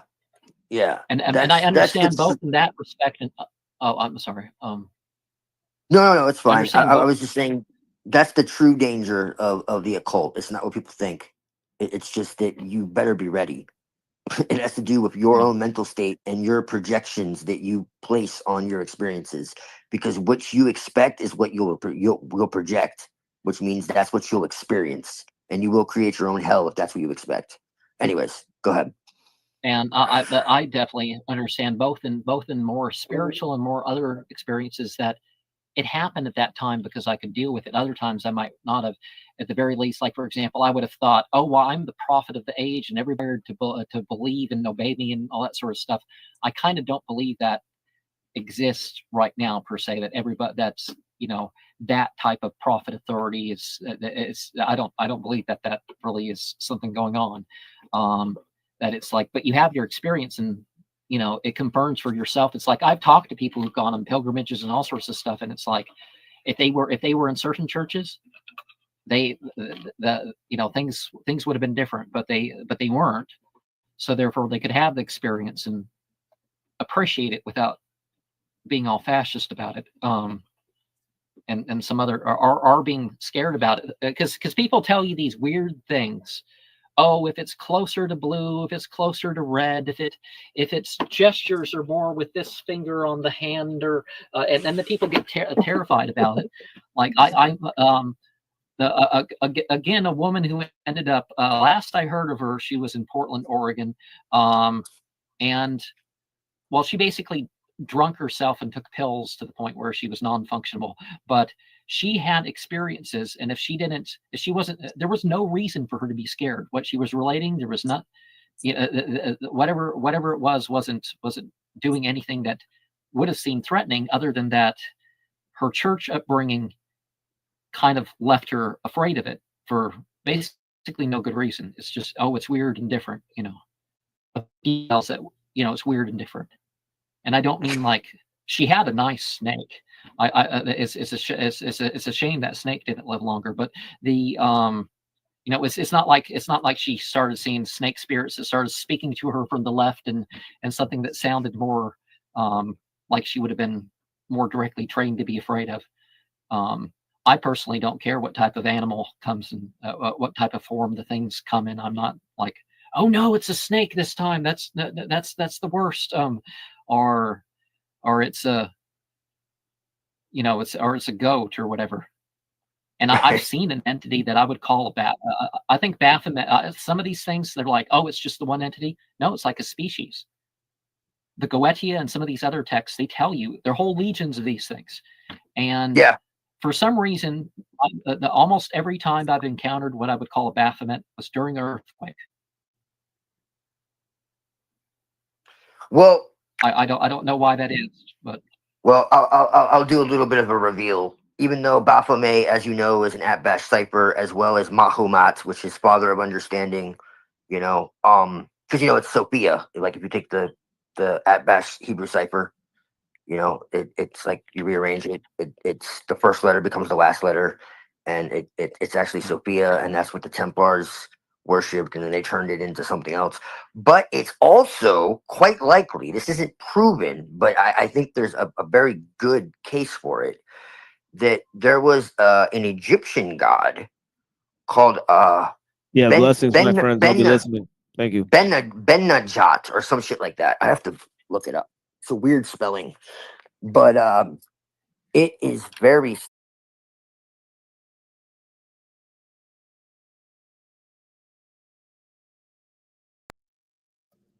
For when every commandment of the Lord, where a will is involved, the death of the one who made it must be established. For a will takes effect only at death, since it is not in the force as long as the one who made it is alive. Therefore, not even the first covenant was inaugurated without blood. For when every commandment of the law had been declared by Moses to all people, he took the blood of calves and goats with water and scarlet wool and hyssop, and sprinkled both the book itself and all the people, saying, "This is the blood of the covenant that God commanded for you." And in the same way, he sprinkled with the blood both the tent and all the vessels used in worship. Indeed, under the law, almost everything is purified by blood, it says. Mm-hmm. And without the shedding of blood, there is no forgiveness of sins. This is why Jesus said that Moses saw through a veil, because they were doing animal sacrifices. This was the entire point of the sacrifice of Jesus in the first place, because they were doing animal sacrifices and all this. So he was like a fulfillment of, you know, all that sacrifice. It's like I don't know how to really explain this stuff. Like Yeah, those are some rough verses. So I don't expect you to. I mean, it's perfectly fine wait, if you I just mean, take we out could the definitely Orthodox. get into it. Let me tell me The what study verse that Bible. was again. That was Romans. I mean, the first one was Romans 5, the opening of Romans 5, and then the next one was Hebrews 9, right? And it was Hebrews 9. I'm gonna go there right quick. yeah, Okay. Hebrews 9:13 through 22. Okay. I've always been very, very interested in these verses. I think they're pretty definitive in terms of the Christian teaching. I consider them a heavy doctrinal sort of message, because you can't have a salvation without the blood of Christ. I feel like that's one of the central themes, at least as far as the church is concerned. You know what I'm saying? Yeah. So this is what St. John Chrysostom says. He says, next comes that which is calculated to persuade. For he says, if the blood of bulls is able to purify the flesh, much rather shall the blood of Christ wipe away the defilement of the soul. For that you may not suppose when you hear the word sanctifies. That is some great thing. He marks out and shows the difference between each of these purifying, and how the one of them is high and the other low, and says it is so with good reason, since that is the blood of bulls and this is the blood of Christ. Okay, and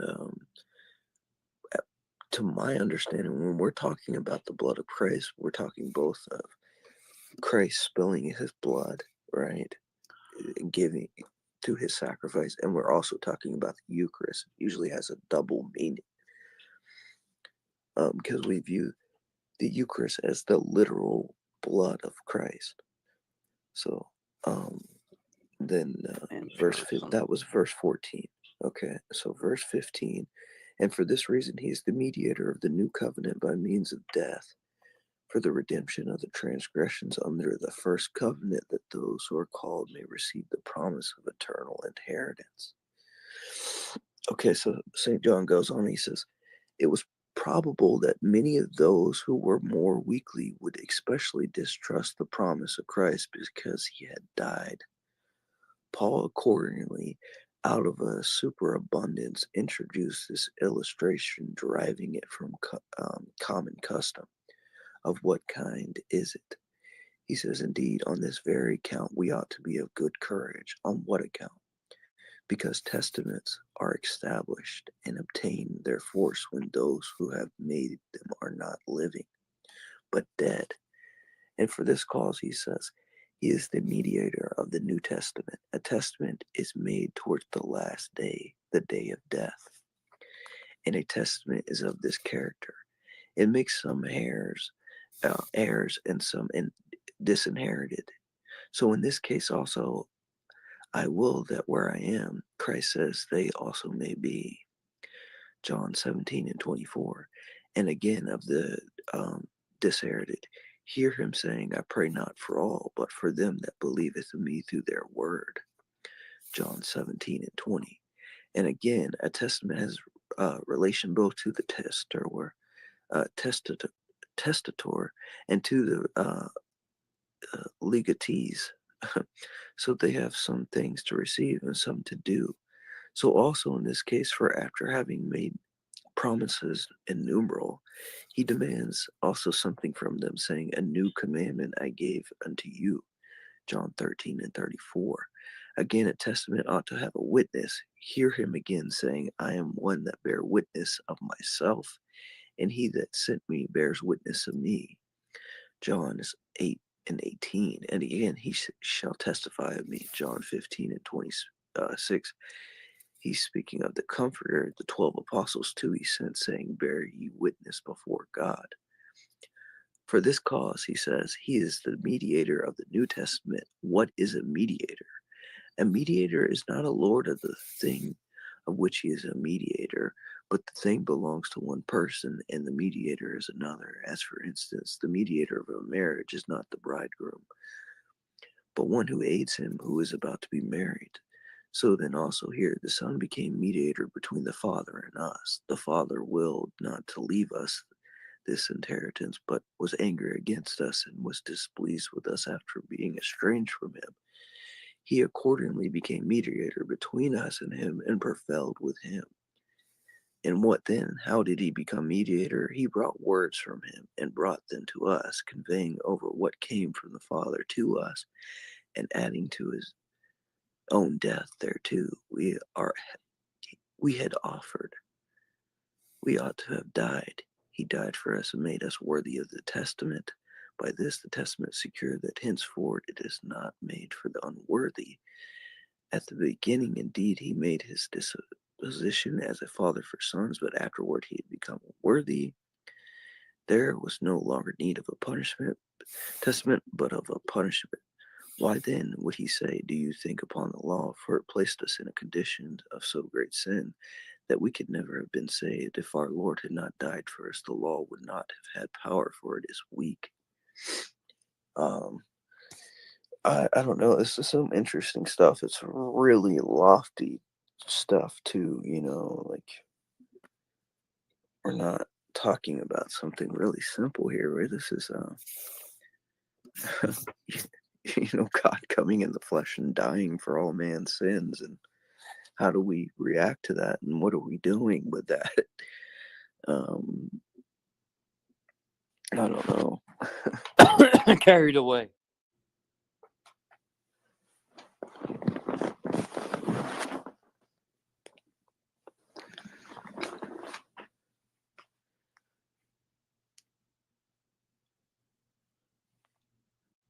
Conduct itself.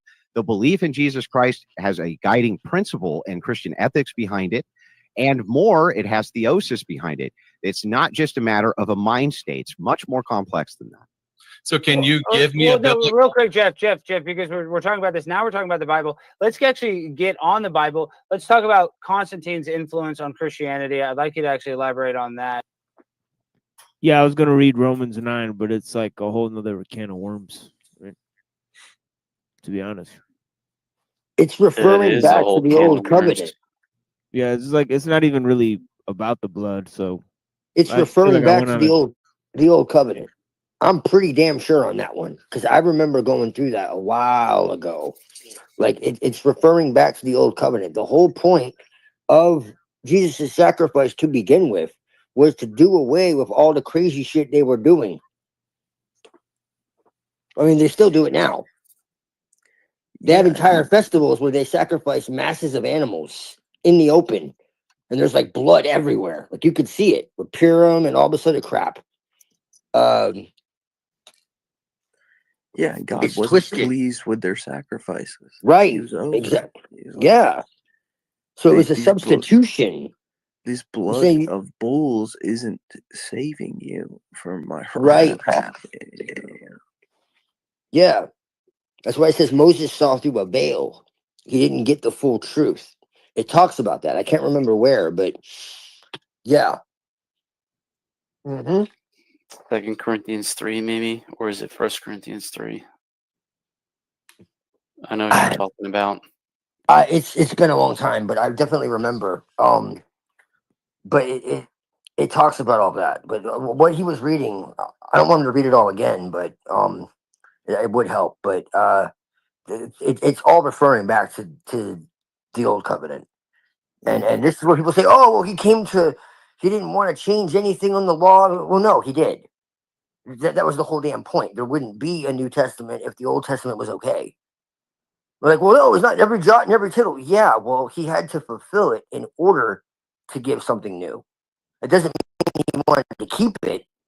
It just means it had to be fulfilled first. And yeah, that's a whole wrong. I remember having that conversation years ago with somebody. Yeah. Unseen. What's your definition of faith? Of what? What's your view? What's your definition of faith? Faith. Well, I mean, it's like faith would be, putting your trust in God, right?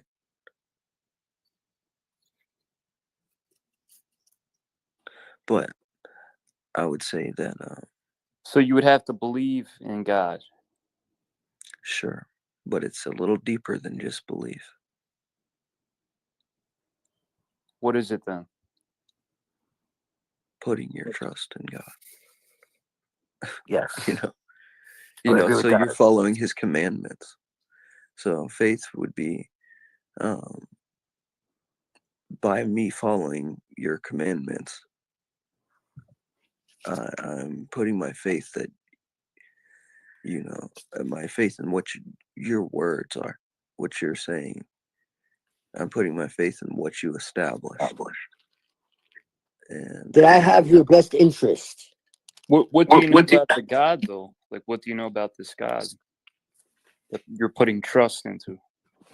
I'm putting trust in God. Yeah. Yeah, What but do I know about him? What do you know about this God you're putting trust into? What? I can't hear you, Barrow. What do you know about the God you're putting trust into? Oh, I know he's good. No, he's good. How do you know he's good? Because he says he is. And I How do you know? How do you know he experience. says? How do you know he says he is? How do I know anything? How do you know anything? Because God created me to know it. That's just, it's a belief, man. That's all it is. It's a belief. Well, that's what faith is, isn't it? But it's not a knowing. That's what I'm getting at. It's Sure literally it is. an opinion. Well, no, not You so. have an opinion, and you're Not just an opinion. no, but that's what it is. That's all you But have. when you know something too, though, it that goes along with your opinion, then No, but that knowledge makes and it opinion true. are way different. Let me explain something to you. No. I'm making sense. Do you really want to know something? I mean, when you see something, do you know that it's true? I'm the one making sense here. What's true? Do you know something when it's true? Knowledge and opinion are different, man. You have a belief. What is wisdom? It's not just belief. You're acting like it's a fantasy or something. Trusting God, and your God is just this belief of this God. You think that it's a belief, but you're not seeing that there's a reality here, to it. That's the difference. Like, have you ever experienced grace? You ever seen an angel? You ever, do you understand what I'm telling you? I understand what you're saying, and you've shown me where your mind's at, so I I appreciate don't have that. to show you anything. No, You could pray to God and ask him, and maybe he'll show showed me you. where your mind is. Like, you've showed me your thinking. Oh, I'll show you something. Hold on. Pause.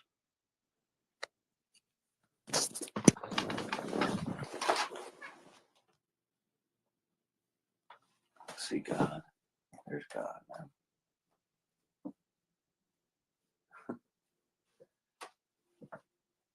That's God, dude. That's some holy water. So when you say, like, it's just my belief, it's like things I see too. They're props.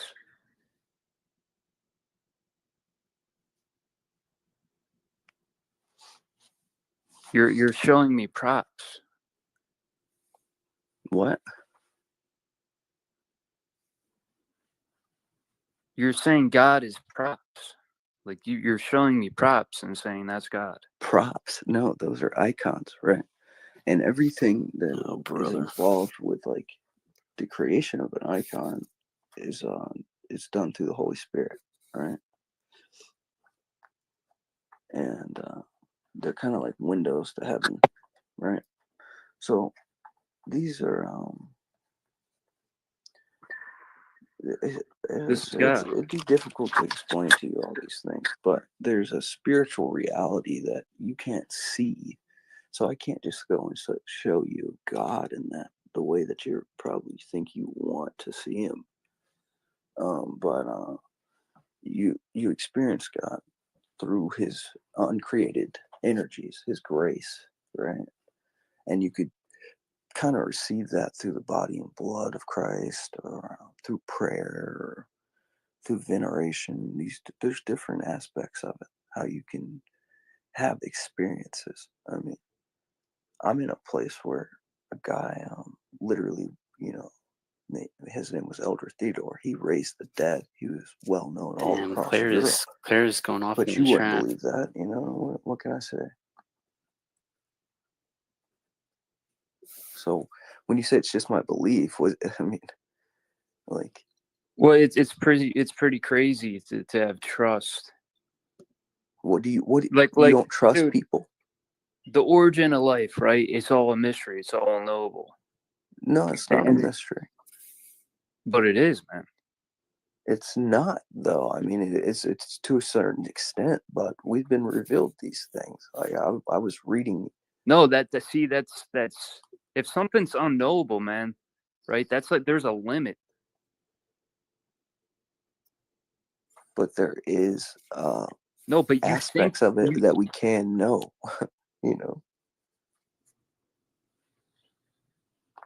Sure, there's a limit, but that doesn't mean it's not knowable to some extent. Yeah, I'm just not going to get carried away like you, That's just, to me, that's infantile, is to get that carried away. I think that I really don't give a shit about your opinion, you know what I mean? But whatever. You could call me infantile, but if you really want to know what I think of you, I think you're probably enslaved to things that you think are really free. And you're not. Well, I'm just not credulous. I'm not a credulous person. You can call it crazy, but credulous, you're just nihilistic. You know what I mean? Like, what do you want me to say? Credulous. I know something happened, right? I know something happened. I don't have the answers, and I'm not going to get carried away. And I'm not going to say I have trust in this imaginary God, and then I'm going to show props and say this is my God right here. Here's my prop. Come on, man. It's infantile. It's like young boy shit. That I went to Catholic fucking high school and kids were doing this shit, and I just sat back like, Yeah, well, I mean, it just sounds like nihilism because you're a modern I don't care mutation, what it sounds like to you. You're going to pin it whatever you want. You think that everything you see with your eyes is all there is, and there's something behind it. And then when someone points it out, you denounce it because you're a modern mutation. No, see that's like this is what you're resorting to is dubbing me that. Like no, you're that's acting what like you you're are. acting like You're a modern mutation. There was never a man from the beginning of That's time you. that really questioned until a certain point of time, and that was after the monks brought those books of those philosophers to Constantinople, and then they started questioning. Well, is there a God, or is there? No one really questioned if there was a God. They just which one was the true God. But now there's just nothing. There's just man and his ideas, and you just believe something, and that that's ridiculous. When I've seen things that you couldn't even imagine, man, you would lose it. But that's the thing. Like it says that in the scriptures that even if the dead were raised, they wouldn't believe, and that's the case, isn't it? Even if the dead were raised, you wouldn't believe. You would still say, you would make up an excuse. You'd say, there is no God. Well, the fact you have 5 fingers on one hand and 5 fingers on the other, I'm not and there's getting carried symmetry away. there. That's I don't care what you're talking about I getting think carried away. I doubt Why is your there God. ordering That's of the all I'm saying. seasons? I doubt your specific God, right? Like you have your own imagined God. My You just showed us. You're showing us props. That's I a would picture of slap God you in right your there. mouth for saying that. I Bro, hope I'll you beat know the fuck out of your pussy ass. Don't even I try would to come at me. slap you in your mouth I for put saying that, dude. motherfuckers in the hospital. You ain't tough. You ain't shit, man. You're just a fucking kook. Don't try to get gangster with me, man, because I will fucking put you down in face-to-face reality. You ain't Okay. shit. All right? Don't I would talk to me slap like you in your that. mouth for saying it. That's all I'm saying. Right. You're a little bitch. That's all you are. You're a little bitch with your fucking gay ass beliefs. Yeah, you're emotional. Yeah, and your gay ass You're props. emotional. No, that's you. You got emotional earlier. You want to talk some shit now and get physical, making threats like that, bro. I'll beat the shit out of you. That's what I do to people. Okay. That's what I'm fucking known for. All right. Yeah. Okay. Dumb fucking little fuck.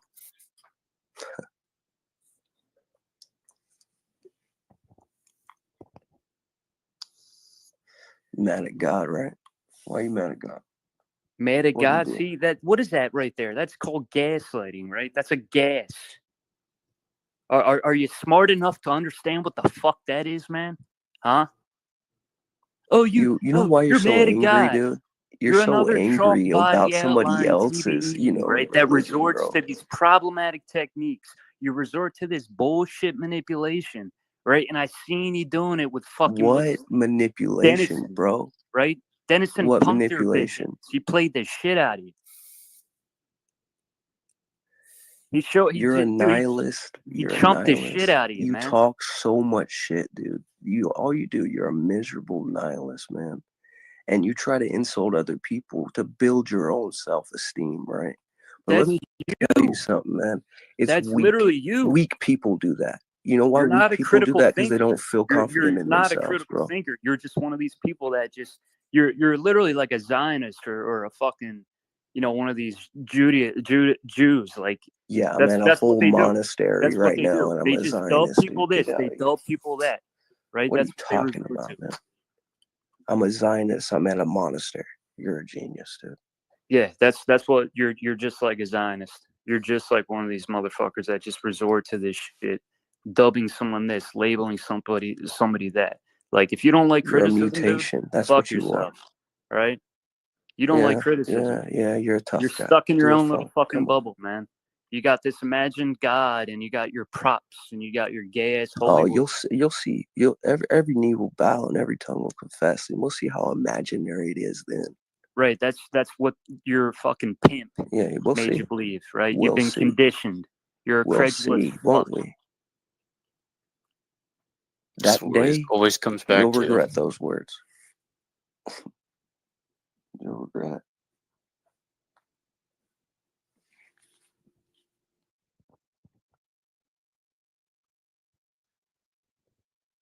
I trust my God. Fucking infantile idiot.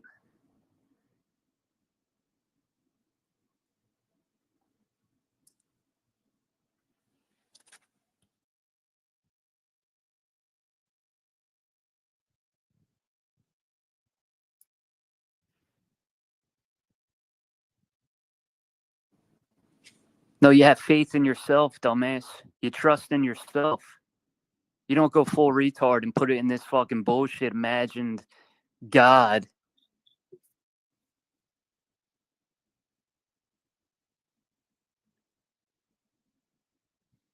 The faith, the trust should be fucking in yourself, not in some nut shit like that.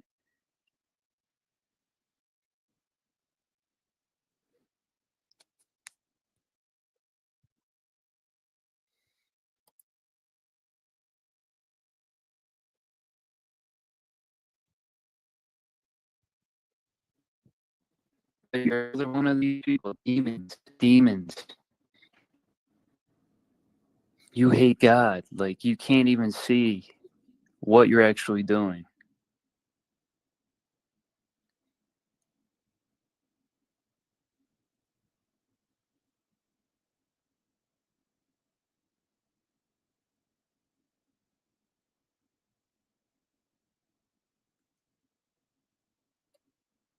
You hate Christ.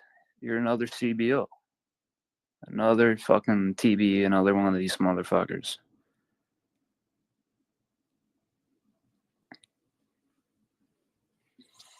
Those they LARP that shit though.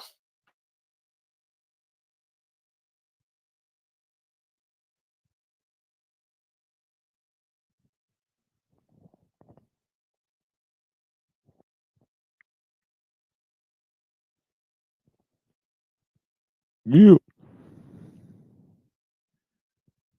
That was a Yeah. weird video. And then we got this fucking photo. I feel weird looking at their tits because they're probably 16. What's up with this photo, Nora?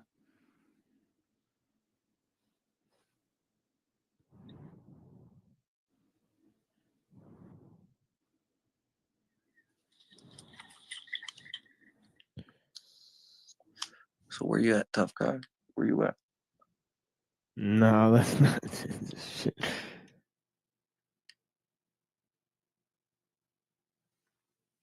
Oh, shit.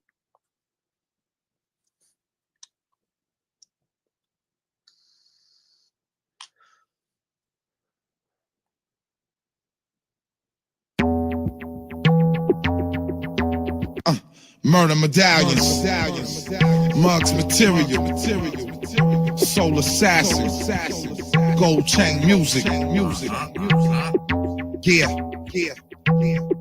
Yeah, I'm on my trademark shit, straight spit with a full clip, busting at your stool pigeons. True religion, new with the vision, coop in the kitchen, richer than Nixon, true blue 76er. And if I snap, you probably get the picture. I strike like a pitcher, you fucking hike hitcher, get with the stick shifter files. My mind running wild off natural elixirs, and this is the final frontier of the mission. You still talking about you got holes, homie, you ain't pimping. I ain't tripping, and emphatically not slipping. We start ripping, and it can turn to something different. I ain't playing, and yo, somebody better pay him. I might just run the spot and start spraying with the thing waving. It's kinda insane, ain't it? But nah, this is pain language. I ain't playing, and yo, somebody better pay him. I might just run the spot and start spraying with the thing waving. It's kinda insane, ain't it? But nah, this is pain language. Yo, who's the nicest? The truth is that if it was known, half of y'all would have a middle-aged crisis. As I write this or wrote this, I think of the sacrifice it took and all the doors that was never open. And I'm the hottest thing smoking, soaking in and get your heart broken. Look, fuck moping, I'm leaving with a bag of tokens. So try to find another ass you can blow your smoking. I'm somebody you better know, heavyweight in the game that's busy with the schedule. And the streets told me to never come regular. Now everything I do is incredible. It's on, nigga, I ain't playing. Hey yo, somebody better pay him. I might just run in the spot and start spraying with the thing waving. It's kinda insane, ain't it? But nah, this is pain language. I ain't playing. Hey yo, somebody better pay him. I might just run in the spot and start spraying with the thing waving. It's kinda insane, ain't it? But nah, this is pain language. We make you feel the anguish. Let me tell you what the aim is to introduce you to pain language. You won't be, I don't know what you started for. Call me Sun Tzu, gifted in the art of war. Talk is cheap, we don't say much. We greet him with the heater and leave him bleeding and such. You understand? You're right, the man, and goddamn, you ain't hallucinating like Alice in Wonderland. The pain is real, and my stainless steel as a mind of its own. What's on his brain is killed.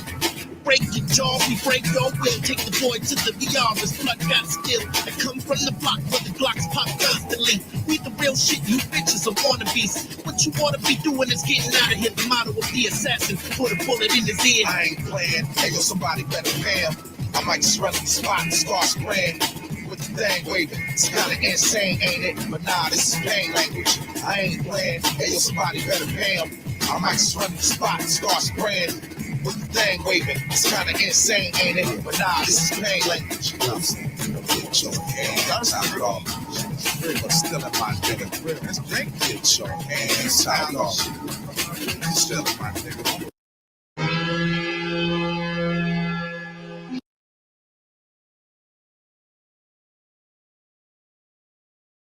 The only thing that can stop the death angel from invading your family. Freaking Hagee. Hey, my name's Unseen. I got stabbed in my spleen. Now I'm walking around with a lean. Oh boy, I ran my mouth. God damn, I got stabbed up. I got fucked up. I'm just a little dumbass walking around. Oh shit. Everybody hates me. Please don't rape me. Now I'm in jail. I'm in prison. Just another victim. Been conditioned. Oh, religion.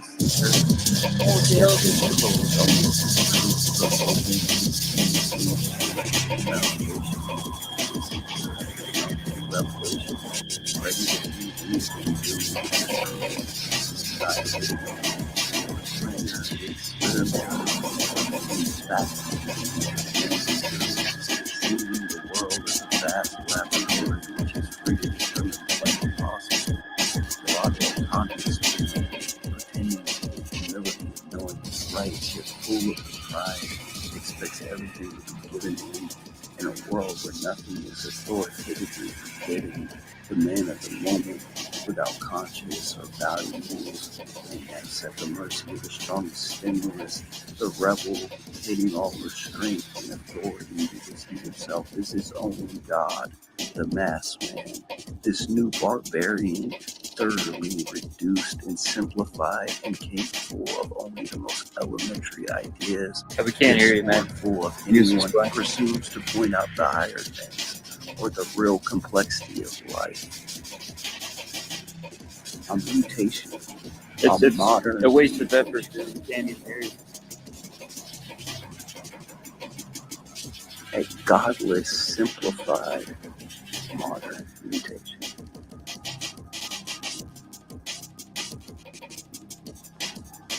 I know there's a reason. There's got to be. I just don't know what it is. And I'm not going to get carried away like an asshole.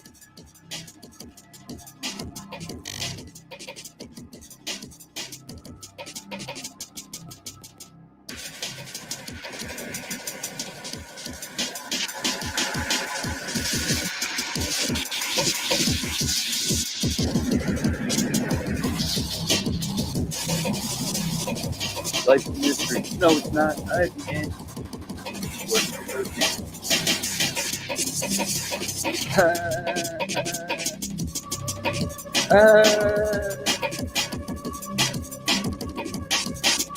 There.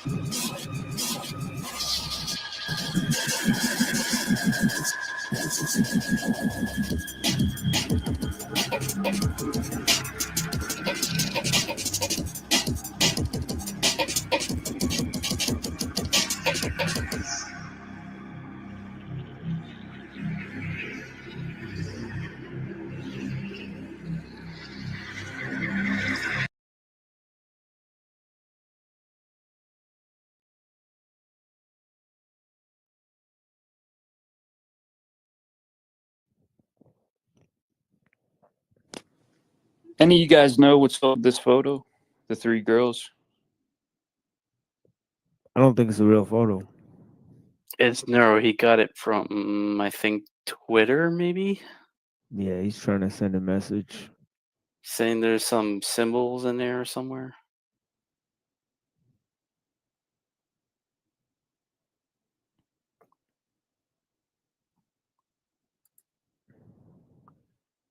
Stop looking at her tits, Red.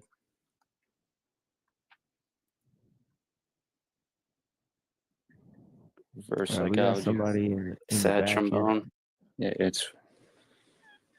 Or no, there's nobody here.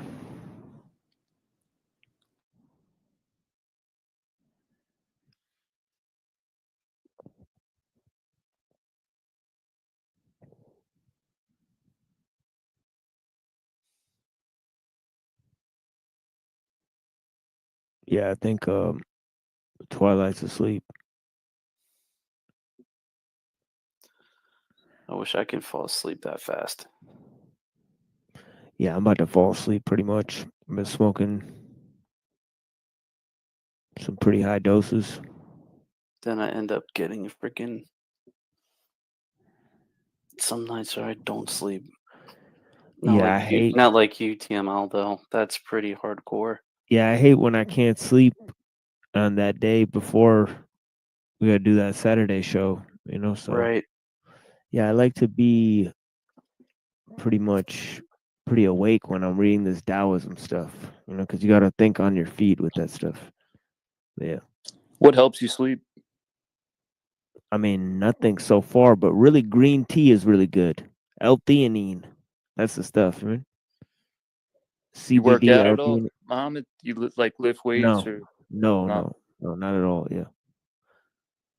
I'm No, telling you not. straight up, that'll help you. If Yeah, like yeah, definitely. Yeah, definitely. Yeah, I if you just do a don't have couple, that much time. Yeah.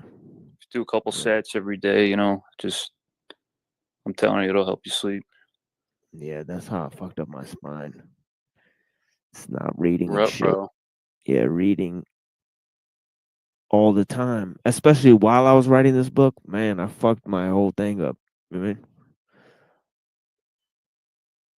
Yeah, definitely. Especially carrying a backpack with like 10 or 11 books in it to go places. Yeah, that really fucked my back up because That's I would, dedication, though. yeah, because I would be constantly on the move and I'd have like one ass backpack. And I remember I would stuff like 10 motherfucking books in this bitch and just walk around with this motherfucker. Like go to my homie's house, like go to my parents' house, go back to my crib. Like shit was fucking crazy. But yeah. You ever try inversion table? You go upside down, it opens up your spine and your joints. Yeah, I need something. Brown's boy said he sent you an email. That's Just so you real help, know. man.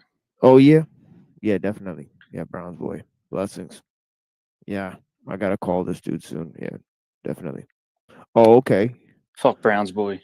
From Bob 70. Okay, for sure, homie. Yeah. Okay. Yeah. All right, dude. Yeah, because I gotta call this dude. I was just thinking about calling you for sure. Jeff, and then you can rebut that. Okay, I think we really need to get back to that because that's very, very important. I would like to know the Bible texts that refute Romans 10:9 and 10. We can get it.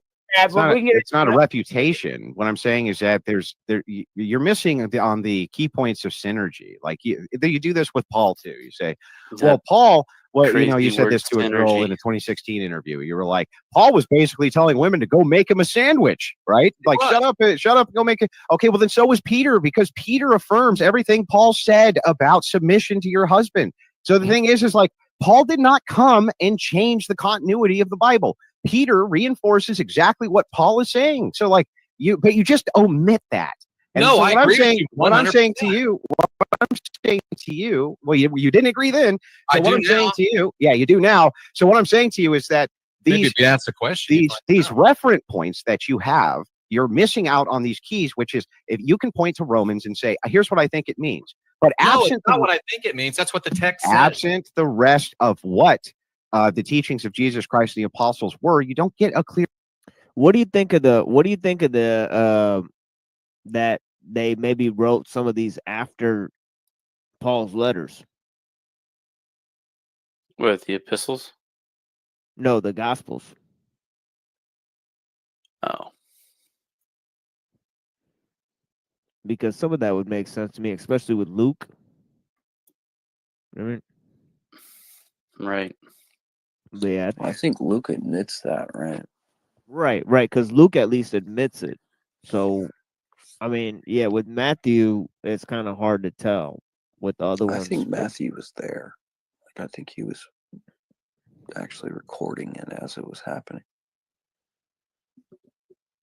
Yeah, but it's kind of a different issue if they were there or if they wrote it after Paul's letters. Because Paul's letters, I don't know if they found them.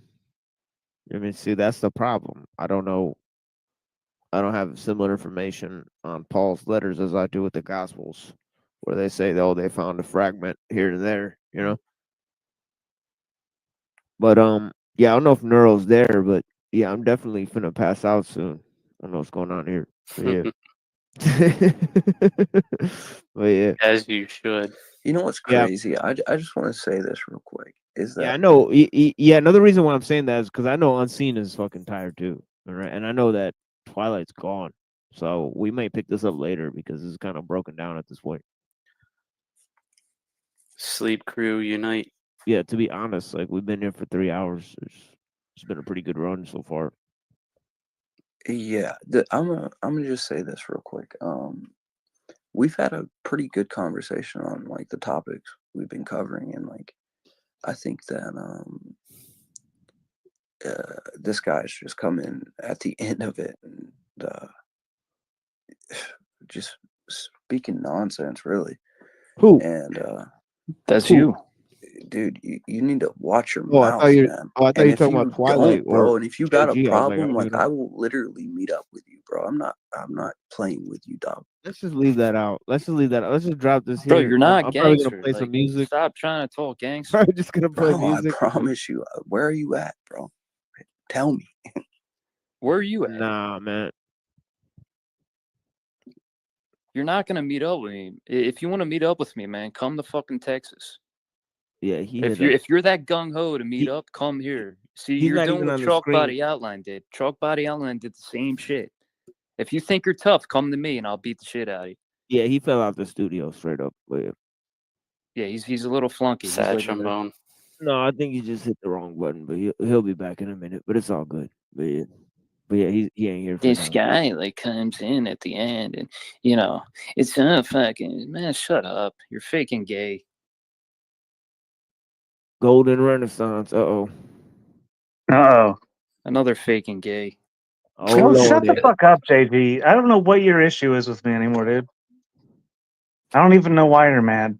I don't know, man. You're a fucking I don't girl, know, man. man. I'm just gonna make fun of you no matter what you do. I'm gonna make fun of you and I'm gonna pick at you. Yeah, you're lost. Yeah, you're lost, bro. You're lost, bro. Get out of here. You ain't wanted around Lost this boys. town.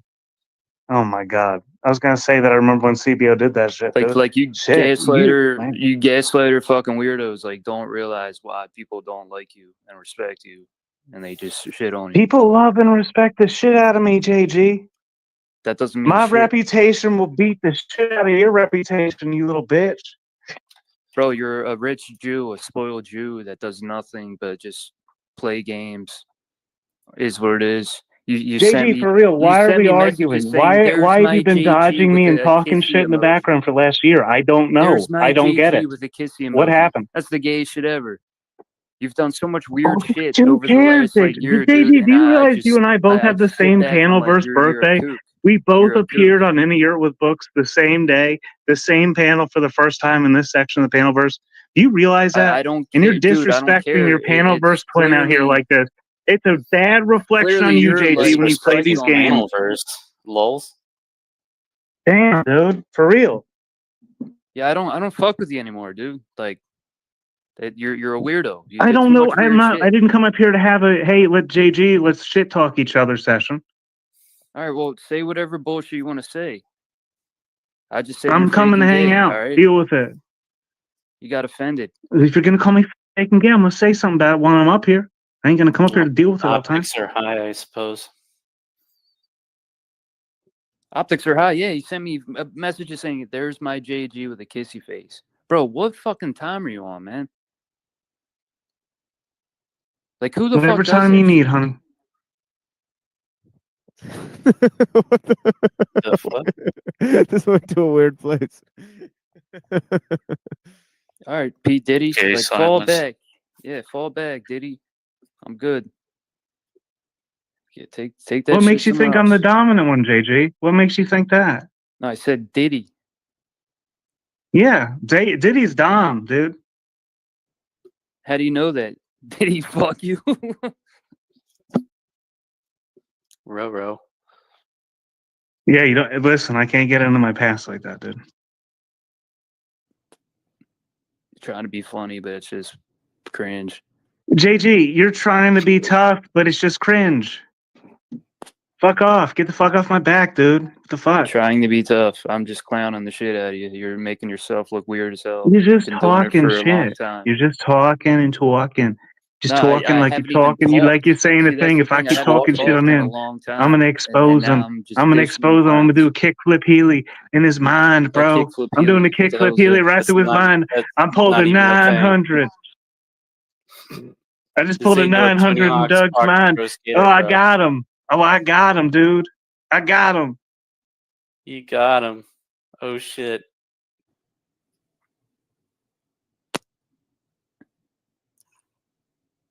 Nice, dude.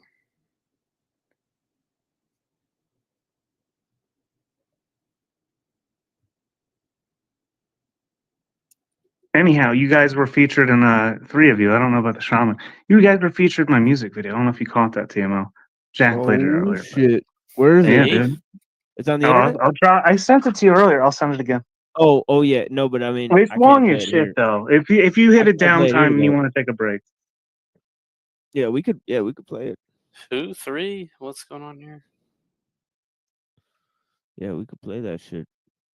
You know, if you want to throw it in the private, I'll play it. yeah. Whenever if we hit a slow point and you want it, I'll put it up. But Yeah, I don't want to because disrupt the whole. yeah, because to get it from my phone, I'd have to email it to myself. 'Cause it's Yeah, I fucking know how that messages. goes. You know what I'm saying? It's Yeah, fucking it's No, I can just. annoying. I'm on my phone right now. Yeah, it takes forever. I'd have to email myself the fucking text message. Shit is wild. Or I can't think of a different way. But yeah, this is the one I made for What tomorrow's is normal though? show. Yeah. Yeah, this is one of them I made for tomorrow's show. This shit fucking because it took very long to remix like Busta Rhymes. I tried to like do it Oh shit. different beats, but it never works out. I mean, because his flow is so weird. It just doesn't go with any beat. It's kind of weird. It's like, I don't know. I feel like they made the beats around his fucking flow. I don't know how that's possible. But, Probably. you know, it doesn't make You any gotta sense. find the time signature, I guess. Yeah, like it's fucking weird. Like I started thinking, like, man, he had to have just said some crazy shit in there. Like, let's just construct a beat around Truther it. put some link in the back chat. Oh, all right. Yeah, let's listen to this first. Yeah, I did the piano and then just edited the piano verse over top. So. Oh shit! Oh You ever hear Busta Rhymes? Everything Piano remains cat? raw. I haven't listened to much. Somebody when I showed somebody ideas and abilities, their music video, he's like, "Oh, it's like Busta Rhymes." I never looked into who that like their music at all. That's a good song. Everything remains raw by Busta Everything Rhymes. remains raw. Mm-hmm. I'll have to look it up. I'm talking Muhammad. Yeah. No, that's cool. We're all on a panel together talking to each other. Sad trombone. Nah, that's what I'm telling you. I wasn't talking to you. Yeah. No, that's Yeah, cute. that's right. He was That's talking. cool, Yeah, dude. that's right. He was I'm talking talking to you about though. Hey, we don't give medical misinformation. All right, We don't man. give revolutionary maxims. Surrounded We by don't give legal advice. But hey, here's Fuck. Kurzweil talking about it, and I'm not doing any conspiracy stuff. I'm just reading Kurzweil. So don't shoot the messenger, okay? That's just funny as shit, dude. Yo, I think we're live. Are we live? Are we here? Greetings, everyone. This is spontaneous elocutions. Is elocutions even a word? Hold on, we got media assets here. Do you think Yurt really has a family, or he's just like some homeless guy larping? Like this one to start as it a off. guy Certainly Let me know looks how I'm kind of feeling like a about these, homeless gentlemen. person. They don't see a danger to humanity because there won't be Like he's just been a fooling us. humanity as Oh we see it shit! now. Their entire goal is to redefine what is human. That's why it's called Human 2.0. And so they're really that far down the rabbit hole. I mean, if you listen to them talk, they legit, I think Kurzweil himself said, you know, I'm going to become a god. And if you get in my way, we'll have problems. So they want to build a god and then merge with it. So it's not just, you know, creating advanced technology or advanced robotics or advanced, you know, it's creating it and then merging with it so that they can carry on forever. That's their actual stated aim. They want immortality of the flesh. That's why I said if you really want to get into like apocalypse and stuff like you could very well make the case. I mean, It's nuts. And even transhumanism, as crazy it is still just another stepping stone. Eventually, what they want is post-human.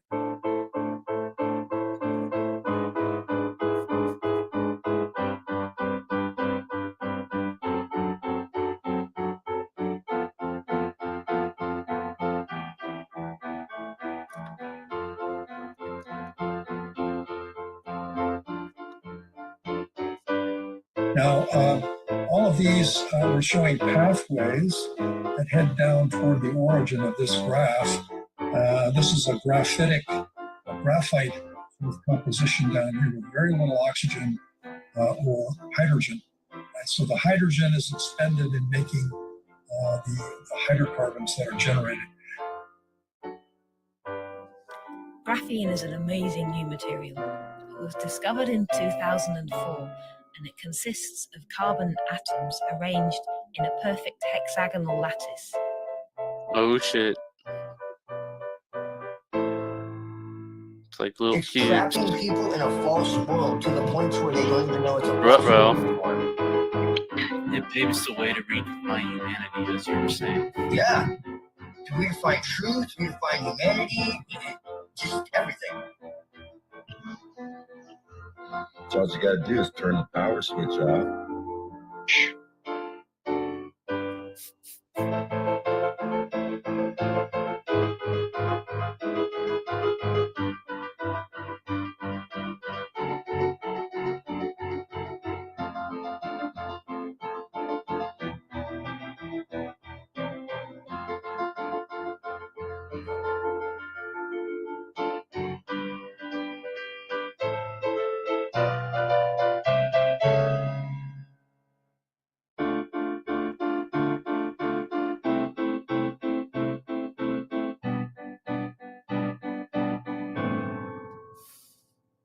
Animals, I have it on really good authority that all the stuffed animals got out of all the homes and they are safe someplace wherever they stuffed animals go. But you gotta think every time we pan through these neighborhoods, you see this. And these are homes. And we've talked about this in the past, the devastation, the loss that goes on down there, the personal items that will never be recovered. And people say that all the time. It's like, well, property can be replaced. Some things can be replaced, but they might not be that same thing that you had lost to begin with. Now, of course, we do know that there were lives lost out here in the Palisades.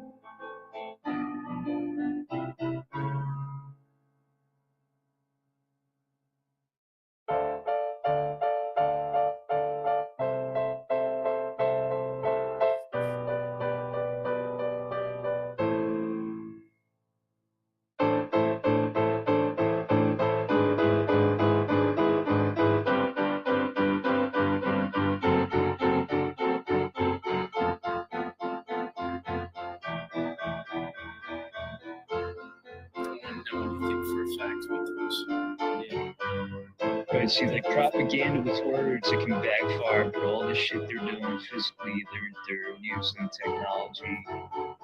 They're getting away with shit. Hey, it's weird you're using my voice. Like, what I'm saying. I don't even fuck with you. And you're using my shit. It's weird that you'd speak in public and expect not to be recorded by everyone and anything that can take No, advantage of but whatever dude, they want I to don't fuck with you. It's weird you're using my shit. Dude, I don't fuck with you either. I don't fuck with no one up on this thing, dude. Shit. Yeah.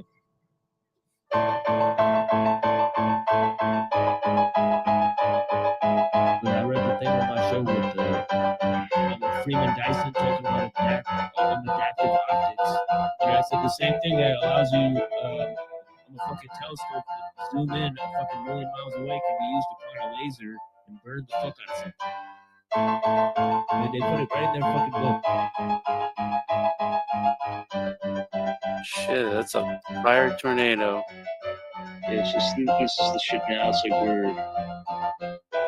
you want the truth because you don't want to sound schizo, because they can try to make you look schizo, which is what the elites do. They try to make you look dumb and crazy.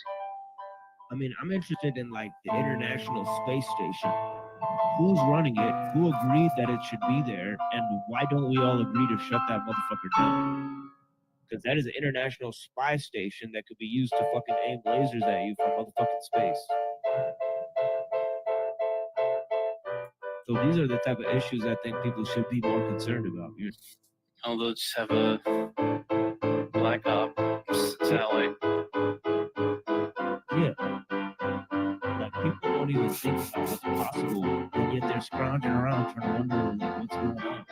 It's like obviously they have every ability to fucking take you over, take over your fucking TV. You know, every time you let a fucking gun, it's all just fucking red.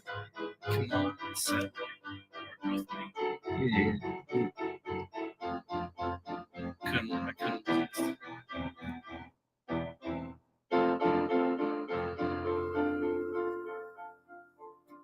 All right. Well, I'm glad you got that on record. Thank you so much. So you? I know you don't like European people. Don't worry. Once we're gone, you know everything will be great. You know. I think. Citation needed. Yeah. Don't worry. Once we're gone, you'll love it. It'll be great. Citation needed. The Bible. The Bible is why I don't like European people. Well, I didn't write the Bible, for your information. All right. That's true. Yeah, really. I thought your time was. Nope. No, I mean, you know, you don't like the system that we're under now, and I don't like it either. So you know, we had that in common. But I'm just saying, like. So does it mean you also hate Europeans? Well, I mean, if I was a self-hating European, then I would be Jewish. So I mean, that would be. I don't want to do that. So. Well, a lot of Jews are European anyways. That's the double entendre I'm letting you know. And also, catch, I'm a Zionist.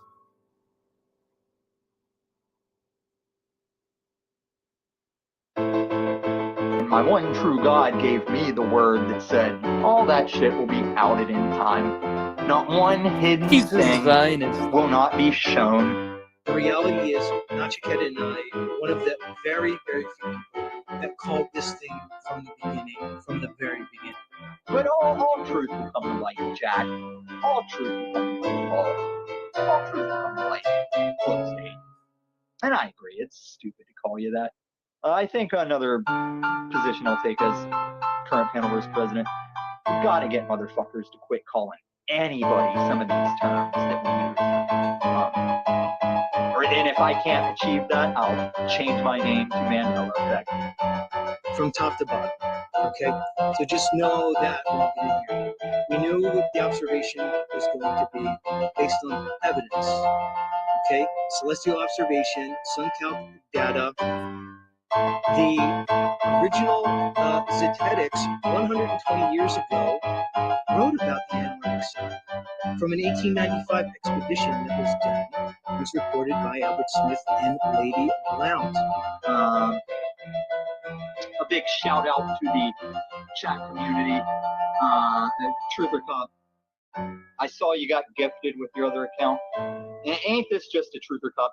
Every time he's getting back in, every time he's making a little progress, it's how many steps back. Come on, PC. But he's one of those guys. I can be light with him. It's like when a toddler's threatening to shoot you with his cap gun. It's like, you don't have to get mad. He's harmless. Lols. And Truther Cop's open to the constructive criticism. You know I'm not harmless, stream of Bonnaroo hippie wear, I would have hands down said, you must change the entire dynamic. I can't Truther Cop some hippie bullshit. You got to get back to the uncomfortable button-ups and the fedora. And I know you all appreciated that sweet Truther Cop office I gave him in the experimental video. Another structure of carbon is graphite, where the carbon atoms are laid out and stacked up in sheets. If you separate out just one atomic layer of graphite, this is graphene. Because graphene is only one atom thick, it has some amazing properties. It's fantastically strong. It's very light. It's extremely flexible. And it conducts electricity and heat better than almost any other material. I'm excited. I'm excited for what our future is bringing. brothers and sisters. Alive today. Alive today. Hippie There are Jack. so many inspiring and amazing voices. In the description of the videos today is a video I He's watched. laughing at your piano playing. I don't blame him. So, but the plain, to me, when we get down to brass tacks, remember, I just spent 4 months in jail. You know that. So yeah, but when it comes down, you were, bro. You've been in jail this whole time while you're in the supposed free world because you ain't free in your mind and heart, and you live like a slave, and you popped a whole bunch of shit too. You were in jail way before you got to jail. Let's be clear about that. You ain't gonna now run around and try to use the fact that you got put in jail acting like a bitch for street cred. Cut that out right now. Because that ain't what. Hey, bro, you remember I just got out of jail doing 4 months. You cried like a bitch the whole time. You didn't stand on nothing. You hired an attorney for hundreds of thousands. You let the whole fucking community down. You're a complete loser failure on every level and a fucking coward and an embarrassment. You don't get to say you went and did time and held it down and all the rest. You didn't. Paul's right. If you haven't discovered him, check him out. He's sincerely. He's young. He's handsome. He's a pretty boy. He's got a beautiful partner. He's living a beautiful life. The hell? And his I messages, they're clipped truly those two together. inspiring. They're about Fuck love. is going on? They're about relationships. They're about becoming greater in your life. I couldn't help that last one, dude. That shit cracked me up. What's the gay rainbow at the end, or the gay dots? What's that about? Well, it's just like I put the rainbow colors in, and the on Canva comes up with dots, and I just made it look like eyes, and just kind of moves around. Because the gay flag has 6 colors, the rainbow. They took out the indigo to remove the indigo children. That was a whole maneuver there. But These girls are staring right at us. it's because we're talking about the fucking rainbow flag, dude. It's like it's an attractant.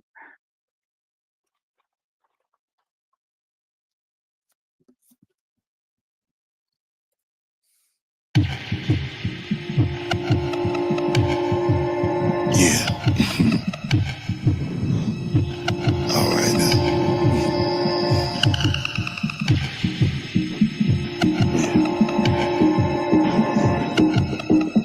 After the ultimate world blast that ended all things, this is how we rebuilt shit from the underground up. Bounce, nigga, bounce, bounce, bounce, nigga, bounce, bounce. When I come through, hit y'all with the 1-2. Bring y'all niggas out, y'all niggas don't even know what to do. Break full, make all of y'all people wanna come through. Feel the force from my shit kicking like it was kung fu. Blast you, don't these corny niggas harass you. Set the tone in the streets and even the fans blast you. Ask you, niggas, do y'all really want the brand new? Corny niggas just finish y'all time and over past you. What? Nothing gets way past your curfew. Hit you with some shit that make doctors come have to nurse you. Now I'm the limit, my whole crew. Bounce through you niggas whenever we around you. Flip mode, roll flick, and you know we don't quit. Hit you with some more that make y'all wanna go shit. Yo, make y'all niggas jump back, hit that. Hurry and pass the rest of the weed block. Rep my crew, yo. Flip mode, hit you off, yo. Y'all know what to do, okay? To the roof floor, to the roof floor, yo. Y'all know what to do, I'm saying. To the roof floor, yo. Rep my crew, yo. Flip mode, hit you off, yo. Y'all know what to do, okay? To the roof floor, to the roof floor, yo. Y'all know what to do, I'm saying. To the roof floor. One more time, hit y'all with a crown. I be in my prime, I hit at the drop of a dime. All in my gym boots, now we stacking mad loot. Everybody holding iron, 21 gun salute. Anyway, anyhow, I'ma give it to you now. You ain't wildin' my nigga, that is something I won't allow. 1, 2, 3, I be knocking at your door. Hit y'all niggas missing the fact that y'all never felt before. Leave it with some freaky dicky metaphor. Rap for all of my niggas who stay ripping the hardcore. Slug it out, all of my niggas slug it out. Tired of all of these weak niggas, now I wanna love you out. Yo, what you talking about? Bring y'all niggas in the shop. Yo, we bout to blast you out the spot, my nigga knows that. You know we always stay on. You wildin' before you know it, the entire day is on. Left, right, left, yo, don't need to hold your breath. Yo, better shoot your body up while we need you to death. Left, blast you right through your chest. Yo, you know we run this shit and we never settle for less. Yo, rap my crew, yo, flip on hit you off. Yo, you know what to do, okay? To the roof floor, to the roof fall, yo. Y'all know what to do, I'm saying. To the roof fall, yo. Rap my group, yo. Flip gon' hit you off, yo. Y'all know what to do, okay? To the roof fall, to the roof fall, yo. Y'all know what to do, I'm saying. To the roof fall, rap my group, yo. Flip gon' hit you off, yo. Y'all know what to do, okay? To the roof fall, to the roof fall, yo. Y'all know what to do, I'm saying. To the roof fall, rap my group, yo. Flip gon' hit you off, yo. Y'all know what to do, okay? To the roof fall, to the roof fall, yo. Y'all know what to do, I'm saying. To the roof, yeah, motherfuckers. Flip mode squad, eternally imperial, powerful, universal. Flip mode squad, from the underground up, motherfuckers. Always remember that. From the underground up, we gonna rebuild this whole shit.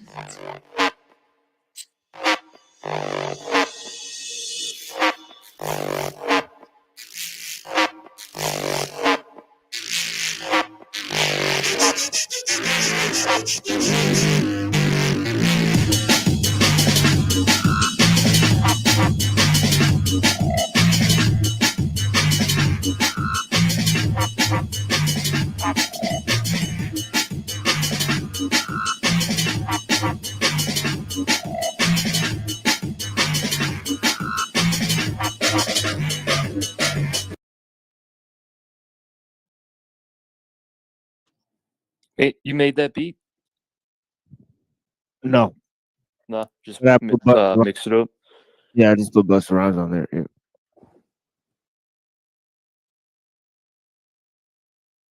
So that was a mix of Busta Rhymes with somebody else? With drum and bass, yeah. Like electronic and drum and bass, like that part? Yeah. So that's the part you put that together? Yeah. Or that okay. 'Cause that part's fire, dude. So you're putting that part together and you're like putting like some Yeah, like this is other how lyrics. this is how the original one sounds. I could pull it up. Yeah, because I've never really heard I've never heard that. Because you play a lot of music, I've never heard the lyrics and I've never heard the beat, so I don't know what Yeah, the difference is. like my remix, like it sounds. I mean, I can't. I don't think I could play much of this, but I mean, I will play some of it. Yeah, I don't think so. Yeah. Well, I'll play like a minute of it if I can. See if I can do this. Who does a song and it's come on, computer, work with me? Subtitle. That's subtitle, yeah. Okay. That song's like you gotta stick with that song, man. Oh, is that the reference in the video? The satellite, come on, satellite, work with me? Yeah. Yep. Oh, I didn't get the reference. All right. Niggas won't even know what to do. Grateful, make all of y'all people wanna come too. Feel the force of my shit kicking like it was kung fu. Blast through, don't these corny niggas harass you. Set the tone in the streets where even the fans flash you. See what I mean? Like that version's okay, but like mine's way better. Yeah, I didn't like that. I have to say yours is better. Yeah, like that's like It's like way more intense. So how did you get the lyrics? How do you like you're using AI to strip the beat out? Oh yeah, you could do that too. Yeah, you could do that Yeah. too. You could use AI. Yeah. Or if you have the acapella. Yeah, you could just go to the Overlay acapella it. from YouTube. Yeah. There's a bunch of acapellas available on YouTube already. Oh. Yeah. But yeah, that's real though. You could actually use AI software, and I have the AI software that makes you strip it. So once I run out of YouTube acapellas, I'm just gonna start using that. So this will never end. Yo, I noticed listening to that video last night, Red. It's weird when you notice someone doesn't breathe, like the AI. Like we were listening to that thing's playing, and I'm like, yo. Although what? you could record yourself and then just edit out the breathing. Yeah, but you could tell that was AI just because there was no time for breathing. It was just Like boom, the boom, boom. original version of Slow Down Gandhi sucks. My version is fucking awesome. I'm kind of doing that now with metaphysics of technology. Like, let me show you guys this motherfucking Zen shit, dog. Sage Francis, strange famous. Yeah, I'm serious right now. Listen to this. This shit sounds horrible, bro. Oh knows. Yeah, let me show you guys this, man. And Sage Francis is a great artist. Like I'm talking about great. I mean, so Yep. this is just sad because these lyrics are incredible. I mean, I think he came out with a new album, one of the sick series. oh shit. Yeah.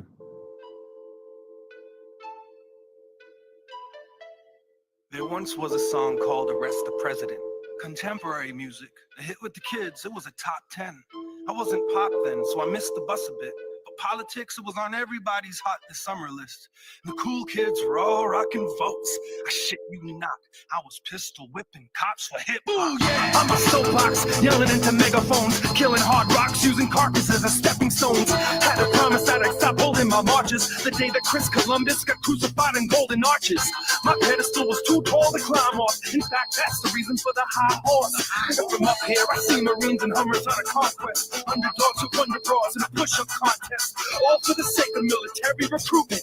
It felt like Kent State the way they targeted the students. I galloped off, whistling Ohio. The rest of them stuck doing stand-up at a cricket convention. Who would they die for?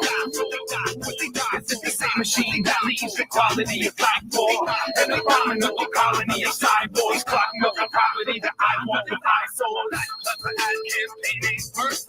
The time taken from minimum wage labor. I don't care how half naked or fake she looks. She smells like dirty cash and aged paper books. Who would she die for?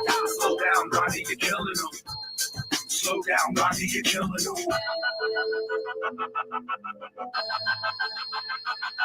Now it's whistleblower versus the pistol holder. Case dismissed. They'll lock you up and throw away the key witness. Justice is the whim of a judge. Check his chest density. It leaves much room for error, and the rest left to destiny. The West Memphis 3 lost paradise. It's death penalty versus suicidal tendencies. All I wanted was a fucking Pepsi institution, making you think you're I was crazy. wondering if it's a reference when he said that part. Compressed air, marketing healthcare, demonized welfare, middle class eliminated, rich get richer till the poor get educated. But some of y'all still haven't grown into your face, and your face doesn't quite match your head. And I'm waiting for a brain to fill the dead space that's left. You're all give me ethnicity or give me dreads. Trust a funny and rebel without a cause for alarm. Cause when push turns to shove, you jump into your forefather's arms. He's a banker, you're part of the system.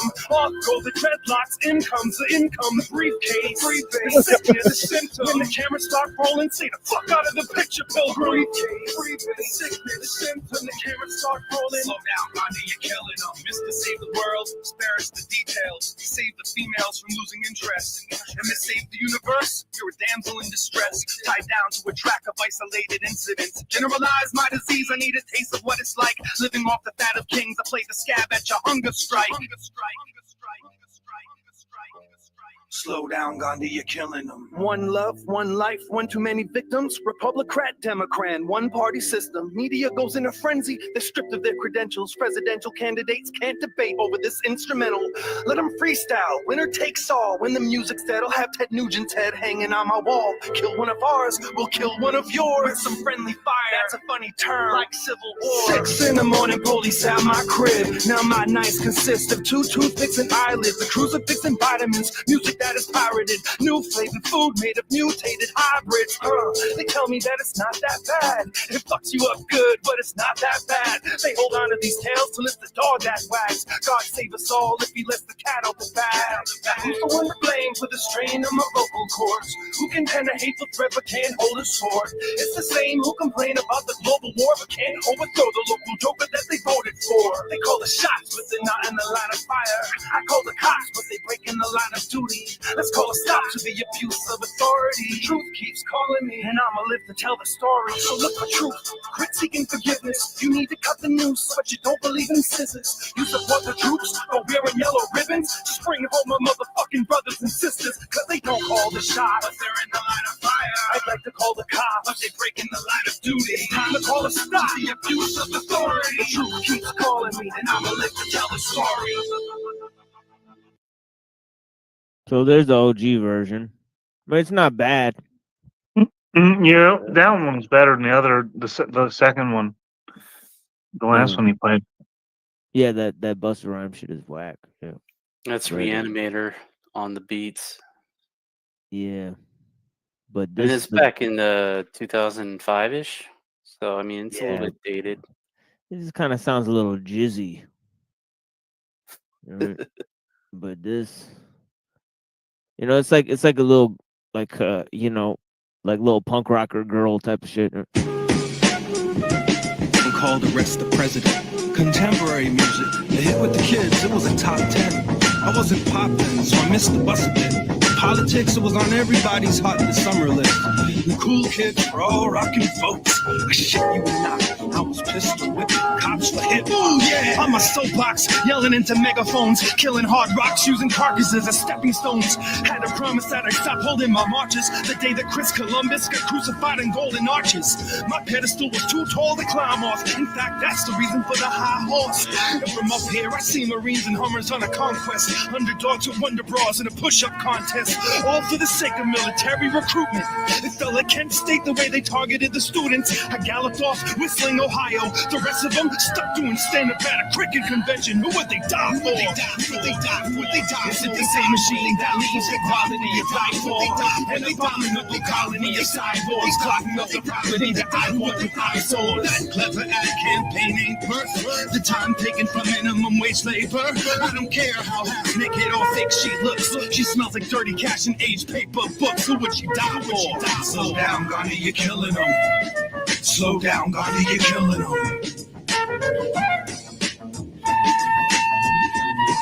Now it's whistleblower versus the pistol holder. Case dismissed. They'll lock you up and throw away the key witness. Justice is the whim of a judge. Check his chest density. It leaves much room for error, and the rest left to destiny. The West Memphis 3 lost paradise. It's death penalty versus suicidal tendencies. All I wanted was a fucking Pepsi institution. Making you think you're crazy is $1 billion industry. If they could sell sanity in a bottle, they'd be charging for compressed air. Marketing healthcare, they demonize welfare. Middle class eliminated, rich kids richer till the poor get educated. But some of y'all still haven't grown into your face, and your face doesn't quite match your head.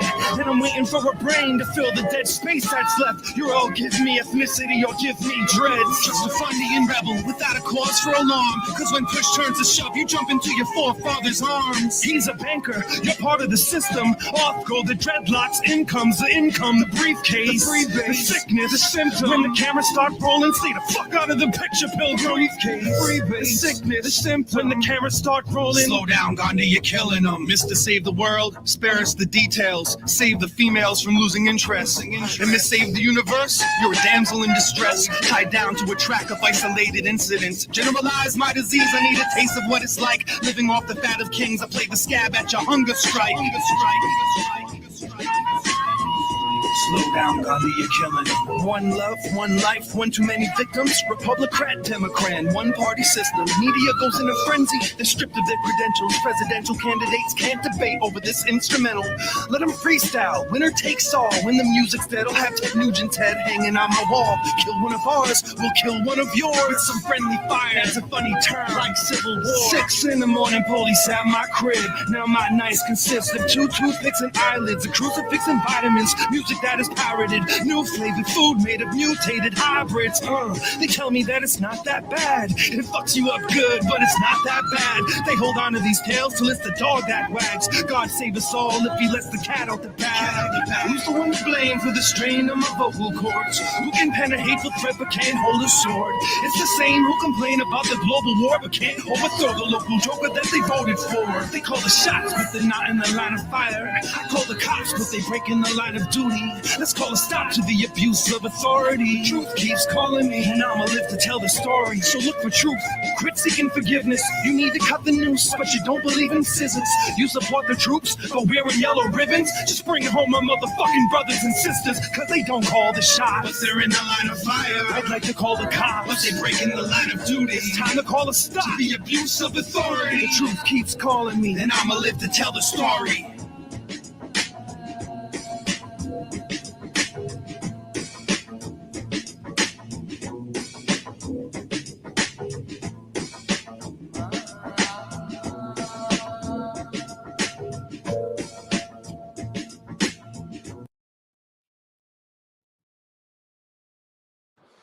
It's a good track. Yeah, it sounded better with that. That's just more artistic. Yeah. It like I lost interest in the second verse or whatever the second section of the first song. But then the way the beat carried through, the way you just did it was better. Yeah, I because it listened was like, better. yeah, because he changed it to like the sentimental beat at the end, and I was like, ugh, what is he doing? And it sounded like he was giving like a motivational speech. Do you think Sage sounds similar to Slug? Like in their flow? I think their topics are definitely similar. The self-deprecating, you know what I mean? True. Style. And like they have, like they're some of the only rappers that have that self-deprecating style. Asking You don't for really, a friend. yeah, you don't really hear it until like you hear Farside, where he's talking about like the teacher, you know what I mean, and stuff. I mean, like Farside, they have a song about like masturbating and stuff. It's kind of like odd for rappers to make songs about topics like that, right? Yeah. But then when you get to like Anticon, they make a lot of songs. Like, Watching Water is one of the greatest songs of all time. Right?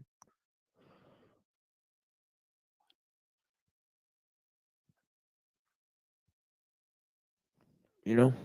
Watch the Water Optics, man. Like early on, shit, dude. I ain't never heard of that. Yeah, Watching Water is one of the greatest songs of all time, dude. You guys ever hear that song, man? I forget. Who's I it don't by? know.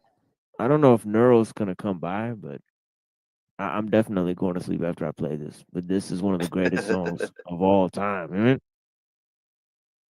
Water ain't safe. Land's made of Yeah, water. I should play this on the show by recording it on the fucking OBS because this shit is fucking is a real classic. These lyrics are fucking deep, honestly. Oh, Alias, yeah. Yeah, you know what I'm saying? I thought it was familiar. This fucking this fucking album's wild, dude. The fucking Divine Disappointments. This shit is wild, man. That song is wild. Rest in Yeah. peace, Alias.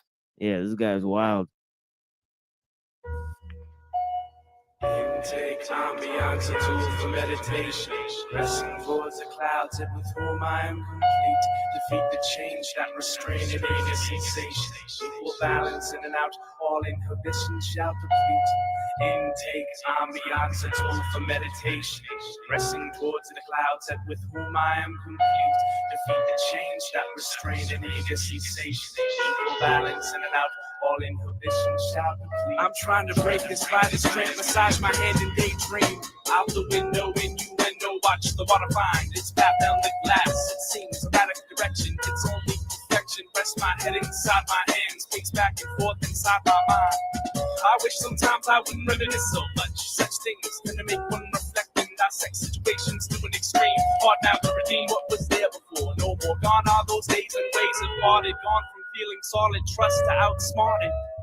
Anyway, I'm not moving on to a distance far from yesterday. It's best this way. I felt as though I've missed this moment of truth. Outcome uneventful. I've lost the ability to feel sentimental. I can stare at a puddle and see a million faces I love. It's comforting thoughts of places I've been, places I will never see again. Send my love to all who were there, wishing I could crawl back in. But I transformed and the pieces wouldn't fit, so the sore next will cease. I searching to the sky to try to find some form of peace, and I keep pulling up blanks. Yet I'm wearing this mask for the sake of others. We all miss things, I suppose we must let go, but I'm not ready. Just let me sit in silence and soak in what's trailing down the window. Cleanse my emotions to begin the process of preparing myself. Intake ambiance, meditation, pressing towards the clouds. My defeat the change that restrains and resistance. Equal balance in and out, and all in all, and so shout. Intake ambiance, meditation, pressing towards the clouds. My defeat the change that restrains and resistance. Equal balance in and out, and all in all, and so shout. I watch the drop join its friends and become one with the crowd, relating all too well, forcing me to sigh out loud. Looking at clouds to envision the inside of my head. I'm turning leaves at this turning point, remembering what they said. As they drove off one by one, they left taking pieces of me until I felt empty inside. Already looking forward to that day when I'd be returning. I hadn't even left yet. From then on, I took the inside out approach. I'm granted lots of time to think when your new position is coach.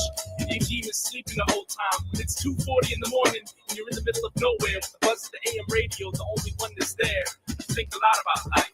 It's where it all began for me, and the more I thought, the more I began to clearly see absolutely every aspect of my life in a new light. I figured out my Rubik's Cube. Well, I got it somewhat right. And things are coming together as I slowly come undone, and the occurrence known as sin is swept under the rug. And now my burden weighs a ton, but it only makes me stronger, and I refuse to break. I'm letting things pass by for the family's sake. Just give me a picture of the truth so I can hold it near and watch the rain fall syncopated with one lonesome tear. Take ambiance into a meditation, pressing towards the clouds until my mind completely defeat the change that restraining me is sensation. Equal balance in and out of the morning, and soon stop the fleet. Intake ambiance into a meditation, pressing towards the clouds until my mind complete. Defeat the change that restraining me is sensation. Equal balance in and out of the morning, and soon stop the fleet.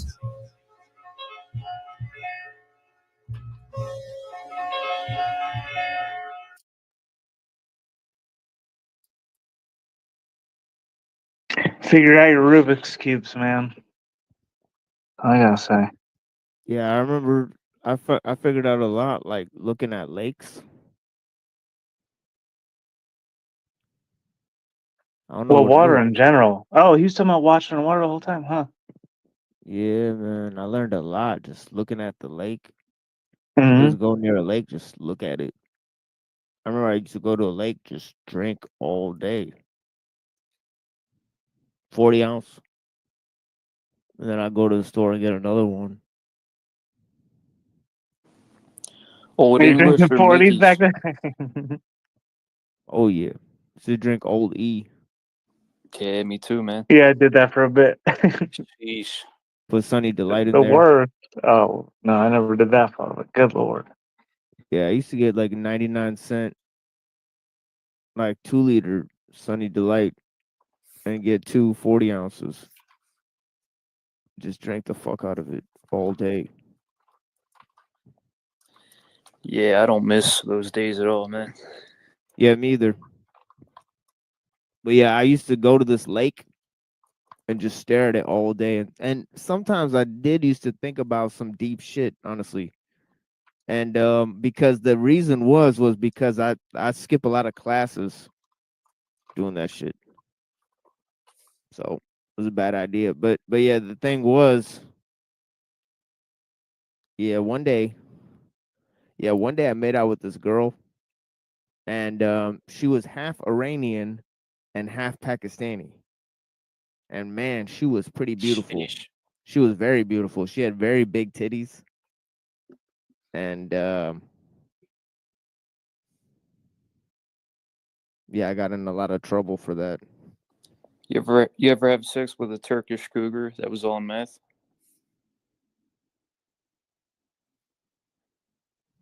No, I don't think Turkish girls. Yeah, Turkish girls might fuck with white guys, but they might not fuck with Pakistani dudes. Yeah, that's when I was drinking, and this chick, I woke up at 3 a.m. and she's over top of me with 2 knives in her hands. I was living wild, man. About to turn you into a shish kebab. Oh yeah.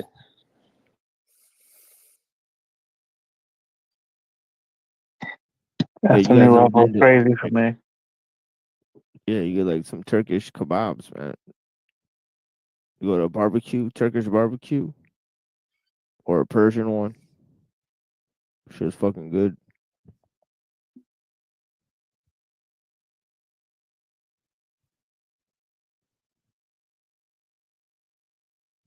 I'm about to message Neurojack. See what's going on with him.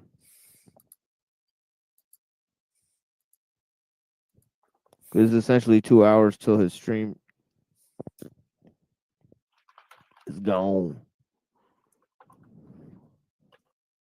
And me and Hank are doing a debate pretty soon. Oh, you Hank's a guys actually Zionist. set him up. Yeah, dude, that's why I put that clip in. That shit was funny as shit when he said that. He said, "I know. I Citation definitely." needed. Yeah, I accepted on terms that Hank will be the co-moderator. Citation needed. Yeah. That way they can't really do any fuck shit. You know, you see what I'm saying? Yeah. Because it's like you could rig whatever you want, but Hank is not gonna allow shit to be like No. he's gonna throw a monkey wrench in whatever plan Yeah. is there. What channel is that on? Project Veopod. Veopod? Well, it's technically on the Machine Lies, but it's the Oh, it's shit gonna be here. where All we right, did fine. it's the same shit where we did the Christianity debate. Mhm. And now this dude wants to do a free will debate, but I don't think he knows anything about like philosophy. So it's just gonna be like me giving this kid a philosophy lesson for like Pretty an hour and much. a half, for like 1 hour and a half, and just being like, well, how do you think this happens? How do you think this happens? Because he's taking a positive position. I'm just gonna be like, no, we just don't have free will. I mean, because determinism works if things are like like essentially you don't have a choice if everything has to be the way it is, but you also don't have a choice if everything is random. Right. So it's really hard to argue for free will. Yeah, I don't understand debating at all, dude. I don't have the patience for it. Yeah. It's just I used to really want to get into it. Like in high school, I was like, I want to be in the debate club, but I never got in. And now I'm like, I could never. Couldn't. Save yourself the trouble.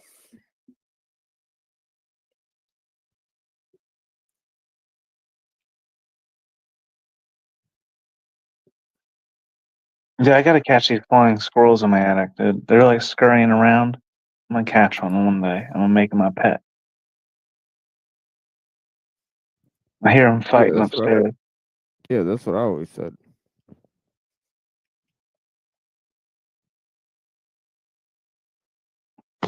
There's so many squirrels here. It's ridiculous. And chipmunks. Mm-mm.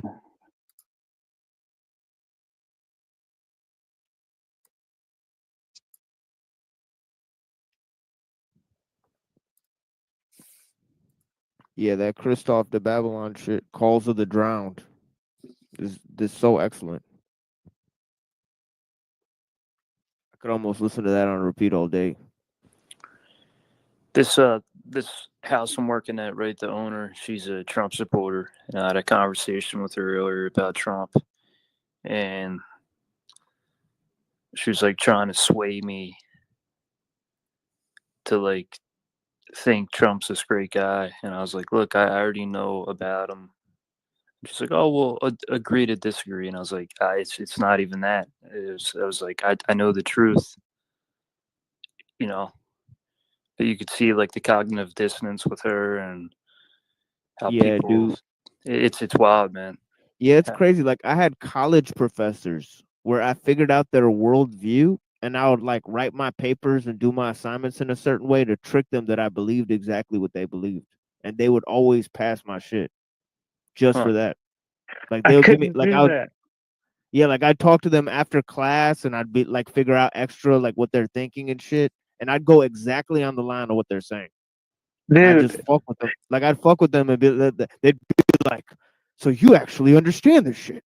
You're dude, like one of my first students to understand this shit." I'd be like, "Yeah, for sure, whatever."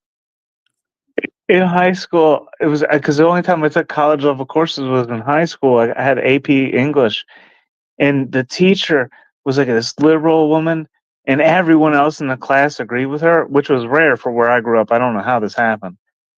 And I would argue for Bush, like in my papers, and I would really study and research and lay out my points factually, and she would just give me failing grades no matter how hard I did. Like, dude, what the fuck? Just because you disagreed. And I couldn't do that shit, dude. I couldn't just, I could have if I want. I couldn't do it though. Yeah, I Wasn't figure worth that it. shit. Yeah, I figured that shit early on with white people. I'm like, no, okay, I get this. I get what this is. Well, what we learn in these panels, I put it in real life, and I just see the training, like we see MK Ultra training, Esalen Institute. We see all these different things, and then you just see and you see it in real life. Like people are just victims of the conditioning and brainwashing. It's like, yep, this stuff isn't a conspiracy theory. It's real. Shit is real fake. Just listening to a Scribble Jam video just in context.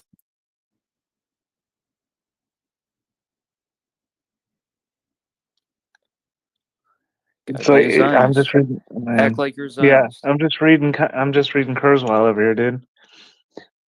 Conspiracy theories. Yeah, I mean, it's just funny that he actually wrote all this. Like, they actually just wrote all this shit in books, like back then, and everybody's like acting like it's a conspiracy. Like that's the shit that's so funny to me. It's like Freeman Dyson and Kurzweil just wrote this shit, like in the '90s and in the '80s. I mean, what was it about? Like them making lasers that could burn down forests and shit. Fucking nano graphene shit. I mean, that they can inject people with that shit. Like, they literally wrote that in the book, so you don't even have to. Like they're saying that's a conspiracy. Like, that's the top level conspiracy now that they were saying in the '90s was going to be possible, essentially in the time frame that we're living in.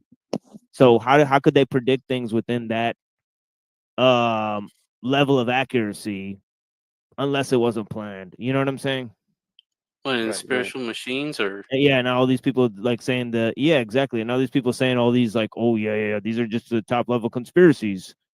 And it's like, yeah, you're just pissed on breadcrumbs from the fucking technology manuals from 20 years ago. Well, see what's crazy about since you've kept camping on like the technology angle. And that's the thing. It's like you could watch BitChute videos and they're doing all this nonsense shit. And I'm on YouTube reading Ray Kurzweil and saying the same shit. That's what I want people to see. You get what I mean? Like it's trippy, isn't it? Right? But I'm not getting popped for it. But they have to like hide and like use all this schizo theory and all this shit. See, this is what I'm talking about, dude. Harping on the technology biz, what I meant to say, and then I'm like thinking because like all these plastics, all the pharmaceuticals, it's all petrol pharmaceuticals. It's all coming from the oil. Think about it this way: you can't talk about the government ending in a political manner, right? You can't talk about anything ending in terms of culture, right? You can't talk about anything ending in a religious manner, right? All you can really talk about is things failing in terms of technology. You know what I mean? Yeah. So anybody can talk about that. You could talk about governments collapsing. You could talk about people being technology. Millions of people dying. You can talk about any of that stuff as long as you preface it with it's the technology. So it's kind of a weird thing. See, that's what I'm saying, right? It's kind of a weird game. You know what I mean? But with the technology, Reddington said like I think he was saying that there's a title of the spiritual robot or something. He said something along the lines of this. Yeah. You guys are waking me back up now. You guys are waking the machine up. All of the technology, all the plastics and all this shit, the pharmaceutical drugs, the roads, the cars, the plastic for the cars, every bit of plastic you see everywhere. The gases, the oils, it's all coming from past living sources like organic material decaying, and they gather resources from it. But then what that all becomes is graphite, because when the oxygen and the hydrogen leave the atoms, when the spirit leaves, it's just carbon, and that's graphite. And many graphite deposits are from organic sources, but not all. Some so everything's being sourced. They're resurrecting the dead, is what I'm getting at with technology. Is that what your video was about? Resurrecting. No, I didn't get all that in there. That was A that little was bit of it, Can you Naruto. elaborate on that? Resurrecting the dead? Can you go deeper into that? Well, like through technology, if we're to consider like they're trying to create technology as like a new living being, it's oil, it's graphite, it's all from decomposed organic matter in a way. So like they're all They're not oil is resurrecting the dead. They're taking advantage of resources. yes, but it happens to be from organic material, which means it's coming from decaying, decomposing bodies. So I don't know. I'm just saying that's just what it is. I don't know what that means. Resurrecting the dead. Yeah, you're getting carried away there. Well, I don't. In a way, it is. So if we're talking about this technology Like being a living symbolically. thing, if this technology is living, at what point it becomes living? If we consider it to be living, it would be a resurrection of the dead. But through that, they also want to live forever in that technology that they're resurrecting. Not in a real way. This is not real. This is what they're trying to create, and they will make it happen in some fashion. But Supposedly. yeah, I don't know to what degree. I don't know. I'm certainly not downloading my consciousness into a fucking panel verse, metaverse, whatever, gay verse. I can barely get on my phone to get on here, dude. I'm like, oh my god, I'm saying now there.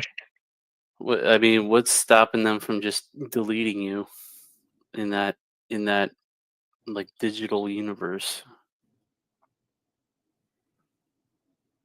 Yeah, it's a total false reality. And Elon, see, I speculated this was where Elon Musk specifically was going like 3 years ago. And then like now he's saying he's uploaded his conscious into a computer and he wants to live forever in AI. And he wants everyone to. So what I think they're going to use is the space travel ideology, like you're going to go travel to Mars, but really they're going to upload your consciousness into some sort of a model that appears like you're going to Mars because you're going to go to sleep. It's going to take 6 months to get there. You know, we had to put you to bed. Right. But we're never going to wake you up. Plenty of time to get you. Shit. I don't know. Yeah, who wants to go to Mars? Like, that's retarded. Billionaires. Yeah, well, they're retarded. Yeah, I don't think Neuro's gonna show back up because he's dealing with a lot of shit. So we're just gonna have to like fucking leave that for now. But yeah, I'll just stay here till the rest of the stream. I'll play something for like the last hour or some shit. But I'll just play that panel verse debate, me and Andrew Wilson. No, yeah, I'll watch that again. I didn't catch the first half of it. I don't think. I think I only caught like the last half. Yeah, I kind of get him to admit. I mean, I kind of got him to admit in the first half that the use of technology is not really optional. And then going off of that, you know, we just kind of got to like how the system is defined and how change happens within the system. And he thought it's human, you know, it's guided by humans. I was saying, no, it's guided by, you know, basically the technological capacity that we have to keep up or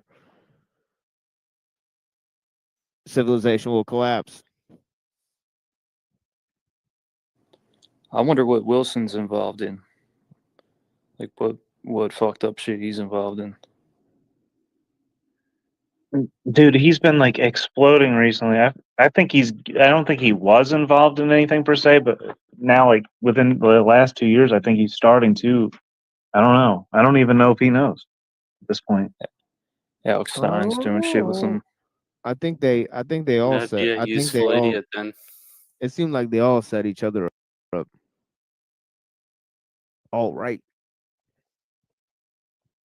It is wild to watch. It's the first time I've watched someone like that, like come from like the bottom, like with Jim Bob. I mean, they and were just on take Tucker off. Carlson. Now Tucker Carlson's a huge Yeah. figure. You know, it's not just that they met with certain figures, but Oh, those what the- figures themselves change directions. Like they had Jay Dyer, and Jay Dyer goes on Alex Jones. So it's almost like Right, the change of character. Yeah.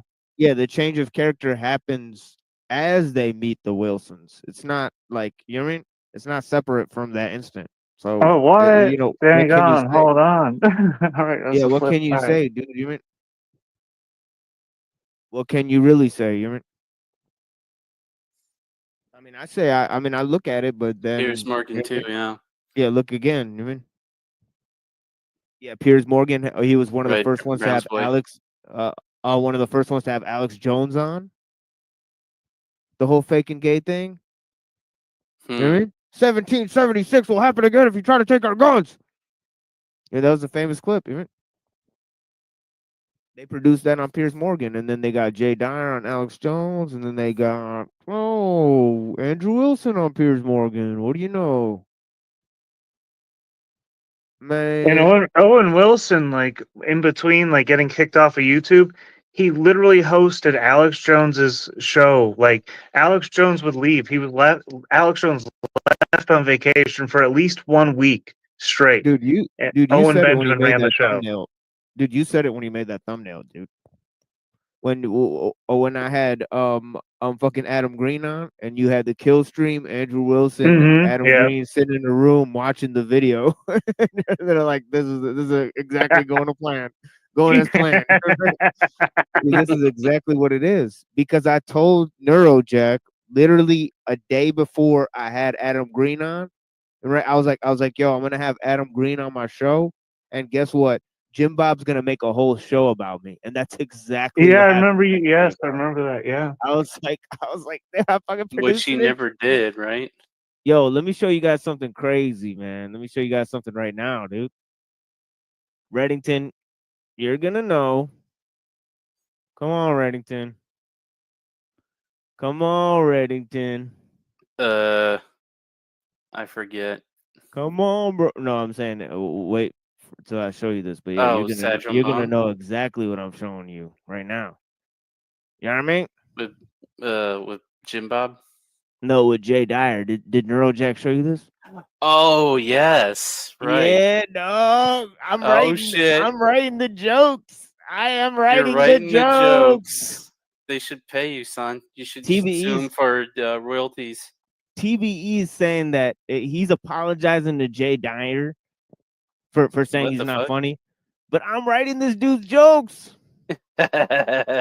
We was Vikings. I was gonna send that to you, but then I figured Neuro probably. Oh my probably God, already we're going saw it. full on Benjamin here, dude. Oh, this is like Owen Bro, I Benjamin. wrote this dude's jokes, bro. I created I created this meme, bro. This is the art of memification. Don't This you guys meme? understand? You made that meme? No, I not that made one. that meme months ago, bro. He was Which saying one? that a long time ago. We was Vikings. We was Are you Vikings. I've fucking been kidding saying me? that. Because, dude, no, I've been dude. saying that for a year, dude. I've been Yeah. saying that for a year, bro. Oh yeah. Everybody was saying we was kings, and then TML's like we was Vikings. Bro, I did that shit a year ago, bro. There's no way this dude's not watching my show. They're showing you that they're biting.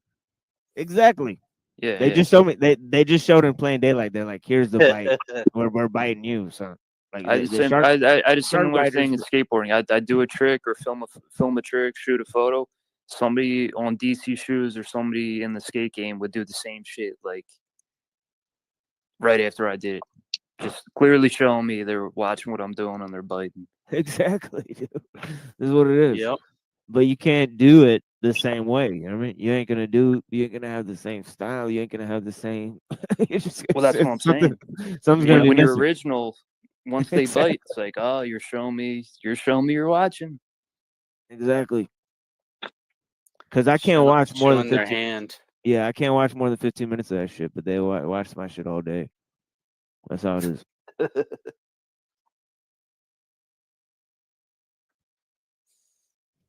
So you know, man. I mean, we've been making big moves out here that nobody sees, except for a few. They know what it is. I mean, they probably all watch your shit. I'm fine They're with they're probably big fans of you, but they're threatened by like That's real right. shit. That's right. Oh, I know. Because I seen motherfuckers come barking up the wrong tree and shit, and then I couldn't fucking find out some shit. Wasn't gonna be that way. Right? They're just biting off you. Trolling for content. Trawling for content.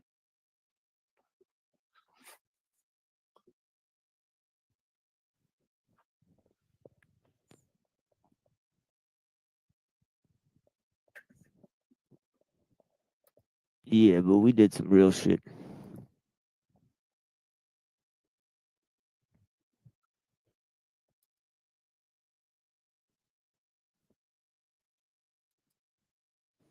That Adam Green guy, is he cool with all these dudes? These Jay Dyers and these Andrew Wilsons, or he's kind of like fuck these guys?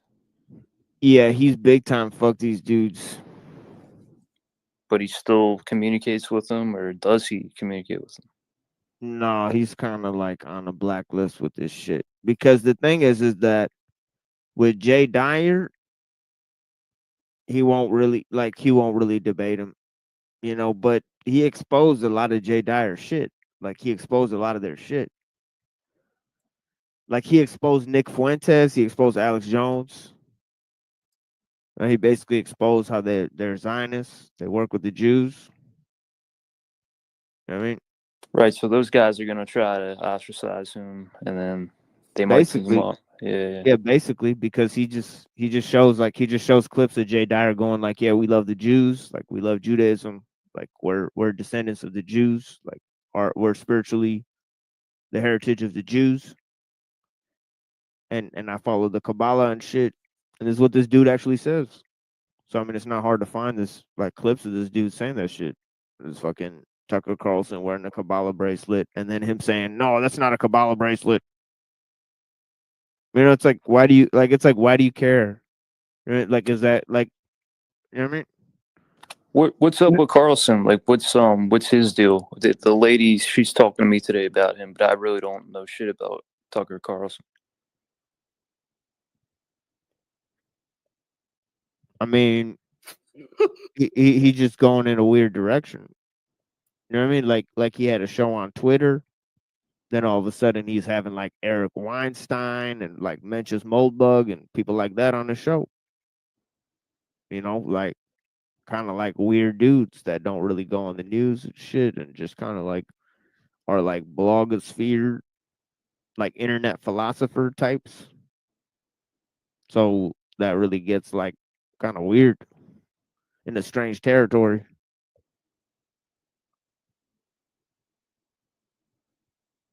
Yeah, I'm out of the loop on a lot of these people. Yeah, I mean Tucker Carlson went from Fox News to like then he got kicked off of there and then he did X. But the only thing I know about him recently, the most recent thing I know. But when he was on Fox News, like his last few news stories, he was talking about like white replacement theory shit. So it's pretty interesting. Yeah. So he's on Fox. So he was down. He was appalling for the Zionists. He was certainly, yeah, at a certain point. And now he's trying to break away from it, basically. I mean, I just think they just gave him a new assignment. Gotcha. You know what I mean? It's just like, hey, we're not doing that. You know, because the big guys, they just turn them into internet dudes because they're like, yeah, the TV shit, like that's one way of looking at shit, but really everything happens online. Right. So they So get these TV's old news and internet's, you know, that's the new wave. Yeah.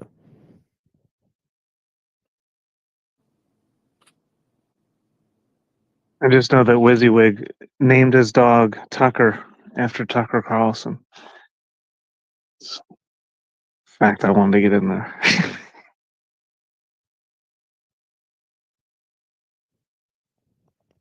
Yeah, I mean, he's chasing unicorns all across the country, so.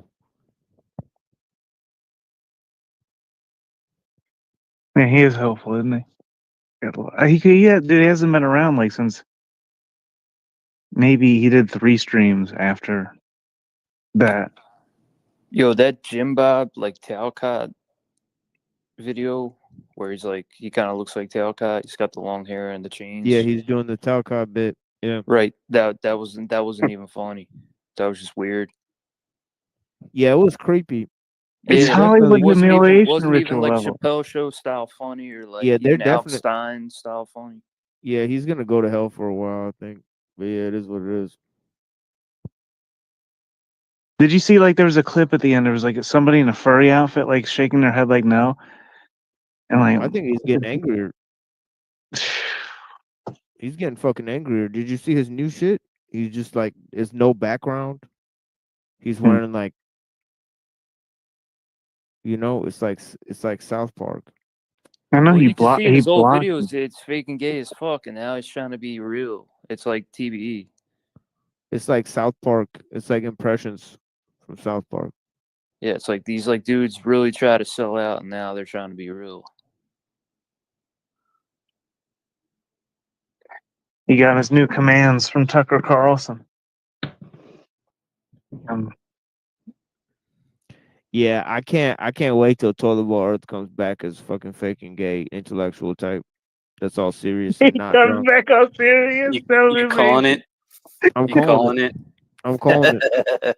This is gonna be like I'm calling 3 to 6 months. He comes back as like totally reformed, like fake and gay intellectual type.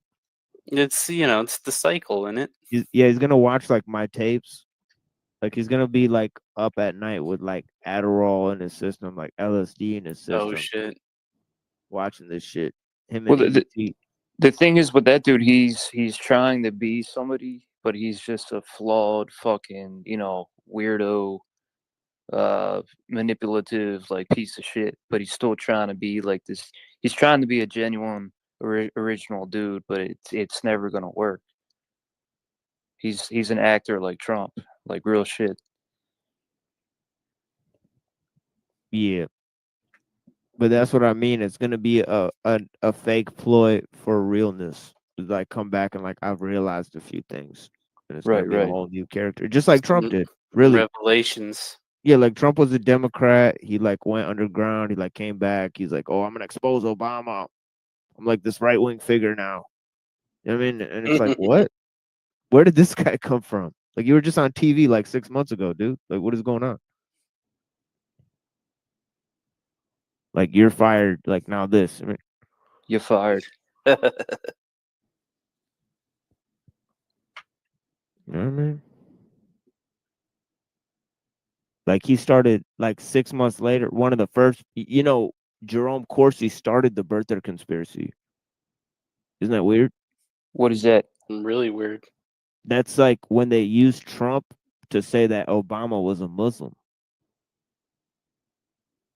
Because they wanted to find his birth certificate, and they made this huge thing on the news, especially on Fox News. Especially on Fox News. Yeah, like Tucker Carlson. It's like the same time probably that fucking Rachel Wilson went on there. Honestly, dude, this is the fucking timeline of events. This is what I'm talking about. Some crazy shit, man. Yeah. So who was Rachel Wilson before that? Like, dude, holy cow. Yeah, they were. She was part of America First. Oh right, yeah. She had dude and a bear. She was a groiper and a bear. No, brother. You know what I mean? I mean, she literally, like, they literally were part of every right wing cult. You know what I mean? Which is wild, man. Cult, non-cult. Yeah, it's one thing to be like, across the spectrum on 3 or 4 of these things, but it's another thing to just be touched down on every single one of them. Right? Yep. Be like, no, I'm a groiper. I'm an Orthodox Christian. On the news, like it's futurist, America First. Fucking. No, that's insane. That's so wow. It's some wild shit. But because before that, it was all private. Whoever the news people were behind the scenes, the producers and shit, you didn't pay any mind to who's working behind the scenes. Yeah, I also think that it's got something to do with this fucking Jan Irvin guy. You know, because he had Gnostic media. He went on Joe Rogan, and then he flipped, and he became an Orthodox Christian. The heck? Yeah, and then he changed the name of his company to Logos Media, from Gnostic Media to Logos Media. And he Like, started. Yeah, know, he started. Yeah, E. he Michael put on. Jones. Yeah, he put on Matthew North, Red Eyes TV, all these people. He got all these people out into the Huh. public. So see, this is what I'm talking about. Whoa. So Okay. this is a big dude. I mean, that just disappeared Wow. off the scene. I mean, like, where is Logos Media? Where is Gnostic Media now? Like, what happened to Jan Irvin after he got honeypotted by that chick, Zuan Politicon, and then he vanished? See, this is the deep internet Weird lore, man. stuff. See, I remember when Owen Benjamin started mentioning logos. It was because he By the started way, talking about the E. same Michael Jones. time, Somebody by look the him way, up. the same time, Matthew North died. Uh-oh. See, Uh-oh. same time. Real sus. So what's happening there? Something weird is happening there, dude. And then Jesse Spots goes offline. Some weird shit's Yeah. happening, dude. Yeah, I He missed all of that in real freaking pulled time. a Houdini. Yeah, Yeah, it was dude. it was Truth or Cup that made me remember of Spots. I totally forgot about him. Dude, Because he Spots. went into hiding. Dude, Spots was exposing Eric Weinstein, motherfucking Jan Irvin, motherfucking Owen Benjamin, motherfucking Peter Thiel, Dave Rubin, all of that shit, dude. Yeah. Man, and then he just Good, vanished. man. Well, And what then he was he just They saying? vanished. probably What was he exposing told them him. about? I tried to talk to him, and he sounds shook as fuck, dude. He's like, no. He's like, Yeah, yeah, they whatever. got to him, man. Well, that was like the Aslan Institute stuff, because you mentioned the Aslan Institute earlier. Matthew North was how I heard about all that through. How was he So, and exposing Jesse them? Spots was like probably on a similar topic.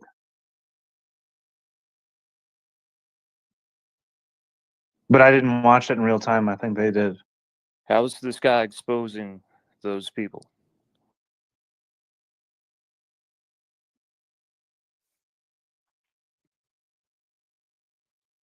Because if you watch the social networks moving through time and their connections to the past and who they were working with before and how they all had similar ties for who they still work for. Gotcha. But I'm not too refreshed on it.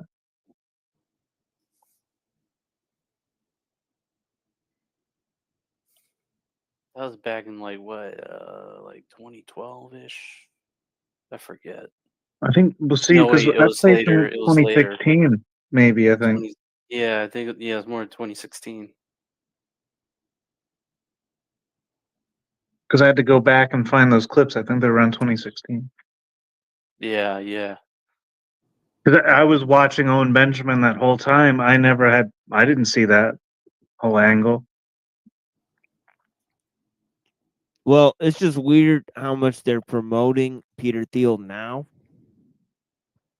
You know, and to the time back then, I mean, I thought it was very interesting that somebody would point out that, they had Peter Thiel on with Dave Rubin. I thought that was very interesting that somebody was pointing out the connections between Peter Thiel and Eric Weinstein. And how these guys just keep going on Joe Rogan. It's like these guys are clearly feds.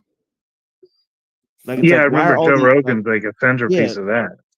yeah, that's a weird thing. It's like Joe Rogan had all of these feds going on his show, to where it's like, all right, this is the alternative media, Feds but and it's not. spooks and Yeah. Well, why is the alternative media run by spooks? It's like that was what everybody was asking at the time. And then the conclusion that Jesse Spots came to was he was like, well, it's obvious that Owen Benjamin is controlled by spooks. And it's obvious that Jordan Peterson is controlled by spooks, and it's obvious that all of these alt-right people are controlled by spooks, which is obvious conclusion. But it goes down to some very lower levels now. Because what does that tell us about lower level people? Yep. Like, we had a lady that tried to shut down this dude's channel. You know what I mean? And she said on this panel, that she was a producer for Crow 777 and that they got famous because they work with a production company. Yeah, I wouldn't be surprised. So, I mean, so if the conspiracy shows, quote unquote, the conspiracy shows are being produced by high level production companies, then what does that tell you? The low level conspiracy shows are being produced by high level production companies, and they're being, you know, promoted by people like Owen Benjamin. Yep. Kind of weird stuff, and like Alex Jones and stuff. And Alex Jones is like saying like, yeah, Jay Dyer's like the greatest philosopher of all time and shit. It's kind of weird. It's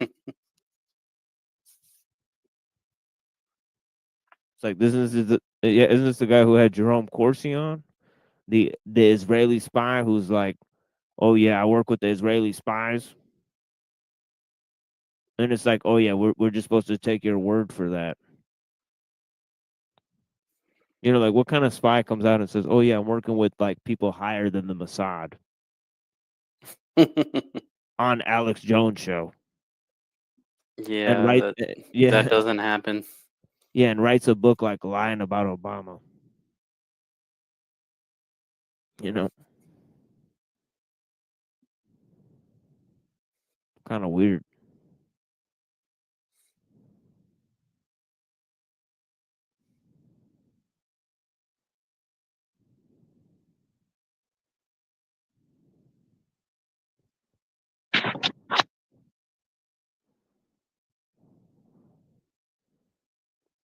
Yeah, there's a lot of shit there.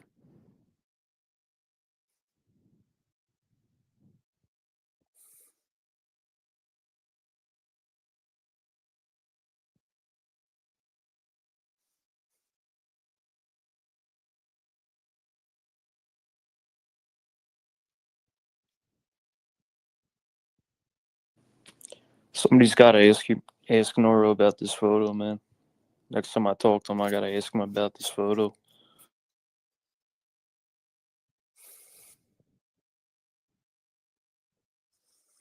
It looks like AI, probably. It's probably AI. Yeah, I'm just trying to get into his mind, see why the fuck he's doing that, putting that photo on there.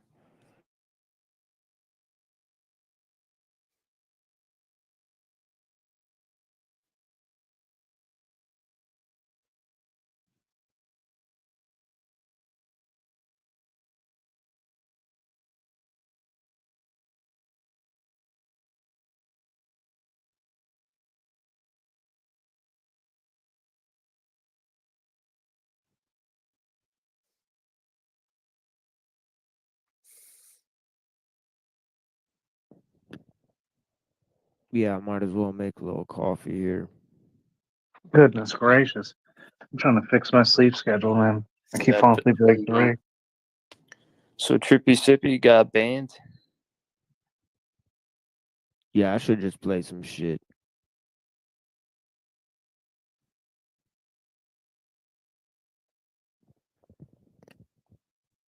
Mm-hmm.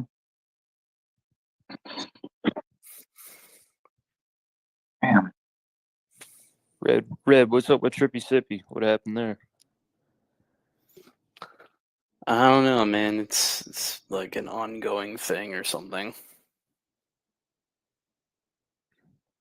On Ghost. Let's see what's on the panel jack. Oh, yeah, you said you wanted to play that one panel with you and Andrew Wilson. Yeah, let's see this stupid shit. This guy, Bye, guys. man.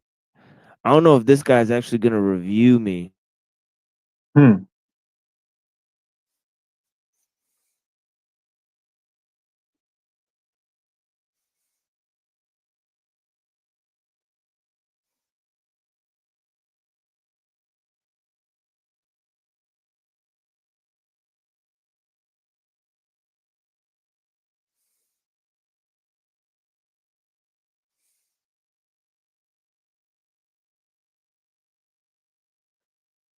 I definitely look forward to seeing Hank as a debate moderator. That's going to be fun. That'll be something else.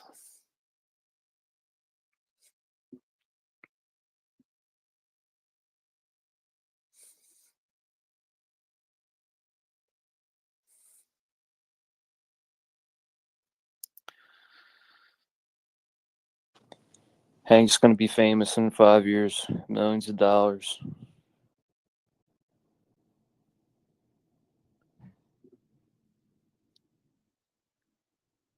I've been seeing these like crust punk dudes on YouTube blowing the fuck up, man. It's crazy.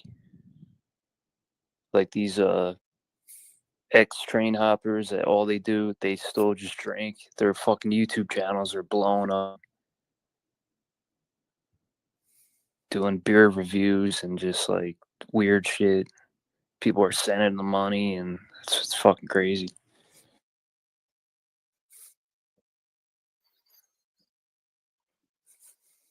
Yeah. The dirty kids are coming up.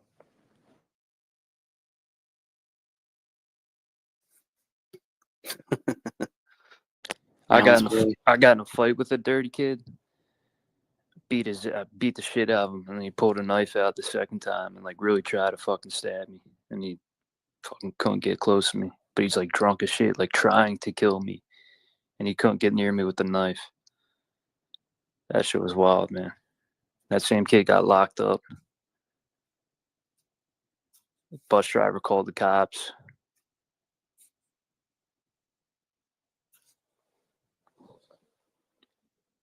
I got the fuck out of there. Talked to the bus driver. He told me the whole fucking story. Like, oh yeah, that kid got locked up. He was on the bus, blah, blah, blah. Like, we heard about him. The bus driver called the cops.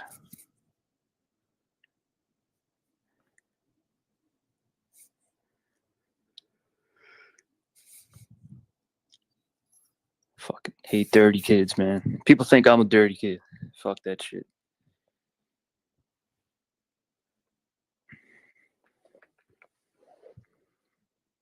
Do you remember when he said that Sans Memetics killed his wife?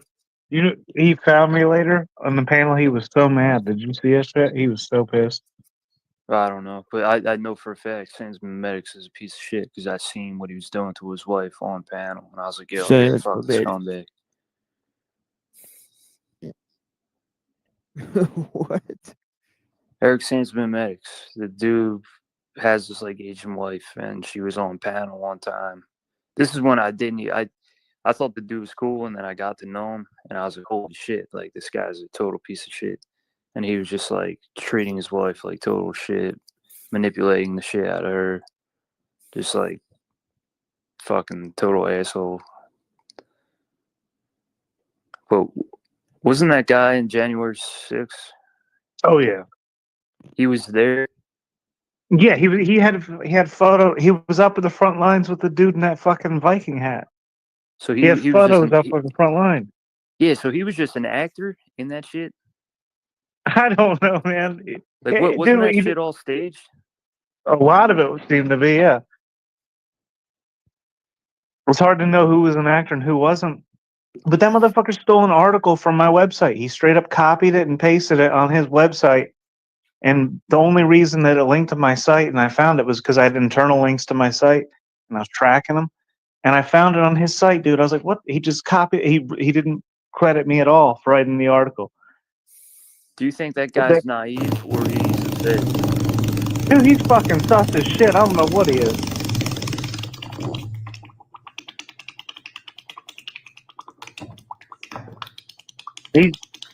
I don't think he's too naive.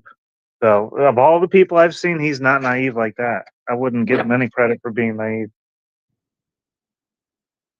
Yeah, I wonder, man.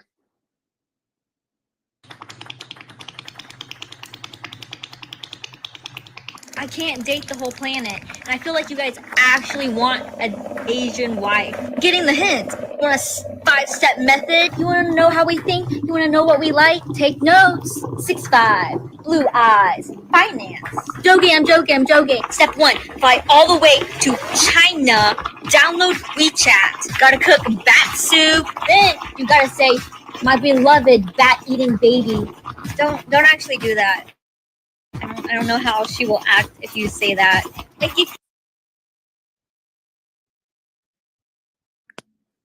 That bitch is insufferable, man. you want to keep watching Asians and like have an Asian fetish and like want an Asian wife. This is a day in the life of being friend zoned. The first thing I do is pick up my best friend from last night's sleepover. I always make sure to have her coffee ready. I know her order by heart. She then tells me every detail about last night. I had no idea she was so flexible. Around noon, I take Kristen out for lunch. I always make sure to pay. It's only a matter of time before she sees me as a romantic option. After that, we go shopping. Today, she's letting me hold her purse. Soon, it'll be her hand in marriage. Then, it's best event time. I'm letting these guys have their way with me and they can't even text me back. Guys can be such a-holes. Then she's sucking JG off in the woods. This is a horrible video. While she's married. Nice guy. You know, sometimes the treasure you're looking for is buried in your own backyard. Thanks, Bessie. Around 4 p.m., Kristen breadcrumbs me with some light physical affection to keep me hooked for a few more months. Afterwards, I drop Kristen off at the bar. I stay sober so she can drink. While I wait in the car for her to get done having fun, I help do some of her work so she can get ahead for the next day. Later on, Kristen's finally finished partying. She said she met a new friend, Chad. I don't really like Chad. I drop the two of them off at Chad's penthouse. I wave goodbye and get ready to do the same thing again tomorrow. Free Palestine! Free Palestine! Free Palestine! Free Palestine! Free Palestine!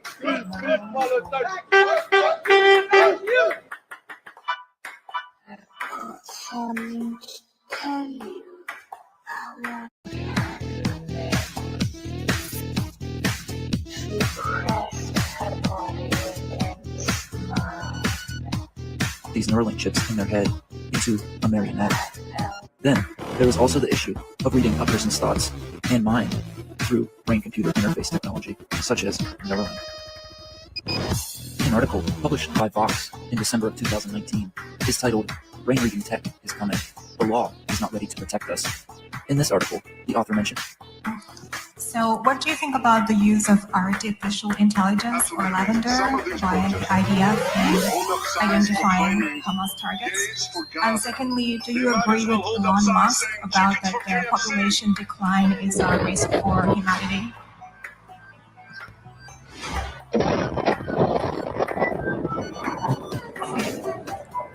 Look, I'm not,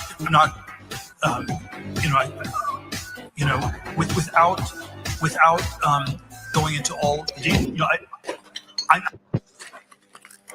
Man, that was such a cringe answer. I remember that video. Caught in 4K. Freaking teal.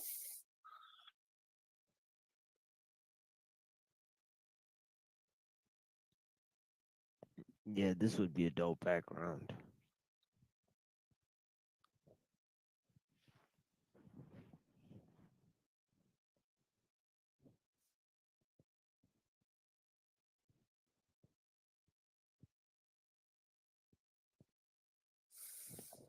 Artiste.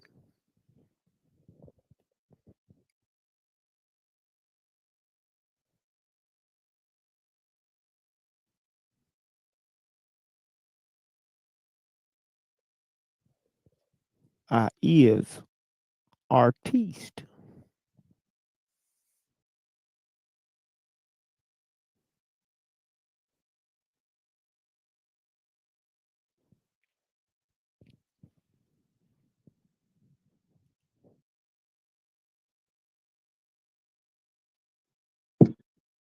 Dude, Sarah and the Raging Tomato, Sarah and Flo State are like always streaming together now. Like they don't stop. Yeah, I seen them just now, yeah. But I was trying to see if he was gonna review me, dude. Oh, you thought? Oh, yeah. Yeah, I had high hopes that I was gonna get a negative review from Flow State. I caught one of her episodes, and it was that Mandela effect thing. And they thought it was Sex in the City, but it's always been Sex in the City. But what I realized is like that's the cognitive dissonance right there. It's like people have these false memories, and they just can't like realize that the whole time they had it wrong. Like she even kept saying, "Oh, it was Sex in the City." It's like, no, it was always Sex in the City. Yeah,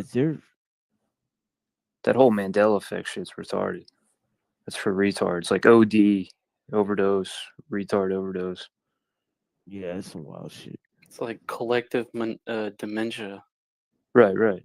just false memories, and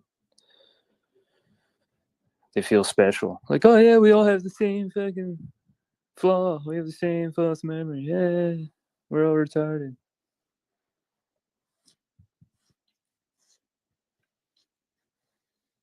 Maybe Sex in the City. Yeah, I'm fucking retarded.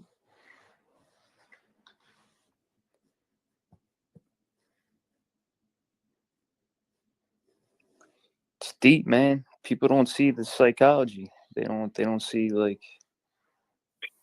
stuff goes over their head, the cognitive dissonance and whatnot. Well, it's like what I remember is people all came together in like 2012 they were all calling together left and right. There was like no divide. The internet had like come together to get GMOs labeled in California. And it was like a whole thing. It was a whole movement. And it started nationwide. And they finally made it happen and enforced it just a couple of years ago. It took like 10 years to actually have an effect.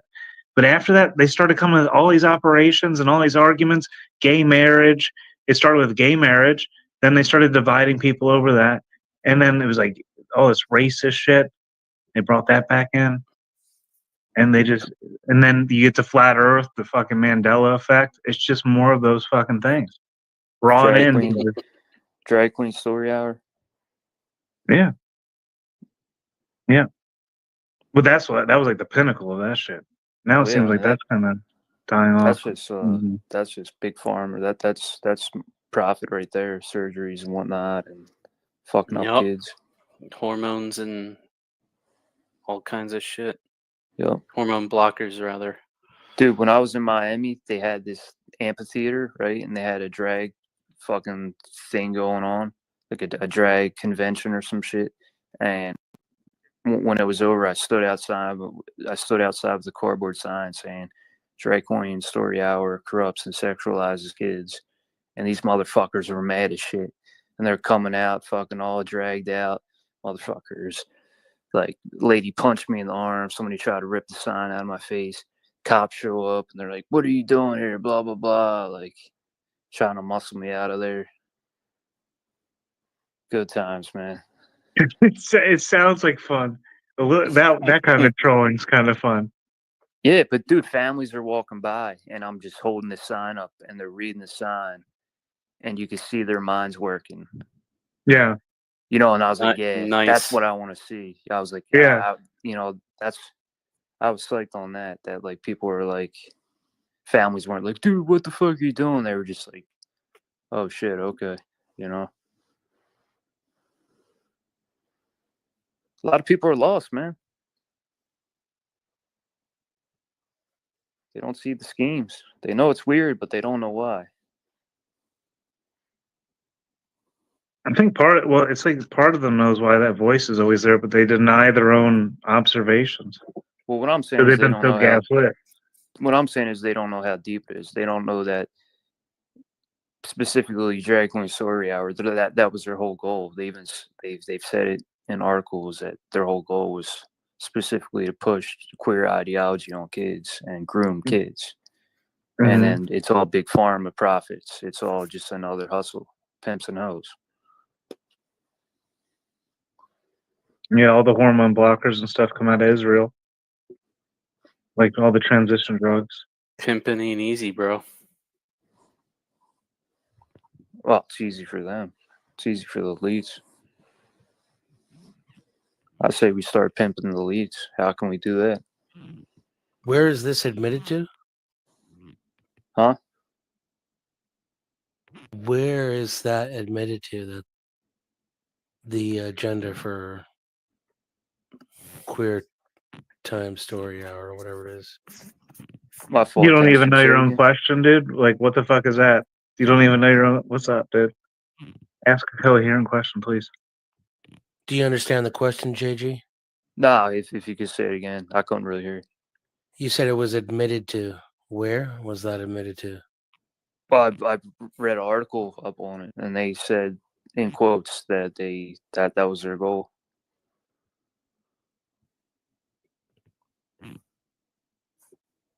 Well, it's like always these factions going on. It's like it'll be certain people's goal, but it won't always be like everyone's goal. There's always going to be somebody with a voice saying some crazy shit for a group. Say it again, Denison. Any chance you remember like the name of the media source or anything to where I could find it? Yeah, I'll look it up right now. I'll post the link. I mean, the agenda is pretty clear. I'm just surprised that it's being admitted to. I'd like to record that in my list of facts if that's the case. It's like it's generally just like Fabian socialism. What's Like, the it's like- facts you say? I said that's what I have been calling the United States for the last 25 years is a kind of Fabio socio-fascist system. Yeah, that's because essentially Fabian socialism is like you can't get rid of the economic system until you change the culture. Right. So you have to get rid of the influence of the home. And I just don't understand, like, that seems inherently dangerous to me. Well, and the like plan is, unnecessary. like, yeah. I mean, it's just like if you get rid of people depending on their parents, then they could depend on society as a whole. Right. So it's kind of And that. people, like stupid people, do learn all the stupid shit they learn from their parents and their community and so forth. But if you reverse engineer an ideal socialistic world, it can't be one where there's no relationship between the parent and the child. Like that's, like you're gonna undo any potential for a safe and respectful society if there's no relationship between parents and children. And then Well, the but other the side whole is point of making a society where the mother and the father need to work is a separation in itself, and then they start to intercept from there. yeah, and the other side is three guys, right? Darwin, right? Malthus, and Veblen.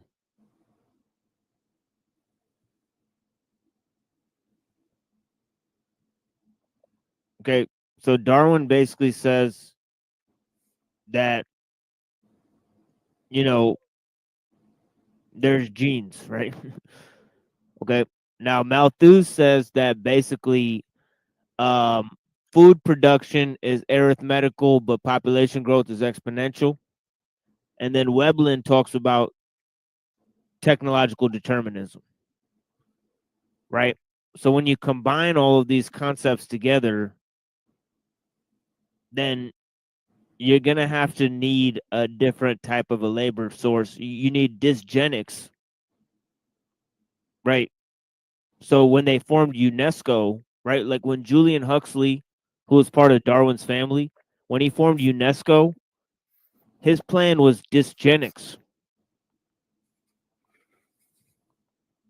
right? So he was like, we could just wipe a bunch of people out, right? And that's exactly what Fabian socialists proposed too, because they said, well, essentially population growth has to be looked at in Malthusian terms. And, the population growth has to match our technical capacity.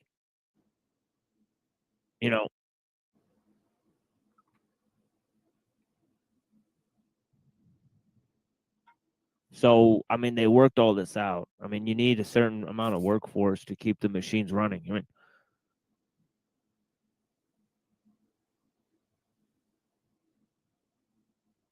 what if it's just robots?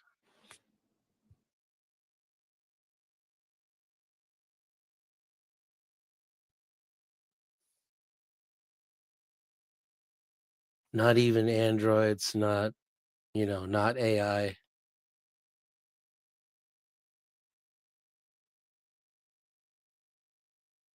Well, how would the robots know what to do for AI? Well, you couldn't eliminate intellectual labor. You would still Right. need technicians and programmers and politicians and I mean, Well, you we don't don't really need need politicians, politicians. but they'll be there.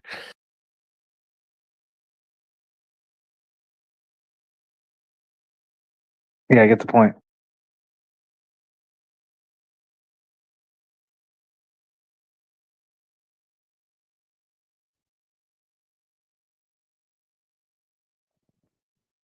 That kind of bypasses geneticism, doesn't it? Well, that's essentially what they're doing right now, right? They have large scale automation, right? So that they have advanced robotic systems, right? So the average person has a sort of comfortable life, but they're also dulled in a sense, right? So they're massively compliant because without the robotics, they wouldn't be in such comfortable situation, right? So, I mean, if people want that, it's already here, you know, in my opinion. Right? Because like machines that work in factories, those are advanced robotic systems. You know, and they Yeah, I procure. was gonna. Yeah, I asked because I think that's where we're heading. yeah. I mean that's essentially where we are in terms of industrial society. You know, but you know, if the robots were actually doing physical labor, right, then the people would just, you know, like they would do the minor intellectual tasks. You know, because like obviously the people who make the robots, those would be the elites. So what would the commoner do if the robots were doing all the work? Well, they would do minor intellectual tasks. Yeah, You know, like like replace the oil. Servicing the robots. yeah, or Yeah. create fake drama shows on the internet. Yeah, That yeah. sort of Or thing. that. Yeah. Wasn't there like a Black Facts. Mirror? Wasn't there like a Black Mirror episode, like kind of like that, fake drama shit? Yeah, exactly. Yeah. Yeah. But it was real to the person, if I recall. If we're talking about the same episode, I think so. Yeah. which I think is kind of accurate too. I think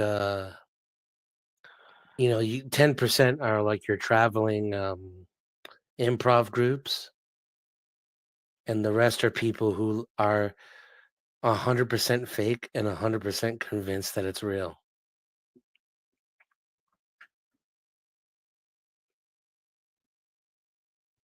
I had to stop watching that show. It's getting too freaky for me.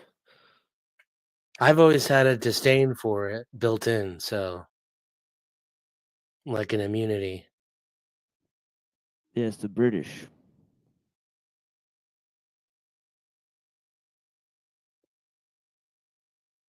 It's like, you know, it's like that Harry Potter type of voice. Kind of gets old. But yeah.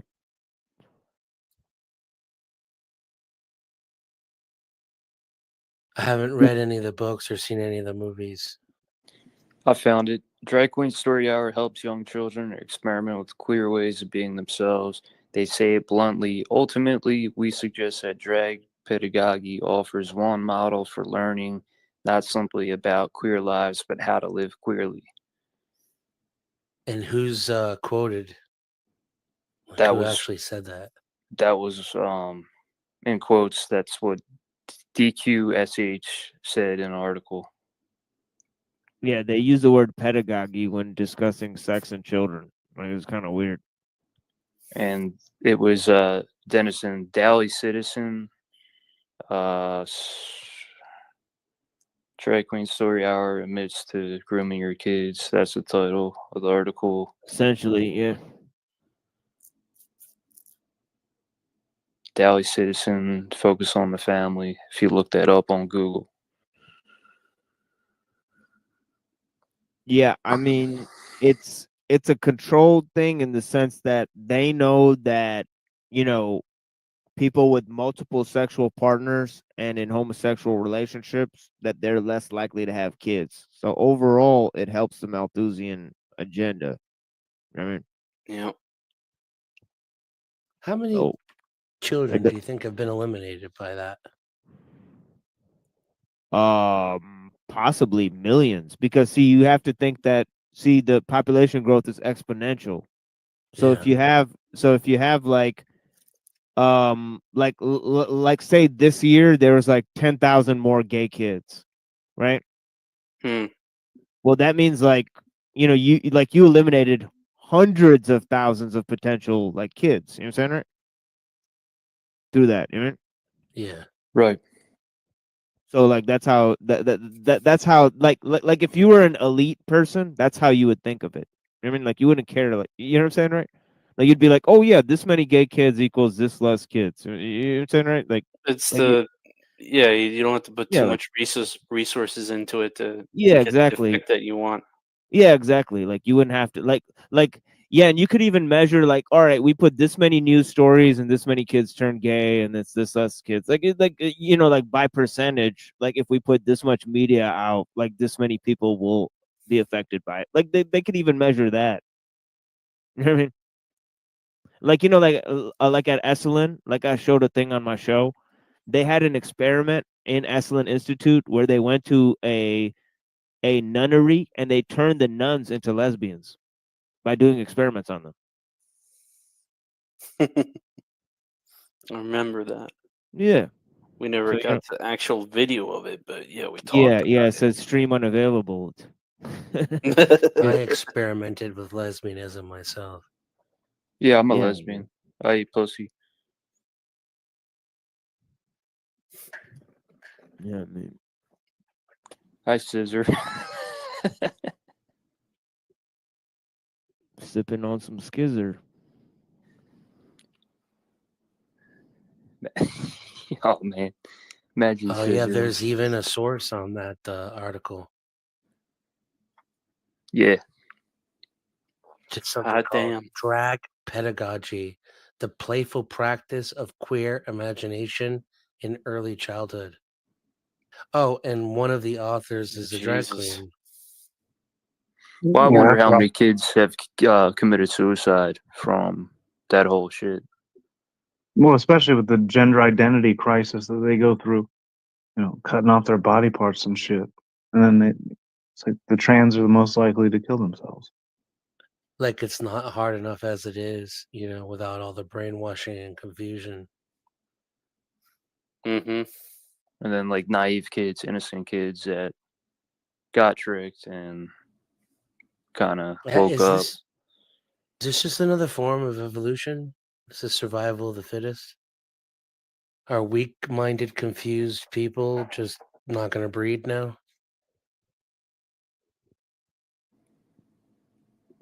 Well, no, they're just looked at as a way to make profit. If you believe in something like social Darwinism, maybe. Well, I mean, these people Yeah, right. are Well, they got to mutilating their keep people genitalia. alive for the medical system, so they got to keep a certain percentage alive and sick as well. They can't just kill them all off.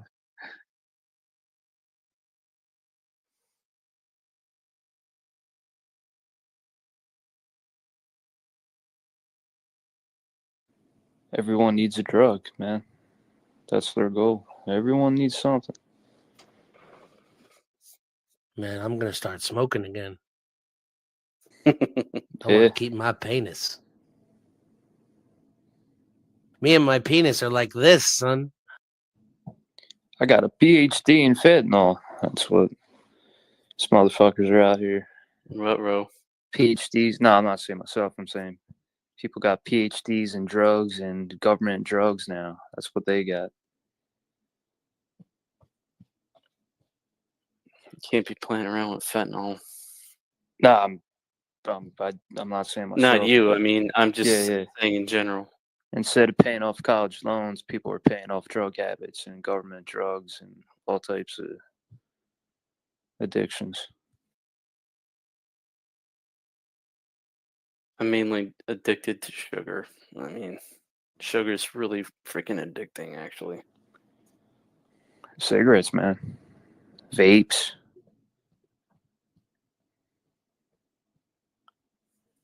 This is like it's like kind of a direct opposition to monotheism in this. I'm reading this article. The article that the article you sent me was about, you know?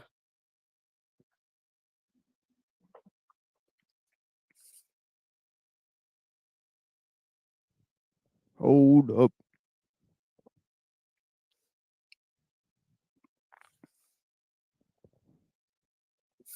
Say what?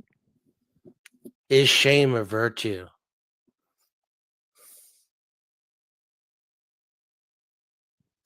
That's on some Freudian shit.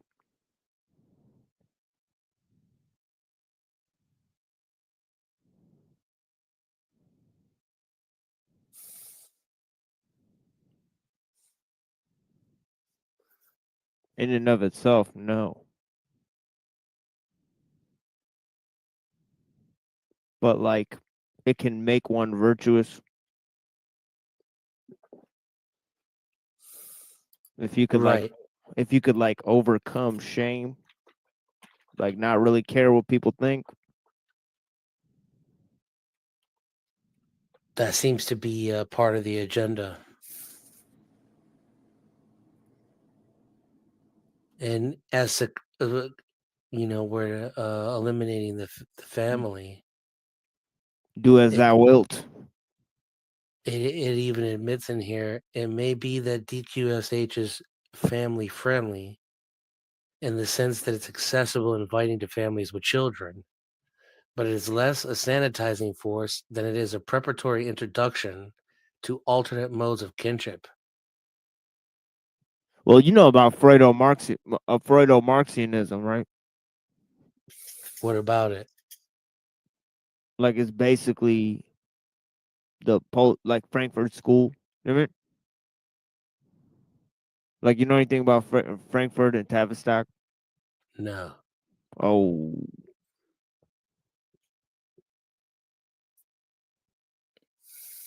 That's where this whole thing pops off. Freudo-Marxian shit from Tavistock and Frankfurt. You know what I mean? That's where you want to start with this shit. You know what I mean? Jadar is like, Yeah. did someone say Tavistock? Yeah, that's like the philosophical. Yeah, I mean, a lot of those guys I mentioned really, like Malthus actually influenced Darwin. Like Darwin wrote. Yeah, like Darwin actually wrote about Thomas Malthus. So people think it's the other way around.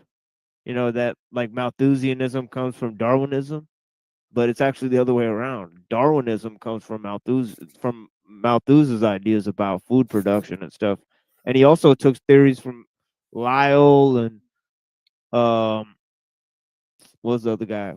Wallace, Alfred Russel Wallace. You know what I mean? But there's a lot of ideas that he was sort of borrowing from. He was like an Einstein type of figure where he kind of made a hodgepodge of all these different theories at the time that were very popular. You know what I mean?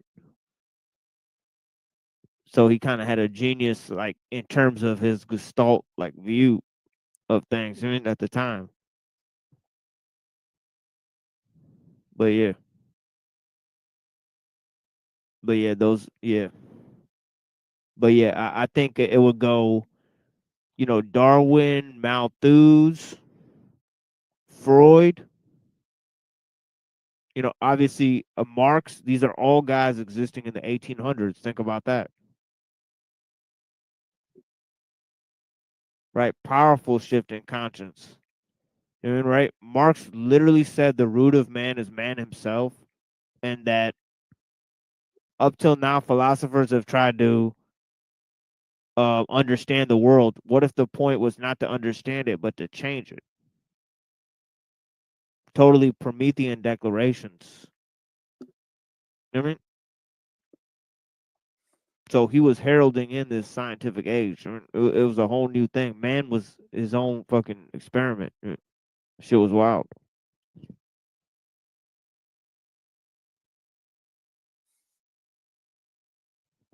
I gave a few presentations on that shit on the show there. Actually, Huxley Thomas Huxley. I mean, not Thomas Huxley, but Julian Huxley. He invented the word transhumanism.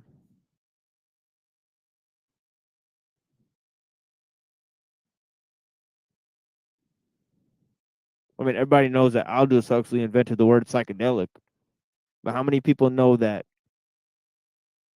fucking Julian Huxley invented the word transhumanism? Now we're looking at Kurzweil talking about how the brain is inefficient. We got to replace the brain with graphene nanotubes. Oh boy. You know what I mean? And it's like He wrote that shit 10 years ago, and now people are like, "Do you think maybe this could happen?" I mean, it's some crazy shit, dude. People are slowpokes. Not until Elon Musk makes it popular enough. Oh my God, Right, Elon Musk is doing that. Graphene, man. I'm still rocking those carbon tubes. I need to upgrade. It is kind of like it's the same thing because the carbon is like when they organize it a certain way, it's graphene or some shit. But yeah, No, it's literally it's a single atomic layer of graphite. Like yeah, graphite's like several layers stacked. So it's 2D. It's the first two-dimensional material they describe it because you can have it one atom thick in like a 2D plane and run electricity and energy and obviously information and stuff like that through it.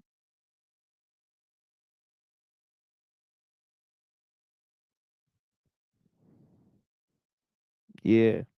And then AI is gonna produce the black version of Nickelback called Snickleback.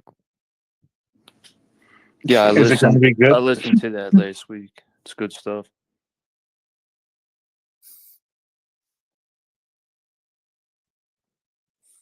Anything's better than Nickelback.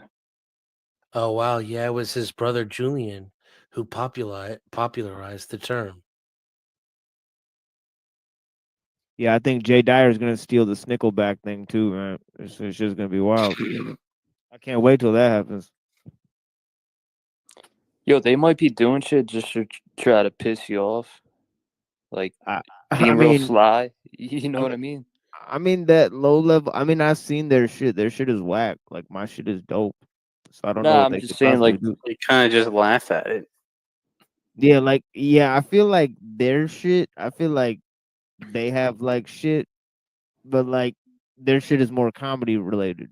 Like he stole the comedy shit. Like he didn't really steal my philosophy. The thing is that my philosophy is anti their shit.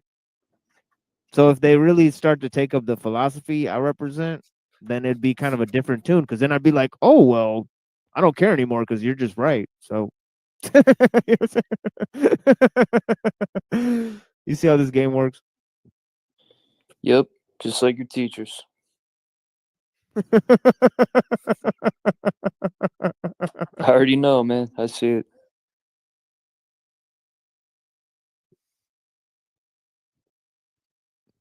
My underhanded get them to believe what I believe while getting them to think that I'm believing what they believe.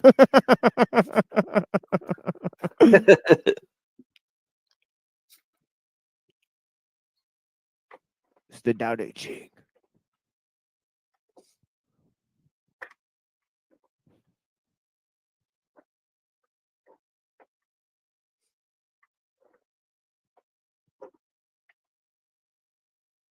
But yeah, that's what Neuro was saying that, he was agreeing that they kind of inverted it too. I mean, they had to invert the joke to make it funny by putting black Vikings. Think about that. Interesting, huh? So they couldn't even make it funny as a joke about white people. You see what I'm saying? It was like they were offended that it Yeah, wasn't so white people. exactly. So like it says a lot just the way they told the joke, retold the joke. You know what I'm saying? So it's like, dude, like, but the fact is that I made him say it. That's a victory. It's like you moved your mouth and you said what I said. You said the words that I wanted you to say. In other words, and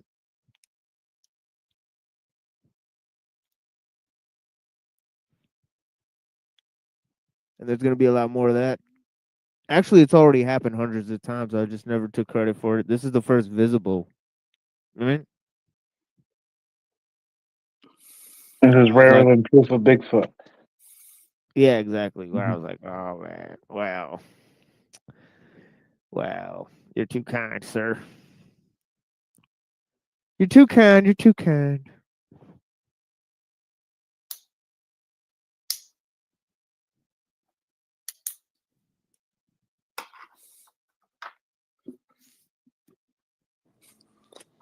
If they're trying to piss you off with that, I mean, that's pretty funny.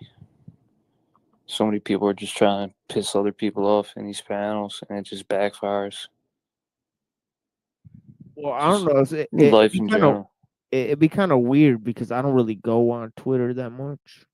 So I think Yeah, it was but just you know how people, those like there's some weirdos out there like, oh, I'm gonna steal his shit and try to make him mad.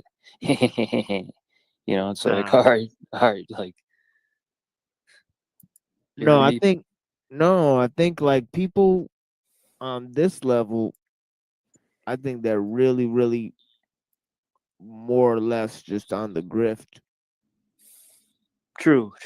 I'm just saying, like, imagine that scenario. Yeah, That's what there I've is a seen lot of in the yeah. There is skateboard in the like skateboard the world was like shit like that where people will bite your shit just to piss you off. yeah, because you could pay people to be useful idiots. True. It's not that complex, right? Right. It usually wouldn't even require an adjustment to their rhetoric or behavior. Right. Exactly. Like,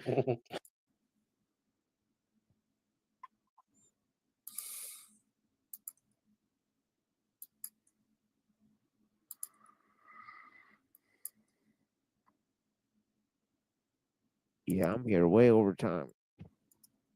But yeah, I think Neuro's having a hard time today. It is what it is. Oh, Speak of the devil, the Gentile devil. yeah, you doing okay there, homie?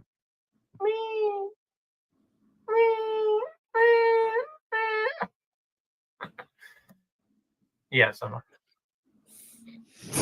What the hell is even that? Like you just got some weed and came back. Sound like he like turned into a cat or something, dude. Yeah, like weed or catnip. You ever smoke some catnip? It's Fuck breathtaking. no. Yo, we built this fucking show up. We whipped this fucking crowd into a frenzy. Now there's 13 motherfuckers watching. 13 is the number of fucking levels on the pyramid on the back of the dollar. You know what I'm saying? What's up with the cat noises, Nora? I don't know what you're talking about. Must have been the feds.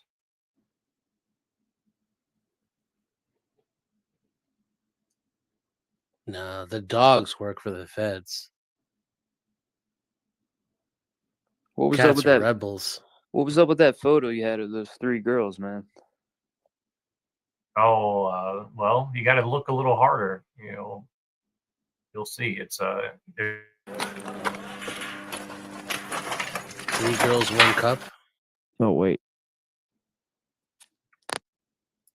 There it is. Now this one. Hello. Oh. Hello. Yeah, but they're like 15. Reject modernity.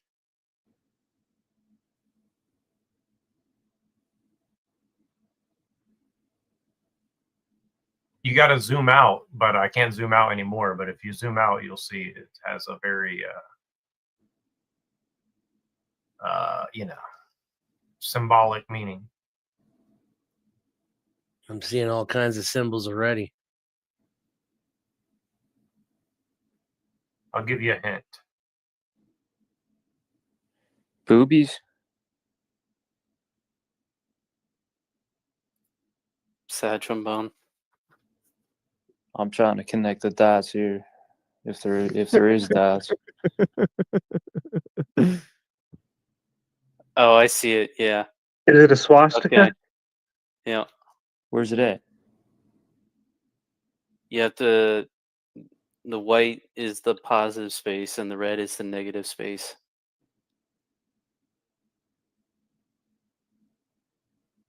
Plus the green foliage in the background on top of the building. What? I can't see the top of the building. I can only see half. Maybe squint your eyes a little bit and just look at the white. It's there. Yeah, speaking of Frodo-Marxianism. Holy cow, when you squint, yeah, all of a sudden it pops out. What the fuck? That's so wild. Holy shit. Once Yep, you see got it. Yep, cannot be unseen. I'm You guys struggling. in full screen or It, what? the squint your eyes. It is the squint eyes and then Just moving. focus on the white. Oh shit! What the fuck, man? I'm going to hell now. I still just It's see so titties. subliminal. There you go, JG. There you go. Wow. Let's just say it's a Hindu symbol. Right, right. What is the significance for the Germans? Why adopt an ancient Hindu symbol? How'd you find that, Red or Noro? And who made that? I don't know who made it, but I thought it was a very intriguing image, just like this one. This is Donald Trump's new photo here. It looks a little different, yeah. He found it on Twitter, allegedly.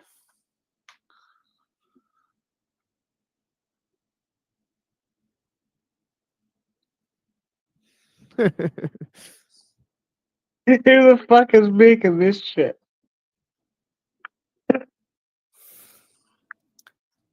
Oh. Oh, I think that might get the video taken down. Shambala, I might have to take credit for that one. That might be the. That might be the. I think I sent him that one. Yeah, that might have been the axe. I've seen some crazy ones. Man. Kalergi.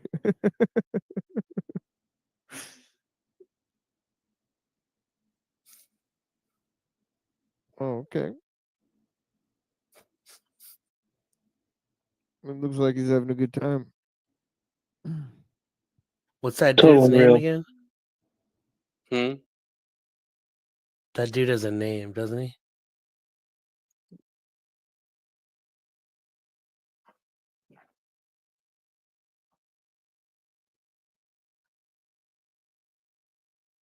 Elon Musk or the robot in the car? Yeah, the guy in the car has a name.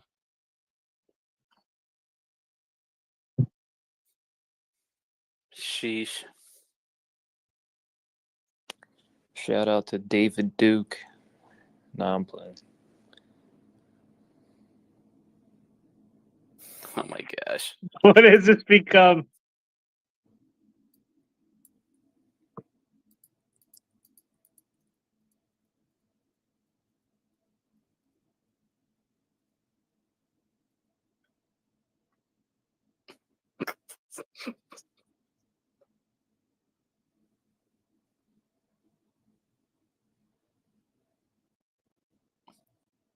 Getting neurojacked up. Is that Owen Benjamin? AI Benjamin. Why does he have white tears? He's crying milk, son. His milk coming out of his face. I like this one a lot. This one here I really like a lot. Where is that? The train. Oh yeah, I like that one too. But oh, this one. Well, I don't know. I'm gonna do this one just for a second because this one might get me shut down. Oh.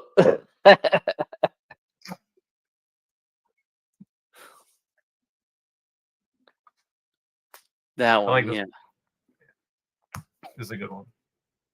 And this is my this is my We Was Viking. This one here.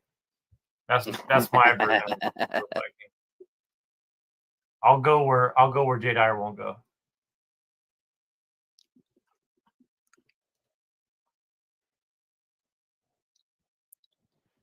Do the one with Musk in a turban.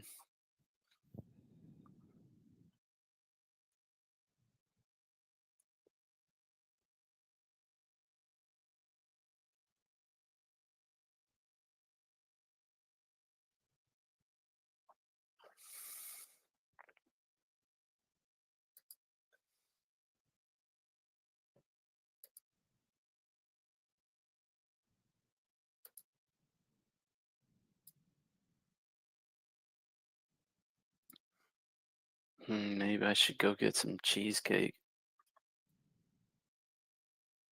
If the question is cheesecake, the answer is always yes. Brett, don't you live like right by a railroad or some shit? Like I remember you showed the live stream of train tracks one day. I did. I'm sort of close to it. Train tracks. Was that you or somebody else? I forget. It looked like you lived like in some apartment building, like right on the tracks. Oh, that must be someone else.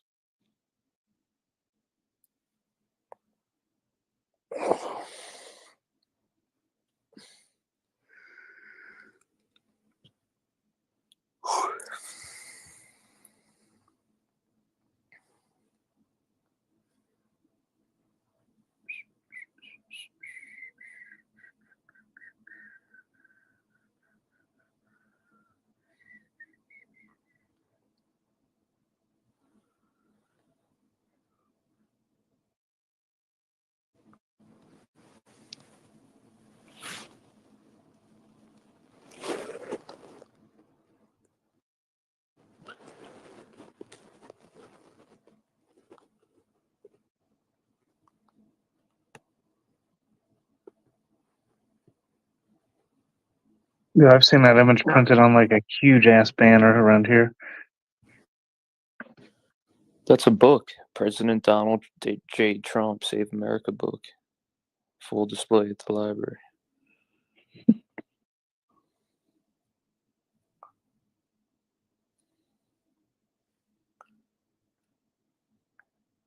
What the?